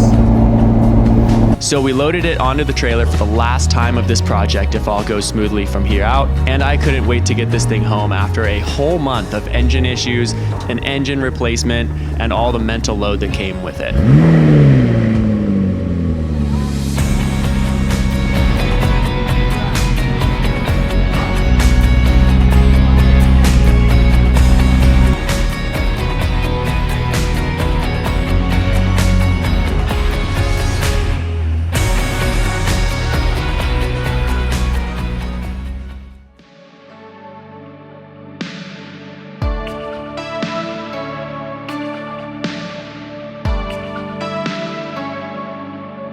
But there's just something about having an exhaust in here that just makes me happy. All right, time has come that I actually install this exhaust like all the way. I got all the bolts loosely where they all need to go. So I need to actually get the bolts this time since this is the last time, hopefully putting it back together, get them all completely perfect. So anyway, let's get to it.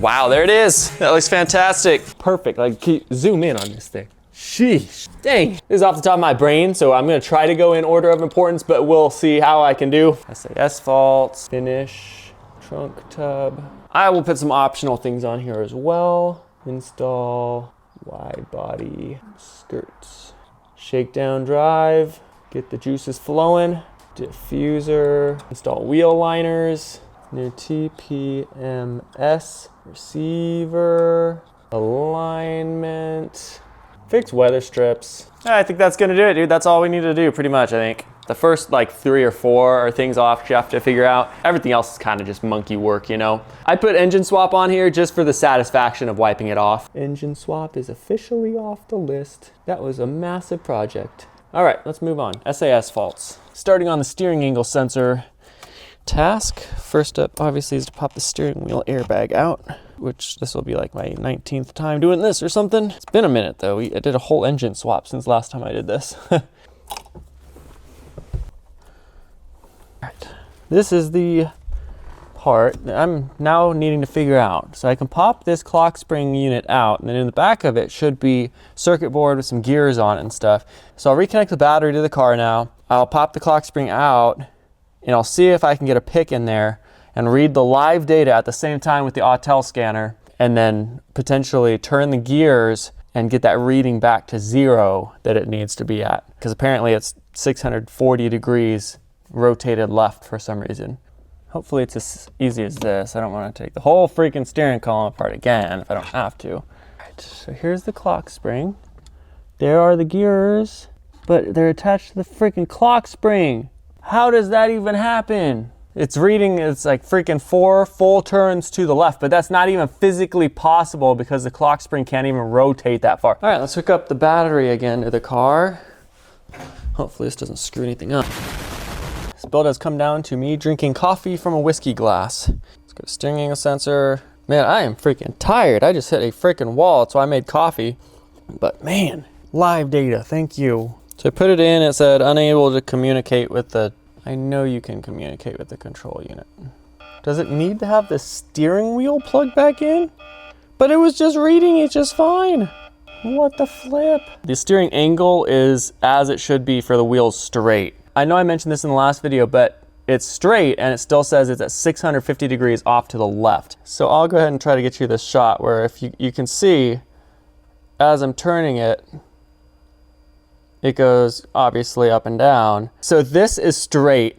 This says 650 degrees to the left. So I need to go 650 degrees to the right, and hopefully that'll solve all our problems. So these are the gears that I'm talking about. This big one here is from the clock spring itself. And then that one drives these 2 smaller gears, one here and then one down there. And this circuit board is the steering angle sensor that actually sends the signal over to the hydraulic pump. If the steering pump's not getting a correct signal from this, none of the other hydraulic systems work.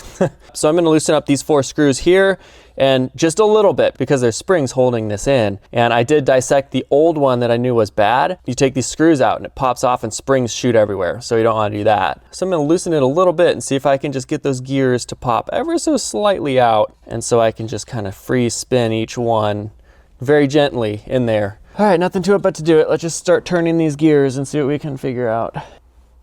We are entering some springy territory here. But if I make one mistake here, I gotta buy a whole new $1,600 unit. Let's just try to not have that happen if possible. I'm gonna start turning them now. Just need to get a slightly bigger Allen key here to slide underneath this to separate these teeth. Ah, yeah, there we go. That'll do the trick. Okay, so I need to turn it clockwise. Oh yeah, here we go. All right, so just for scientific purposes, now I'm going to screw this back in just slightly so I know for sure it's not going to read improperly. So I'm gonna go ahead and install it again really quick to just verify that that was the correct gear that we're spinning. I spun it like 10 degrees and now it says it's at 1,010 degrees. What are my freaking eyeballs even seeing? It makes, so when you turn the clock spring left, like you're turning the steering wheel left, this makes no freaking sense. What? Yeah. I mean, that's right, but ooh. And I literally turned it 10 degrees and it jumped 400 degrees on here. I have no freaking idea. I'm just gonna turn it back now and see if it fixes it. That's all I can really do. Now it goes back down to 650. The freak, what the freak? Okay, I'm gonna turn it the other direction then. All right, one more tooth clockwise. It's just at 110 all the time now. Oh my gosh. This makes absolutely no sense. Negative 290 now. All right, I'm gonna cut you guys off again and then just get you back when I'm actually freaking done with this. I didn't really show re-gluing it, but I had to re-glue these little door caps. So anyway, today I'm just gonna take the tape off and hopefully they held. Very nice. Oh yeah, nice. Fixed. Yeah, nice. Go ahead and move along to this door. This weather stripping absolutely sucks. from factory. This is just like horrible. I got a sheet metal thing. Let's see if this will work. Oh, that works a treat right there. There we go. I'd say that's fixed. Very nice. I actually decided to go back in and actually seat it a lot better, and it's a lot tighter when you really push the sucker down. You know, I just didn't want to put too much pressure on the actual fiberglass lip this sits on, but I think that's actually how you're supposed to do it. Let's get this like super, super tight. Much tighter now, that's for sure. But yeah, when I was fixing this door panel, remember this had ripped off, and so I actually had to like panel bond it and push it back down. It wasn't perfect in this little section, so I think this is just catching the topmost point of the window and obviously ripping it off a little bit. But a little bit of tweaking, this will be good to go. I think even right now it'd probably be fine. I don't want to open the window yet though. Fix weather strip and miscellaneous trim. The next natural step for completing this project is finishing the front end, which was non-existent when we bought the car since it was a front end damaged car. And while I already got the Chinese body kit fitted pretty well, there's still a laundry list of things left to do to complete this front end. First, I finalized the fenders and bumper installation where they will permanently sit, since all the other panels will be relying on the position of those two things. It is time to move on now to installing the under tray and the little brackets that we need to hold the bumper at the bottom. Bought some steel that we're just gonna bend around. Here it is, one Chinese under tray. Now begins the fabrication of the bumper brackets to connect the front bumper to the subframe, and also to create the floor of the front trunk tub area. Since I don't have any of the OEM brackets and couldn't find them anywhere online, I'm just going off of some pictures I saw of this area and fabricating things to make it work as intended and be plenty strong. And yes, of course the right way to do this is just to buy all OEM new parts, but even if I wanted to spend $400 per OEM bracket, I couldn't install them correctly anyway, since the entire front end is aftermarket with no OEM fittings. So this is kind of the right way to do it on this project. The whole process was pretty straightforward, but it took a long time to do, and I didn't bother adding it to the video, but 2 more McLaren riv nuts stripped themselves out of the subframe, which was frustrating and a total waste of time trying to get the bolts out of them. The previous owner, or the shops that worked on this car before me, didn't give a single F over torquing every bolt they touched.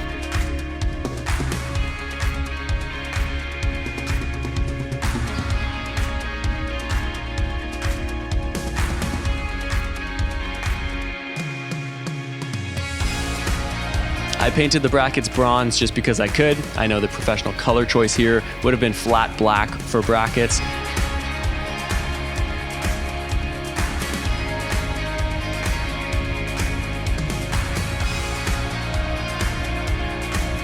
But I moved on to the horn assembly and mounting that correctly, since I never have yet, and I couldn't make sense of the bent bracket and the bolt holes that it was supposed to bolt into. Nothing was matching up, only to find out.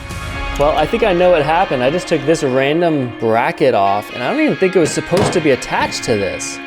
I think the people who were trying to flip this car actually just started bolting things together to make it look like it was right. And I don't think that was actually supposed to be there at all. It looks familiar. Maybe this is actually, I think this might be a radiator support bracket that is just completely mangled. That is wild, just to add more onto it to flip it. That's insane. So I finished the horn install, and now with the skid plate / under tray installed, I moved along to fitting the trunk shroud and trunk tub structure for the first time. A bit of trimming was required, but with it roughly fitted in, I can now move on to fitting the hood, the final piece of the puzzle.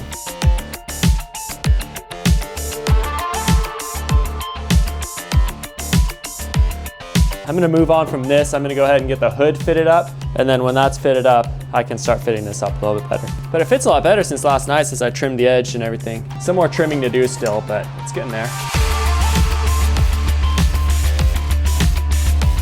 So now we move on to mounting the hood in its final place. If you guys remember a while back, I mounted the hood before, but it didn't line up at all. I'm using the hinges that came with the car, which I suspect are bent, but I can't be sure. There's a good chance the hinges from the accident were non-existent, so the flippers put some junkyard hinges on, so I'm not sure if they're bent or not. Anyone else would probably buy new hinges, but since I can't verify the hinges are actually bent, and because we're way over budget on this project, you won't be finding me at the McLaren store spending $500 per hinge. No thank you. Anyway, the passenger side of the hood was still way too high, even mounting the hinge at the lowest position in the holes. so I had to modify the holes to go even lower. And I know this is a very unorthodox method, trying to get the hinge mounted lower, but also remember that this hinge mount was broken off when I got the car, and Lord Kurt welded it back on for me. So I can't be 100% sure this whole mount isn't bent too. Rebuilding cars like this sometimes requires some creativity.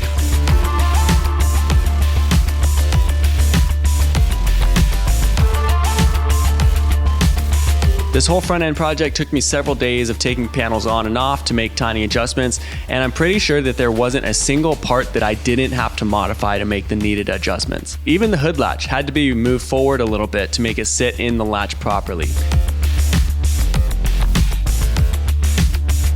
But as time went by, the panel gaps got better and better and ended up looking good enough to me. So when I was satisfied enough, it was finally time to put it all back together for the last time.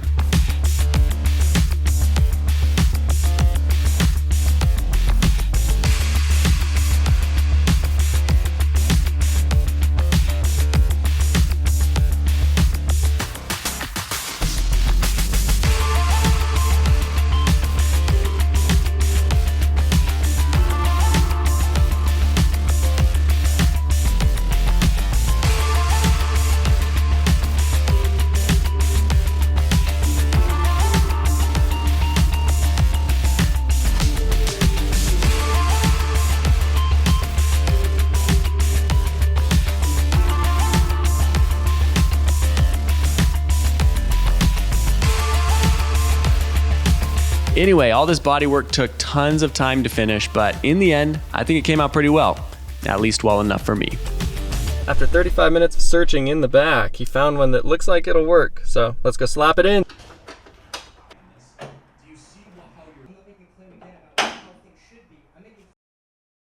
Let's go ahead and grab these fender liners here. Get these things installed. So these fender liners actually have grates for the airflow to go through from the front. So I have some automotive like grate material that I'm gonna just cut out and just freaking If there's enough bolt points on the actual aftermarket radiator shrouds, then I can just bolt it straight up like this. But chances are we'll have to actually mount this to here somehow, but we'll see. All right, let's figure it out. I just realized I've never actually had the hardware because I've never had the fender liner in here. I was looking for hardware on my table over there, and I only found the rear fender liner hardware because I've never actually had hardware for this because I've never had fender liners in here. So I'm gonna use the OEM hardware from the rear fender liners in here, just temporarily at least, and then just go get a bunch of matching OEM bolts and use it for all the different fender liners.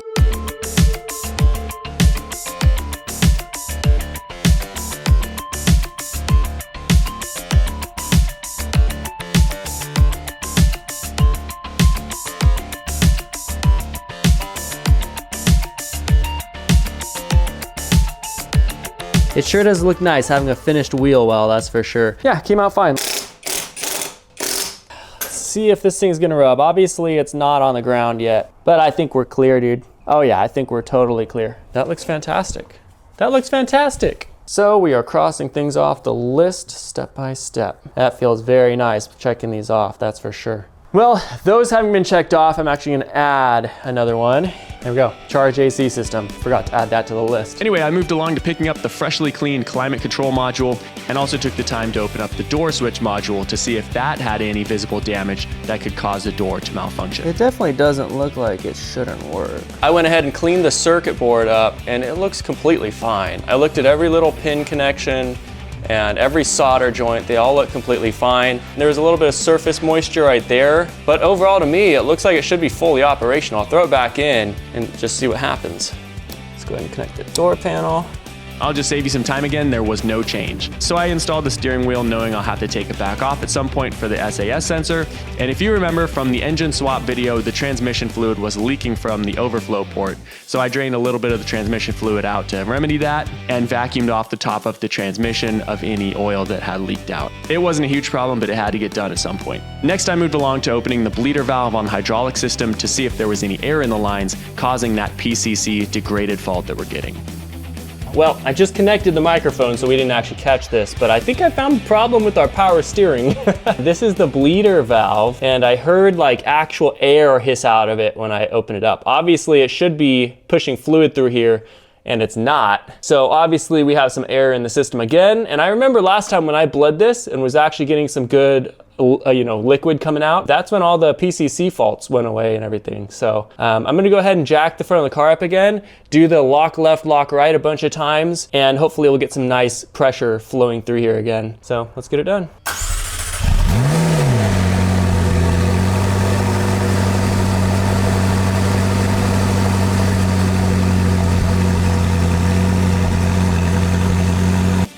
So I called Lord Kurt to see if he had the tools to repin the trunk tub connectors, and he decided to just roll over to my house to help me do it before he had to fly out the next morning to Chicago. Very much a side note, but one of the coolest parts to me about this project is just how invested people are in it. Today, a kid named Colin lives close by, rode his bike over to look at the McLaren, and he gave me a gold Lamborghini Gallardo just like mine last year. My dad stops by every time he sees the garage door up, and it's almost every other day that somebody else comes to the garage to see the project. Anyway, I finished pinning the connectors when Lord Kurt literally had to take off to Chicago, and with the connectors done, all 3 units powered on great. You guys can see this trunk, the emergency release switch, works perfectly fine. I actually had placed an order for a new one of these that I found on eBay, but it was gonna be like 60 bucks, and I know it doesn't sound like much, but when we can do like a free connector using the 12C one that was in the trunk tub that we bought, this one's free, and it works the exact same, just a different connector. And then the cigarette lighter cable we had to repin, because this was actually snipped from the trunk tub. Same with the emergency release latch. And because this is wired in, there's one less fault on the car. So that's, might not seem like much, but to me, one less fault is a big win. Today, I wanna actually try to focus on getting this stupid freaking fuel cap to actually open. What a freaking dumb problem this is.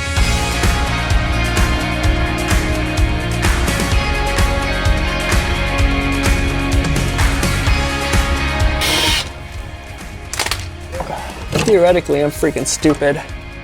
Is that what the F am I looking at? It's open! And this indeed was the last thing we had never opened since the accident. You guys can see how incredibly filthy it is in here. I can't believe my eyeballs right now, but now it opens and closes just like a normal fuel door without locking with the vehicle. I don't really care, it's not the 80s, no one's stealing and siphoning gas out these days. Big accomplishment tonight, that's great. And when I get this looking as good as new, that's pretty much it. I think I'll just leave it like this. So if you see my car around, don't steal my fuel, please. But I think I'm just gonna probably leave it like this, honestly.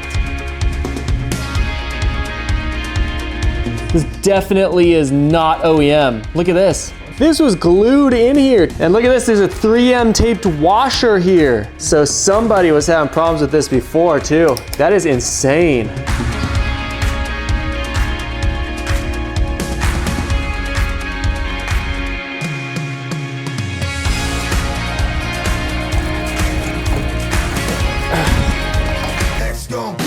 Well, couldn't help myself but just come out here this morning and just, how about that? Now, technically it's only held in by magnets, but I don't think that's gonna be flying open anytime soon.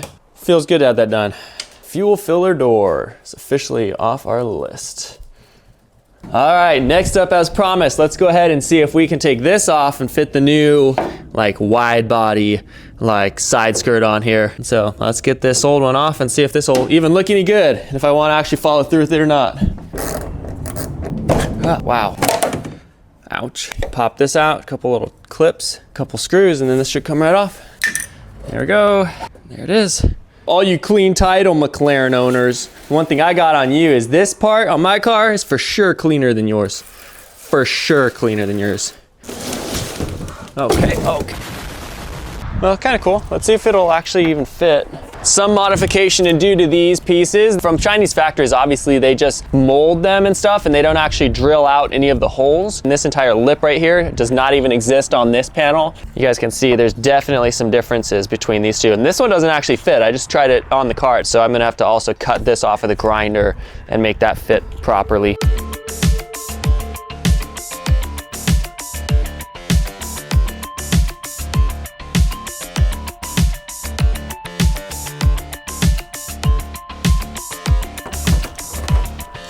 That's not great. That's definitely not great. If you're just looking at it like this though, it looks fine. Okay, I love that. Yep, we're rolling with it. That looks fantastic. Oh man.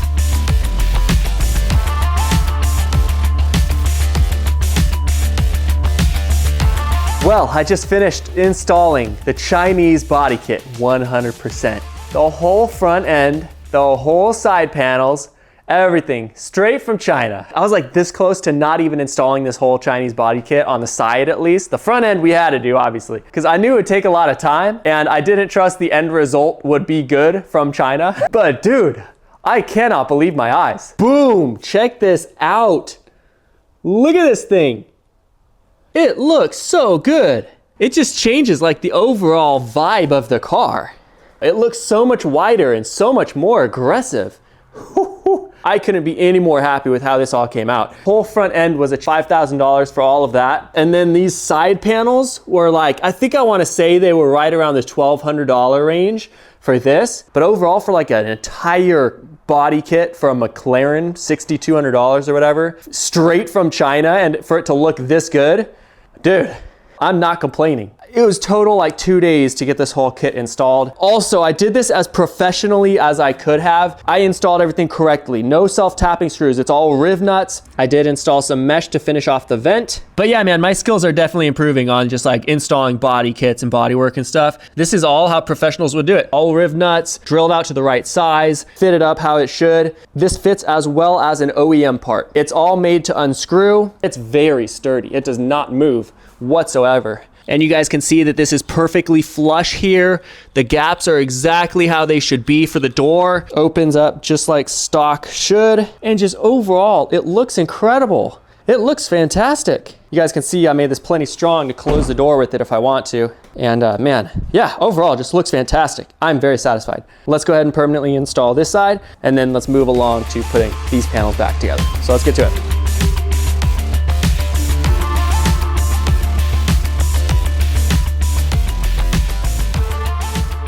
It's midnight now. I spent like the last 2 hours trying to get these two panels to line up. I'm still tweaking it and it's almost perfect. There were several areas that did not line up at all, and the little bracket that bolts under this was way off. I had to cut it and basically remake them out because there's no way it was fitting. I think this panel was very poorly shaped, and that is throwing everything down below here off. And obviously this part is the most important part to make it line up. It's basically perfect. I'm almost happy with it. Just a little bit more to go. It's just such a waste of time.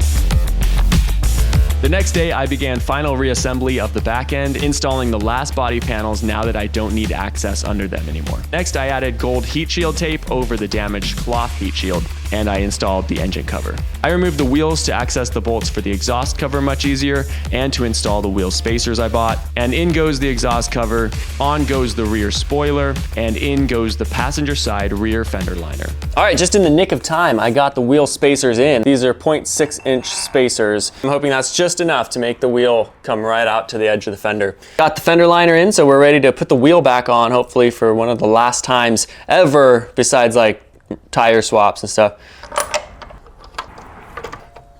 All right, I'm gonna throw the fender liner in this side temporarily as well. I do need to actually take it back out to charge the AC system, which is going to be done like ASAP before we actually drive around too much. I wanna get this AC system charged. But yeah, let's throw this in temporarily just so the TPMS sensor can start reading. I actually noticed the front one started reading correctly. So the TPMS sensors that used to be in the Lamborghini Gallardo are probably the exact same ones. The wheels fit on the McLaren, everything. TPMS sensors are reading. So hopefully we don't even need to replace the TPMS sensors in the wheels. That would be awesome. Not what I was expecting, but hey, I'll take the win. Anyway, let's throw this in real quick and then set the car back down. We're to that point. Last thing before I drop it down, I wanted to plug in every single module that I had, every light, the reverse camera, everything before we actually get it on this official drive, just so all the codes that possibly could be cleared. I don't want any TPMS faults. I don't want stupid faults for lights, that kind of thing. I just want it to be mechanical faults, and that's the last thing we have to solve. Unfortunately though, I think this is a 720S rear TPMS receiver. The connector didn't really slide on very easily. It's the same exact pins, it's the same exact frequency, looks like the same exact module, but it looked like one of the tiny plastic guides in there wasn't aligning. It was like a millimeter off. So I took that guide out and I'm hoping it works. So let's install this temporarily with zip ties, and then when I get the diffuser mounted back up, we can permanently mount this stuff back up. But we're really close, we're right there.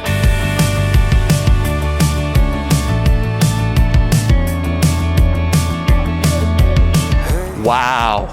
Oh, This car looks so much different. Wow.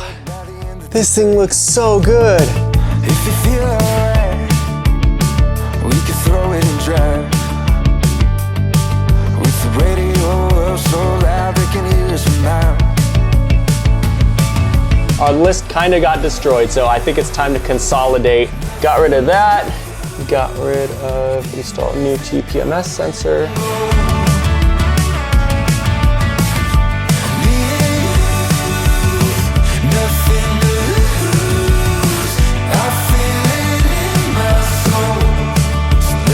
I think I just accidentally built one of the coolest 650Ss in existence. And I'm not even kidding you. This doesn't even look like the same car anymore. Just the presence, that wheel spacer, that's just like the gap, so perfect. In this exact moment in time, it feels like this whole process has been worth it. Like, just take a look.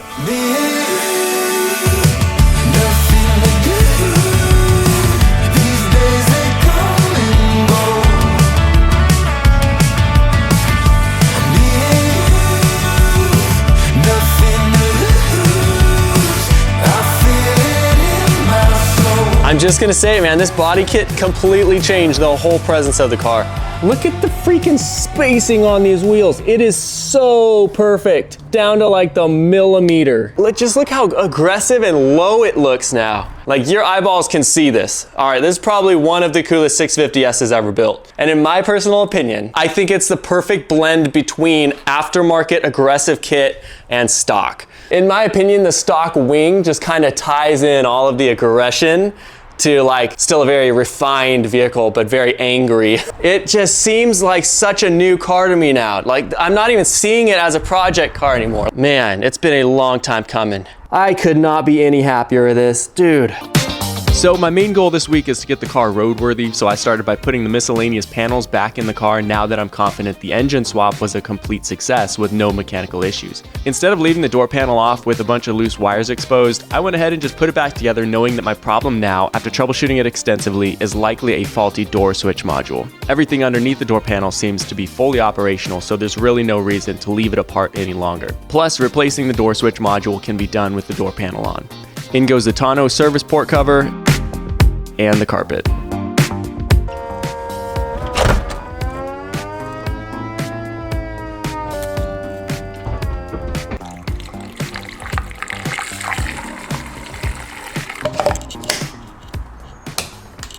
We go. All right, now bear with me one last time as we try a final attempt at fixing the SAS sensor. We just have to get it done. It's starting to hold the project up at this point. You guys may not realize this, but if I can't fix this, the part I need to fix it is on national back order for the next 8 months. We'd be waiting a long time. So I went ahead and jumped onto the steering angle sensor one last time because there was one last thing that I could try that might fix it, and that was spinning the other gear. We had been focusing on the left side gear, one that reads the steering angle and one that reads the steering rate, like how fast you're turning it. I was just guessing which one was which because the steering angle one was changing the value that we needed to be changed. However, when we got it close to the reading it needs to be, which is 0, you know, when it's dead center, the car, once it turned off, would default back to a completely wrong value. So I figured it must be the other gear that might set the default value. I know it's very technical. Nobody knows how to do this. This is literally, I think I'm probably the first person attempting to change these gears around to make it actually read correctly. All these McLaren techs telling me that you just have to mess with the gears, can't tell me which one to mess with. So I'm pretty sure I'm like the only loser doing this. Anyway, let's move ahead a bit. The problem is now starting to make a lot more sense to me, and I'm starting to understand how the SAS sensor functions and what each component actually does. The hardest part here was definitely just wrapping my head around it. That's right on the money. 0 reading, right dead center. So the problem I'm running into now is, even though it is reading correctly and there's no ESC fault popping up anymore related to the SAS sensor, when I rotate this 550 degrees in any direction, watch the value OK, right when I hit 550 degrees, right about there, it throws the fault rate invalid code, and then I get the ESC fault.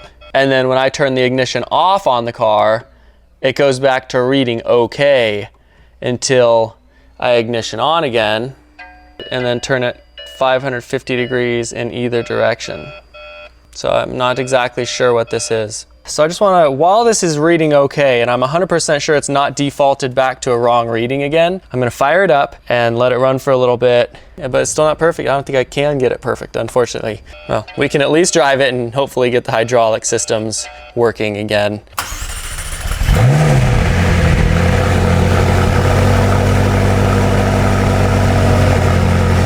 I'm surprised we haven't gotten a PCC degraded fault though. Passenger door, internal release fault. Vehicle lit, what the frick? I don't know what that means at all. This is a lot quieter than it normally is, this pump. Wonder why that would be. All right, live data says we're okay. Oh, that's full lock. What the frick? We fixed it! No freaking way! Dude! Ride height raised. Looks like we even bled the hydraulic system. Vehicle lift suspended. Close driver door to continue operation. Ride height raised. Let's see if it is. Oh, dude, it looks like it is. No way, it actually works. We have like no fault on this thing anymore. Tire pressures, we're reading every tire pressure too.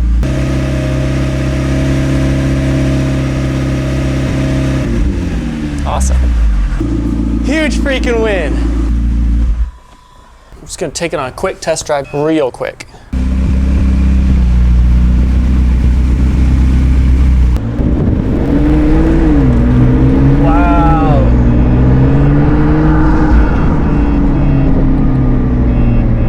Vehicle limp home, what the frick? Not happy about that. Oh, frick.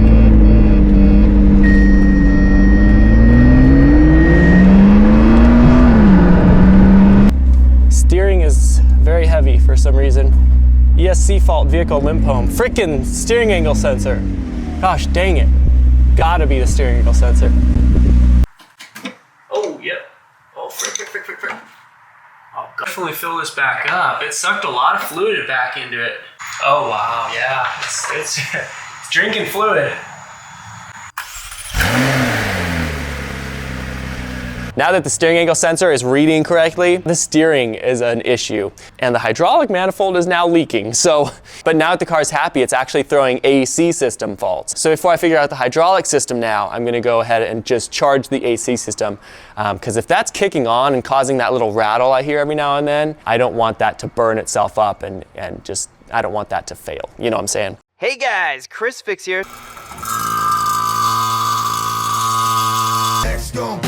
And yes, dude, we are pegged right at 30, exactly where it was before. All right, let it sit for 45 minutes and we'll actually start filling this thing up. Man, was I happy to see this system holding pressure. I've tried my absolute best this whole time to fix everything right and to fix it the first time, so I don't have to go back to it. But remember, this is my very first time for a lot of the stuff, even including this job of filling the AC system with gauges and vacuum lines. Most cars you can just use a small can with a quick connect hose to add refrigerant, but this car came with nothing in the AC system and was open to the elements for years. So we have to evacuate all the moisture and the air from the system, pressurize it, and add oil or refrigerant back into the system so there's no risk of the compressor running dry and failing. All right, well, it went about as good as it could have. Compressor is kicking on when it needs to, it looks like, but it's blowing nice and cold. We're at about 40 degrees. This is actually the first time I've been able to put AC on in this car, and that's just a big win, man. I'm happy to have this done for sure, and I learned a lot. This definitely is gonna feel really nice. SAS faults, we technically have that off the list. All those faults are gone, and we got charge the AC system. Going away. 2 of the 3 main things I wanted to get figured out before we can get this on the road. With those 2 things gone though, I will need to add hydraulic faults. Vehicle lift unavailable, air brake system unavailable. It's just going between those 2 now. We haven't had a limp mode or anything come back. All right, here we go.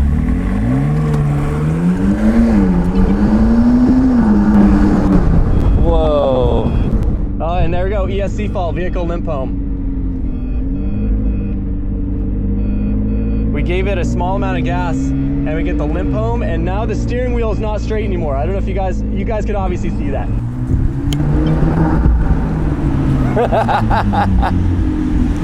What a wild car, dude. Today potentially is a big part of getting this car on the road.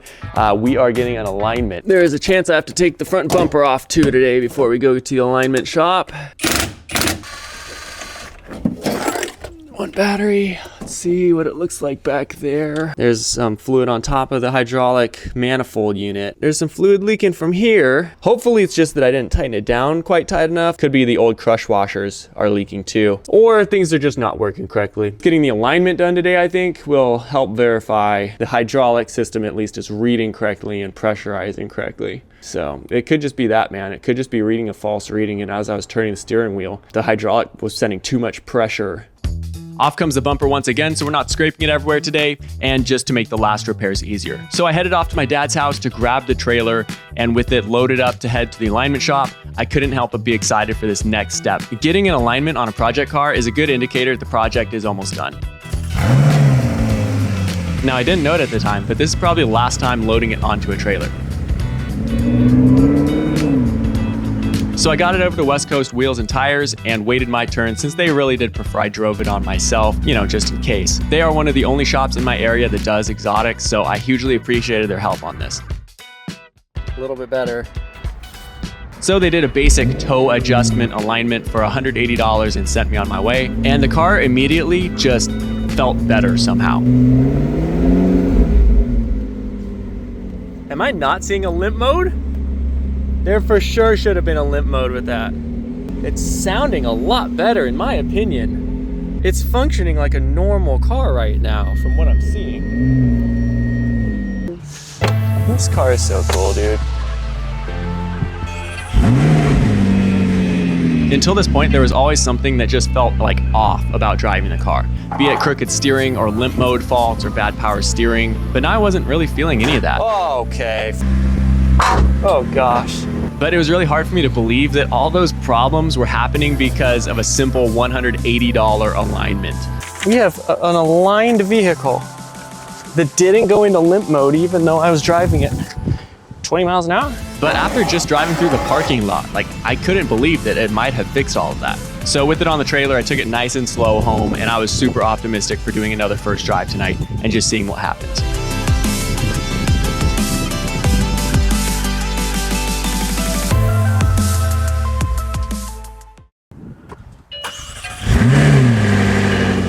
What the frick? I don't like that. Get it down so I'm not right.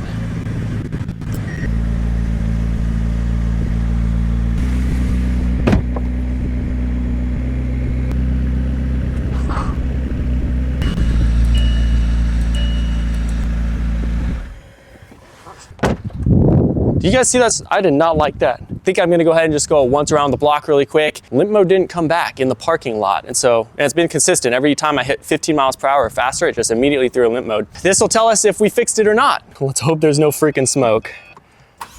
Please, please, please, please, please. Oh, freaking smoke is just stressing me out, man.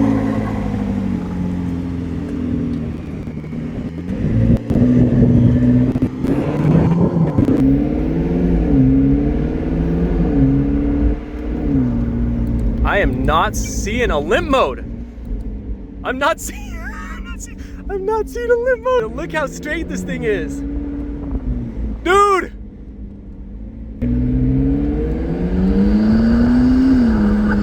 Whoa! We'll see if the hydraulic system's happy again too. This car is so much happier. If the hydraulics don't leak, this car is literally fixed. There's a chance this car is like ready to get registered right now. Dude.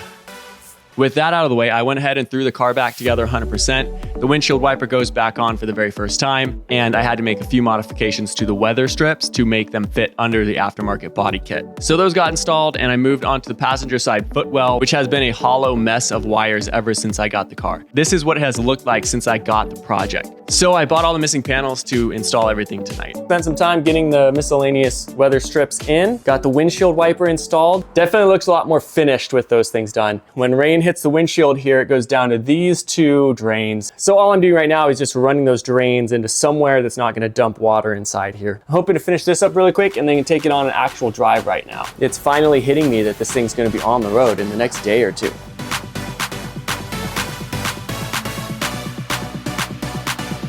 Everything is 100% installed on this car, so I'm testing the drains real quick before we actually wash it. All right, let's see. Yep, drains work great. There we go, dude. Well, this is the most complete it's ever been, and it's basically 100% done. We still need to throw the trunk tub in. It's just so refreshing to have this thing 100% buttoned up. And this is the first time when you sit in the car, it's actually like 100% complete. Cup holders, floor mats. This is the first time you guys have even seen this footwell actually put back together. It just looks like such a nice car now. Man. It's like an actual car. We're taking it on the official shakedown drive today. So let's hit the road and see how it does. Airbag fault, passenger door release fault, and that's it. All right, let's do it. All right, ready for this? Sure. Never mind, that was super lame. It was okay. We'll try it one more time real quick. Whoa. What was that? Probably just rocks. Oh, actually, I smell something. Yeah, I do too. That smells like brakes, honestly. That was the first time I actually hit the brakes hard. So we'll just do a quick little assessment, but I'm not worried yet. Well, there we go. You're officially the first one to ride in this thing as like a complete car.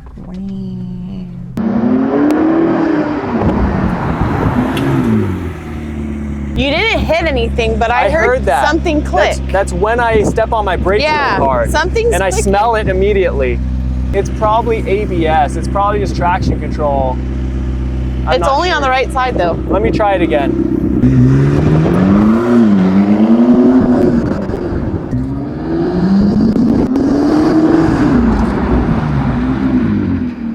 I don't hear anything. Didn't hear it there. I do smell brakes. No, but I can smell brakes for sure. It probably just hasn't been braked for a long time. Well, brake it in.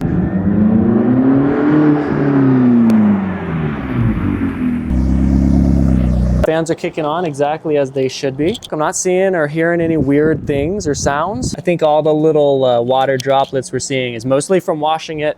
Let's check the hydraulic system, but it seems, steering all felt fine to me. Hydraulics seemed like they were doing fine. No leaks at all, which is great. So hopefully this is still full. Hey, it's perfectly full. Dude, we have a fully functioning car. And it's been at operating temperature for, I don't know, at least an hour and a half. And it's doing great, man. This has been quite the project. You guys probably too have forgotten how much has gone into this right here. It's just such a surreal feeling right now. It's all actually working. Steering feels fantastic, straight as an arrow. I just put it in track mode with manual paddle shifting.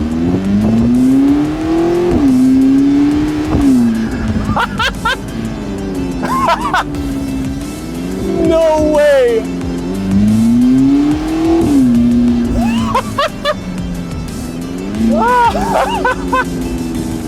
Dude! Oh my gosh! We are coming up on the very end of this project, hopefully. Okay, hydraulic faults we are no longer getting because the car is happy with the alignment. We got the alignment. And tomorrow we shall do the shakedown drive, and that's pretty much it. Please leave your message for 5. I bought a car at auction that I just repaired, and I'm trying to get a moving permit for it so I can go get it smogged and the brake and lamp inspection done. I mean, if you guys can help with any of those things, that would be great. So just give me a call back. Talk to you soon. Thanks, guys. Bye. The person you're trying to reach is not available. Hey, what's going on? My name is Nick. I bought a car at auction, and thanks, guys. Talk to you soon. Bye. How may I help you? Hey, what's going on, dude? I bought a car at auction and repaired it. I'm trying to get a moving permit so I can go get it smogged and the lamp inspection done. Do you guys do something like that? Yeah, we got moving permits here.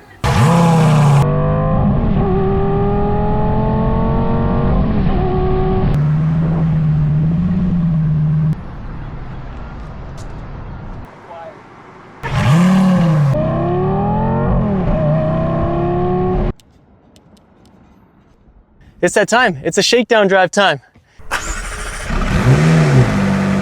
Let's do a check really quick and plug in the OBD2 scanner so we can watch those monitors reset. All right, let's check for leaks. I think we're good. Hey, we've only got 4 more left to reset, so there's a chance that this drive, the last couple ones, will probably reset and we'll be ready to smog this thing. Oh man, we're so close. Year and 6 freaking months, man. Dude, got all my emergency supplies here. We got coolant, we got a jumper pack, a tire pump. It was bouncing between auctions for 2 years before I got it. And it's been another year and a half. It's probably been at least 4 years since this thing has actually seen a road. And we are currently sitting on a public road, legal to drive right now. This is madness. I've been waiting so long for this. This was not made for doors to go up. So I'm taking it out to the country where we can actually cruise at 55 miles per hour. Normally, that's what the other monitors need to reset. There's like a different map in the engines or something that resets those ones. So that's what we're doing. Let's get to it, dude. I can't stop smiling. This is so awesome. Another one down. Only 1 more to go and we can smog this thing. Probably put about 5 or 6 miles on it at this point. Temperature is holding completely steady. Man, it's actually working, guys. It's actually working. So I put the camera down and I just enjoyed a nice long drive with the top down while the computers did their self-check. And what an insane experience this is. There's no real way to convey the raw emotion of this full drive.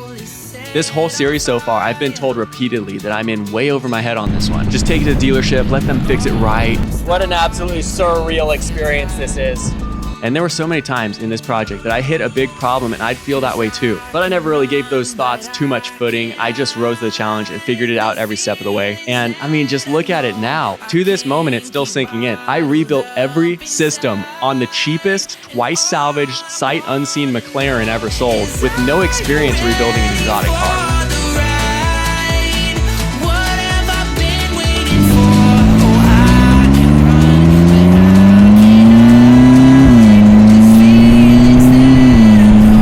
And to drive it on this perfect day, to see it out at my parents' house who have supported me from day one on my YouTube channel, seeing it in the sunset, there's just so much to process right now. But it was just a couple hours of pure happiness for once. The stress faded away and the weight of this project finally lightened up a bit.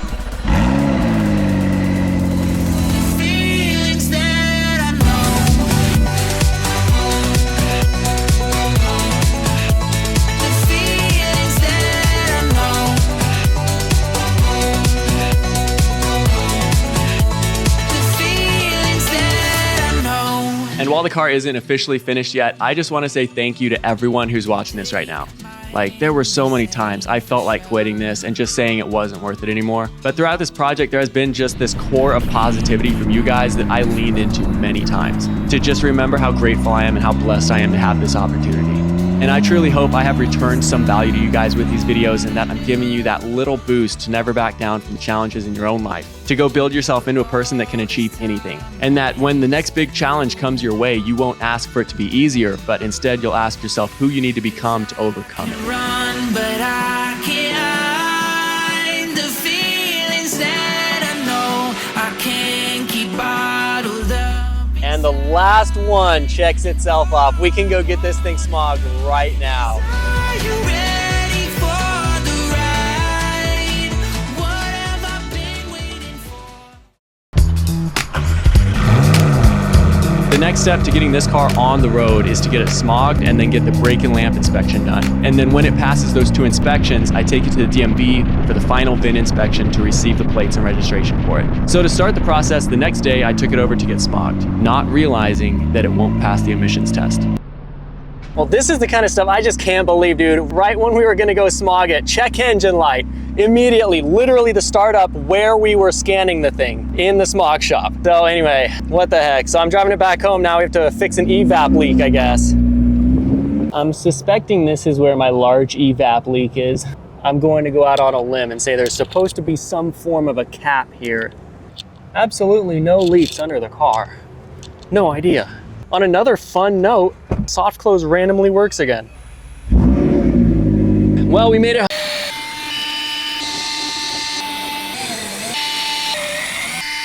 Let's find some evap leaks, shall we? Yeah, this looks like it's going to be our evap leak right here. So this is a vent of some sort and definitely the cause of our large evap leak. I can't see any connections for this though. Well, there it is. You guys see that little port way back there? That's where it goes.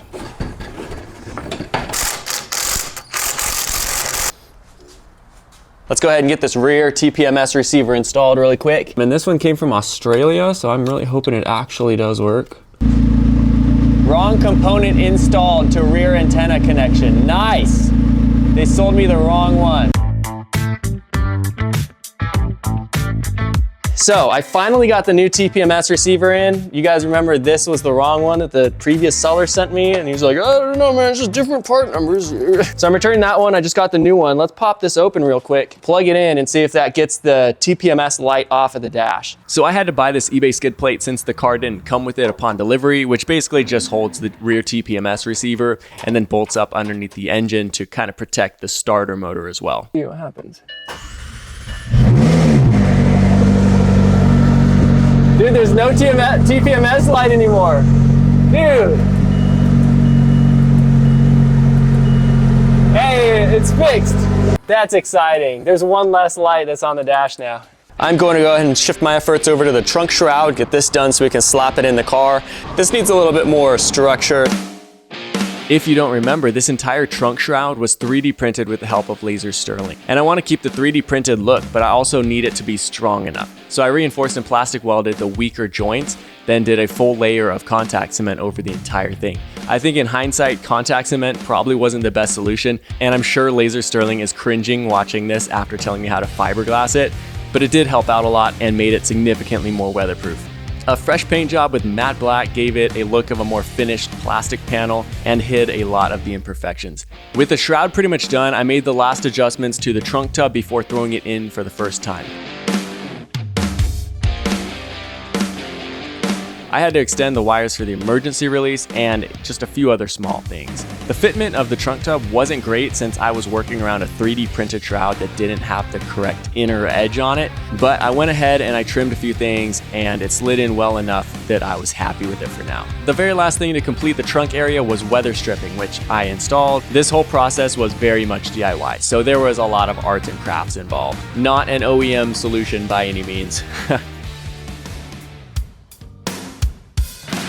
So I was about to add the second half of the trunk tub in, but decided to take this time to scope the AC lines we repaired to verify there were no leaks in the AC system. And luckily, I didn't find any leaks. In goes the second half of the tub, and I put some clips in it to hold it all together as one unit. And yeah, it's obviously not perfect, but it tells a story that I'm proud of. And it functions the same as OEM, and it's plenty strong to hold groceries. And honestly, just after so long looking at all those pipes underneath throughout this whole project, I was glad to have it all just covered up for the first time ever permanently.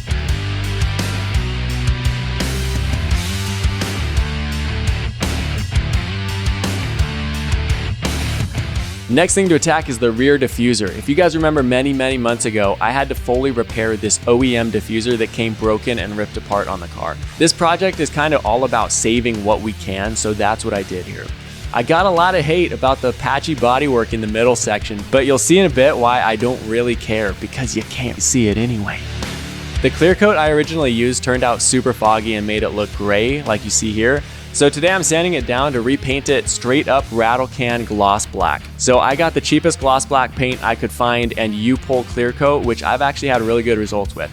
And in the end, it actually came out really well. Early on in this channel, I got really good at spray paint on my first projects, and I've been recently learning about like how to do bodywork the right way. So here I think both that knowledge kind of got me a really good end result.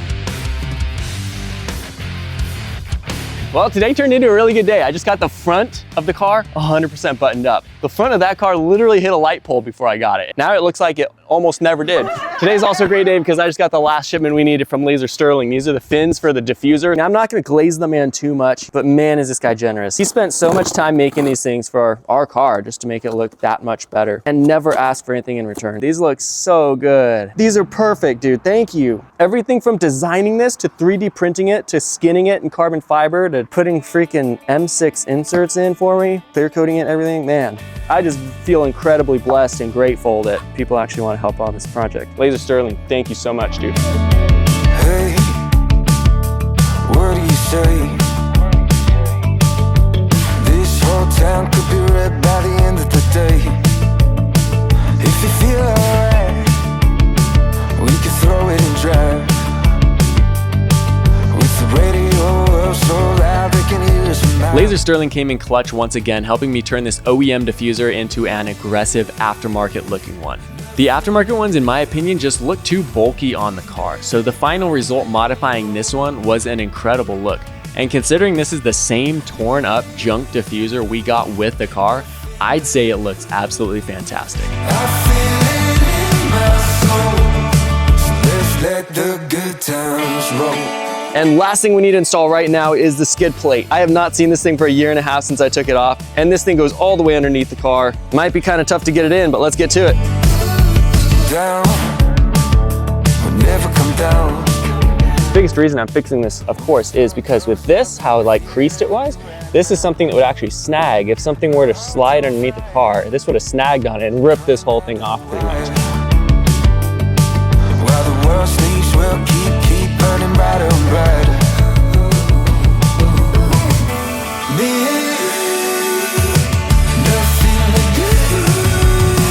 Super cool seeing it with everything buttoned up on the back end. But anyway, the freshly painted diffuser and the fins installed and everything is it's just the perfect look. Cool, I'm happy with that. So my priority right now is getting that evap monitor reset, see if we actually fix it or not. And if the evap leak is fixed, this car is basically 100% done. Quite unfortunately, the evap leak code is one that can't be reset. So this one we actually have to drive and reset the entire system for it to clear itself. All right, nothing to it but to do it.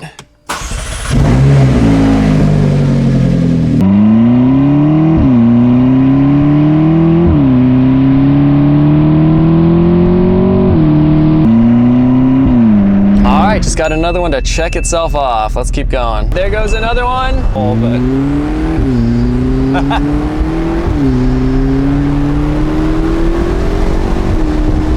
All the temperatures are all holding fine, so I'm not too worried, but they're checking it though. Yeah. All right, let's hit the road. We have 2 more monitors after reset. I'm still not used to just how low this car is. I'm mowing this dude's grass in his driveway right now.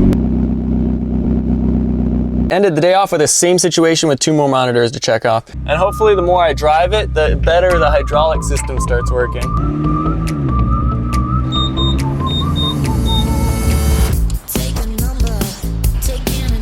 Reliable miles is what we're shooting for here and getting evap ready for another smog test. So the name of the game here is just getting miles on the car. I took it out to my parents' house once again to check on their livestock while they were out of town and to peep some potential projects. And I never noticed until now, but my dad never threw away the shelf I used starting out this channel on my first build. Insane throwback. He also recently told me that we can have the motorhome for free if we want to do something with it, so.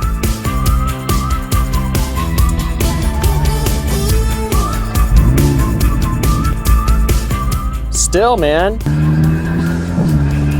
Well, we did it. The highway speeds is what it needed. Monitor did in fact just reset. So there we go. How to get evap monitor ready. To get evap monitor ready, perform a drive cycle involving a cold start, driving at a steady speed, smooth deceleration, potentially repeating the cycle a few times.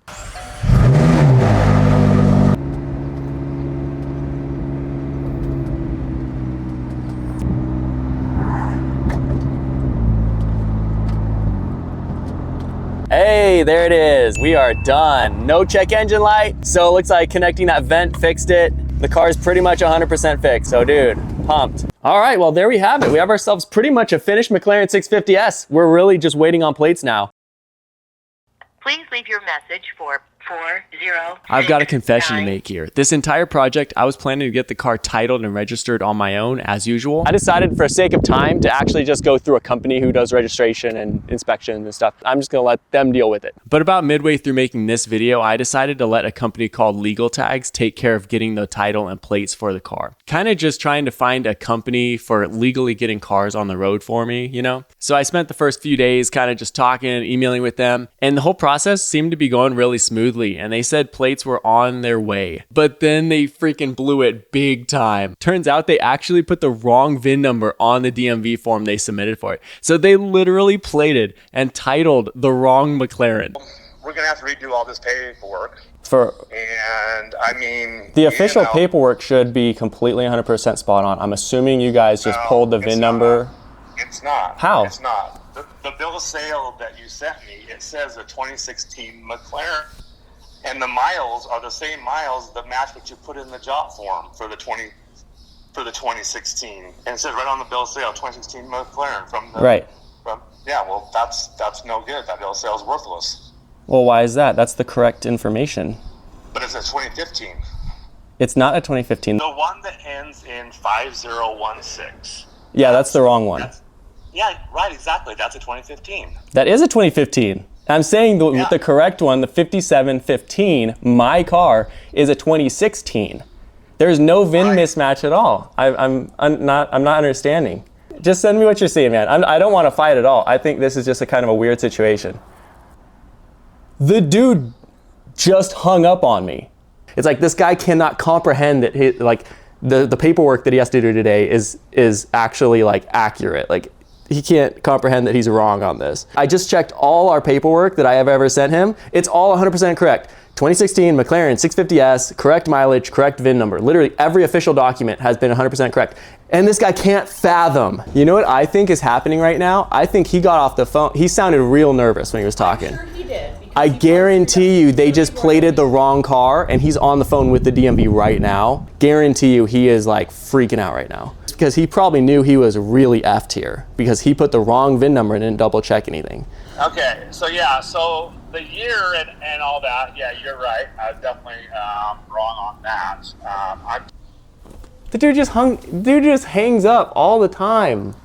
Bro, what a horrible company. Anyway, I'll be getting the plates myself again, so let's take this back to the smog shop next week. Master Smog. Hey, what's going on, Alex? This is Nick. I brought that McLaren by a couple weeks ago. Can I come back? It's ready for a smog. Ours is set? Yeah, they're all set. No check engine light this time. Make sure there's no permanent code. There's not. Not pending, but permanent. Yeah, there's not. I already checked it. We're all good. I repaired it and we're good now. Are you free right now if I roll over 20 minutes? I also added 3D printed paddle shifters on here too, so it feels a lot cooler, at least to drive, you know? All right, here we go for round 2. All right, well, we do indeed have a smog McLaren 650S, everybody. I know this video has jumped around a lot. There's so many things. I'm just trying to figure out, all right? Legal Tags blew it. They were supposed to help me get me plates, and they absolutely blew it. But there's some McLaren somewhere in this world that's titled to me right now. I still can't believe all that actually happened.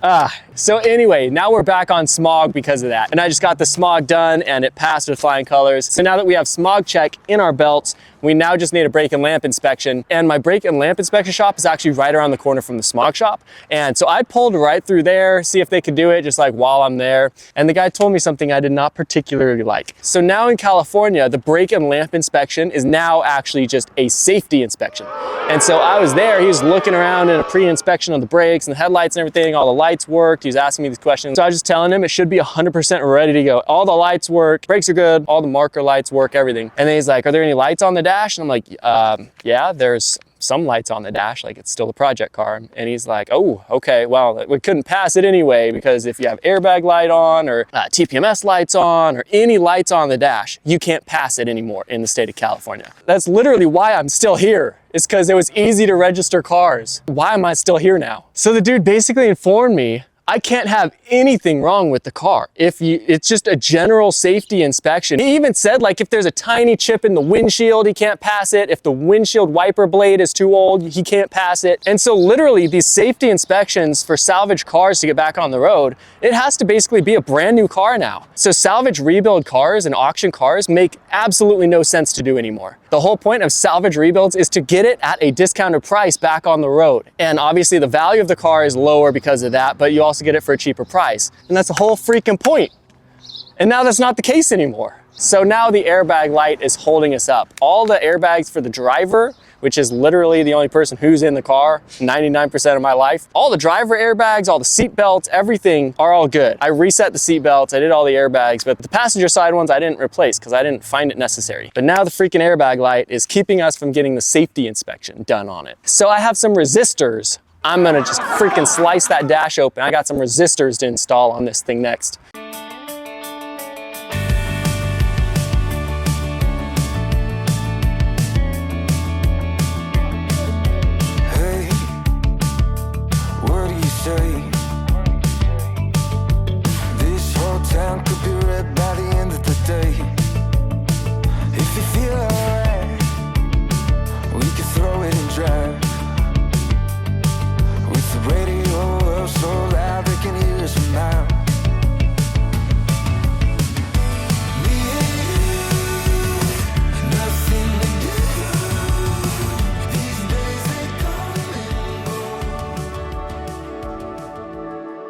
So I added the last finishing touches to the rebuild project. This car is finished, it's buttoned up, it's fully ready to drive, and it would have been registered already if it wasn't for the new restrictions in California. But right now, I'm just letting myself feel the satisfaction of it, just enjoy it, before I have to get back to work on it, to get it registered for road use.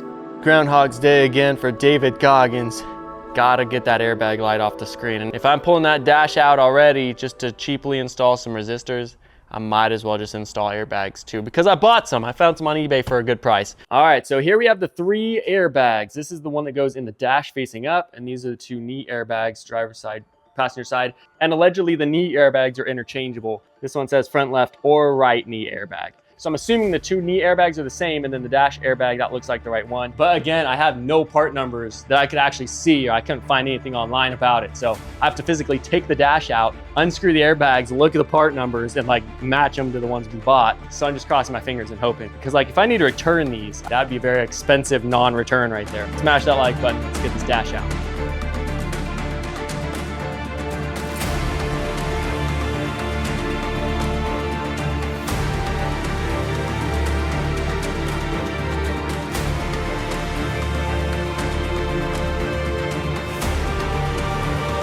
So this unfortunately is a seat out kind of operation. The dash is probably like the first thing they install when they're doing the interiors, like dash, and then everything installs around it. And so we're basically stripping the whole thing back down to the dash so we can pull that out to replace the airbags.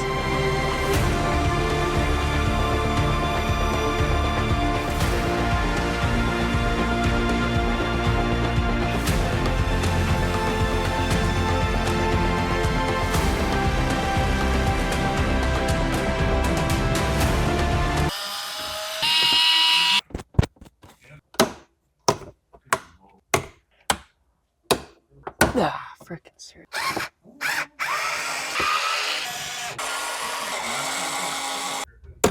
These clips just suck, man.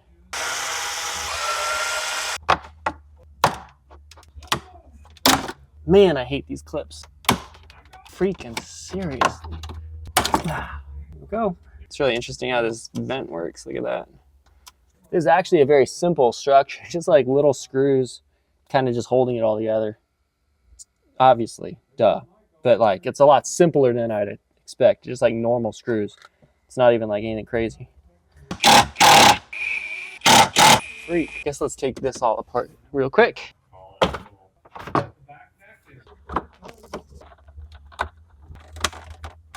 Allegedly, there's just 2 freaking clips right here. Freaking seriously. Dang. I hate clips freaking so much. I'm the best. Wow.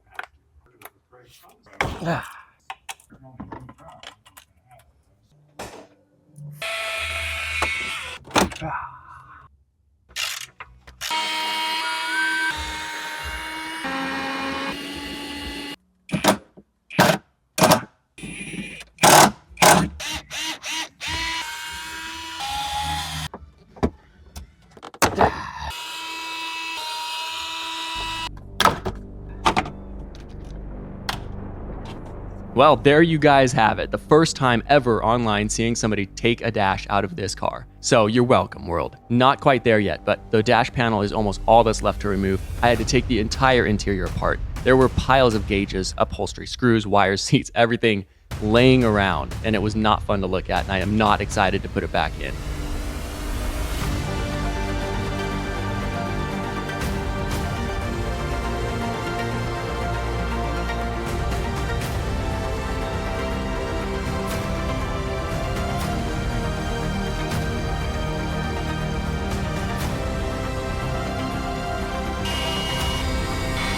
Man, that took forever. There's so many bolts to go back in. I'm not looking forward to this. There we go. Freaking really. It's obvious that this whole center console, maybe even the dash, was out previously because all this stuff was already taken apart and like this glue was broken already and stuff. Sheesh. That was not very fun to do. I know the video is super sped up, but this took way longer than expected. To this point, it's been in my garage for 2 weeks, just disassembled. And I'm not even halfway done at this point. So anyway, I'll pick this up next week when I have more time. What have I done? But throughout this process, there has been this question on the back of my mind. What if I install the airbags and they just don't work? Hopefully the airbag light's off after that. If it's not off and I put this interior together and we have to take the dash back out, whew. It's actually quite possible. The components I'm installing are used from another crashed McLaren and never tested. There's a chance they just don't work, and we won't know until we put the whole thing back together to test it. Just like the freaking doctor ordered, one dash removed. It's also possible that they are the wrong part number for this car as well, since I wasn't able to verify part numbers ahead of time, so I just took my best guess and found the cheapest replacement parts I could find on eBay. But even if the parts do work and it's the right part numbers, there's a very high chance we need to get the fault code for the airbag reset with the actual McLaren diagnostic software, which I don't have. But unfortunately in this case, it's work that I have to complete in order to find out if it'll work or not. And if I put this whole thing back together and it doesn't work, the whole thing comes back out and I start all over. Yep. All right, well, sorry, Laser Sterling. All the hard work was for nothing. The part numbers were the same as the replacement parts and everything looked identical. This was a huge boost in my optimism since my research had paid off and these should be a direct drop-in replacement ready to go. With the dash out and the parts lined up, I was through the tough part on this project, but what I found next was so freaking sketchy. When I bought this car, I was very aware that it had been flipped at auction by a third party. I saw that they had tried to doll the car up to get the best price possible. They welded a completely wrong crash bar where the damage was. They welded in a junkyard subframe, they cut out the deployed airbags and glued the holes shut like it never happened, and Copart intentionally listed this as run and drive without actually testing it. The flippers actually used a massive layer of body filler and epoxy to close the dash airbag, and spray painted the top of the dash matte black to match the leather. And they laid the body filler and epoxy so thick that the new dash airbag couldn't even bolt into the hole anymore. Oh, man. Sheesh. I'm trying to do this with the least destruction possible. That's insane, dude. And there's no way I can buy another dash for this car. Even if I could find a dash on eBay that had the right material and the color of stitching, these are going for $5,000 to $7,000 used. That's money I don't have. This is the last push I have in me to finish this project and I can't spend any more on it. I needed a way to close the dash airbag hole, but in a safe way that wouldn't send body filler shrapnel into your face if the airbag needed to deploy again. I tried sewing it like it was originally, but that would not work because of the damaged leather caused by the epoxy that the flippers used. So I opted to use epoxy, but in a very light and strategic way that was safe. And then I tried out some leather repair products to even out the low spots and blend the rest of the damage in. I'll admit it's a bit rough to the eye at first, but I think you'll be amazed how smooth it actually came out in the end.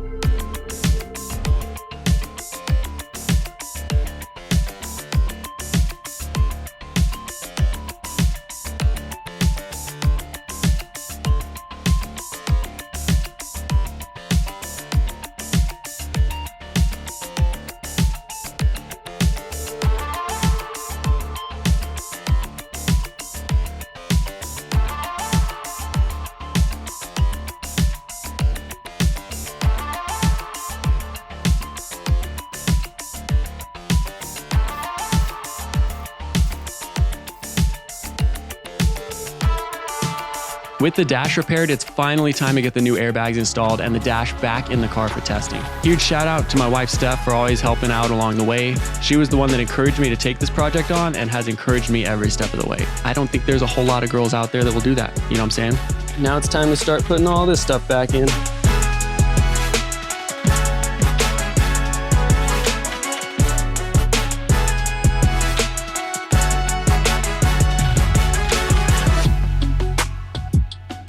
Okay, I'm exhausted. That was a lot of laying down in the car. It was not much fun to do, but it has officially come time to power it on and just see what happens. All right, a little bit nervous. Battery is fully charged. It has been charging this entire time for probably at least a month at this point, honestly. Airbags, please do not pop. I'm hoping for the best. I have the key in my hand, and let's connect the negative side.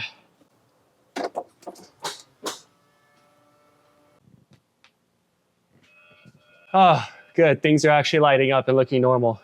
Oh, man. Keep my ear protection in. It's possible still when I turn the ignition on, the airbags will deploy. I'm not expecting them to, but I'm really hoping they don't. I'm gonna move these chairs backwards a little bit. There it works again. Steering column position fault. I know how to fix that. All right, things are coming to life, which is good. Okay, I'm gonna push the ignition now.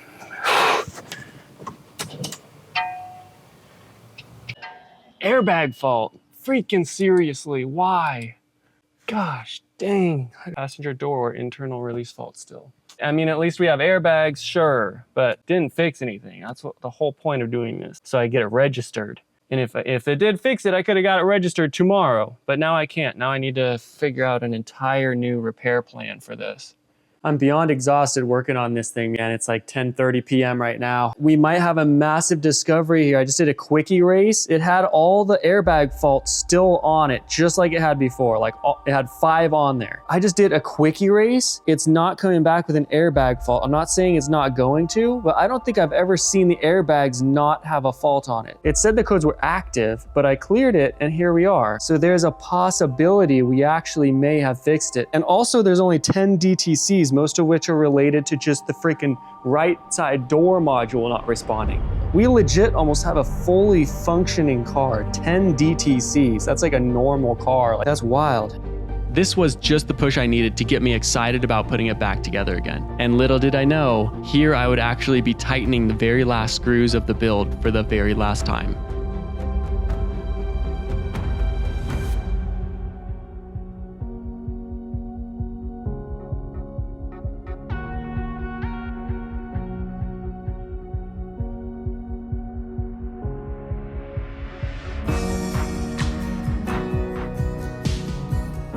It has come time to fire this thing up for the first time since it's been put back together. Passenger door fault, front luggage release fault, that's it.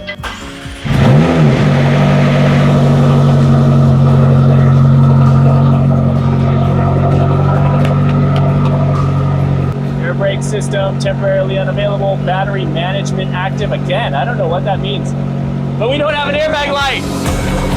No airbag light. Heck yeah. Woo! Yes, sir. Yes, sir. It's crazy how few faults this car has. It's just door-related faults now. So when that gets software updated, it should be like 100% like no codes at all on this car.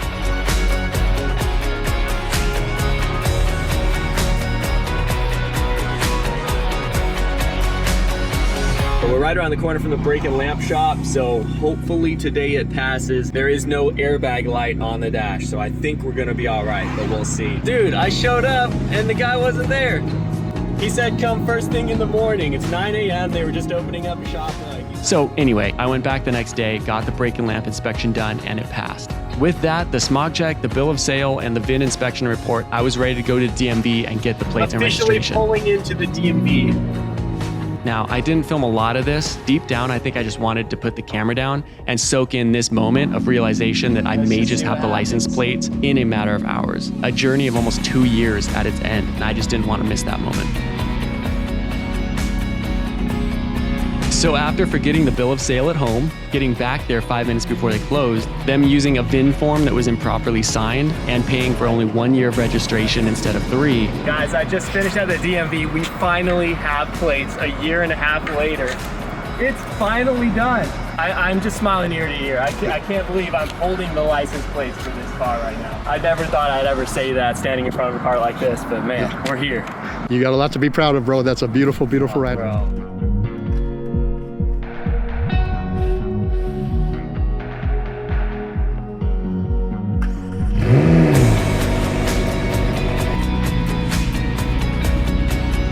We got the plates!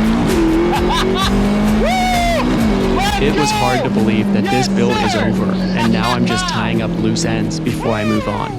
Ryan was such a huge help on this project. I mean, the guy helped flare the coolant lines, helped with the wiring harness, and he took on the entire engine swap. It wasn't much, but I gave him the R6 stunt bike that I had sitting around as a thank you. Exotics were not in his past experience, and he could have easily just said it's too much liability for him to work on. But instead, he saw that I was just a dude that needed help, and he stepped up. So if you're watching this, Ryan, thanks again. On short notice, I am now headed to Stockton. Sean from McMedics is in California right now. I didn't know that he was doing such a quick trip, and so if I can make it there in 2 hours, he can just squeeze me in. He hasn't confirmed that that's actually the plan, but I'm gonna head out. If there's any possibility we can get this thing fixed today, right now, I'm just gonna go. I'm just gonna take it. Off to Stockton, California I went, about 140 miles away from me and about 2.5 hours to get there. This was the first road trip I've ever taken in this car, so I was just hoping it wouldn't leave me stranded 100 miles from home. First thing I noticed right when I jumped on the freeway was these wheels desperately need to be balanced. Besides that though, everything went really well. By the time I arrived, Sean from McMedics had been waiting for me for about an hour, so I hugely appreciated him being willing to wait while I drove over. Maybe it's not grayed out now though. Interesting. We talked a little bit, and he went straight to work scanning the computers and resetting the modules. Well, here's what we are gonna do. So we're gonna scan every unit and then see maybe if it goes grayed out. Maybe if it only goes gray after you try to access it. This trip, I was hoping he could get the passenger door module powered back on and do a rear wing calibration. I was also getting that battery management active message, and he was able to clear that, and it hasn't returned, so that's great. Yeah, I remember you telling me that the first time, so I was making sure everything was connected. But I'm gonna clear all the codes and then try your air brake again. All right, so I just wrapped up with Sean, and the things I was hoping to fix this trip were not fixed. No fault of his. The issues I was hoping were software related were indeed not software related. So he did what he could. He just kind of reset some modules, whatever, but the door module's still offline, so the window still doesn't roll up. He suspects some form of a wire or power problem with the actual module, or the module went bad itself. The air brake that was getting a code on the screen and doesn't really operate like it should. He found that a sensor might be off or something, but it's all things that I can fix on my own. So I'm gonna go ahead and head home right now, and then I'm gonna just get back to work on fixing these issues. Now it's back in my hands. I'm gonna keep enjoying the car, and I'm gonna get to these problems as soon as I can. Thanks for squeezing me in, Sean. Appreciate it. See you guys at home. Back home I went, and this car made it without a single hiccup. This was a long trip, but I'm very glad it happened, and now I know what to do to resolve the last couple issues. Having completed this trip with no issues, I've now put over 1,000 miles on this car without a single leak or a single fault code. I'm so happy with how it turned out, and I've been smiling every second since I got plates for this thing.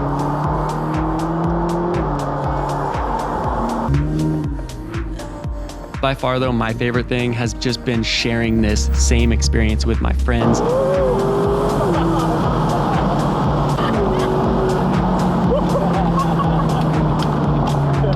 to 2.8. Yeah. But you can almost drive this one like a normal car. My family, my uncle, my mom, my dad, everybody else, just seeing them light up, it just makes the whole thing feel worth it. What an insane experience. This car was forgotten, abandoned at auction lots for 2 years without a buyer, and destined for destruction. This car never would have driven again if I hadn't bought it. But there's a certain number of dollars for any project that makes it not worth doing in the end. There's a reason why no one bought it. No matter what it costs though, I'll always be proud of rebuilding the cheapest freaking McLaren ever sold. So many moments of victory and so many of heartbreak. And I've kind of accepted that it is what it is. But really, in the end, was it all worth it? All I know now is that I'll have to work even harder to recover from this hit.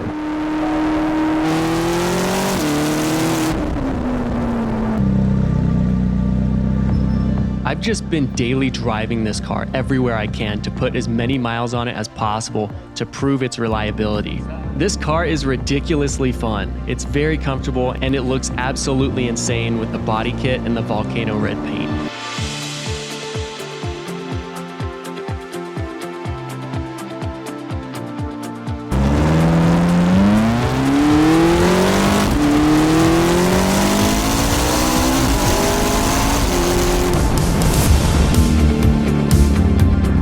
But now it comes time for me to sit down and compile 2 years of purchases. Hey bro, can my son take a picture with your car? Of course, man. Yeah. Let me chase you down. Yeah, I'm just gonna go inside there. You guys check it out. Whatever you want to do.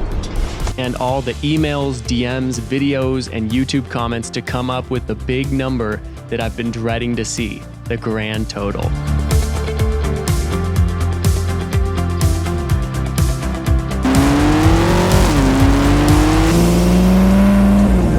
It's a 3.8 twin turbo V8.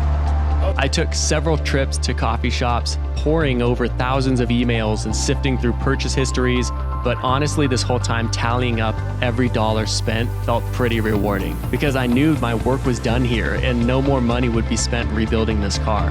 There's several entries that are like $12,000, $20,000, and then there's just like another 79 entries or something. I'm not ready for this, man. And just driving this thing every day has been a dream come true and has brought a lot of cool conversations into my life that I never would have had without this car. Is this a Corvette? This is a McLaren. It's from England. It's a McLaren. Oh. So this is a 2016 McLaren 650S Spider. It's rear-wheel drive with a 3.8-liter twin-turbo mid-engine flat-plane crank V8 producing 641 horsepower and 500 foot-pounds of torque, put to the ground through a 7-speed dual-clutch transmission.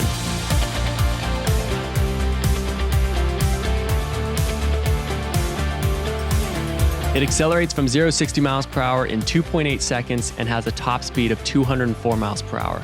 And this car is actually fairly uncommon, with only 2,490 Spider editions made. MSRP of this car was almost $300,000, with current prices for clean title used ones going anywhere from $110,000 to $160,000. So buckle up, it's officially time to reveal the grand total of this project.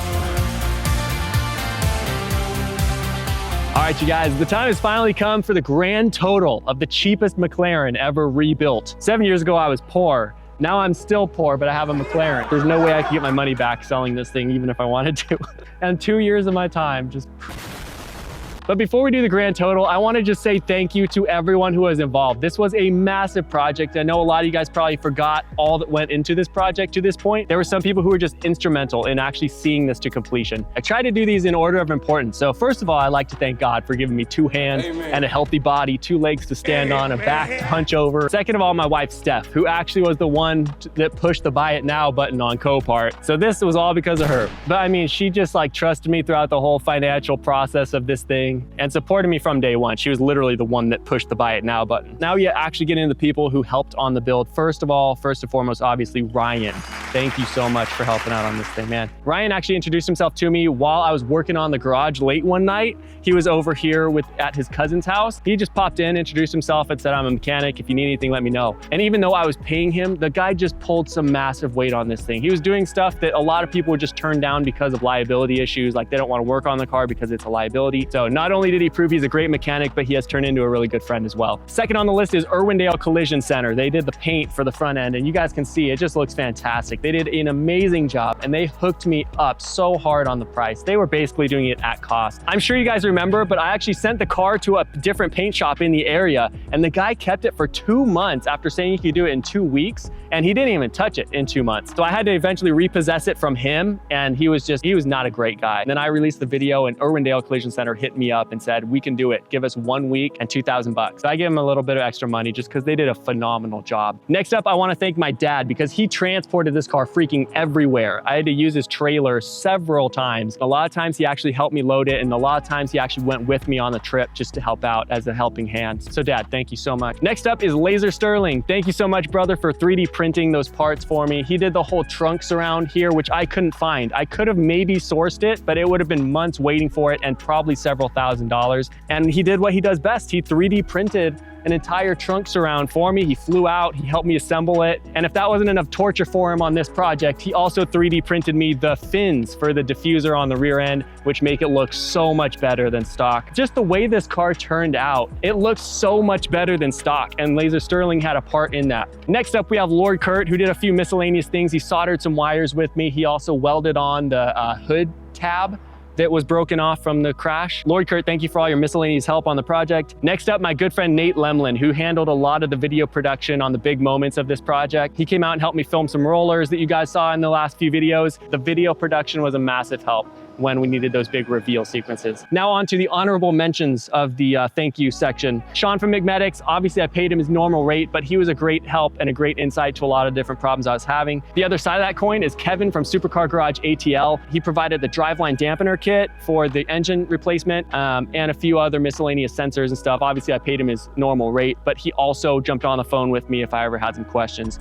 And that's it pretty much for people who had a hands-on part on this project. Obviously I was trying to do this whole thing as much of a one-man build as I possibly could have.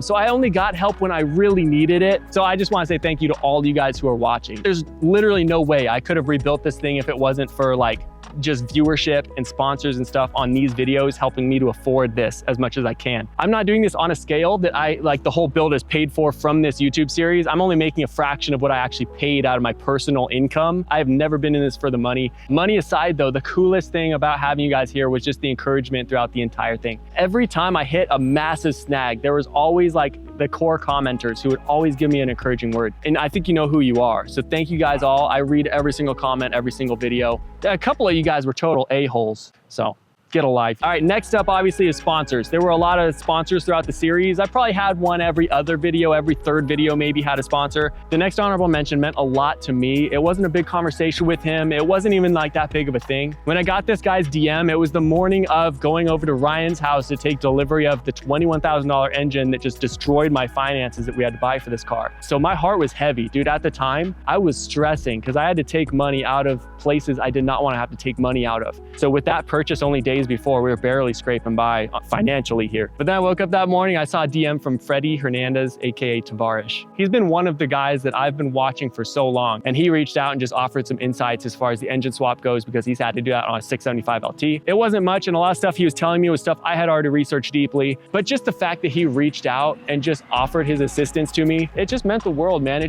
It made my heart feel less heavy. So Tavarish, if you're even watching this, bro, thank you so much. It meant a lot to me. I know it was just like a DM conversation with somebody for a day. It kind of got me through that rough time of the engine swap. Then last but not least is just everybody who emailed and DM'd me and just offered miscellaneous insight and assistance. There were way too many of you guys over the last 2 years that I can't find all your emails anymore. I tried to, but I just can't. But thank you everybody who did reach out and everybody who offered the encouraging word. It really meant a lot. With that said, let's get the whiteboard out, break down how much this thing actually cost.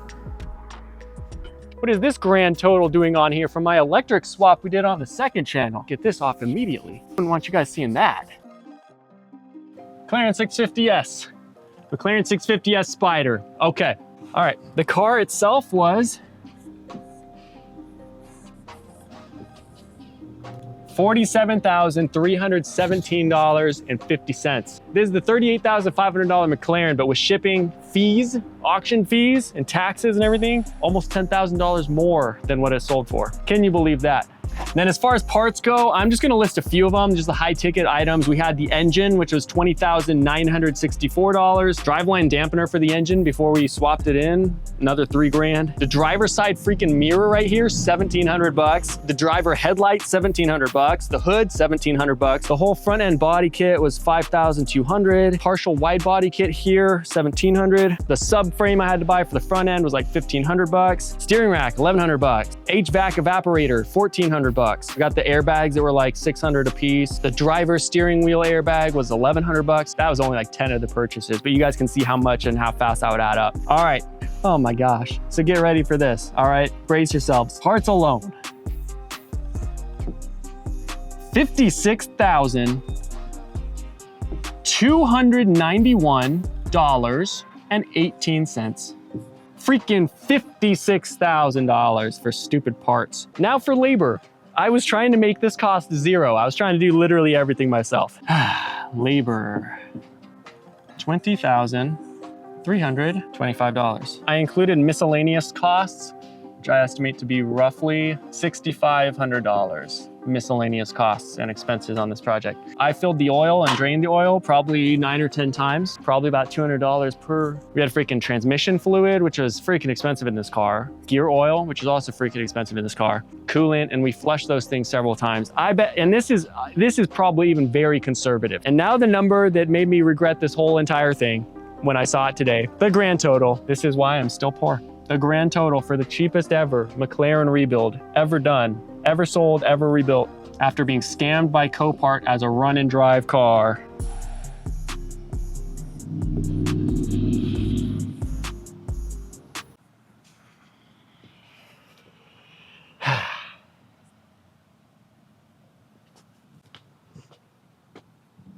$130,000. $130,000. Salvage title, I could never sell it for this. I'm gonna give you the number really quick without the engine replacement. If this car truly was a run and drive, this is what it should have been. It would have been a decent budget build. $91,633.95. You guys can see how scammy behavior from the auction can completely mess up a project. Should have been on track for a nice budget build. $91,000 for this car, even salvage title, would have been a pretty good deal, you know? Well, anyway, there you guys have it. Bad luck on this project, but the character development will more than pay for itself on future projects. I can feel it. Anyway, the next morning I got a very good DM on Instagram from Sean at McMedics. All right, today's game of how fast can I take the wheels off and get to Stockton within like the next 2 hours. Sean from McMedics is here again. So last trip to Stockton, these tires were horribly balanced, and at 70 miles an hour, it'd shake quite a bit. But there's such little clearance here between the calipers and the rim. I need to have them put the weights on the inner barrel. I hope they can do that. I have no idea. So I loaded up and headed out to Stockton once again to see if I could finally, once and for all, fix this door power issue. And I think the wheel shop I got these wheels balanced at probably didn't actually balance the wheels and just said they did, because the shake at 70 miles per hour was even worse this time around. But I listened to some podcasts, sipped some coffee, and made it up there about 2.5 hours later.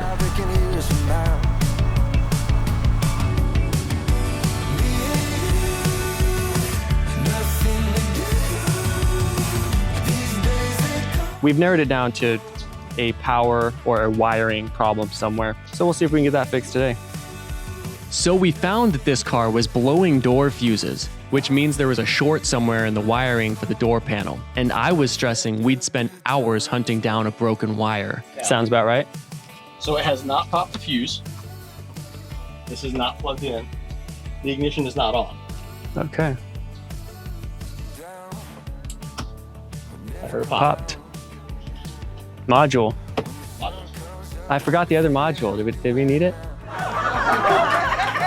But it turns out the door module itself had blown at some point during the rebuild and was shorting internally. So luckily I had already bought another used door module and brought it with me. So Sean was able to install it and program the module to the car, and it worked great. Hey! We are online. Oh, hey, the window works again. Yeah, it works fine. Freaking got it. Sean's a really fun guy and really knows McLarens. It was a great time hanging out and getting that fixed with him. And since we still had some daylight, he started looking into the air brake / wing issue as well, but we didn't get that fixed during my time there.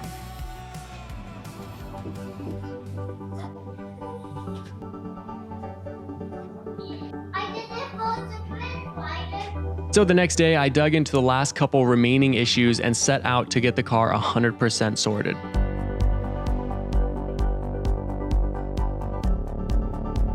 All right, so yesterday we got the door module fixed. That was amazing, but we couldn't quite figure out what was wrong with the wing. There was a little bit of a pinched wire in here. The wing is not getting correct readings, so the wing isn't actuating how it should, and it's throwing a major fault on the screen, which makes the car beep at you every time you start it up. And I can't use launch control until we figure out the wing situation, because until this works, launch control is inoperable. So I came underneath the car and I was very happy to see a connector that was not plugged in.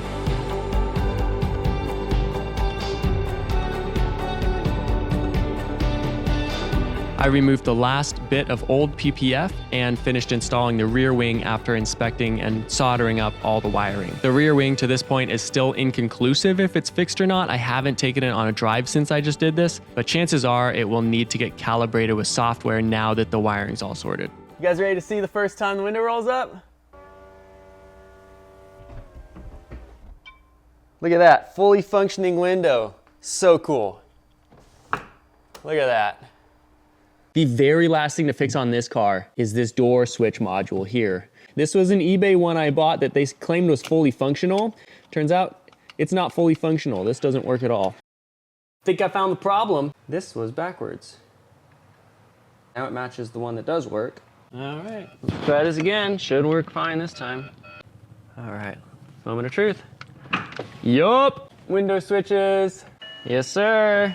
We have a fully functioning McLaren, you guys. Sweet. $131,000 and 2 years of my life later. The McLaren is done and I'm poor. I guess I'm just happy the car hasn't blown up on me yet, since, I couldn't afford to fix it again. I've been daily driving it a couple months now reliably, but today I'm gonna take it on its longest drive yet, once and for all, to see if anything will break. What I was hoping would be like a weekend getaway, actually enjoying the car, driving it all the way around California, turned into a stressful one-day trip today. PCH is closed, like nothing's working out. Family at home, now it's freaking 2 p.m. I'm headed to Monterey, gonna get there at like 5 or 5:30. What a freaking project, man, what a freaking project. But I'm mentally ready to just turn off for 6 hours at least, just driving and, making sure it'll drive 450 miles. So let's hit the road, let's do it.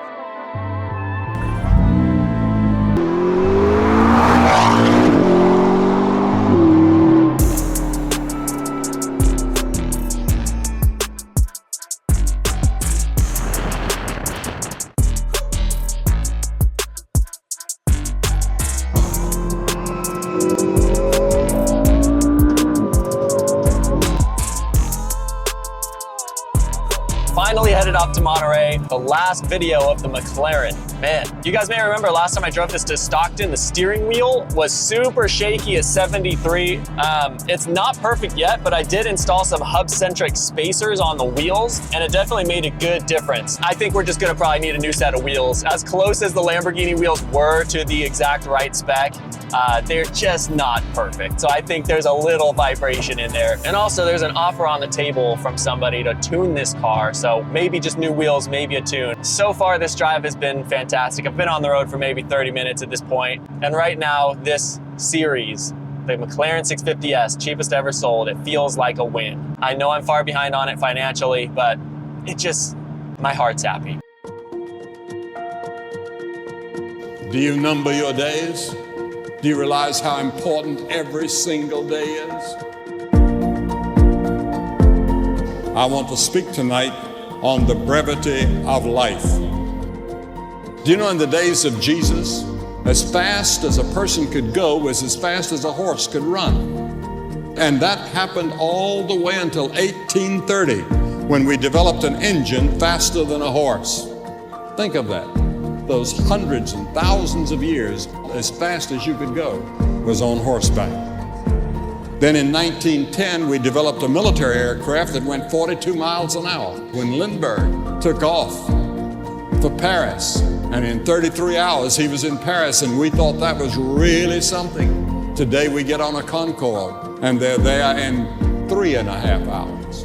In 1960, we started going through the air at 18,000 miles an hour up in the stratosphere. And yet we have fast automobiles and fast airplanes, and we're running from place to place like mad people. You know, we've invented all of these modern things to save time, and we have less time than ever before. I've said this for for so long that when I am done with this car, I'm gonna drive it down the PCH with the roof off. And the PCH is actually closed, but the roof is off.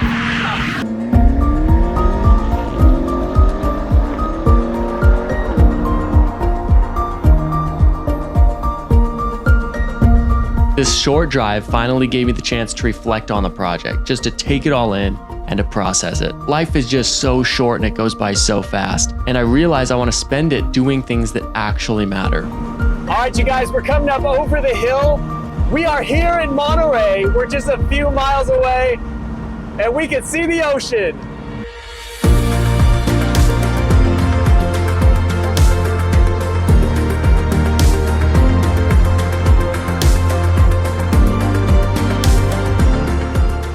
And just like that, the $38,500 son of a gun McLaren got me all the way to Monterey. What an insane experience, blasting your favorite music, driving a supercar you built to one of the most beautiful spots on the planet. Life is freaking crazy, man.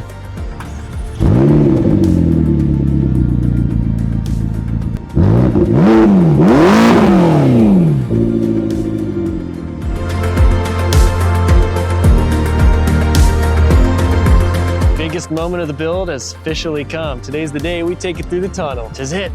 One thing I've been having to adapt to on this car is the sound it makes. You know, I've never really been in love with the sound of this car. It doesn't sound bad, I guess, but coming from one of the best sounding V10s ever made, you know, hopefully we can change that today. Let's go through this tunnel and I'm excited. I'm excited to hear it. It's gonna be fun. Here we go.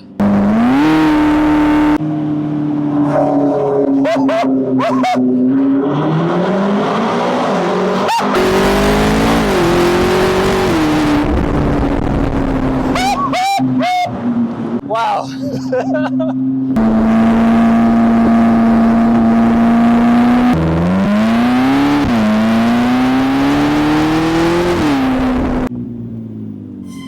Yeah, you're good.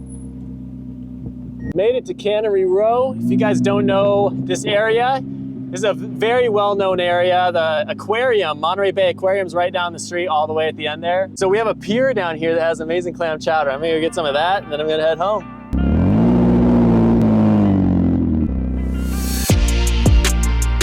This trip may not have been the dream weekend getaway I was hoping it would be after 2 long years of work on this project, but I had a great time walking around Cannery Row, getting food, cinnamon rolls, saltwater taffy, and some coffee for the road. It was just a good couple hours getting to release some of the stress I've been carrying around this year.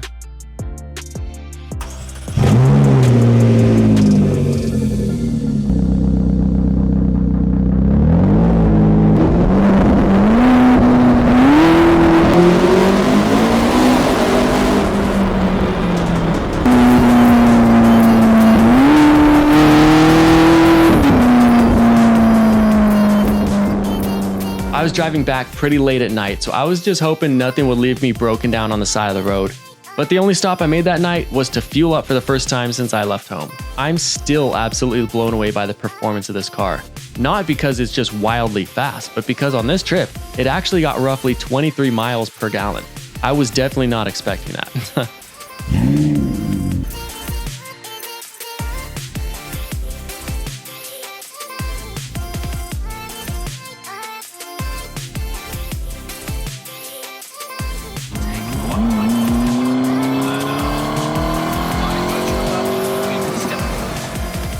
Well guys, with my trip to Monterey officially complete and 1,700 reliable miles on this car, I pronounce this build officially over, you guys.